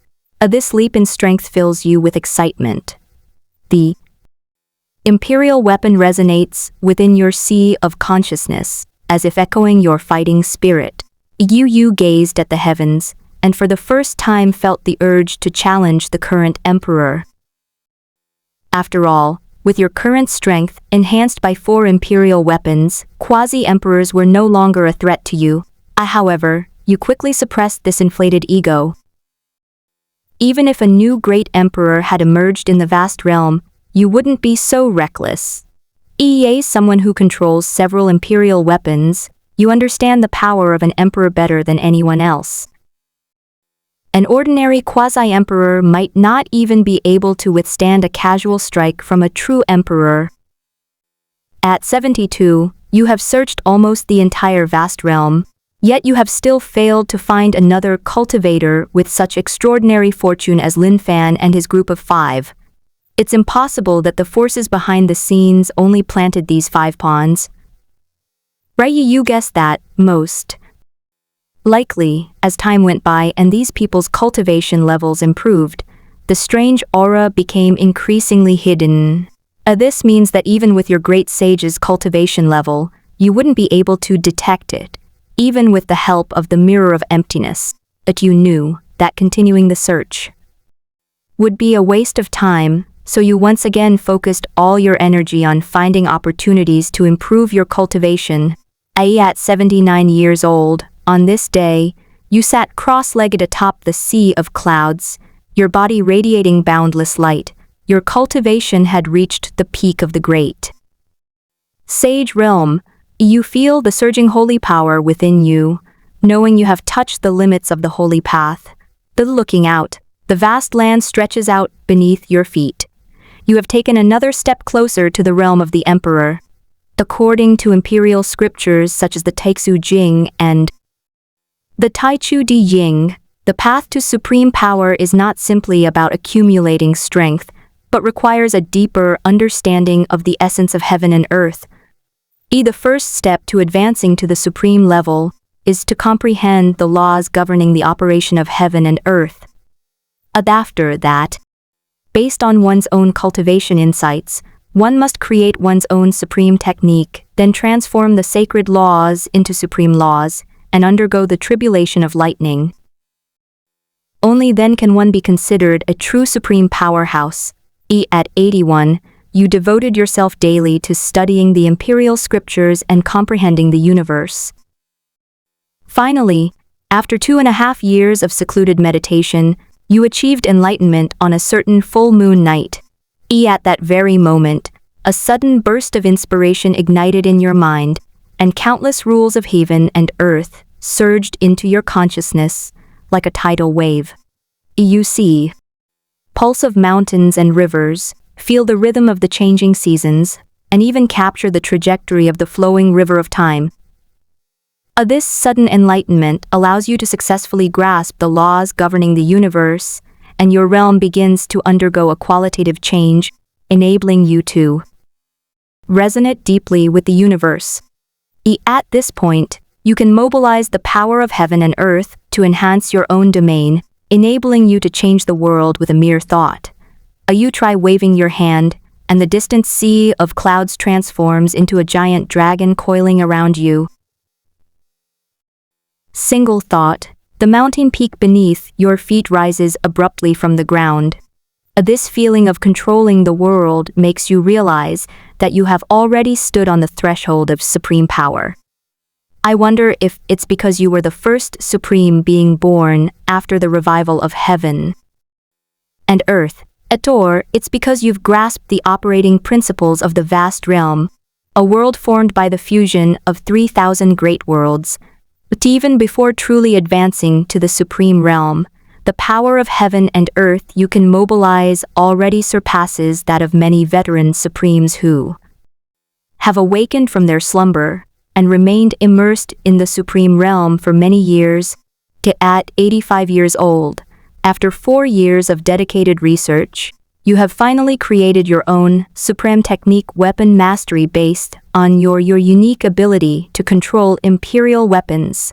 This supreme technique will allow you to better utilize your ability to wield imperial weapons, at least increasing the final power released by the imperial weapon by several times. Furthermore, using the supreme technique, weapon mastery, allows you to temporarily absorb several imperial weapons into your body, significantly boosting your strength for a short period. When you try it for the first time, the moment you feel the imperial weapon enter your body, a vast power surges into your limbs and bones like a flood bursting its banks. The feeling is both painful and wonderful. However, this method of fusing imperial weapons into the body places extremely high demands on physical strength. Based on testing, with your current physical strength, you can accommodate a maximum of 2 imperial weapons. But even if it only accommodates 2 imperial weapons, the resulting enhancement is still terrifying. This can temporarily elevate your cultivation level from the peak of the Great Sage realm to the 7th level of the Supreme Realm. This leap in advancement is simply astonishing. However, this state can only be maintained for a maximum of 1 minute, after which it will be forced to end, because the body cannot withstand it. In addition, the weapon mastery technique also allows you to influence weapons that already have owners. You can forcibly influence weapons below the level of an emperor weapon, preventing them from unleashing their original power. At 86 years old, you arrive alone in a desolate star field in the vast universe. This starry sky is deathly silent. Even the stars appear dim and lifeless. It is the perfect place to undergo tribulation. You take out the Taishu mirror and suspend it above your head. The ancient mirror surface ripples with powerful spatial energy. You then summon the boundary-splitting bell and surround it. As the bell tolls softly, it combines with the Tai Shu mirror to create a barrier that isolates heaven and earth. As you circulate your cultivation technique, thunderclouds instantly gather in the sky, and the supreme tribulation arrives as scheduled. When the first divine lightning bolt struck, you realized that this tribulation was extraordinary. It truly lived up to its reputation as a tribulation that could automatically adjust according to the strength of the cultivator. Even with your physique, which has already reached the supreme realm, each bolt of lightning leaves deep, bone-revealing wounds on your body.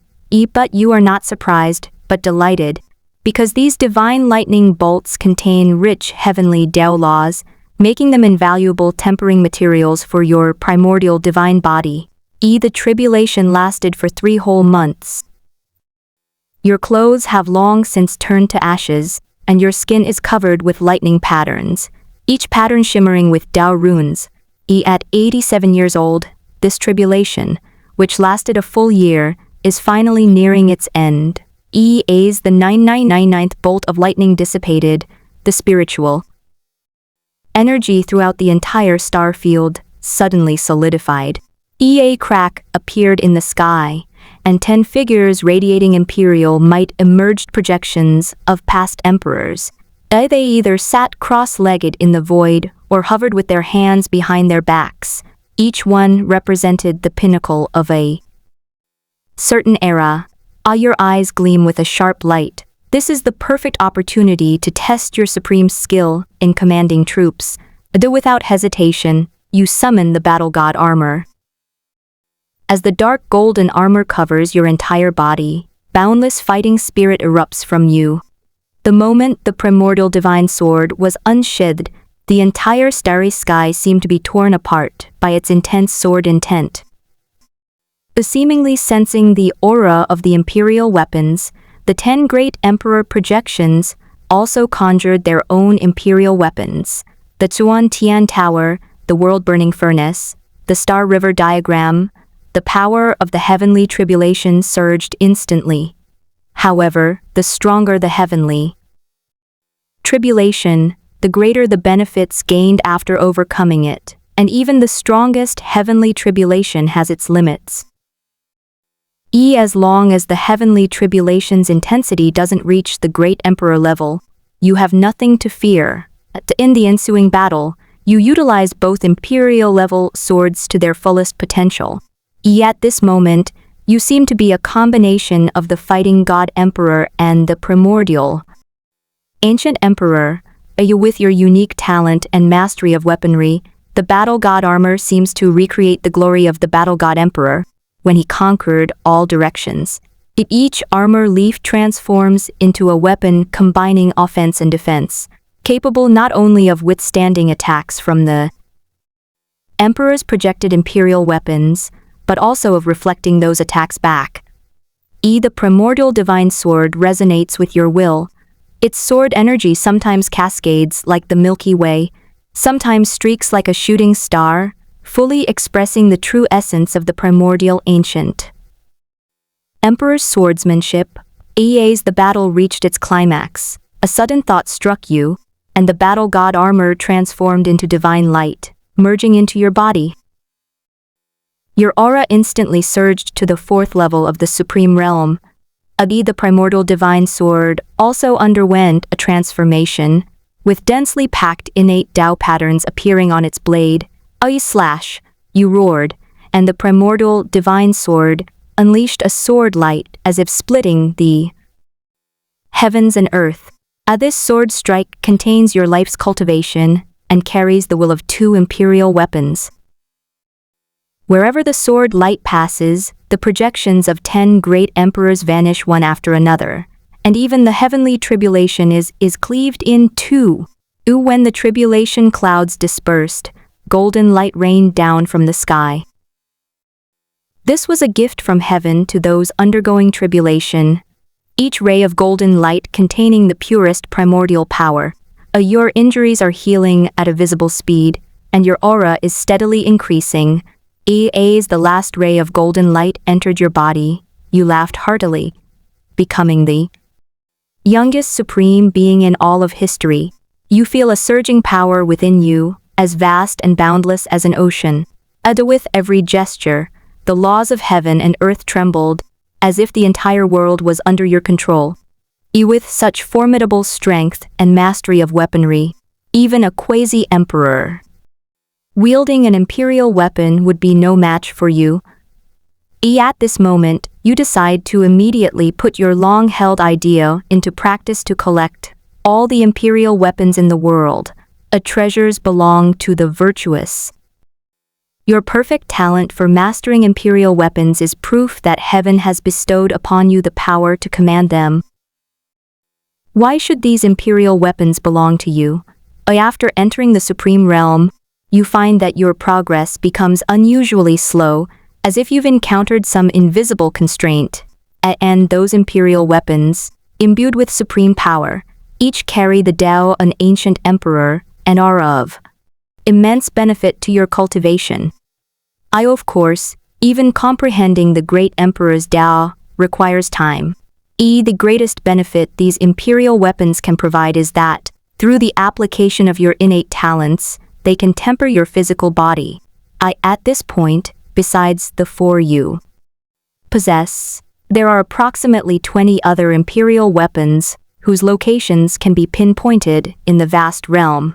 You believe that if you can use these imperial weapons to repeatedly temper your physical body, you can definitely achieve the great perfection of the primordial sacred body in a short time. Of course, these are all secondary. The reason you're so eager to quickly improve your strength is because you're already considered the strongest person below the emperor. The main reason is the warning that Lin Fan's memories brought you. In Lin Fan's memory, his so-called time of death in his previous life was several decades later. As for the so-called behind-the-scenes forces that used Lin Fan as a pawn, since they could foresee such a clear future, they couldn't possibly be unaware of an even more distant future. The reason Lin Fan's memories ended at that point is most likely because some earth-shattering change occurred in the vast realm after that time, making the future uncertain. Perhaps that's when the mastermind will make their appearance. Or, perhaps, after that period of time, the great calamity of heaven and earth, as described by the primordial emperor, occurred, causing the river of time and space in the vast realm to cease there. Whenever you think about this, you feel a sense of urgency, and you choose to trust your intuition. Regardless of the possibility, you must maximize your combat power within the limited time. This is not only a matter of your personal life and death, but may also concern the fate of the entire vast realm. You're a door. You get things done as soon as you say you'll do it. Your first goal is the Xuantian Sacred Land, which possesses the Xuantian Tower. As for why you targeted the Xuantian Tower, it's mainly because you fought against a projection of the Xuantian Emperor during your tribulation. In that battle, you not only witnessed the unparalleled prowess of the Xuantian Emperor, but also gained unique insights into the characteristics of the Xuantian Tower. These insights will be of great help in seizing the Xuantian Tower from the quasi-emperors of the Xuantian Holy Land. You will soon arrive at the Xuantian Sacred Land. Begin the operation. With your command, the Void Mirror and the Boundary-Splitting Bell unleash their powers simultaneously. An invisible barrier instantly enveloped the area where the Xuantian Tower was located, completely isolating the Xuantian quasi-emperor guarding it from the outside world. The white-haired quasi-emperor suddenly awoke, his cloudy eyes flashing with a sharp light. Who dares to invade my Xuantian Holy Land? Actually, you did consider directly subduing the Xuantian Pagoda. But this opponent is different from the primordial divine sword. You don't have much connection with it, and your attempt to subdue it would cause quite a stir. At that time, you may have to deal with more than one quasi-emperor. As for stealing the Xuantian pagoda using an imperial weapon first, imperial weapons all possess their own arrogance, and you're afraid that doing so might anger them. Your talent isn't omnipotent. It will take a considerable amount of time to subdue an imperial weapon that is currently in a state of rebellion. Therefore, what you need to do is to silently take control of the Xuantian Tower during the battle. You soon find yourself fighting a quasi-emperor from the Xuantian Holy Land. At this time you only wore the battle god armor and didn't use the primordial divine sword. After all, there are only a few imperial weapons of the sword type, and it would be easy to identify you through the primordial divine sword. As for the issue of appearance, you never used your real face when you secretly attacked within the barrier formed by the two imperial weapons. You engage in a fierce battle with a quasi-emperor from the Xuantian Holy Land, each move containing world-destroying power.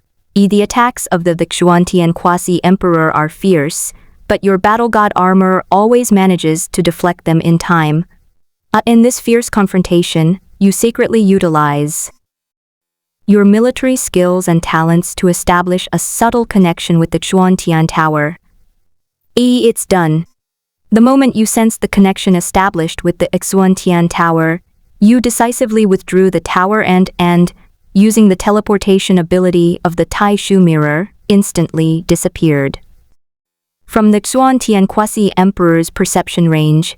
The quasi-emperor of the Xuantian Holy Land had just recovered from the Xuantian Tower's attack when he watched helplessly as you vanished, powerless to stop it. He stretched out one hand, his fingers clenched tightly, as if trying to grasp something, but he could only grasp at nothingness.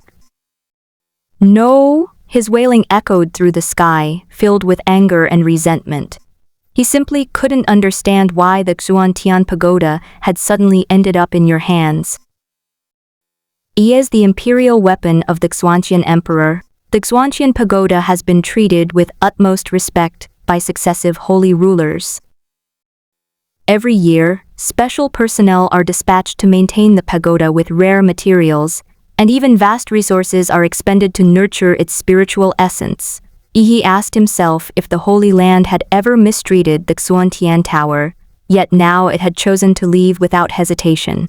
Countless images flashed through his mind, the Xuantian Tower standing tall in the Holy Land for 1,000 years, suppressing fortune and protecting disciples.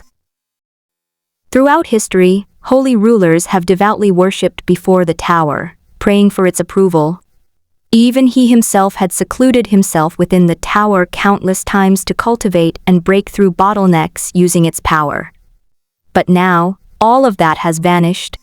In the time that followed, you traveled freely between various holy lands and imperial clans as if they were empty, i.e. the Nine Heavens exquisite pagoda of the Nine Heavens sacred land, the world-burning furnace of the Burning Heaven sect, the Yellow Springs life and death seal of the Netherworld Palace, the Star River map of Star River Valley.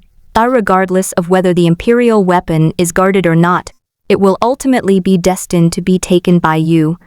At 89 years old, in just 2 years, you have acquired all the publicly known imperial weapons in the vast realm. Interestingly, your actions haven't caused much of a stir. Those forces whose imperial weapons were taken away have all tacitly chosen to remain silent. You speculate that these forces dare not speak out mainly because they are unaware that others, like themselves, have also had their imperial weapons taken. Therefore, they feared that if the theft of the imperial weapon were exposed, other forces would take advantage of the situation. This delicate balance plunged higher vast realm into an eerie peace, even silencing the once fierce imperial-level forces. At 104 years old, you have spent these years in seclusion, comprehending the Taoist essence of the ancient emperors contained within these imperial weapons. Each imperial weapon carries the lifelong insights of a great emperor, and you eagerly absorb its essence. His cultivation level broke through to the 4th level of the Supreme Realm without him even realizing it. And what will surprise you even more is the transformation of your physical body. The power of over 20 imperial weapons continuously tempers your physique, and your primordial sacred body is constantly developing. Along with the increase in physical strength, moving towards its ultimate perfection, your physical strength has now reached the pinnacle of the Supreme Realm. Every movement you make contains world-destroying power. At the age of 113, the peace of the vast realm was finally shattered. The major imperial level forces gradually noticed the anomaly. Those usually arrogant and domineering rivals have now become unusually low-key, even taking the initiative to back down. This unusual behavior aroused their suspicion. After some probing, the truth finally came to light. It wasn't just their own family's imperial weapons that had been stolen. All the family's imperial weapons had been taken, except for the primordial Holy Land, of course. Upon seeing that the imperial weapons of various families had been seized, the supreme beings and quasi-emperors of the primordial Holy Land, along with some elders of the Holy Land itself, quickly guessed the true culprit. They recalled their holy son's powerful control over the imperial weapon and his elusive nature. Besides their own holy son, they couldn't think of anyone else who could do this. After all, in this era without a great emperor, an imperial weapon isn't so easily taken away if the owner doesn't want to. But, in order not to arouse suspicion from other forces, a quasi-emperor from the primordial Holy Land could only feign righteous indignation, displaying deep hatred for those who had seized the weapons. After discussion, all parties agreed that the elusive killer likely did not belong to any known emperor-level power. After all, the person who seized the emperor-level weapon was simply too powerful. They managed to steal it silently from the headquarters of an emperor-level force. As for the overtly powerful emperor-level forces in the vast realm, after so many years of interaction, everyone knows each other. If they had that kind of strength, why would they be hiding it? This unexpected deduction, like a heavy hammer blow, plunged the high-ranking members of the factions whose imperial weapons had been taken from them into an unprecedentedly somber atmosphere. This means that a hidden force, unknown to the world, lurks within the vast expanse. What's even more terrifying is that this force can easily seize imperial weapons from various factions, but after taking them, it goes into hiding. They must be plotting some earth-shattering conspiracy. If they were to truly target a particular force, that force would likely not even have a chance to retaliate. In recent years, all the powerful beings who have reached the Supreme Realm, or above, have vaguely sensed that the vast realm is about to undergo a dramatic change, the nature of which is still unknown. Now, with the theft of this imperial weapon, everyone is convinced that the impending upheaval will be anything but a good thing. Upon returning from the conference, the powerful figures from all sides immediately activated the Emperor-level protective array. It's worth mentioning that some of the forces whose imperial weapons were previously taken away had already been maintaining protective formations, although the power of these formations only reached the quasi-emperor level. This wasn't because they weren't cautious enough, but rather because the energy consumption of an emperor-level protective array was truly staggering. This peerless formation, capable of briefly halting an emperor, requires an enormous amount of resources even to maintain only its minimum operation and ensure instantaneous activation, i.e. the protective formations that major imperial-level forces regularly maintain are usually only at the supreme level. However, this time, the emperor-level forces throughout the vast realm, for the first time ever, no longer hesitated to allocate resources. activating their highest-level protective formations, include immortal. Holy Land. In their premonition, the day of great change in the vast realm should be less than 100 years away. The resources needed to maintain the operation of an Emperor-level protective array for 100 years are something these Emperor-level forces could certainly afford to provide. If they gritted their teeth, of course, your plundering of the Imperial weapon might just be the trigger. Even without your incident, I believe these Imperial-level forces would still activate their protective formations. After all, how could someone who has survived for so many years not be cautious? Without a sense of crisis, they would have been wiped out long ago. At 127 years old, having journeyed through the vast realm for nearly 100 years, the opportunities and fortuitous encounters he has generated have not only not decreased, but have actually increased. Auspicious clouds swirled in the sky, spiritual veins surged deep within the earth, and countless precious medicinal herbs, primordial secret realms, and cultivation havens appeared one after another, as if there were no end to them. On the surface, this was indeed a cause for celebration, as cultivators gained unprecedented cultivation resources, and the entire vast realm presented a thriving scene. However, the major Imperial-level forces did not see it that way. Cultivators who have reached a certain level of mastery understand very well that these opportunities and good fortunes do not arise out of thin air. For example, divine medicines that grow naturally are fine, but those divine medicines that are formed out of thin air, and the constantly emerging primordial secret realms, are all created by the primordial power of the vast realm.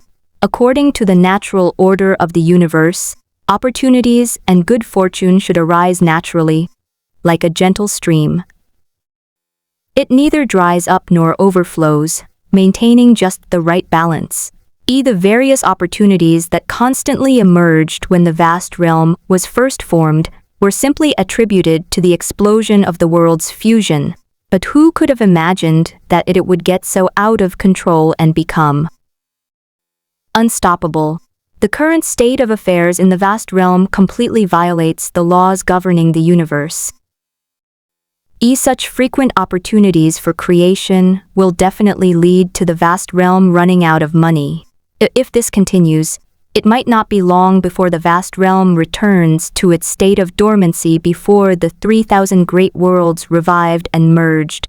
Although everyone knew something was wrong, they could only watch silently and desperately gather resources. Because no one in the current cultivation world can control this matter. Even a quasi-emperor-level expert cannot control the workings of the universe. Moreover, the vast realm is a world formed by the fusion of 3,000 great worlds. Its vastness far exceeds imagination, and the laws of heaven and earth contained within it are unfathomable. Even the ancient emperors might not be able to influence the operation of the vast realm. At the age of 133, after being tempered day and night by more than 20 imperial weapons and nourished by countless rare and precious materials, your primordial sacred body has finally reached its peak. This upgrade allows you to feel an unprecedented surge of power coursing through your body. Every inch of her skin glowed with a faint golden light, her bones were as translucent as jade, and within every cell lay a world-destroying energy. You stand atop the holy sun peak, letting the primordial divine sword strike with all its might, i.e. this imperial weapon, which once struck fear into the hearts of countless powerful figures, can now not even leave a white mark on your skin. At this moment, you truly feel that this physical body alone is enough to rival the greatest emperor of this era. At 108 years old, your cultivation level has reached the pinnacle of supreme power. The spiritual energy within your body is as deep and boundless as the ocean, containing infinite power. Every movement you make resonates with the heavens and earth. You feel you can step into the quasi-emperor realm at any moment, but you deliberately suppress the urge to break through, storing every ounce of power within your body. What you need is not the transitional realm of quasi-emperor, but a breakthrough to the supreme realm of great emperor. However, you don't know if it's too late. There are only a few years left until Lin Fan's supposed death in his previous life. At the age of 156, in the center of the vast realm, that is, above the 9 heavens of the primordial celestial great world, an incomparably sacred and majestic energy suddenly began to slowly take shape. This energy, like the primordial chaos at the beginning of time, slowly rotated in the void, each fluctuation causing the rules of heaven and earth to tremble. A golden halo swirled among the clouds, sometimes transforming into a dazzling galaxy, sometimes coalescing into a chaotic vortex, and sometimes manifesting the forms of gods and humans. The entire sky trembled, and countless rays of light pierced through the clouds, illuminating the vast realm as if it were a fairyland. With the emergence of this energy, all cultivators worldwide realized, this is the final gift from heaven and earth to all living beings, enabling them to transcend eras. And this enlightenment did not come from verbal transmission, but was a divine revelation directly imprinted deep within the soul. Although none of them knew what transcending the era meant, they all shared a primal desire. They believed that as long as they obtained this energy, the realm of the great emperor would be easily attained, and they might even be able to transcend the great emperor realm and reach the realm of immortal, just as all those above the saintly realm were preparing to head to the location of the energy. Hundreds of pitch-black pillars of fortune suddenly appeared from all directions of the vast realm.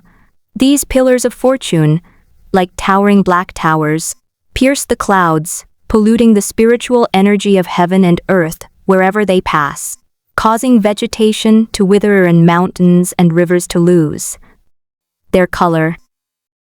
Even more terrifying, a chilling wail faintly emanated from within this black mist, as if it contained all the resentment and despair in the world. The kind of people who unleash this dark aura are Yi Yan and Lin Fan. Now, the forces behind the scenes have finally made their move. These pseudo-chosen ones are now controlled by some mysterious force, their own lives evolving into massive pillars of destiny. These energies, according to a mysterious formation, coalesced into an invisible barrier covering the entire vast realm. This barrier, like a dome, enveloped the entire vast realm. Upon closer inspection, one can see countless eerie runes flowing across the barrier, each rune resembling a distorted human face, screaming silently. At the moment this barrier appeared, all cultivators above the supreme realm suddenly discovered that the will of heaven, which they had previously been able to clearly perceive, had suddenly become incredibly distant. Even the most basic laws of heaven and earth have become blurred, and some powerful individuals who were in seclusion have even suffered from chi deviation, resulting in the complete destruction of their cultivation. This barrier is actually used to shield against the will of heaven. If you sense something's wrong when you see this barrier appear, and your perception of destiny has been weakened, then the mastermind behind it might be able to make their move within the vast realm. It is expected. And unexpectedly, the instant the barrier formed, dozens of quasi-emperors suddenly emerged from all corners of the vast realm. These quasi-emperors appeared out of nowhere like ghosts, and began a massacre of all living beings in the vast realm. With the slaughter of these quasi-emperors, the barrier shielding them from divine will grew stronger and stronger. The runes on the barrier became increasingly clear. The spiritual energy throughout the vast realm began to become chaotic, and even minute cracks appeared in the space of some areas. The powerful figures of the various imperial-level forces were astonished to see someone slaughtering the creatures within their territories. They also temporarily abandoned their struggle for the still-developing transcendental energy and began to intercept these suddenly appearing quasi-emperors. It's important to understand that most emperor-level forces exist in the form of Holy Lands. All living beings within the Holy Land's territory constitute its core territory. If they are completely wiped out, the Holy Land will be effectively extinct, and forces that exist in the form of family dynasties or similar entities will not allow others to run rampant on their territory. Of course, the most important reason is that these areas were indiscriminate massacres. Upon encountering these suddenly appearing quasi-emperors, some were astonished to discover that these quasi-emperors were actually those who, according to records, had already died of old age. Among them were notorious demons from millions of years ago and powerful overlords who dominated their regions millions of years ago. Among these quasi-emperors, many are even quasi-emperor ancestors of major imperial forces who have long since died. Logically, these people should have turned to dust long ago, yet they have reappeared in the world. Initially, there were quasi-emperors from emperor-level forces who wanted to communicate with these suddenly appearing quasi-emperors. However, these quasi-emperors had no intention of communicating. They were solely focused on slaughtering living beings, and they didn't hesitate to attack even those from their own factions. And so it was that a great battle erupted between the two sides. In an instant, the entire vast realm was engulfed in war, and all sorts of earth-shattering divine powers and supreme techniques blossomed between heaven and earth. However, in this battle, the quasi-emperors of the various emperor-level forces suffered repeated defeats. Although their combat strength was higher than those of the quasi-emperors, these suddenly appearing quasi-emperors possessed more than a dozen emperor-level weapons. And all the imperial weapons of their various factions are in your hands. Facing a quasi-emperor wielding an imperial weapon, you'll need several quasi-emperors to restrain him. Fortunately, you realized what was happening the instant the Black Pillar of Fortune appeared. The few quasi-emperors who appeared near the primordial Holy Land hadn't even had a chance to cause much of a stir before you found them. Before the absolute power of your great accomplished primordial holy body, these quasi-emperors are as vulnerable as ants. That their prized imperial weapons are utterly incapable of breaking through your defenses.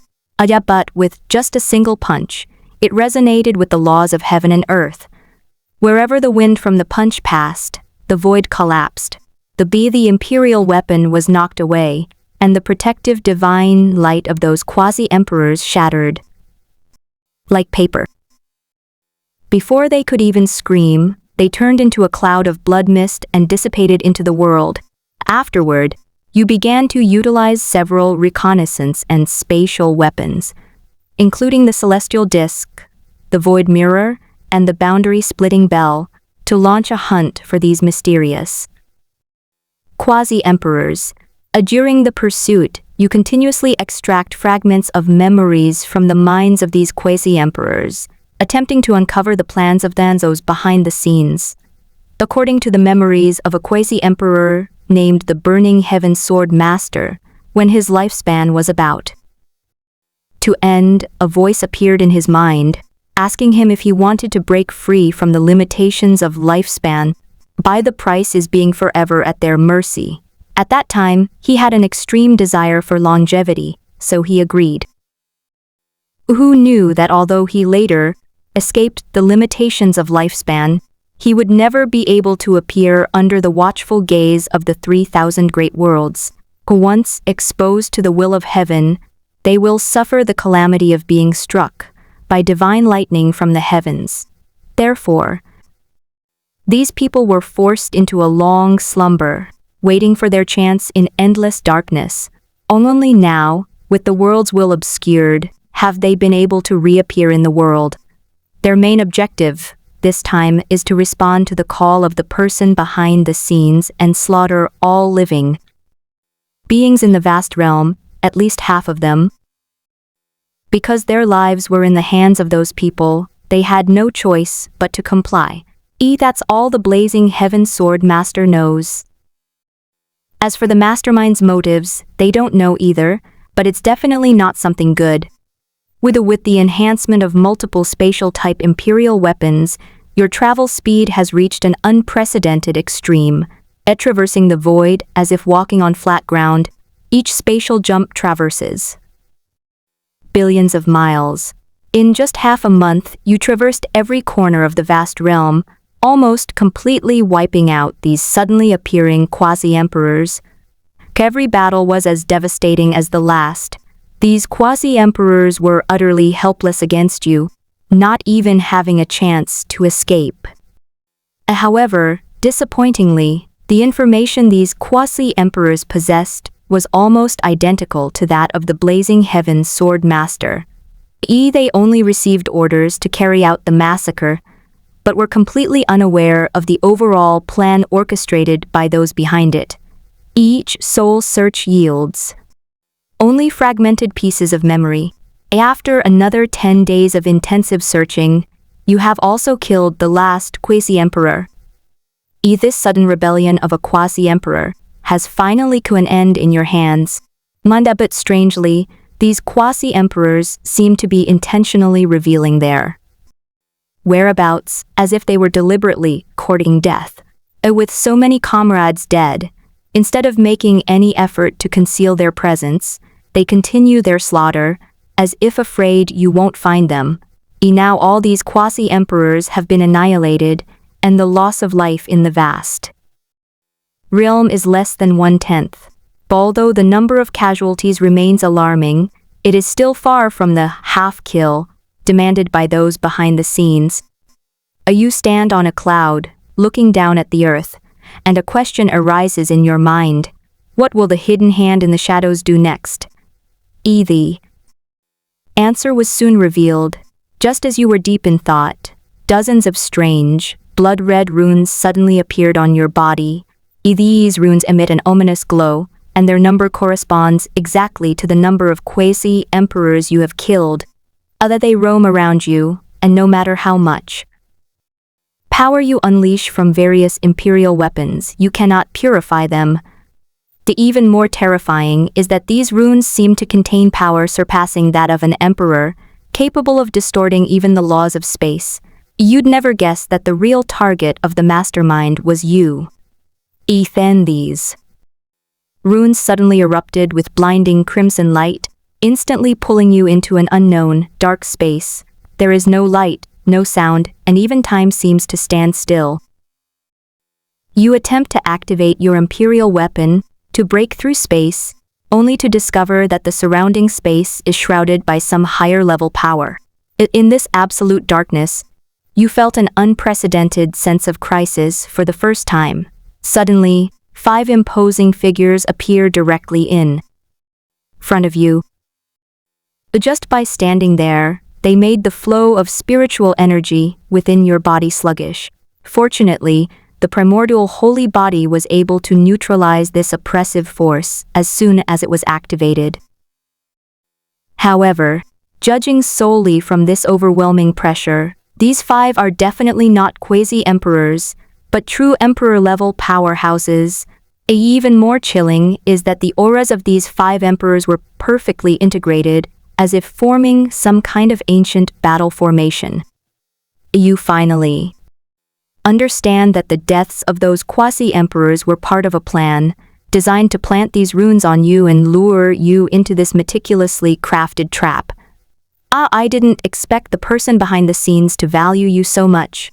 I don't consider myself to have shown my true strength much, nor have I ever made a big splash. Why would you set up this trap to target me like this? Seeing that the 5 great emperor-level experts on the other side did not attack immediately, you inquired about the reason why they valued you so much. We're only targeting variables that could disrupt our plans. Who that person is isn't important.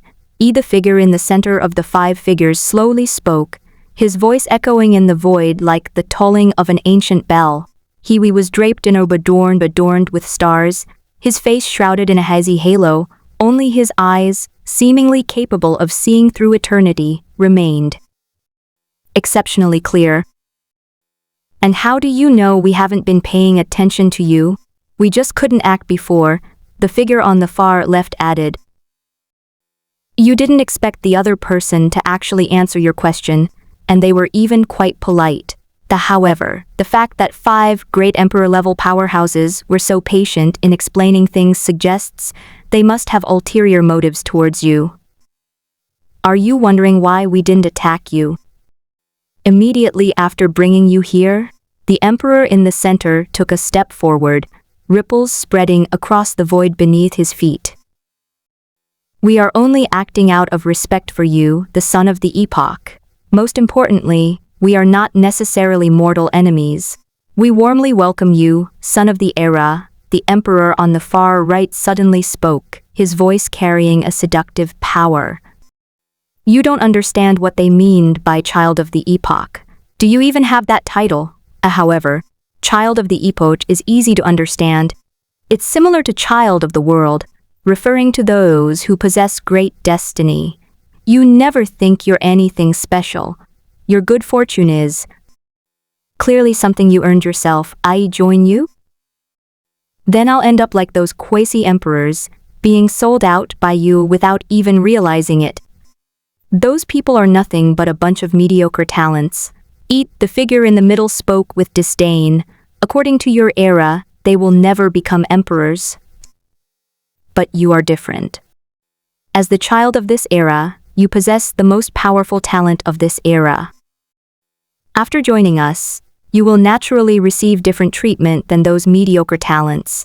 The other party repeatedly mentioned the word epoch, and the energy above the vast realm also indicated that it was a creation used to transcend epochs. These things convince you that an era is no ordinary concept.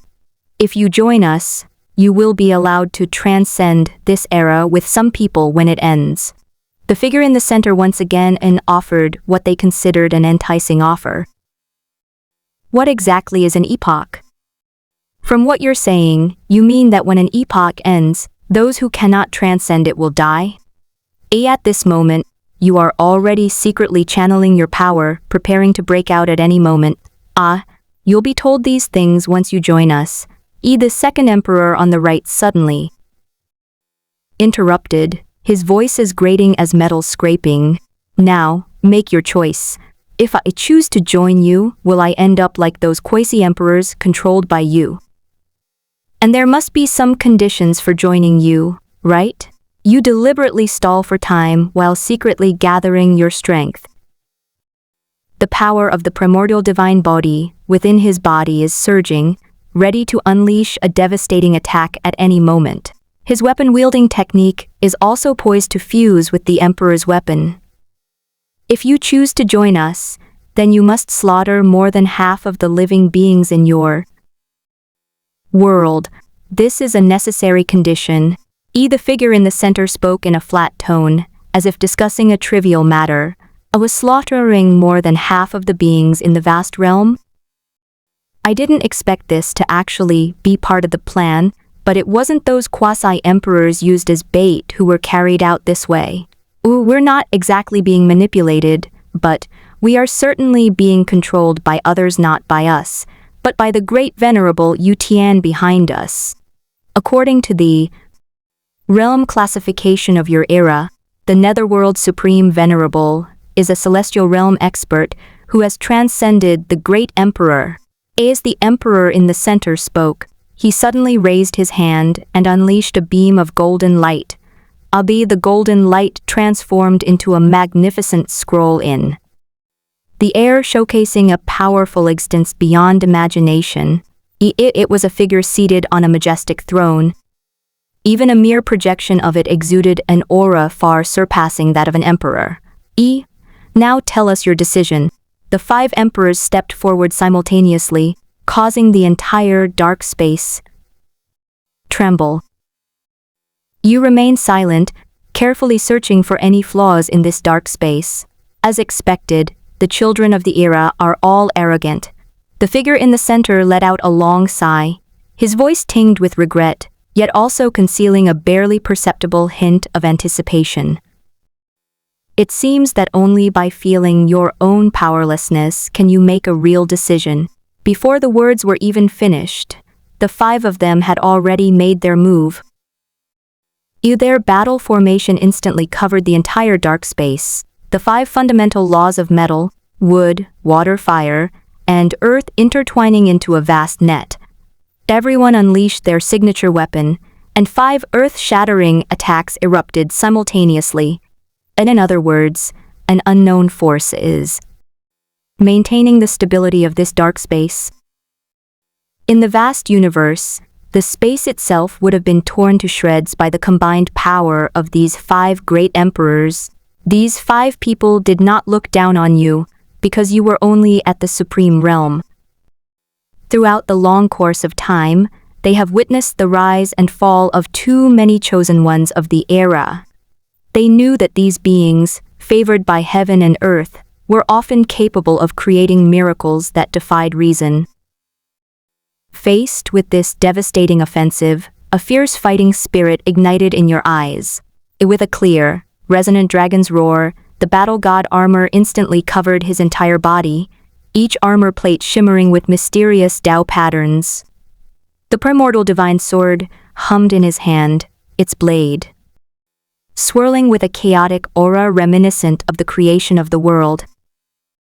Behind you, more than 20 imperial weapons of various shapes and sizes appeared simultaneously, each radiating a unique imperial aura. Not only that, under the effect of the weapon mastery technique, 7 imperial weapons instantly merged into your body, and your cultivation level began to soar, directly jumping from the peak of the supreme realm to the great emperor realm. A break.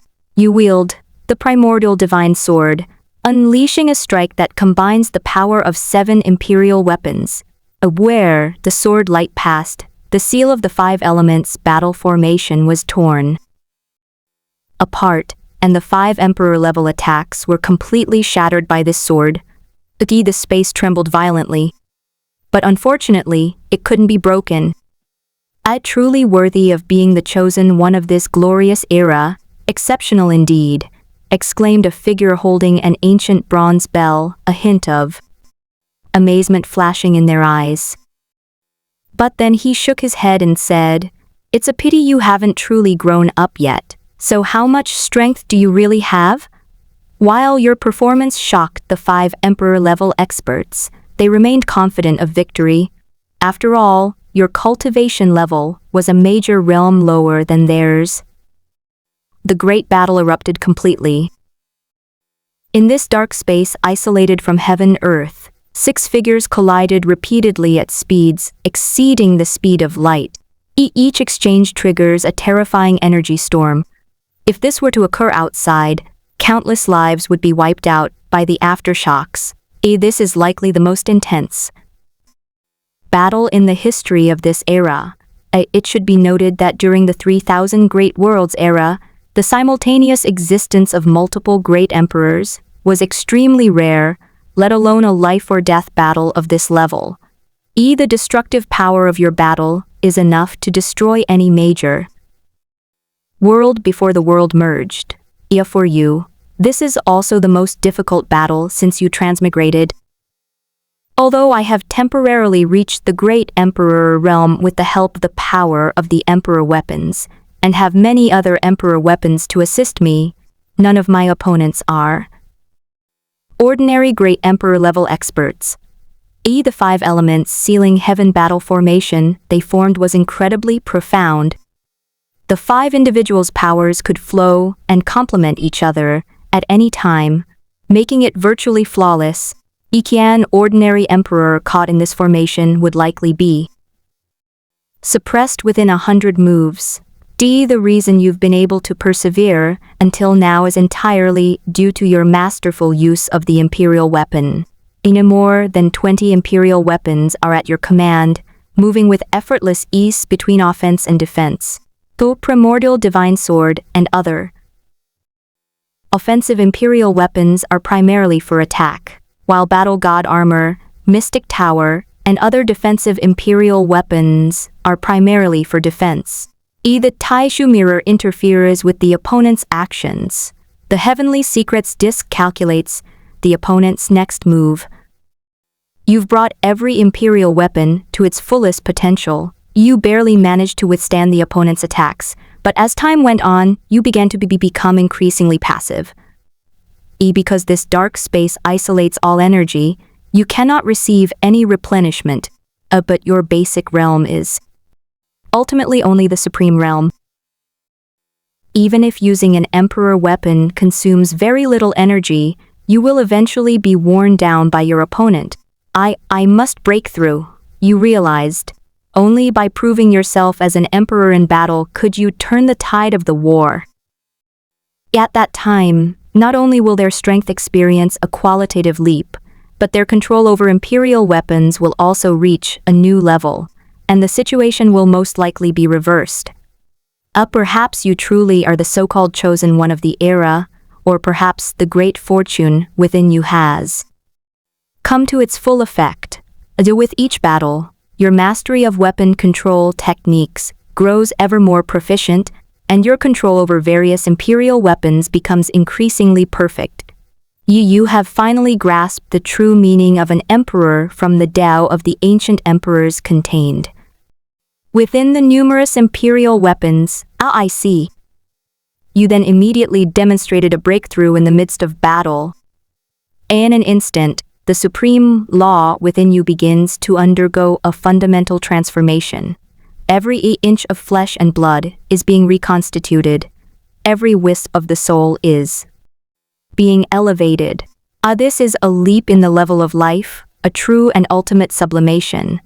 Perhaps because this dark space is different from the vast realm, the anticipated heavenly tribulation of the great emperor did not descend. But this doesn't prevent you from achieving your final breakthrough. Even without the tempering of the heavenly tribulation, your strength has still undergone a dramatic transformation. The expressions on the 5 figures finally changed. They sensed that the balance of the battle was subtly shifting.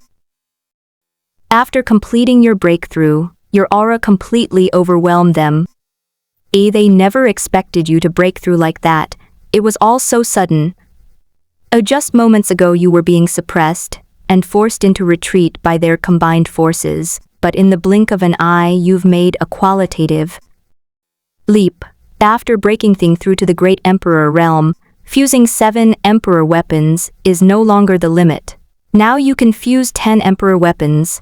Previously, 7 emperor weapons could elevate your cultivation level from the peak of the supreme realm to the great emperor realm.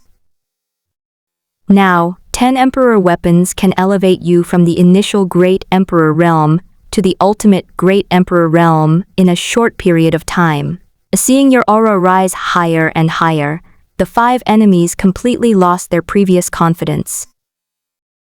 Their previous expressions of confidence had vanished, replaced by barely concealed fear. Thinking of the punishment they would receive for failing to fulfill the orders of the Great Venerable Yu Tian, the 5 of them hardened their resolve and began burning their source energy to forcibly enhance their combat power. Strange black patterns appeared on their bodies, and their aura surged. They only managed to draw against you after your breakthrough. The battle reached a stalemate, with each clash triggering even more devastating energy fluctuations than before. The dark space trembled violently under the intense energy surge, as if it might collapse at any moment. You keenly sense that the space imprisoning you is becoming unstable. You've detected an energy node in this dark space. This discovery is exhilarating because it means you have a chance to break free from this cage. While maneuvering against the enemy, you secretly accumulate strength, waiting for the best opportunity. Finally, you seized an opportunity, concentrating all your power on an imperial weapon, specifically designed to break barriers, and struck at this power. Node. This imperial weapon, named boundary-piercing spear, erupted with dazzling light, striking the weakest point in speedier. You could feel the entire dark space groaning under the weight of this attack. With a deafening roar, cracks finally appeared in the dark space, indicating that a breakthrough was imminent. Just as you are about to escape, a sudden change occurs. A gigantic hand emanating black energy suddenly appears in the dark space and strikes at you. This hand appeared without warning, yet it carried an overwhelming pressure, as if the entire world was under its control. Upon seeing the giant hand appear, the 5 enemy Emperor-level powerhouses stopped burning their source energy. They knew they couldn't escape punishment this time. This is indeed the hand of the great venerable Yuxian. When it fully revealed itself, the entire dark space seemed to freeze. It seems to slowly creep in, yet it gives you the illusion that there's no escaping it, as if the entire universe is locked down. You sense a power from this hand far exceeding that of an emperor. This power has surpassed your understanding of cultivation, possessing a certain transcendent quality. Even now, you find it difficult to breathe under the immense pressure emanating from the giant hand. Is this what they call an immortal? No wonder those 5 were so afraid of the great venerable Yutian. The power of an immortal surpasses that of a great emperor by countless levels. What's puzzling you is, didn't they want you to join them before? But from the attack of the great venerable Yuxian, you sensed an intense killing intent, a pure and direct intent that left no room for maneuver.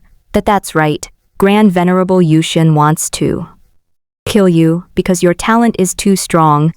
Yi previously wanted to recruit you because he thought you would be a good subordinate, but now he fears you threaten his position. If facing imminent death, you naturally won't sit idly by.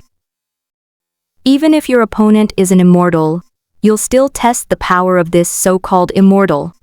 An indomitable flame burns in your eyes, and every drop of blood in your veins boils. At this critical moment of life and death, you decide to take a gamble to see if you can inflict significant losses. On the other side, you unleashed your weapon-wielding technique to its fullest potential, and a dazzling golden light emanated from your body. The 20-odd imperial weapons floating around you transformed into streaks of light and instantly entered your body. Each imperial weapon that entered your body brought excruciating pain, but you endured this violent power head-on. The integration of so many imperial weapons exceeded your limits, causing cracks to appear in your body. The bones cracked under the strain, and the meridians twisted and deformed as if scorched by flames. You clearly feel that if this continues, your physical body will completely collapse within 10 breaths. But even so, you still feel it's not enough. Facing a celestial realm expert, this power is far from sufficient. Bury the soldiers, you roared, your voice filled with determination. Madness. You have activated another secret technique, different from the art of weapon control. This is a life-or-death secret technique you created based on the art of weapon control. As the secret technique was activated, the imperial weapons integrated into your body began to tremble violently. Except for one imperial weapon that you had deliberately preserved, all the others shattered and disintegrated under this power. These shattered imperial weapons transformed into a torrent of pure energy, surging and roaring within your body. The destruction of each imperial weapon brings excruciating pain, but it also increases your power exponentially. Your aura surged, instantly breaking through the shackles of the Emperor realm and reaching an unprecedented height. But the price of this power is equally heavy. Your body and soul are covered with tiny cracks, like a piece of porcelain about to shatter, ready to crumble at any moment. Cut. All your powerful strength has temporarily freed you from the suppression of the Netherworld Supreme. You seized this fleeting opportunity, gathering all your life's knowledge, and unleashed a primordial sword aura. Sword. Strike contains all your power. Where its light passes, even time seems to stand still. The sword energy forcefully cleaved through the Netherworld Venerable's blockade, precisely striking the crack in the dark space you had previously created, directly shattering the dark space. You did not choose to confront the great Venerable Yuxian, although you are now far stronger than the great Emperor at his limit. You are still some distance from the immortal realm and cannot possibly harm the Netherworld Great Venerable. You are now at your limit. Although the burial weapon technique has given you power far beyond your limits, this power cannot be maintained for long. You can feel your life force rapidly draining away, each second accelerating your march towards destruction. You are still able to move now only because of your extraordinary strength, and once this strength fades, that will be the time of your death. Perhaps even the great Venerable Yuxian didn't expect you to unleash such powerful strength. Before you knew it, you had broken through the dark space and escaped back to the vast realm. As you breathe the air of this vast, desolate realm again, a sense of melancholy washes over you. You know, the vast realm might cease to exist after this. And at this point, you feel that you don't have much time left. The energy within my body is rapidly waning, and those cracks have spread deep into my soul. With your last breath, you left the remaining imperial weapons that you hadn't shattered to the primordial Holy Land. In your past life, you were an orphan, wandering the world without a home, and the primordial Holy Land was arguably the only place that made you feel at home after you transmigrated. You made the primordial Holy Land obtain the transcendent energy, escape the pursuit of the Netherworld Grand Venerable, and transcend this era. At this moment, you can only silently pray in your heart. After doing all this, you look up at the sky and see the invisible barrier high above. Using your last moments and final strength, you charged directly towards the invisible barrier that enveloped the entire vast realm. As you fly towards the barrier, your body begins to disintegrate. First your limbs turned into specks of light and vanished, then your torso, but your will remained steadfast. You gathered all your power, transforming it into a sword light capable of annihilating everything, and with a death wish, crashed into that barrier. With a deafening roar, you and the invisible barrier vanished simultaneously. The energy fluctuations from the explosion swept across the entire vast realm, and all powerhouses above the supreme level sensed the return of heaven's will. Just as you thought before, even if I die, I won't let those people, including Grand Venerable Yuxian, get away with it. Although you don't know if doing this will completely disrupt their plans, you know that with the intervention of fate, you can certainly delay their invasion. You've left a glimmer of hope for the primordial Holy Land and the vast realm. In your final moments before your consciousness faded, you seemed to see the disciples of the primordial Holy Land using the imperial weapon you left behind to seize transcendent energy and successfully transcend this era. Simulation ended. Devaluation. You are the strongest holy son in the history of the primordial Holy Land, and the world renowned. Number 1 Prodigy. You are also recognized by all Emperor-level forces as a notorious weapon-stealing maniac, and the youngest great Emperor in the history of the 3,000 Great Worlds. You are the only person in all eras to have earned the title of Child of the Era through sheer strength. Thanks to your efforts, this era has successfully avoided total annihilation. You have received a life score of 80,000. You can use ratings to purchase the following items. Peak strength in simulation, 5,000.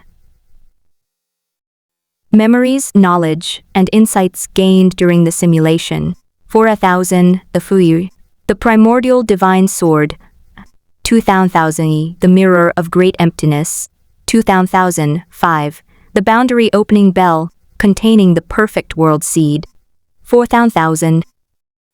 I never imagined that the game that changed the ending of the entire era would not be completed. It seems that to clear this minor world, we must expand our influence to the level of the Netherworld Grand Venerable. Lin Yu wasn't surprised that he hadn't cleared the level.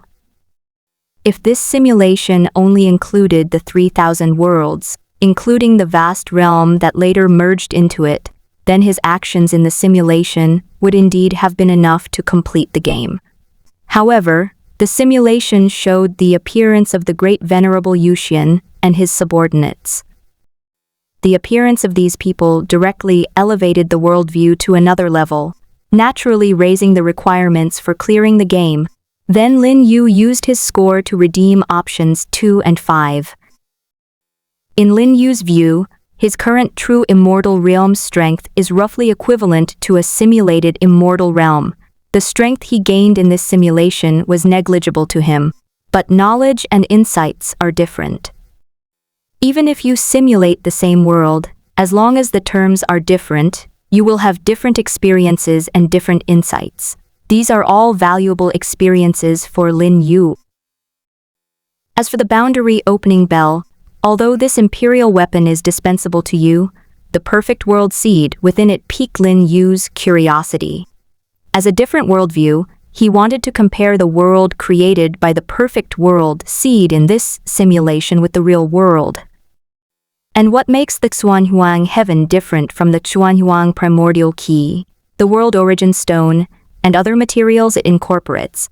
As a result, after comparison, Lin Yu did not find any essential differences. At most, there were differences between the laws of the world.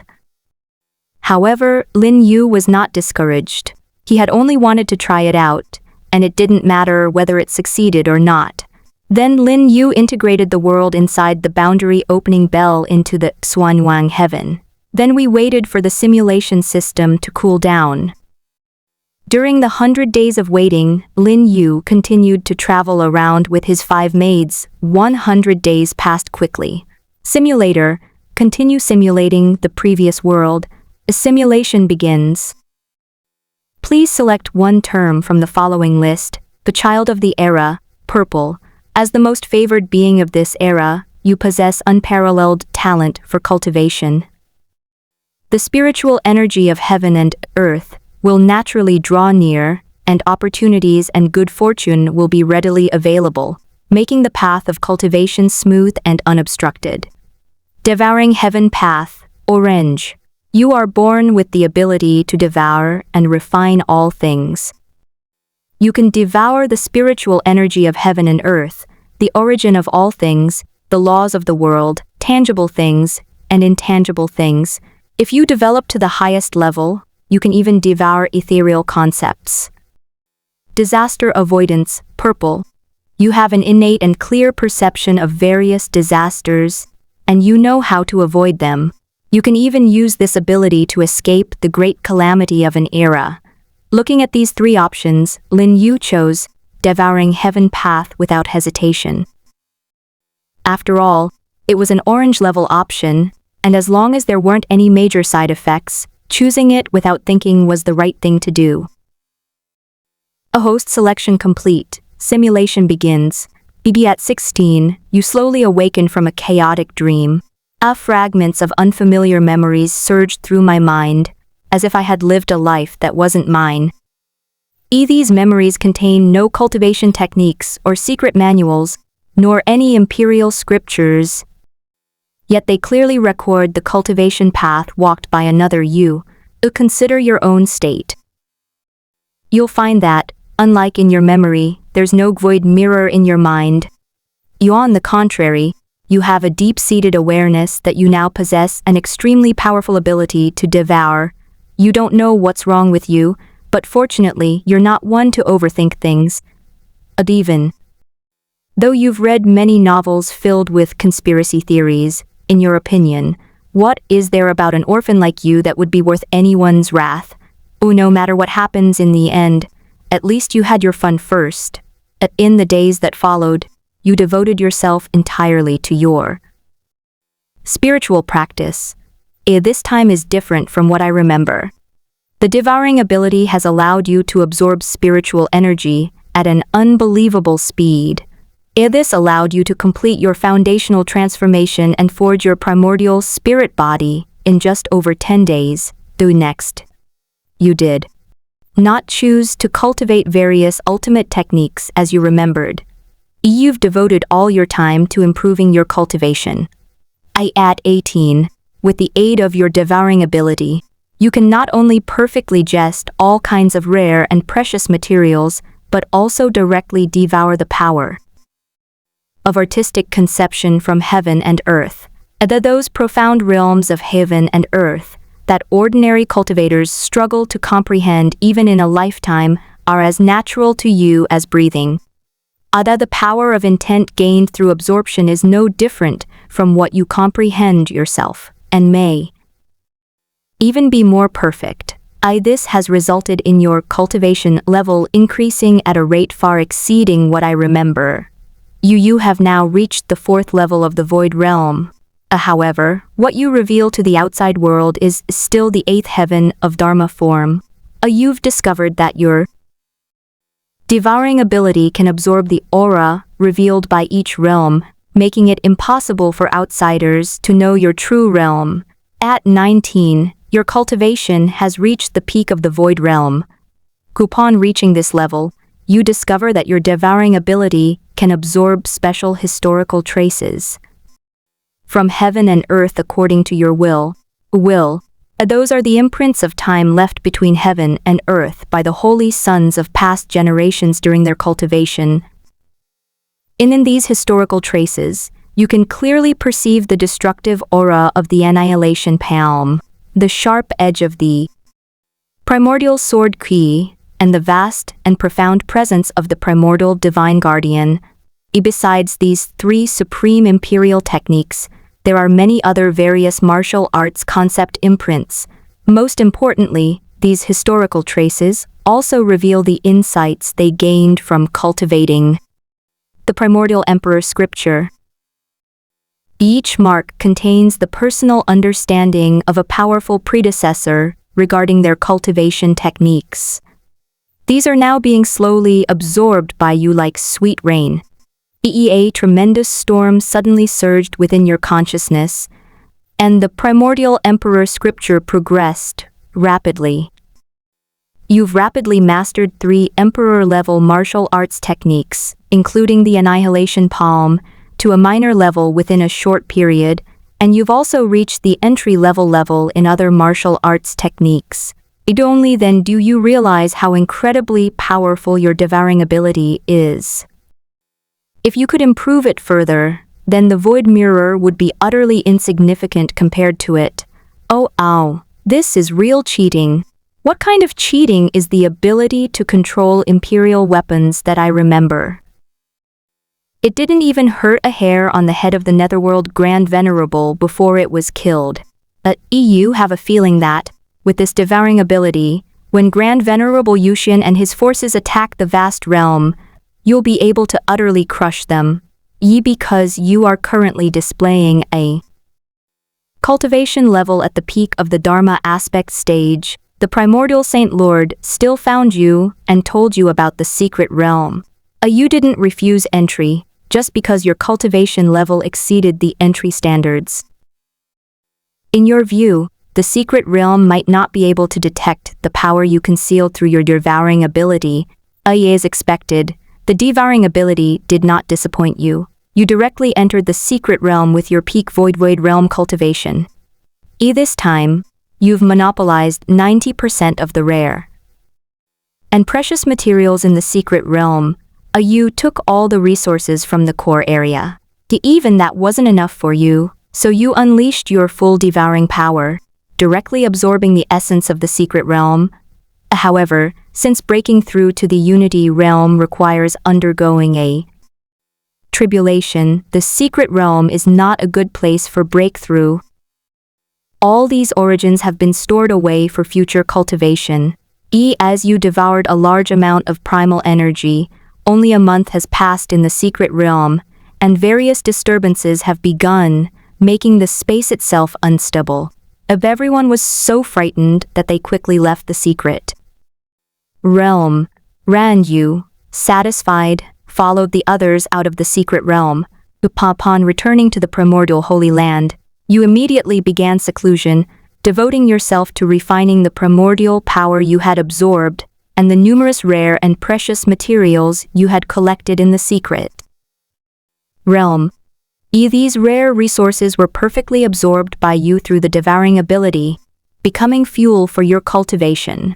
At 20 years old, relying on the memories in your mind, you have gathered all the rare materials needed for your primordial spirit body to advance to the primordial divine body ahead of schedule.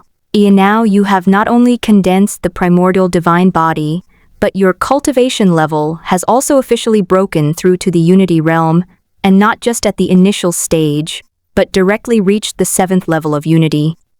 You've discovered that the origin of the secret realm is truly a wonderful thing. It not only contains a massive amount of pure energy, but also numerous fragments of laws. These fragments, as brilliant as stars, twinkle in your mind's eye, deepening your understanding of the great principles of heaven and earth. Of course, this applies to you as well. Under normal circumstances, cultivators below the saint level cannot digest the essence of a secret realm, and those at the saint realm and above wouldn't even consider such a meager gain. Furthermore, extracting the source would damage the foundation of the secret realm.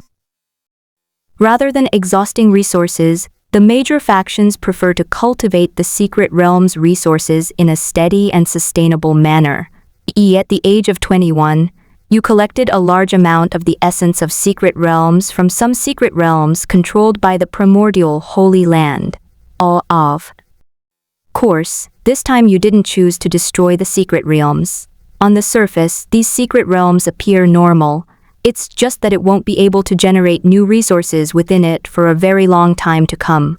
Of course, you're not sabotaging your own sacred land. The secret realms from which you extracted their essence are all those that have already been opened once. It will take hundreds of years to recover and generate resources again. In a few hundred years, you've become invincible. You could have any number of secret realms you wanted. The vast amount of secret realm essence, coupled with the abundant resources bestowed upon the Holy Sun by the primordial Holy Land, will cause your cultivation to soar like a rocket. In just 1 year, you broke through from the 7th level of the returning to one realm to the 3rd level of the king realm. This rate of advancement alone, if it were to spread, would be enough to shock the entire cultivation world. Not to mention you're still so young. At 22, your cultivation has reached the 7th level of the King Sealing realm, yet you outwardly display only the peak of the Void realm. On this day, you made a special trip to the Primordial Palace to meet the Holy Lord, requesting permission to leave the palace under the pretext of needing to undergo training. Looking at your peak Void realm cultivation, and considering that you have a peak King realm protector with you, it's indeed unlikely you'll encounter any danger in this era, where saints don't appear, so the Holy Lord readily agreed. And after leaving the Holy Land, you thrived. Using your memory, you pinpoint opportunities that have yet to be discovered. Even more amazing is that the treasure hunting rat's luck is linked to yours, always leading you to unexpected treasures. The protector Liu Yuanshu watched with astonishment, secretly marveling. The Holy San's fortune is truly rare. He encounters opportunities wherever he goes. His protector, have really struck gold. At 23, you used unparalleled illusion techniques to deceive Liu Yuanshu's senses, quietly finding a secluded place where you survived the tribulation of a saint amidst a sky full of thunder. While the world awaits the arrival of a great era, you have already stepped into the sacred realm, becoming the youngest saint of this age. And not only that, during your tribulation, you directly absorbed the saintly tribulation lightning, which allowed you to directly reach the second level of the saintly realm after completing the tribulation. At 24 years old, despite reaching the saint realm, your cultivation is still progressing rapidly. In just 1 year, you broke through 2 levels, reaching the fourth level of the saint realm. On this day, while you were searching far and wide for rare and precious treasures, you overheard the news that the primordial Holy Land had appointed a holy maiden.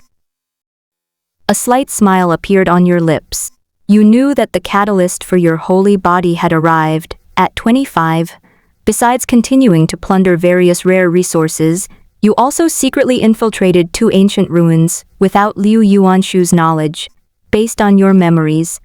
With your exceptional wisdom and strength, you have successfully acquired 2 supreme divine weapons, a divine spear of heavenly fire entirely crimson, and a star map etched with the endless starry sky. These 2 supreme divine weapons were prepared for Lin Yu, since you don't currently possess the imperial weapon, the Taishu mirror. From your memories, do you feel that relying solely on the cultivation level of a saint is not enough?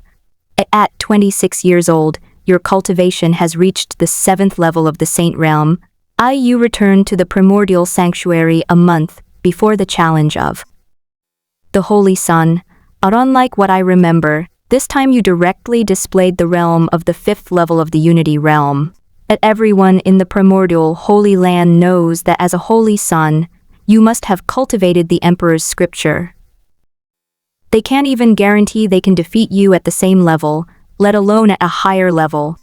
Therefore, in the end, only Xingyun stubbornly stepped forward, and as a result, you directly shattered his domain with a primordial sword key, kicking him off the stage. After that, naturally no one dared to challenge you, and your position as the Holy Son was secure once again. At 27 years old, your cultivation has reached the 8th level of the Saint Realm, and Yu Xiao has once again become your fiancé. At 28, on this day, Lin Fan, whom you had been monitoring, finally exhibited unusual behavior. Lin Fan, who was originally unremarkable and of mediocre talent, suddenly seemed like a completely different person.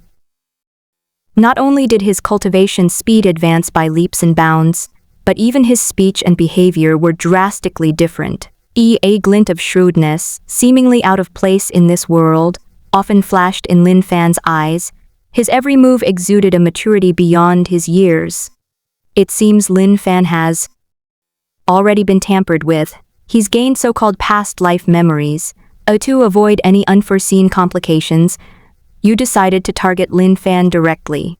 On this bright, sunny day, Lin Fan left the primordial Holy Land alone to seek the opportunities from his past life. You secretly followed, and when they reached a deserted valley, the heavenly fire spear suddenly appeared in your hand. The tip of the spear was ablaze with intense golden-red flames, reflecting a chilling light in the sunlight. Without hesitation, you channeled your spiritual energy, and the gun instantly burst forth with dazzling light. Although you only used the power of a king-level cultivator in this attack, the force of the spear was like a thunderbolt, precisely locking onto Lin Fan's back. The moment the heavenly fire spear pierced through the void, the entire valley was bathed in a crimson glow. Lin Fan had no time to react before he was completely engulfed by this world-destroying attack. Amidst the flames, you clearly see his body turn to ashes in an instant, not even a wisp of his soul escape. The eerie fortune didn't even have time to exert its power. A tense atmosphere filled the air. You closed your eyes and sensed the shifts in your own fortune. Indeed, an unprecedented surge of immense fortune is flowing into your pillar of destiny. This confirms your belief that Lin Fan has completely perished, and that the strange fortune within him has been absorbed by heaven's will. You didn't expect it to be so easy. You should know that this time, you only used the strength of the king-level realm. Because you don't know when, according to your memories, the 5 subordinates of the great venerable Yushin, you to say, they had been keeping an eye on you. However, you think the earliest you could have done this was after you killed Lin Fan, so you didn't reveal your true strength this time. It seems I was too cautious. And rightly so, the opponent has only just awakened their so-called past life memories. They haven't had time to build up their strength. If I were to launch such a sneak attack, it would be difficult for them to survive. Of course, the main reason is probably that your own great fortune and the other party's strange fortune cancelled each other out. Otherwise, there might really be those miraculous escapes from seemingly hopeless situations that occur in novels. 29 years old, a solitary peak outside the primordial Holy Land. You sit cross-legged atop a solitary peak, gazing at the vast sky, feeling the surging spiritual energy within you. Suddenly, dark clouds gathered, lightning flashed and thunder roared, and a thick bolt of lightning descended from the sky. You remained motionless, allowing the lightning tribulation to wash over your entire body. After 3 days and 3 nights of tempering, you finally successfully passed the Saint King's lightning tribulation. Then, taking advantage of the moment the heavenly tribulation disappeared, you directly devoured the entire tribulation cloud, and just like the Saint Realm, you directly reached the 2nd level of Saint King this time. The entire process went unnoticed. Even the unusual celestial phenomena were concealed by your secret methods. On this day, while chatting with Yu Xiao, you noticed that her expression had become much gentler. And it seems that even without Lin Fan, other party still obtained the true Yang fruit. You don't know if Yu Xiao is inherently lucky or just benefiting from your good fortune. At 36 years old, he shook the entire cultivation world. At dawn, the sky suddenly burst forth with magnificent, 7-colored rays of light. Auspicious clouds swirled, and celestial music filled the air. You stand atop the mountain, feeling the sudden surge of spiritual energy between heaven and earth, knowing that this is the revival of heaven and earth from your memories. Taking advantage of this perfect opportunity, you quietly arrived at a desolate place and unnoticed, triggered the great sage's tribulation lightning. The heavenly tribulation lightning pierced the heavens and earth, yet you strolled with effortless ease, ultimately breaking through to the great sage realm. The extraordinary phenomenon of the world's revival concealed the commotion of the great sage tribulation. With your generous support, Yu Xiao also took advantage of the revival of heaven and earth to break through to the King Sealing realm. After her breakthrough, Yu Xiao was surrounded by a faint moonlight, like a celestial being descending to earth, her every move exuding an otherworldly aura. Watching her successfully break through, a sense of satisfaction welled up inside you. You'd finally experienced the joy of nurturing a character. Of course, your main goal is to enter the heavenly spirit realm as soon as possible. Although the primordial holy body is no longer of much use to you after you gain the ability to devour, but after all, it's something I got for free, and it came at the great expense of the primordial emperor. How could I possibly let him down? It's definitely not because you want to witness the mysteries of yin-yang-yang harmony technique. Then, following the procedure, the two of you entered the heavenly spirit realm. After that, you didn't follow your memory. You entered the Taichu Palace before you. Xiao, then, with your great sage's strength, you swiftly passed the test aimed at the peak of the king-level realm. However, you've discovered that the AI used for assessment left by the primordial emperor isn't quite up to par. Isn't it just that your performance and the cultivation level you revealed conflicted? It almost crashed. After passing the test, you finally obtained your first imperial weapon in this life. Although its absorption ability is stronger, in the early stages, an imperial weapon still provides more confidence. especially since the power of the boundary-splitting bell far surpasses that of ordinary imperial weapons. After obtaining the boundary-opening bell, you did not pass through the portal, but instead began to wait.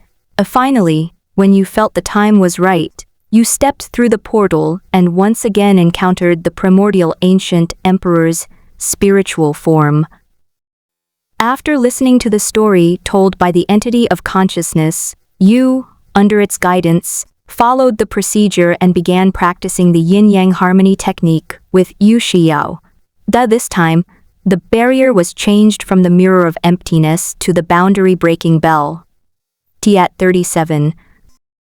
After you and Yu Xiao emerged, you simulated a saint's tribulation, raising your publicly revealed cultivation level to the saint realm.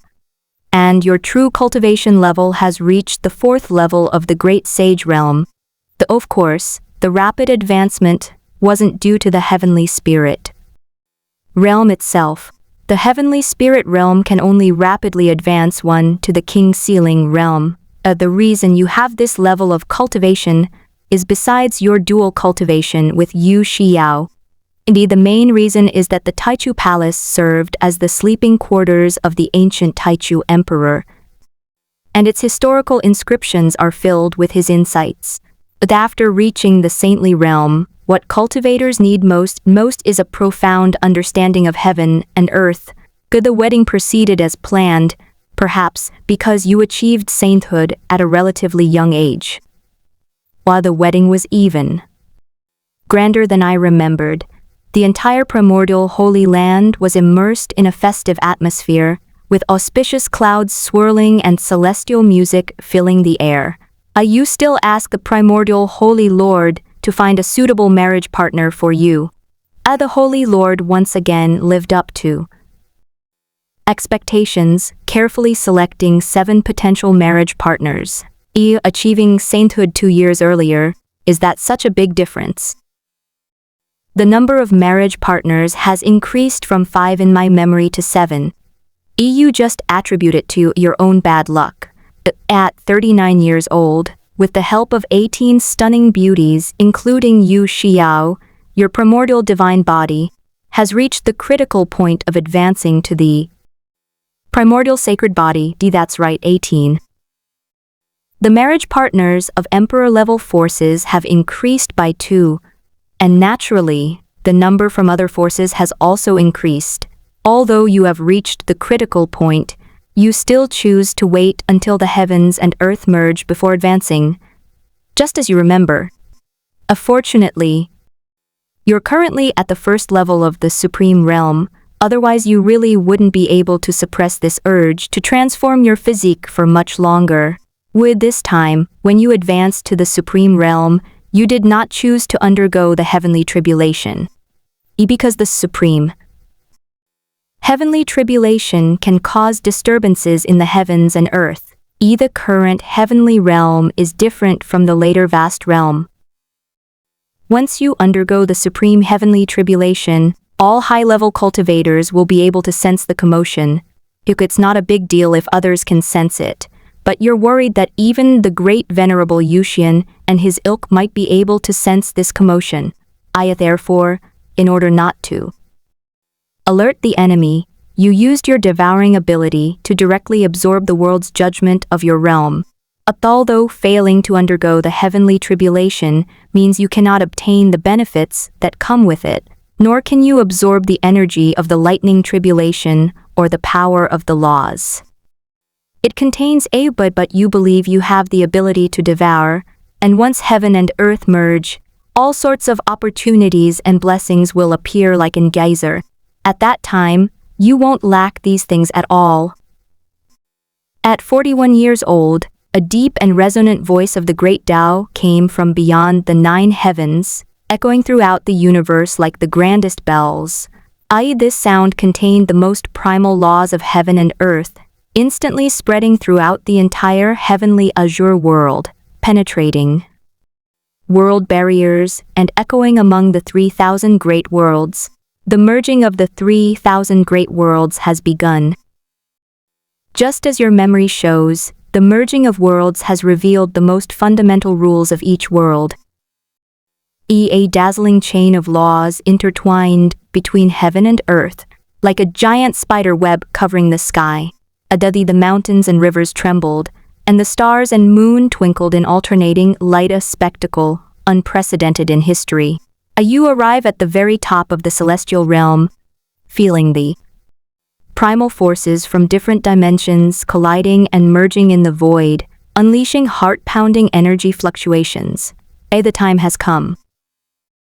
You begin to condense the primordial holy body and unleash your full devouring power, absorbing the rules and origins spilling out from the fusion of the world. Your body is like a bottomless abyss, greedily drawing upon the purest power in the world, each fragment of the law that merges into. Your body undergoes a radical transformation of your flesh and bones.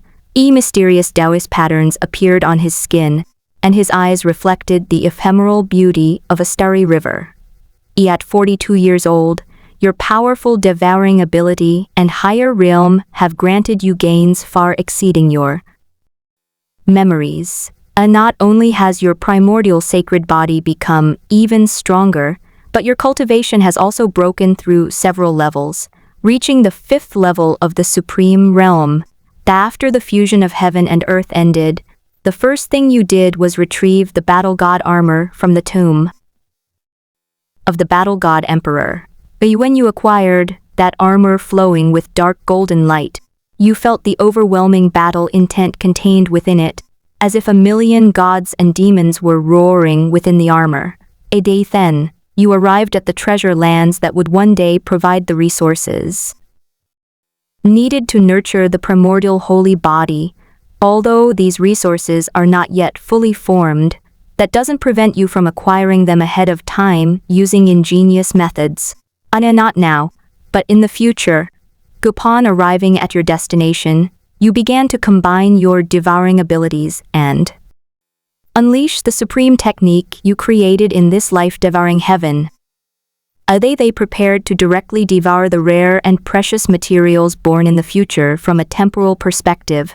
You stand in the void, the power of devouring surging forth from within you like a tidal wave. In an instant, countless jet-black rays of light flowed around you, intertwining and swirling, reflecting a miniature river of time and space in the void. The shifting light and shadows in the long river reveal the future of this place. Decades later, a crystal-clear, mysterious heavenly lotus emerge here, one of the key materials for condensing the primordial sacred body. Of course, this river of time and space was not condensed by you. This scene is merely a phenomenon manifested by heaven and earth, according to the principles of your devouring ability. Then, the black light manifested by the devouring ability spread into the miniature river of time and space, precisely locking onto the time-space node where the resource was born. After locking onto its target, the black light transformed into a colossal, abyssal hand that blotted out the sky, seizing the resource the instant it appeared and refining it in an instant. This method is essentially no different from devouring the very essence of the vast world. All, the past and future, are both within the universe, and opportunities and destiny are manifestations of this origin. From a macro perspective, you are indeed devouring the very essence of heaven and earth. Yet, however, there are still subtle differences between the two. While directly devouring the source can dramatically increase your cultivation, it cannot help you condense the primordial sacred body. While these special resources originate from the very source of heaven and earth, they contain unique creative power and possess extraordinary characteristics, which is why they have the miraculous effect of shaping a sacred body, and more importantly, directly plundering the very essence of heaven and earth is tantamount to opposing heaven and earth, and will inevitably incur divine retribution. Your practice of borrowing from the future will at most only temporarily damage your own fortune. After traveling to several precious locations, you have successfully condensed a dual primordial holy body, and these resources will no longer be available in these places in the future. Your luck has now dropped to the level of an average genius. But you don't care at all. Yu went straight to Yitian and 3 other people with strange fortunes. Then each of them cue with a palm strike to reunite them with Lin Fan. With the deaths of these individuals, your fortune not only returned to its peak, but also surged again like a volcanic eruption, reaching unprecedented heights. Only now do you understand what true destiny means. Possessing such immense fortune, one's wishes are likely to come true to a certain extent. However, you didn't choose to seek out other people with strange luck just for the sake of luck. Yet do you feel your current luck is sufficient. Contacting those other people is a waste of time. You are confident that when the great venerable Yushin invades, you will be able to easily break through that barrier that severs the will of heaven. If there weren't no way to become an immortal in the vast realm, and if you weren't unsure whether you could become an immortal back then, you wouldn't even put the great venerable Yushin in your eyes. At 45 years old, you have reached the peak of the supreme realm. As you remember, you chose not to rush to break through, but instead continued to accumulate experience and prepare to directly break through to the great emperor realm. At 46, you quietly roamed the vast realm, using unfathomable methods to collect all the imperial scriptures circulating in the world, an act that went unnoticed by anyone.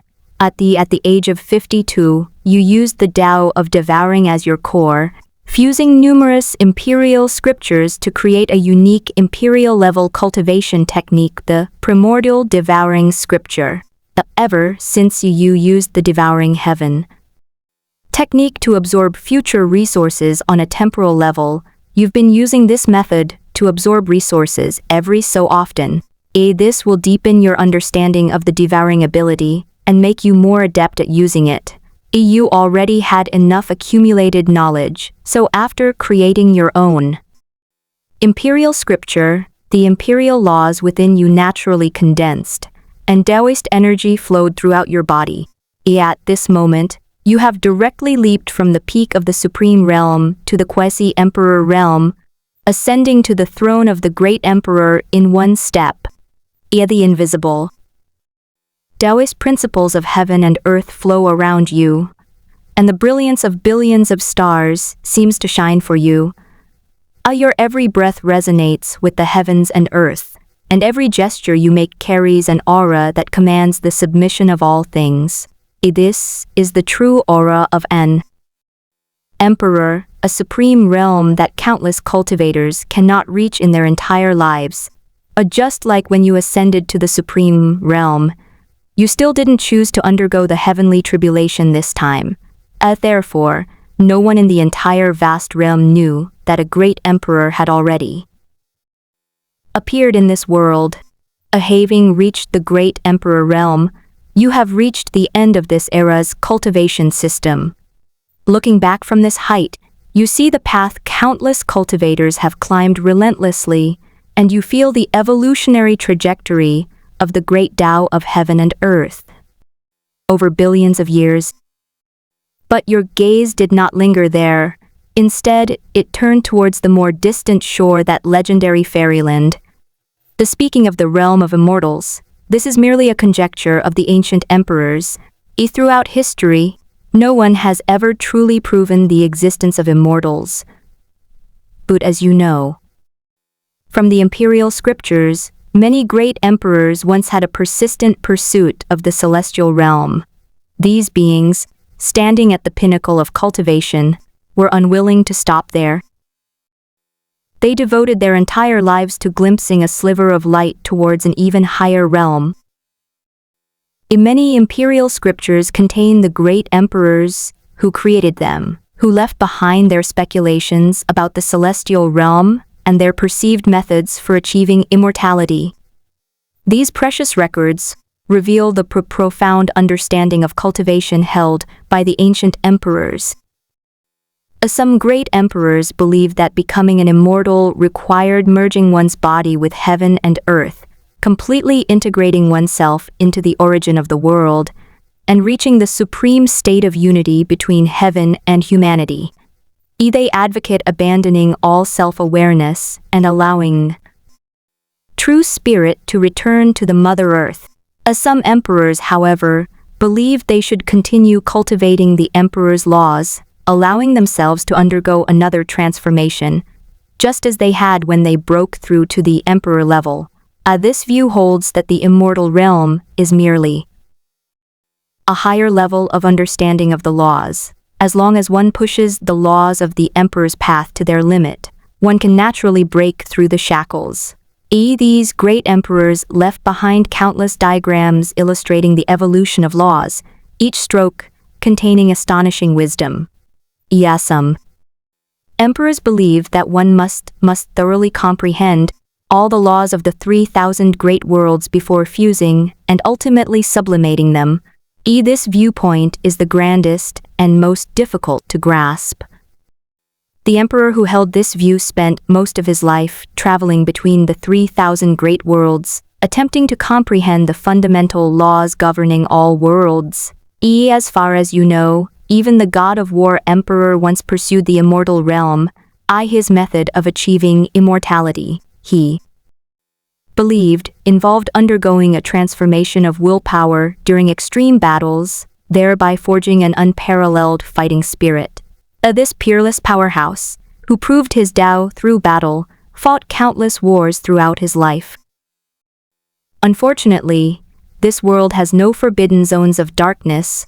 In his era, there was no second great emperor, nor were there any invading forces like the Netherworld Grand Venerable. Therefore, after becoming an emperor, the fighting god emperor had no rivals. This leaves him with absolutely no chance to improve his fighting skills. However, he still recorded in the battle scripture he created that the will to fight never dies, and the heart to fight is formed naturally. Only in the extreme battle on the edge of life and death can the deepest potential of life be stimulated. The method the primordial emperor conceived for breaking through was to create heaven and earth. This one of the oldest emperors believed that creation was the only path to paradise. The creation of heaven and earth is also the ultimate manifestation of the primordial way. The primordial ancient emperor believed that as long as he could instantly create 3,000 more great worlds within the void where the 3,000 great worlds were located, he could thus attain immortal realm. His imperial scriptures record in detail the mysteries of the world's creation. Each rune contains the immense power of creation itself. Judging from these different methods of breakthrough, the ancient emperors all chose to explore the fairyland in their own way. Whether through enlightenment, conquest, or creation, they all forged their own unique paths. These methods, though seemingly different, all point to the same ultimate goal. You carefully study these imperial scriptures, combining them with the awe-inspiring power of the great venerable Yuxian that you sensed in your memory. You discover that although many great emperors reached the limits of the great emperor realm in their later years, they were still far inferior to the netherworld great venerable of the immortal realm. Is expected of the villainous boss who drove you to the brink of despair in your past life. His skill level is truly high. You don't know which of these predecessors' methods is correct. You only know that what suits you best is best. You are preparing to break through the fairy realm using your own methods. Standing on the shoulders of those ancient emperors, coupled with an almost superhuman ability to devour, you are confident that in these final moments before the end of this era, you can step into the realm of immortality that countless cultivators have longed for. At 53, you've once again become a plunderer of imperial weapons. However, this time, what you need is not the combat power of an imperial weapon, since you don't have the ability to wield multiple imperial weapons like you did in your previous life. What you need are the traces of ancient emperors on these imperial weapons. With these auras, you can use your devouring ability to absorb the Taoist essence remaining in the vast realm of these great emperors. These emperors were the pinnacle of the cultivation system. Their mark already lingers in the heavens and earth, which is why projections of great emperors appear during the heavenly tribulation. Of course, all you need are the insights of these emperors, therefore you will not devour these imprints. These marks won't disappear after you absorb them. They'll just become very faint. Moreover, with the passage of time and the nourishment of heaven and earth, these marks will soon heal. It's less about absorbing and more about expanding the copy. You originally intended to use the Imperial Canon as an anchor point, but after experimentation, you discovered that using the Imperial Canon as an anchor point is extremely unstable. Furthermore, most of the Imperial scriptures you obtained are expanded versions. The true Imperial scriptures originally only existed within Imperial weapons. Helpless, you had no choice but to seize the Imperial weapon once again. This raid was even easier than I remembered. After all, you are now the great emperor of this era, and most importantly, your primordial devouring Tao scripture can simulate the aura of all Imperial scriptures. By simulating the mysterious heaven scripture, you will feel as if the real mysterious heaven emperor has been reincarnated, making it extremely easy to seize the mysterious heaven tower. You did not plunder all the Imperial weapons at once. Because absorbing the essence of the Tao takes time, you naturally choose to do it one thing at a time. 127 years old, nourished by the insights of almost all the great emperors throughout the entire era, you reached the limit of the great emperor realm in a short period of time. Your current level of cultivation is already comparable to that of the primordial emperor in his later years. At this time, you also begin preparing for your own plan to become an immortal. Speaking of becoming an immortal, in this life you mainly cultivate the path of devouring. You feel that if you were to completely devour the vast realm, you should be able to directly reach the immortal realm. He'd even take a few steps in a fairyland. However, according to my memories from my previous life, even the great venerable Yutian, a true immortal realm expert, was extremely wary of, and even fearful of, the will of heaven in the vast realm. Otherwise, they wouldn't have chosen to use a barrier to isolate you from the sky and pull you into a dark space before attacking you. This shows that the will of heaven in the vast realm is absolutely stronger than that of the great venerable Yushin. If you choose to directly defy fate and devour the vast realm, you will undoubtedly be courting death.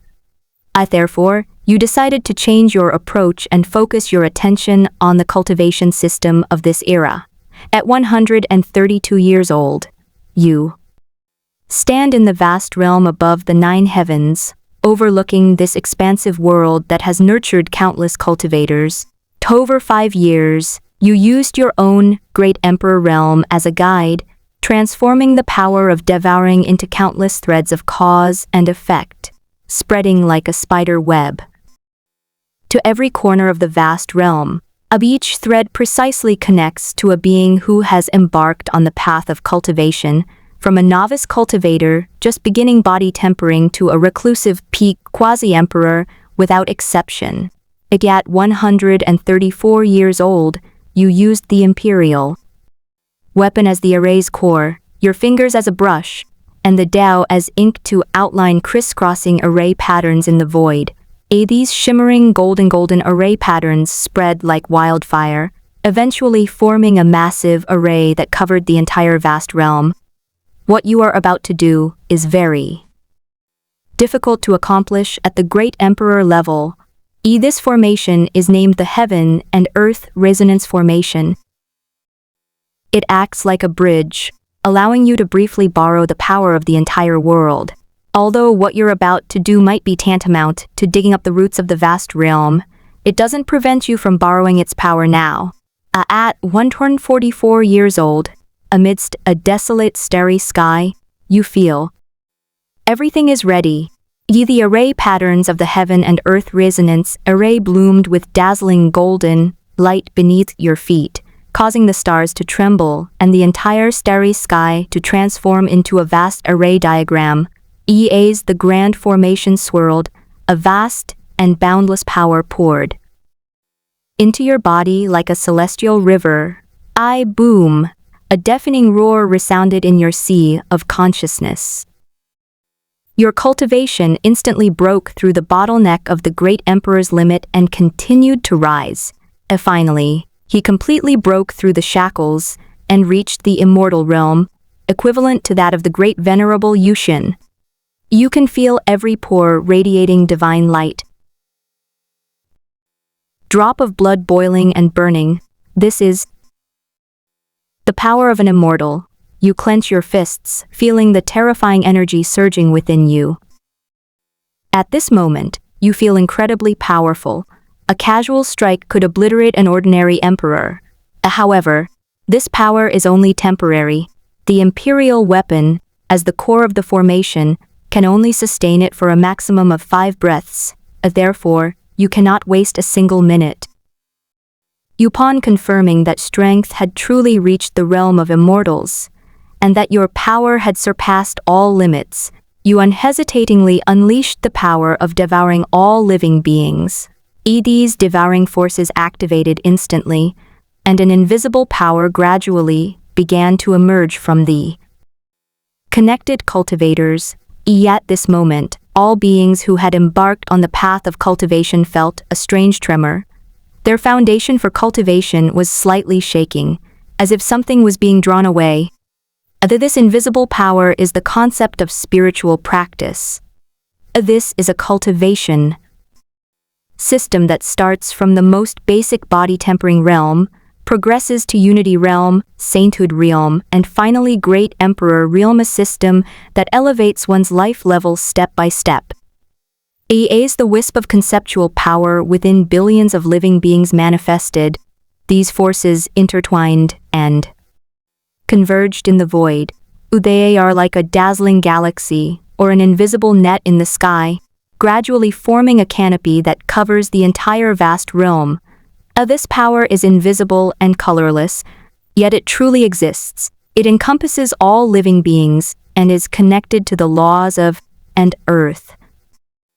However, you were not in a hurry to absorb the power of these concepts. They continued to use these concepts as a guide, extending the power of devouring into the river of time. With a resounding crash as space-time shattered, your vision cleared, and you truly saw the vast, boundless river of time in the desolate realm. The power of devouring transformed into a colossal black dragon, flowing upstream through the river of time. With each step forward, that conceptual force grows larger and more complete. You have seen countless practitioners from different eras. The techniques they created and the principles they comprehended have all left their mark on this long river of time. When the power of devouring finally arrived at the moment this era's cultivation system was born, the entire space-time trembled. That was the moment of enlightenment experienced by the first cultivator at the beginning of time, the most primitive form of the cultivation system. The past and present are perfectly connected at this moment. The power of concepts has reached an unprecedented level of completeness. Now, reverse heaven fusion technique. Your eyes flashed with a sharp light, and without hesitation, you reversed the devouring heaven technique. Finally, under the powerful absorption effect, your body begins to decompose, transforming into the purest absorption power. Ultimately, with the help of the heavenly fusion technique and your cheat-like devouring ability, you successfully merged yourself into that conceptual power, perfectly concealing your own aura. This process is extremely mysterious, making you feel as if your very existence is slowly undergoing a transformation. i.e. the very next moment after the fusion was complete, a rift suddenly appeared in the heavens, stretching across the sky. A gigantic eye covered in Tao patterns slowly opened, its icy gaze sweeping across the entire vast realm. This is the eye of divine retribution, the ultimate judgment of heaven, earth upon those who defy it. With just a single glance, your meticulously arranged celestial resonance array crumbled. But because you had already merged into the concept, the eye of divine retribution, having searched in vain, could only dissipate unwillingly into the void.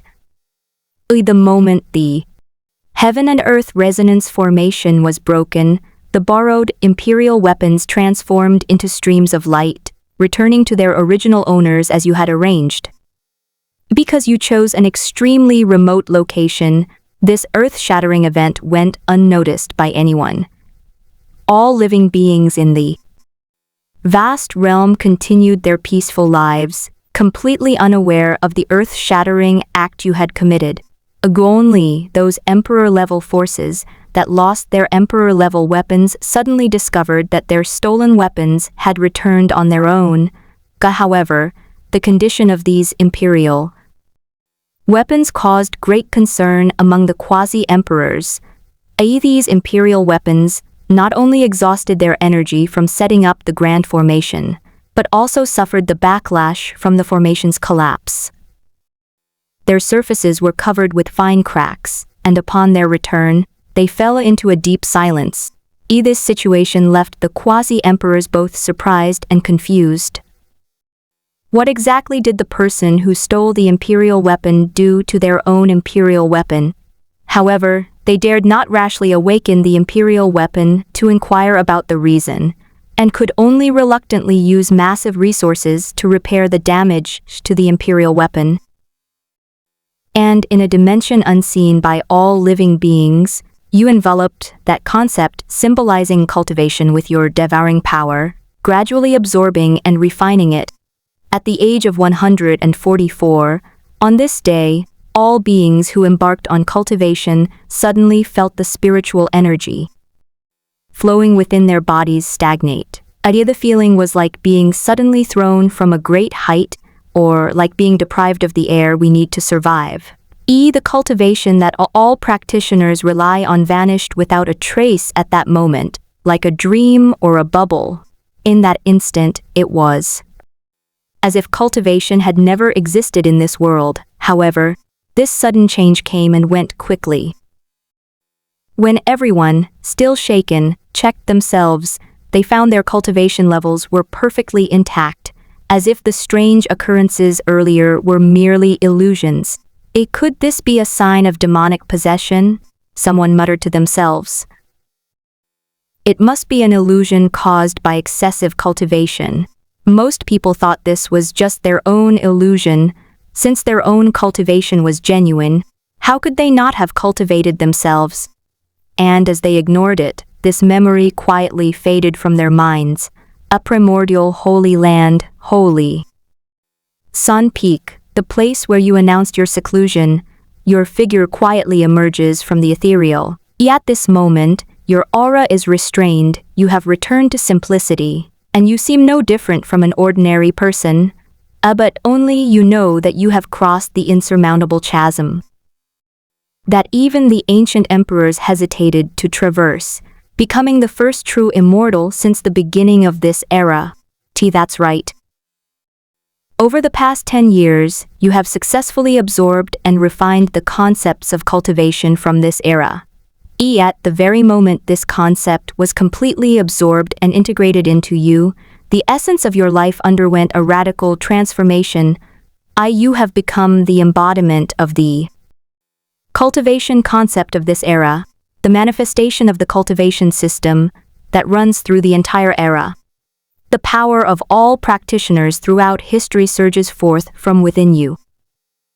Unlike the external force borrowed through the heaven and earth resonance array, this power is perfectly integrated with you, as if it originally belonged to you. Furthermore, after you absorbed the concept, your understanding of the ability to absorb reached a whole new level. The combination of these two elements successfully elevates your realm to the level of immortality, in the final moments.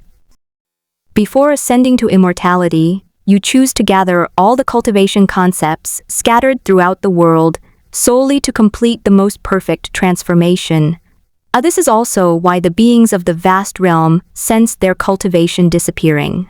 However, after becoming an immortal, you spread these concepts around, and from this day forward, all cultivators practicing this era's system will become extensions of your concept.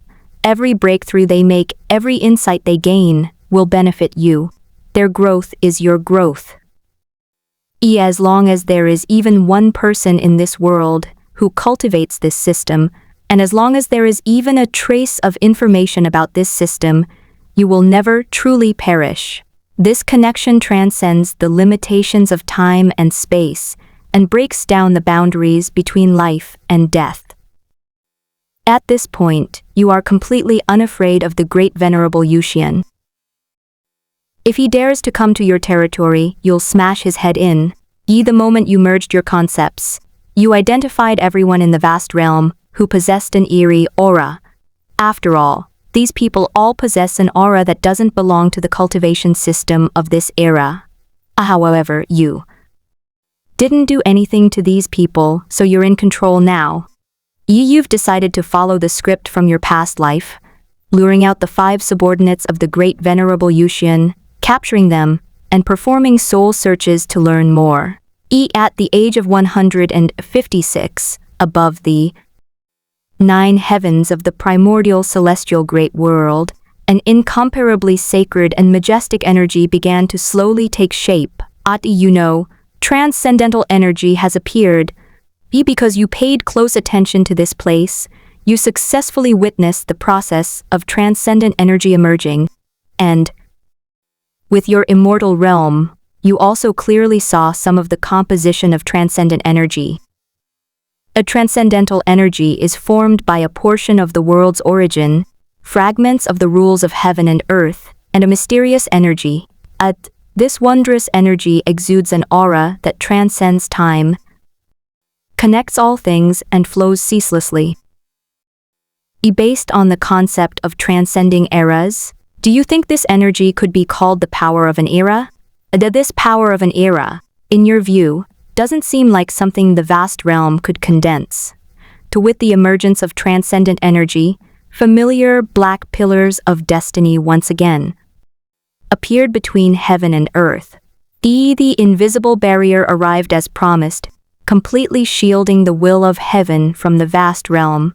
Immediately afterwards, dozens of quasi-emperors exuding an aura of decay tore through the air, their eyes flashing with cruel light, ready to unleash an indiscriminate slaughter upon the creatures of the vast realm. However, before they even began, you instantly unleashed the aura of a quasi-emperor. With a single step, you instantly appeared before a quasi-emperor. The quasi-emperor didn't even have time to react before being blasted into a bloody mist by your punch. Then came the familiar routine. You accurately destroyed each of them. As the last quasi-emperor transformed into a cloud of blood mist, the familiar crimson runes indeed appeared as expected. You offered no resistance, allowing the crimson runes to carry you into the dark space. The moment you stepped into dark space, you struck with the force of thunder. Before they could speak, you spread your 5 fingers, capturing all 5 emperors like a net stretching across the sky. Before even the great venerable Yuxian could react, you had already shattered the dark space and returned to the vast realm with your prey. Then, with overwhelming force, you shattered the invisible barrier that shielded you from divine will. Then you wait a moment, and to your disappointment, the great venerable Yuxian did not choose to confront the will of heaven head-on. It seems that in the eyes of the great venerable Yuxian, the 5 great emperors are not enough to make him take such a risk. Then you arrived before the transcendent energy, surrounded by utter silence. It seemed as if only you and the energy body radiating chaotic light existed in the world. The reason there is no one else is because you have already erased all memories of transcendent energy from the myriad beings of the vast realm. You sit cross-legged beside the transcendent energy, releasing the 5 emperors you have captured. Then he slowly raised his hand, a dark light flowing between his fingers, and began to search the souls of the 5 individuals. Their bodies hovered in midair, their faces contorted in agony. Yet they could not utter a sound. Your divine thoughts surged into their sea of consciousness like a tidal wave. Suddenly, 5 golden soul imprints lit up deep within their sea of consciousness, radiating a chilling pressure the marks left by the great venerable Yu Tian. The purpose of this mark is to prevent soul searching. If you try to forcibly search someone's soul, the mark will detonate and shatter their consciousness. But this won't stop you. The power of devouring transforms into countless jet-black tentacles, wrapping around the 5 golden soul imprints. Before the mark could react, it was instantly devoured. Subsequently, you successfully obtained the information you wanted, based on the information these individuals possess. The place where they and the great venerable Yushin reside is referred to as the outer void. The outer void is not true nothingness, but a strange space filled with chaotic energy and broken laws. There, time and space appear abnormally disordered, with fragments of broken space visible. Floating among them, many worlds exist in the outer void, but unlike the vast realm, these worlds were all created by so-called great venerable powerhouses. These worlds, like jewels, adorn the outer void, making it less desolate. The world differs depending on the path of spiritual practice followed by the Great Master. Some worlds are the universe and starry sky, some are in an endless cycle of reincarnation, and some even exhibit bizarre and distorted forms. For example, the world created by the Great Venerable Yushin is just like the netherworld you imagined in your past life. Although these worlds are far inferior in scale and quality to the vast realm, they all contain the unique Taoist principles and laws of the Great Venerables.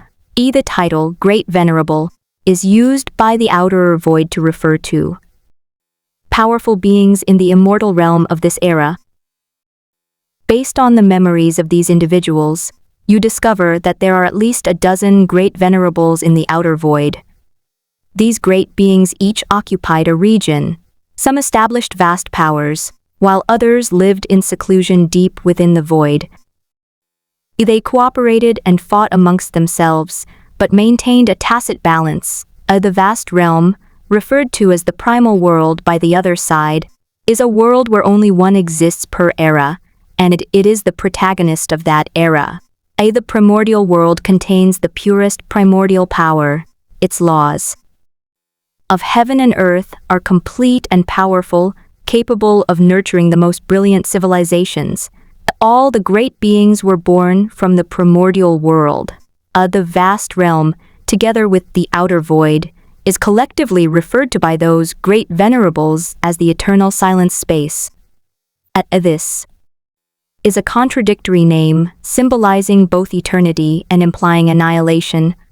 The eternal silence is like a giant cage, where all living beings struggle to survive. The reason for targeting the vast realm is indeed to transcend energy, or more precisely, to transcend the power of eras within energy, and in the eternal silence, a tide of annihilation occurs periodically. It was a destructive storm that swept across the entire space, leaving everything withered and decaying in its wake. The tide contains a terrifying, destructive power capable of eroding everything. Only those who reach the great venerable level can barely protect some qualified individuals through the tide of annihilation. However, the tide of annihilation seems to have a special effect on the world, even though the primordial world is far stronger than the great venerable in essence, and in terms of power. it can still be easily destroyed by the tide of annihilation. Most importantly, faced with the tide of annihilation, the will of the primordial world will not resist, but will instead gather the power of an era, giving the beings within the world a glimmer of hope. The power of an epoch can not only help a certain number of beings avoid a annihilation tide, but it can also so greatly enhance the strength of cultivators. It is said that cultivators who acquire enough power over many epochs can even reach a realm surpassing that of a great venerable. Some cultivators who survived the tide of annihilation referred to the peaceful period in the eternal silence as an epoch, and the tide of annihilation as the great cataclysm of the epoch. The length of each era varies, depending on the intensity of the previous cataclysmic tide. The amount of epochal power contained within transcendental energy depends on the brilliance of the civilization that developed in the primordial world of that epoch. The more prosperous a civilization, the more complete its cultivation system, and the purer the epochal power it generates. In the eyes of people like the great venerable Yuxian, the civilization of the vast realm was exceptionally brilliant, and the epochal power it generated was even enough to make a person a great venerable. That's why, as the era nears its end, you are the only being above the great emperor in the vast realm. This is because the fundamental rules of the primordial world differ greatly in each era. Taking the vast realm as an example, the fundamental rules here dictate that cultivators have extremely short lifespans. Even reaching the great emperor realm makes immortality difficult. In contrast, cultivators in certain eras only needed to possess strength comparable to that of a saint to live as long as heaven and earth. This fundamental difference in rules has created vastly different cultivation systems across different eras. This resulted in some cultivators in these eras even living from the very beginning of the world until the tide of annihilation arrived. Unlike the vast realm, where all the great emperors have now died of old age. However, the tide of annihilation is still at least 100,000 years away. Normally speaking, given the profound foundation of the Kangmang realm, a fusion world, coupled with this golden age of producing countless geniuses, GAs, period of hundreds of thousands of years is enough to nurture many powerful emperors and even give birth to a few peerless beings who have reached the limit of the emperor realm. The reason why transcendent energy has been generated so quickly, leading to the premature emergence of the power of the era, is due to behind-the-scenes manipulation of the great venerable Yuxian. This great being, back when the vast realm was still in the 3000 great worlds stage, had already keenly discovered the extraordinary potential of this primordial world. Or for the great venerable Yuxian, this was like a piece of fatty meat delivered right to his mouth. The reason for prematurely releasing the power of the epoch was to prevent the emergence of too many powerful beings in the vast realm, which would prevent him from intervening. The key to his ability to accelerate the gathering of transcendent energy in the vast realm lies in a stone of annihilation of mysterious origin. That was a strange stone exuding a dense aura of annihilation, most likely obtained by the great venerable Yuxian by chance in the void beyond the boundary after surviving the last annihilation tide. After each wave of annihilation, the eternal silence will enter a new era. At this time, this era will not only give birth to a new primordial world, but also give birth to many precious resources in the outer void. These great beings in the outer void today initially relied on the protection of the power of the epochs to barely survive the tide of annihilation. Back then, their strength was only comparable to that of a great emperor. It was precisely because of these resources that they became the great venerables they are today. The great venerable Yuxian placed the stone of annihilation around the vast realm, causing the will of heaven in this world to mistakenly believe that the tide of annihilation had arrived. Prematurely, as if triggered by some program, the will of heaven in the vast realm instinctively began to gather transcendent energy containing the power of an era. After all, while the will of heaven is supreme, it does not possess true wisdom or the capacity for thought. The premature emergence of apocal power in the vast realm is only the first step in order to allow his subordinates to enter the vast realm without being discovered by heaven's will. The great venerable Yuxian chose to start with the vast realm's fortune. This is also a tactic commonly used by the venerable Yuxian. He had previously used this method to seize a vast amount of energy from the primordial worlds of two eras. This method is the kind of mysterious barrier of fate formed by a strange flow of energy. The great venerable Yuxian used his extraordinary abilities to collect the resentment of billions of beings from the destruction of several eras. These resentments were eventually refined by him using unparalleled secret techniques into a unique power of destiny. This kind of fortune contains the hatred of living beings for the world and can erode and obscure the will of heaven. The great venerable Yuxian infused this fortune into the bodies of Lin Fan, Yi Yan, and others at a specific time. Then it subtly influenced the fates of these people, gradually making their destiny a part of the vast river of destiny in the boundless world. As you later learned, this fortune transformed into a barrier that shielded us from the will of heaven. According to the original plan, the great venerable Yuxian would have those quasi-emperors under his control slaughter the living beings of the vast realm to strengthen the barrier that shielded the will of heaven. As for why even great emperors can only live for a little over 1,000,000 years, while quasi-emperors for so long. This is because the great venerable Yuxian used his power to sever the fundamental rule governing their shortened lifespans. The price is that you cannot appear within the perception range of heaven's will. It's just that the great emperors were too powerful, and the Netherworld Grand Venerable couldn't isolate the fundamental rules within them. Otherwise, it's quite possible that some great emperors might have defected to them. Once the isolation barrier becomes strong enough, these 5 great emperor-level subordinates will be able to sneak into the vast realm. At that time, without the existence of a great emperor, the vast realm would be no match for the 5 of them, and the transcendent energy would naturally fall into the hands of the Netherworld Grand Venerable. However, your existence was later discovered, and the potential you have demonstrated is unparalleled in this era, leading to your direct recognition as the child of this era. This aroused the interest of the great venerable Yuxian in finding talent, and he wanted to take you as his subordinate. So he changed his plan, using a quasi-emperor as bait to lure you into the dark space. However, your performance in the dark space in your past life was simply too astonishing. Not only was he able to break through to a higher realm in the heat of battle, but this newly ascended great emperor was also able to suppress 5 veteran great emperors who had formed a battle formation, truly displaying the bearing of a grand venerable.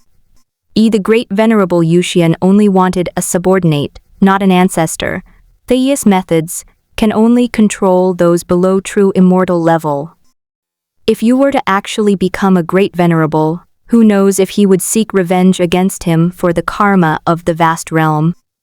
It's impossible for the great venerable Yuxian to keep a bomb that could injure him at any moment by his side. This is also why the great venerable Yuxian in his previous life was so determined to kill you. Since he no longer intends to take you under his command, your return to the vast realm will only cause him trouble. EDAs for the claim of being the son of an era, because almost every era, at its final moments, gives birth to a being of extraordinary talent, serving as the best vessel to bear the power of that era, leading a portion of its inhabitants to escape the tide of annihilation. These beings, chosen by heaven and earth, are naturally in harmony with the great Tao, and their cultivation speed far surpasses that of ordinary people. They often achieve heights that are unattainable by ordinary people in a very short time, hence the title Children of the Era. But all the great beings in the outer void are former children of an era. However, not all chosen ones of the era possess the aptitude to become great sovereigns. In fact, very few chosen ones of the era even possess the potential to become great sovereigns. The strength of a child of an epoch's talent depends primarily on the strength of the civilization of that epoch. Due to the limited level of civilization development in some eras, the offspring of these eras naturally possessed relatively limited talents, making it difficult for them to break through the constraints and become great sovereigns. Having read this far, you should have a fairly good understanding of the current situation and recognize the importance of the power of the epoch within transcendental energy. Although you have now reached the realm of immortals, which is what the outer void calls a great venerable, possessing the ability to resist the tide of annihilation. But you alone cannot protect many people, because only those who reach the emperor realm can escape the tide of annihilation under your protection. So you want to study the composition of the power of the epoch to see if it can be artificially synthesized. You didn't immediately seek trouble with Grand Venerable Yuxian. After all, the tide of annihilation still had hundreds of thousands of years to go, giving you plenty of time. This period of time is enough for you to take your skills to the next level. After all, the great Venerable Yuxian is an ancient monster who has lived for countless eons. Not only are his methods unpredictable, but his foundation is also undoubtedly exceptionally deep. It's best to be cautious. After completely eliminating the subordinates of these 5 netherworld Grand Venerables, you closed your eyes and focused your mind, carefully examining a spatial coordinate extracted from their sea of consciousness. This coordinate system twinkles like a star in your mind's eye, guiding you to a hidden location. Your figure gradually blurred, eventually transforming into a streak of light that pierced through layers of spatial barriers, arriving at a peculiar spatial interlayer. This spatial interlayer is like a bright pearl embedded in the boundary of the vast world, yet it is also like a forgotten corner, cleverly nestled between reality and illusion. It was not formed naturally, but rather created by the great Venerable Yuxian using countless precious materials and his supreme power. An eerie atmosphere permeated the interlayered space, as if time itself had stood still. The surroundings were pitch black, so dark one couldn't see their own hand in front of their face. This is the hiding place of those quasi-emperors who have pledged allegiance to the great Venerable Yuxian. Not only is it immune to the prying eyes of heaven's will, but it also allows them to appear anywhere in the vast realm through special spatial nodes. The most amazing thing is that, as the concept of spiritual practice itself, you should theoretically resonate with all spiritual practitioners in the world. Although the power of these quasi-emperors has also been added to you, you can only vaguely sense the existence of this place, but you still cannot pinpoint its exact location. I wonder if my withdrawal of conceptual power affected the people here. You feel the impact should have been limited. If you don't have specific coordinates, the only way to find this place is to die once and resurrect within this space. This shows that the great Emperor Yuxian really went to great lengths for the power of the epoch and was truly wary of the will of heaven. You did not rashly enter the spatial interlayer. The great Venerable Yuxian may have left some traps or backup plans inside. You stand in the void, your gaze piercing, fixed on the darkness. After a moment, you slowly raised your right hand, your fingers slightly spread, as if to grasp the entire world. As you moved, the surrounding void began to tremble, and cracks spread out like a spider web. You wish shatter, you whispered, your palm clenching suddenly. In an instant, the spatial interlayer shattered like fragile glass, turning into countless fragments that dissipated into the void. Those quasi-emperors hiding within didn't even have time to scream before you crushed them to death. Their aura vanished completely, as if they had never existed. At 161 years old, the fluctuations generated by the transcendent energy gradually subsided, and the power of the era within fully manifested. The energy, which was originally like clouds and mist, condensed into a dazzling sphere of light. Du gazed at the energy sphere containing immense power, but did not rush to devour it. Because at the moment the energy condensed and took shape, you keenly sensed that the epochal power contained within it was still growing, expanding steadily like a gentle stream. Your profound gaze pierces through time and space, revealing the mysterious connection between the power of eras and the rise and fall of civilizations. Every breakthrough a cultivator makes, every prosperity of a city, infuses this power with new vitality. This slow and steady growth process of epochal power is exactly what you need.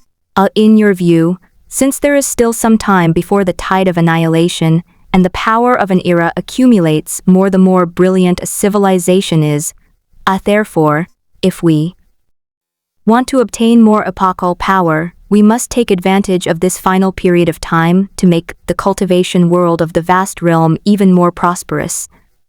At 200 years old, you gaze upon this vast and boundless world, toying with the fragments of the quasi-emperor's hideout that you yourself had crushed. These remnants, imbued with powerful energy, swirl in your palm. After all, this space was created by the great venerable Yu Xin at great expense of resources, so you should naturally make good use of it. With a thought, countless fragments reassembled in the void, each fragment radiating a dazzling light, as radiant as stars. These rays of light intertwined, forming a magnificent curtain of light that illuminated the entire sky. As the fragments reassembled, they emitted crisp, ringing sounds, as if announcing their rebirth. Using your supreme magical power as a guide, you forged these fragments into new foundation stones, laying the groundwork for the soon-to-be-born palace complex. After you replenished a large amount of materials, magnificent palaces rose from the ground, floating above the sea of clouds, like a fairyland. The glazed tiles shimmered with iridescent light under the sun, each tile imbued with the essence of heaven and earth, refracting a mesmerizing halo. A Taoist aura permeates carved beams and painted rafters. Ancient runes are engraved on each beam and pillar, emanating a mysterious and powerful aura. The palace was surrounded by mist and clouds, with cranes soaring and mythical beasts frolicking, like a flowing painting. At the center of the complex stands a grander hall than the others, above which are inscribed the three large characters, Heavenly Emperor Palace, written with powerful strokes and exuding an imposing aura. These three words seem to contain the ultimate truth of the universe, inspiring awe in anyone who beholds them. Two towering jade pillars stand before the main hall, with 9 golden dragons coiled around them, their eyes gleaming as if they might take flight at any moment. The hall was resplendent in gold and jade, with a throne suspended high above it, surrounded by countless dazzling pearls that illuminated the entire space. This palace complex stands high in the heavens, existing between existence and non-existence, and can manifest itself anywhere in the world at any time. It is both a physical structure and a projection of nothingness. Only with your permission can one glimpse its true form. The palace complex was surrounded by powerful protective barriers. Any unauthorized intruder would be instantly reduced to ashes. This place will henceforth become the core of your rule over the vast realm. and a sacred land revered by all living beings. Following this, you used your overwhelming power to subdue all the forces in the vast realm, forcing them to submit to your absolute strength. In just a few months, an unprecedentedly vast organization, the primordial heavenly court, was born, and you naturally became the supreme heavenly emperor. You will integrate all the resources, cultivation techniques, and talents of the vast realm into the system of the primordial heavenly court. You who have established a comprehensive management system and set up officials at all levels to ensure that every inch of land is under your control. You also opened the path to heaven, allowing talented cultivators from all over to gather in the heavenly court and receive the most advanced training. At the age of 210, you issued a decree that shocked the entire vast realm, requiring all intelligent beings to embark on the path of cultivation. This decree initially caused considerable controversy, but thanks to your persistence, it was quickly and fully implemented. You deeply understand that only by enabling all beings to engage in cultivation can a golden age of cultivation be created, and only then can the power of more eras be gathered. Thus, an unprecedented surge of cultivation fever swept the entire vast realm. At the age of 220, you created an imperial scripture that all living beings can cultivate, the scripture of diligence to compensate for lack of talent. However, the most unique feature of this imperial scripture is that not everyone can cultivate it, but rather that everyone who cultivates it will reap rewards. As a concept of cultivation, each practice session by a cultivator will elevate that concept. You call this power of elevating concepts spiritual power. Depending on each person's talent level, the cultivation power provided during cultivation also varies in strength. The higher the talent, the more cultivation power is provided. You have designed a sophisticated feedback mechanism for this imperial scripture. While providing spiritual power, practitioners receive the empowerment and blessing of spiritual concepts through this power. The enlightenment gained from that empowerment is like a vast galaxy, containing the understanding of the Tao by countless sages and great beings since the beginning of time. These insights will vary from person to person, and the system will automatically match the most suitable principles for the practitioner's current level of understanding. Every cultivator who practices the diligence can compensate for lack of talent, is essentially having two mentors simultaneously. Daonun is the vast and boundless Tao of heaven and earth, which requires extremely high comprehension to comprehend. The other one is naturally you, the embodiment of the concept of cultivation, who directly presents countless truths of cultivation before them. This is like providing each practitioner with a tireless personal mentor, turning the hardships and obstacles on the path of practice into a smooth road. Even if a person has low aptitude for cultivation and low comprehension, as long as they have enough perseverance, they can gradually hone their skills to reach the peak of the unity realm over a long period of time. As for the subsequent king-sealing realm, one naturally needs to comprehend their own kingly laws to break through. Although if you wanted to, you could easily amass not only kings, but even emperors. But the great emperor created this way only provides you with the cultivation level of a great emperor. It won't offer you much insight, nor will it fundamentally elevate your understanding of spiritual practice.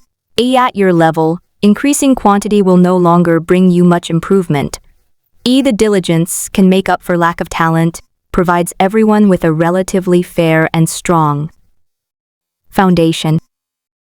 Even so, if one still cannot break through to the king-level realm, then there is little value in nurturing them. At 230 years old, you used your supreme power to create a spiritual world that covers the entire vast realm, the realm of spirits and gods. This vast spiritual world, like a dazzling galaxy, floats in the void of the boundless realm, radiating a dreamlike, seven-colored glow. All cultivators only need to calm their minds and concentrate their spirits to transform their souls into a stream of light, traversing endless space and descending into the realm of spirits in the form of a projection. In the realm of spirits and gods, cultivators can freely explore this wondrous world. Every blade of grass and every tree here contains the true meaning of the great Tao. With every breath, one can feel the pulse of the laws of heaven and earth. Most remarkably, all insights gained in the spirit world flow back to the physical body like a gentle stream, making cultivation twice as effective with half the effort. Even if the soul projection unfortunately perishes, it will only be sent back to the real world, unable to log in for a period of time, without causing any damage to the original body. Furthermore, every cultivator entering the spirit god realm will receive a unique star number, which will become their symbol of identity in the spirit god realm. E2 complete strangers can establish an instant connection across vast distances simply by exchanging their identification numbers. This connection transcends spatial limitations, truly realizing the spiritual vision of being close, even when separated by vast distances. In addition, the spirit realm also possesses many precious lands that are highly beneficial to cultivation, such as the 9 heavens thunder pool, which can simulate various heavenly tribulations, the heart-refining fire sea, which can temper the soul, and the Sword Dao River, a natural wonder hailed as an unparalleled holy land by sword cultivators, etc. The most eye-catching of all is the Tower of Babel, standing at the center of the spirit realm. The Tower of Babel exuded an ancient and mysterious aura, its surface engraved with countless profound runes. The tower contains the imprints of all the great emperors, past, present, and future, that you cast into the vast world. These brands vividly recreate the unparalleled splendor of the emperors in their prime. Upon entering the tower, cultivators will randomly encounter projections of emperors of the same realm. These projections perfectly replicate the emperor's combat wisdom and unparalleled martial arts. In the Tower of Babel, cultivators must endure at least the duration of an incense sticks burning under the projection of the great emperor. The longer you persevere, the richer the rewards will be, including rare cultivation manuals, precious elixirs, and even the essence of heaven and earth that directly boosts your cultivation. If someone can create a miracle and defeat the projection of an emperor of the same realm, they can become a seed of an emperor in the primordial heavenly court. Gain access to abundant cultivation resources and focused training, and even the opportunity to receive personal guidance from you. 300 years old, more than 100 years have passed, and you've become even more adept at conceptualization. Gazing upon this magnificent era, you decide to add fuel to the fire, so that this glorious age may shine even brighter. Using the concept of cultivation as your body and the ability to devour as your shield, you skillfully evaded the prying eyes of heaven's will. You wander through the river of time like a patient fisherman, retrieving the spirits of emperors throughout history. Those things that once illuminated eternity now gleam with a faint yet unwavering light in your palm. Then, you channel the power of reincarnation, casting all these true spirits into the present world. They scattered across the earth like stars, beginning a new path of cultivation among the masses. When these great emperors cultivate to the saint realm, they will be able to awaken their memories of their past lives as great emperors. At that time, countless ancient emperors will gather together. Who knows what kind of storms they will stir up in such a grand era? Should I modify the parameters inside the Tower of Babel? I wonder what expressions those great emperors would have if they were beaten up by their past life projections at the same cultivation level. If that were really the case, the expressions on the faces of these emperors would be priceless. But in the end, you didn't do it. He at the age of 334. The second great emperor, besides you, has finally been born in this era. A purple aura swept eastward for 30,000 miles, and the mighty imperial power swept across the 8 wastelands. Countless cultivators looked up at the sky, witnessing this historic moment. But after all, when you became emperor, there was absolutely no commotion. Nobody felt involved at all.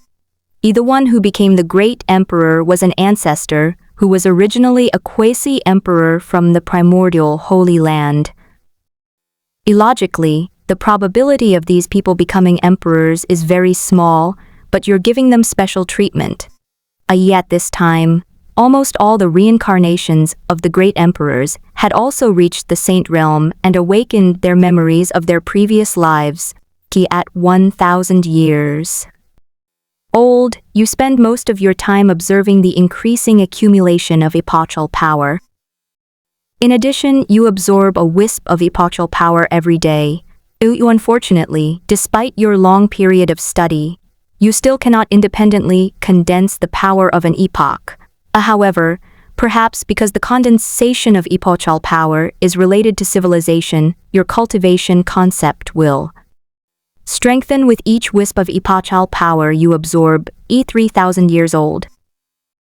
Besides you, the vast realm already has over 100 great emperors, i.e. most of them are reincarnations of great emperors, and some are peerless geniuses of your generation who enjoyed the benefits of the era. It's fortunate that you, a powerful being from the immortal realm, were there to keep things in check. Otherwise, with so many great emperors, conflict would definitely have broken out, and a war between 100 emperors might have ensued. This is a realm you couldn't reach even if you burned everything in your past life.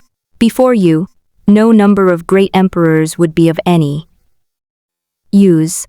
The several great emperors, defying superstition, joined forces to attack you. With just a wave of your hand, you suppressed them in the sacred cultivation grounds of the spirit realm, turning them into a source of power. From then on, no one dared to challenge the majesty of the immortal path. At 5,000 years old, your 20-odd Taoist partners have all reached the great emperor realm. The increasing number of great emperors has led to a more complete cultivation system and a more expansive concept of cultivation. At 6,000 years old, you secluded yourself for 1,000 years, delving into the foundations of this era's cultivation system and exhausting all knowledge. Finally, you have created a method for achieving immortality that is closely integrated with the cultivation system, the 9 transformations to immortality technique. This method allows even the most powerful emperors to unlock their own potential and that of their cultivation system, leading to a transformation. Every transformation requires going through 3 stages: severing the path, rebirth, regeneration, just like a phoenix rising from the ashes or a cicada shedding its skin to become a butterfly. After 9 transformations, one can reach the celestial realm and transcend the cycle of life and death. Moreover, the 9 transformations to immortality technique is a universal technique.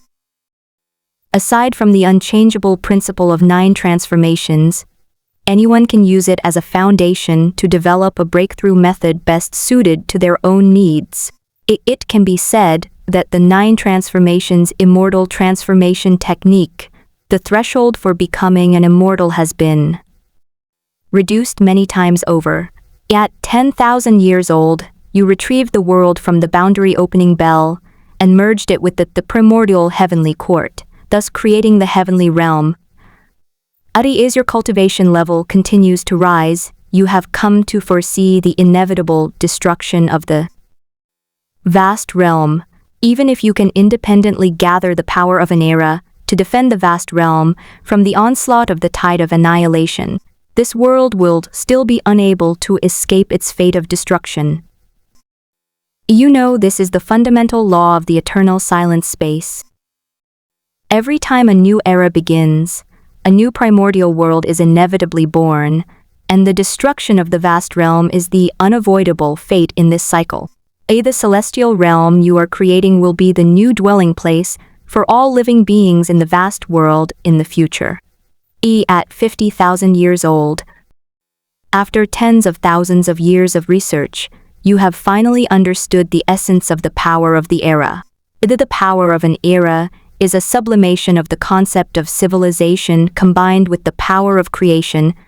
It is considered a super high level of energy and has incredible effects on cultivators, and you can finally use your own power to condense the power of an era. At the age of 121 to 1314, the number of great emperors in the vast realm has reached over 1,000. As some great emperors have already undergone transformation by cultivating the 9 transformations. Immortality technique, and even the reincarnations of ancient emperors like the primordial emperor have undergone 4 transformations. Based on your calculations, you only need to undergo 7 transformations to reach the power you unleashed in your last life, enough to exchange 1 or 2 blows. With a celestial realm expert, it was in this year that a suffocating sense of oppression suddenly filled the air. You know, the tide of annihilation, signifying the end of an era, is about to arrive. Fortunately, you are now capable of independently gathering the power of an era. Protect all living beings in the vast realm through the tide of annihilation. As the final moment approached, you unhesitatingly devoured all the transcendent energy accumulated over hundreds of thousands of years, awaiting the arrival of the tide of annihilation. As you absorbed a vast amount of apocal power, you felt an unprecedented sense of fulfillment. Every inch of your skin and every wisp of your soul radiated a dazzling light.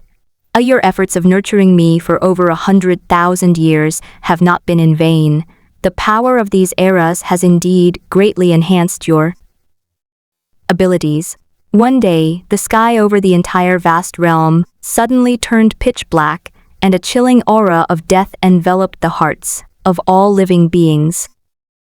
Those with low cultivation levels fainted instantly, and even the powerful beings trembled under this oppressive force. The tide of annihilation had arrived. Subsequently, at your command, all living beings of the vast realm entered the celestial realm you created.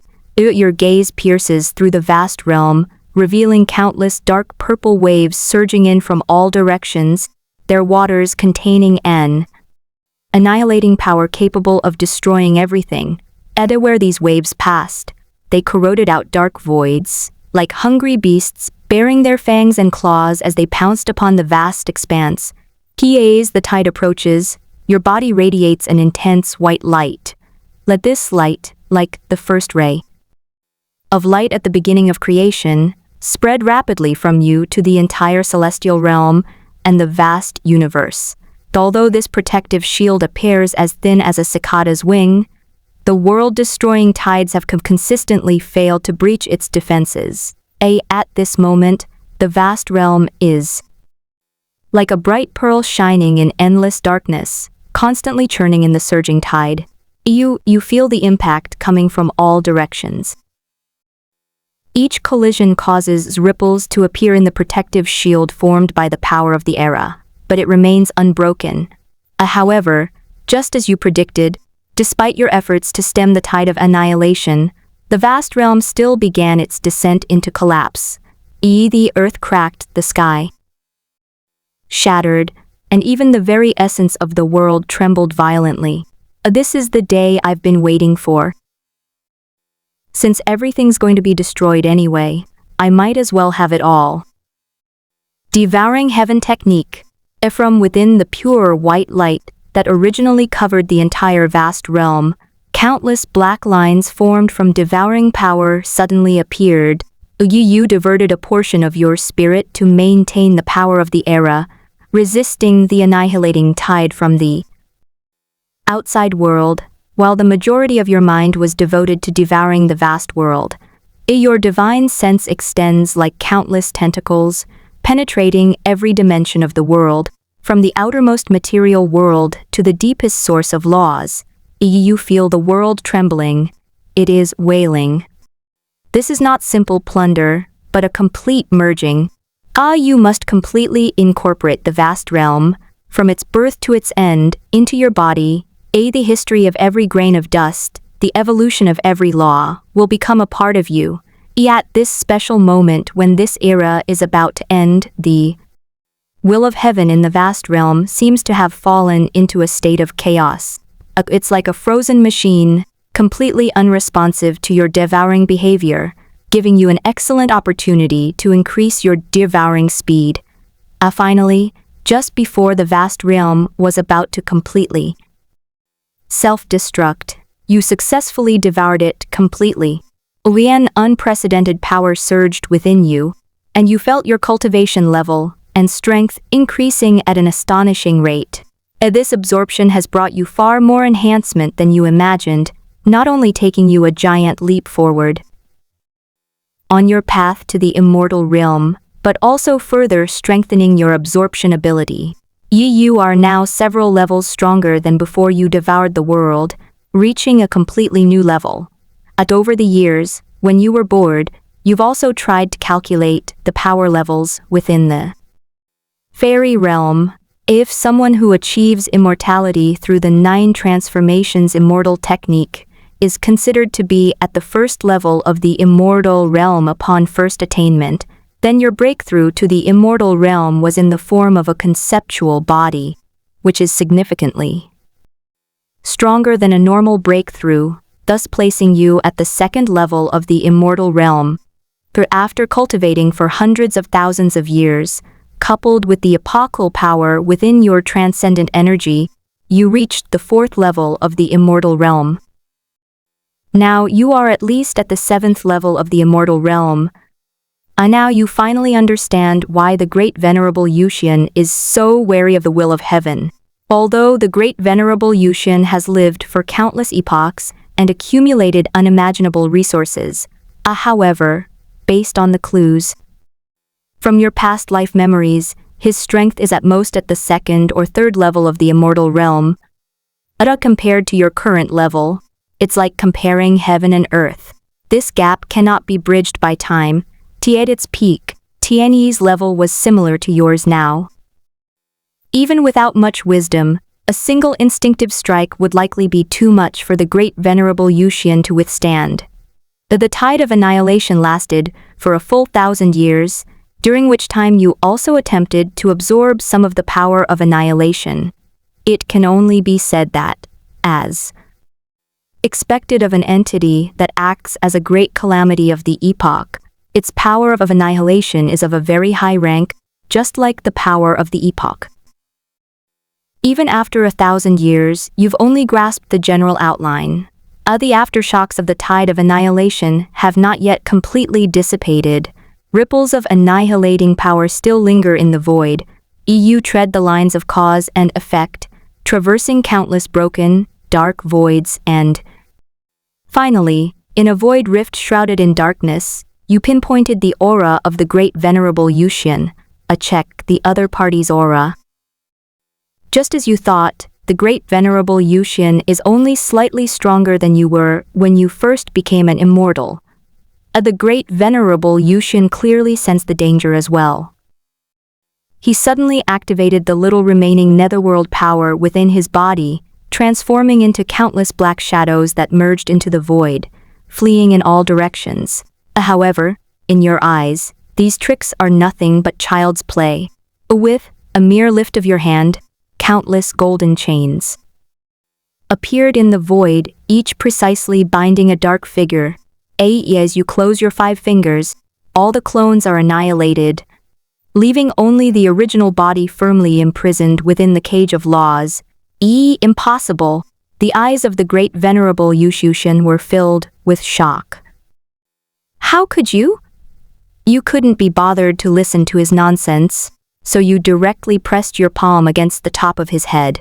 Then, you obtained memories of this outer void from the other person's mind. After regaining the memories, a playful smile appeared on your lips as you decided to throw the great venerable Yuxian into that peculiar experimental world you had created on a whim. That world was an experimental world you created, originally intended for amusement and special experiments, but now it's come in handy. But although it was a spur-of-the-moment decision, you put a lot of thought into creating this world, which you meticulously designed as a 10-layered nested structure.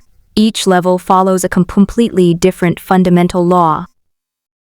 Starting from the lowest level, the mortal realm, upwards are the spirit realm, the immortal realm, the divine realm, the holy realm, and above that are the more profound realms of chaos and primordial chaos. Each realm is like an independent universe, yet they are all closely connected through the ascension mechanism. You even deliberately stretch the time dimension of the world after the immortal realm to its extreme. In the holy realm, even the smallest breakthrough in cultivation requires hundreds of millions of years. Some self-proclaimed gifted ascendants often gradually lose their edge over time, eventually becoming just another ordinary person. The most interesting thing about this world is its rigorous ascension mechanism. Whenever a cultivator reaches the pinnacle of the current world, it triggers the laws of heaven and earth, forcing them to ascend to a higher-level world. And what awaits them is always the fate of starting all over again from the very bottom. You once envisioned creating an infinitely multi-layered cage of ascension, where beings within would forever cycle through the pursuit of greater strength. Unfortunately, limited by your own cultivation level, you ultimately only completed the construction of 10 layers of the world. Thinking about this, you couldn't help but show a look of anticipation. It would surely be quite a spectacle to see such a proud and arrogant being astute as the great venerable Yuxian cast into this endless cycle of ascension and reincarnation. You can almost imagine the incredible expression on his face when he finally ascends to immortality after millions of years of arduous cultivation, only to find himself starting all over again from the very bottom of the divine realm. You slowly raised your palm, and a dazzling celestial light appeared in it. Within that light lay the essence of the Netherworld Grand Venerable's lifelong cultivation, which you were now rapidly absorbing. As the celestial light faded, the immortal body of the great venerable Yuxian gradually disintegrated, eventually turning into a wisp of green smoke and vanishing into the world. After absorbing the other party's celestial essence, you will cast them into a mortal realm. You have retained all of the great venerable Yuxian's memories, but have cleverly adjusted them. In his memory, although you found him and beat him to a pulp, a wisp of his soul managed to escape. While drifting through the void, this remnant soul unexpectedly collided with a spatial rift, thus arriving in this unfamiliar world. You even implanted some details into his memory: the shattered void currents, the biting winds, and the fear and resentment he felt as he was on the verge of dissipating. These memories were so real that he had no doubt about them. To avoid arousing suspicion, you directly used a technique to lower their intelligence. Though this spell will not affect the cultivation talent of the Netherworld Grand Venerable, but it will make him less astute when contemplating certain crucial issues. As if you've thought of something, you've come up with a great script for the great venerable Yuxian. In this story, the great venerable Yuxian will play the role of a tragic protagonist. He will possess an astonishing talent for cultivation and can encounter various extraordinary events, but at the same time, he will also suffer hardships unimaginable to ordinary people. Once the great venerable Yuxian embarks on the path of cultivation, Wherever he goes, there will be mindless people who inexplicably mock him. Moreover, every time there's a significant gain and a substantial increase in strength, an even more formidable enemy will immediately come knocking.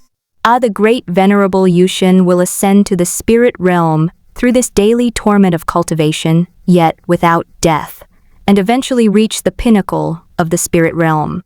In the spirit world, he will meet a gentle and loving companion and a loyal and devoted brother. The three will go through countless life or death trials together, forging the deepest bond. However, at the very last moment before he ascends to the immortal realm, these two will join forces to deliver a fatal blow. The Taoist partners will reveal their true colors, the brothers will deliver the cruelest blow, and the great venerable Yushin will fall into reincarnation once more, filled with confusion and resentment. Of course you wouldn't let grand venerable Yushin live a good life relying on his reborn memories.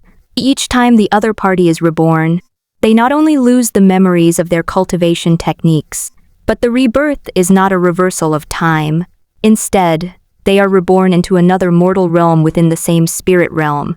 The distribution of power, the cultivation system, and even the rare and precious materials here are completely different from those of my previous life. The experience experienced through blood and tears is utterly useless here. After that, it was another arduous ascension to the spirit realm. After reaching the pinnacle of the spirit realm once more, and ending the affair, you will ascend to the immortal realm. After arriving in the celestial realm, you will meet a partner and brothers, only to be betrayed again and forced to return to the mortal realm, and so on. Even if you adjust the other party's willpower, you can't guarantee that the great venerable Yushin will be able to hold out until the end. After all, such endless torment is enough to break even the strongest soul. If later the other party not only reaches the 10th level of the world, but also transcends this world and ascends to the celestial realm, then let's call it even. At that time, the great venerable Yushin could be described as a truly powerful being who transcended fate. The 10 lifetimes hardship he endured will become his most precious treasure, and the countless betrayals he suffered will become his strongest armor. Such an existence's achievements are far greater than his current ones. Even the immortal realm might not be his ultimate goal. As for whether the great venerable Yushin will seek revenge after he emerges, since he has cultivated your magic, he is fundamentally unable to resist you.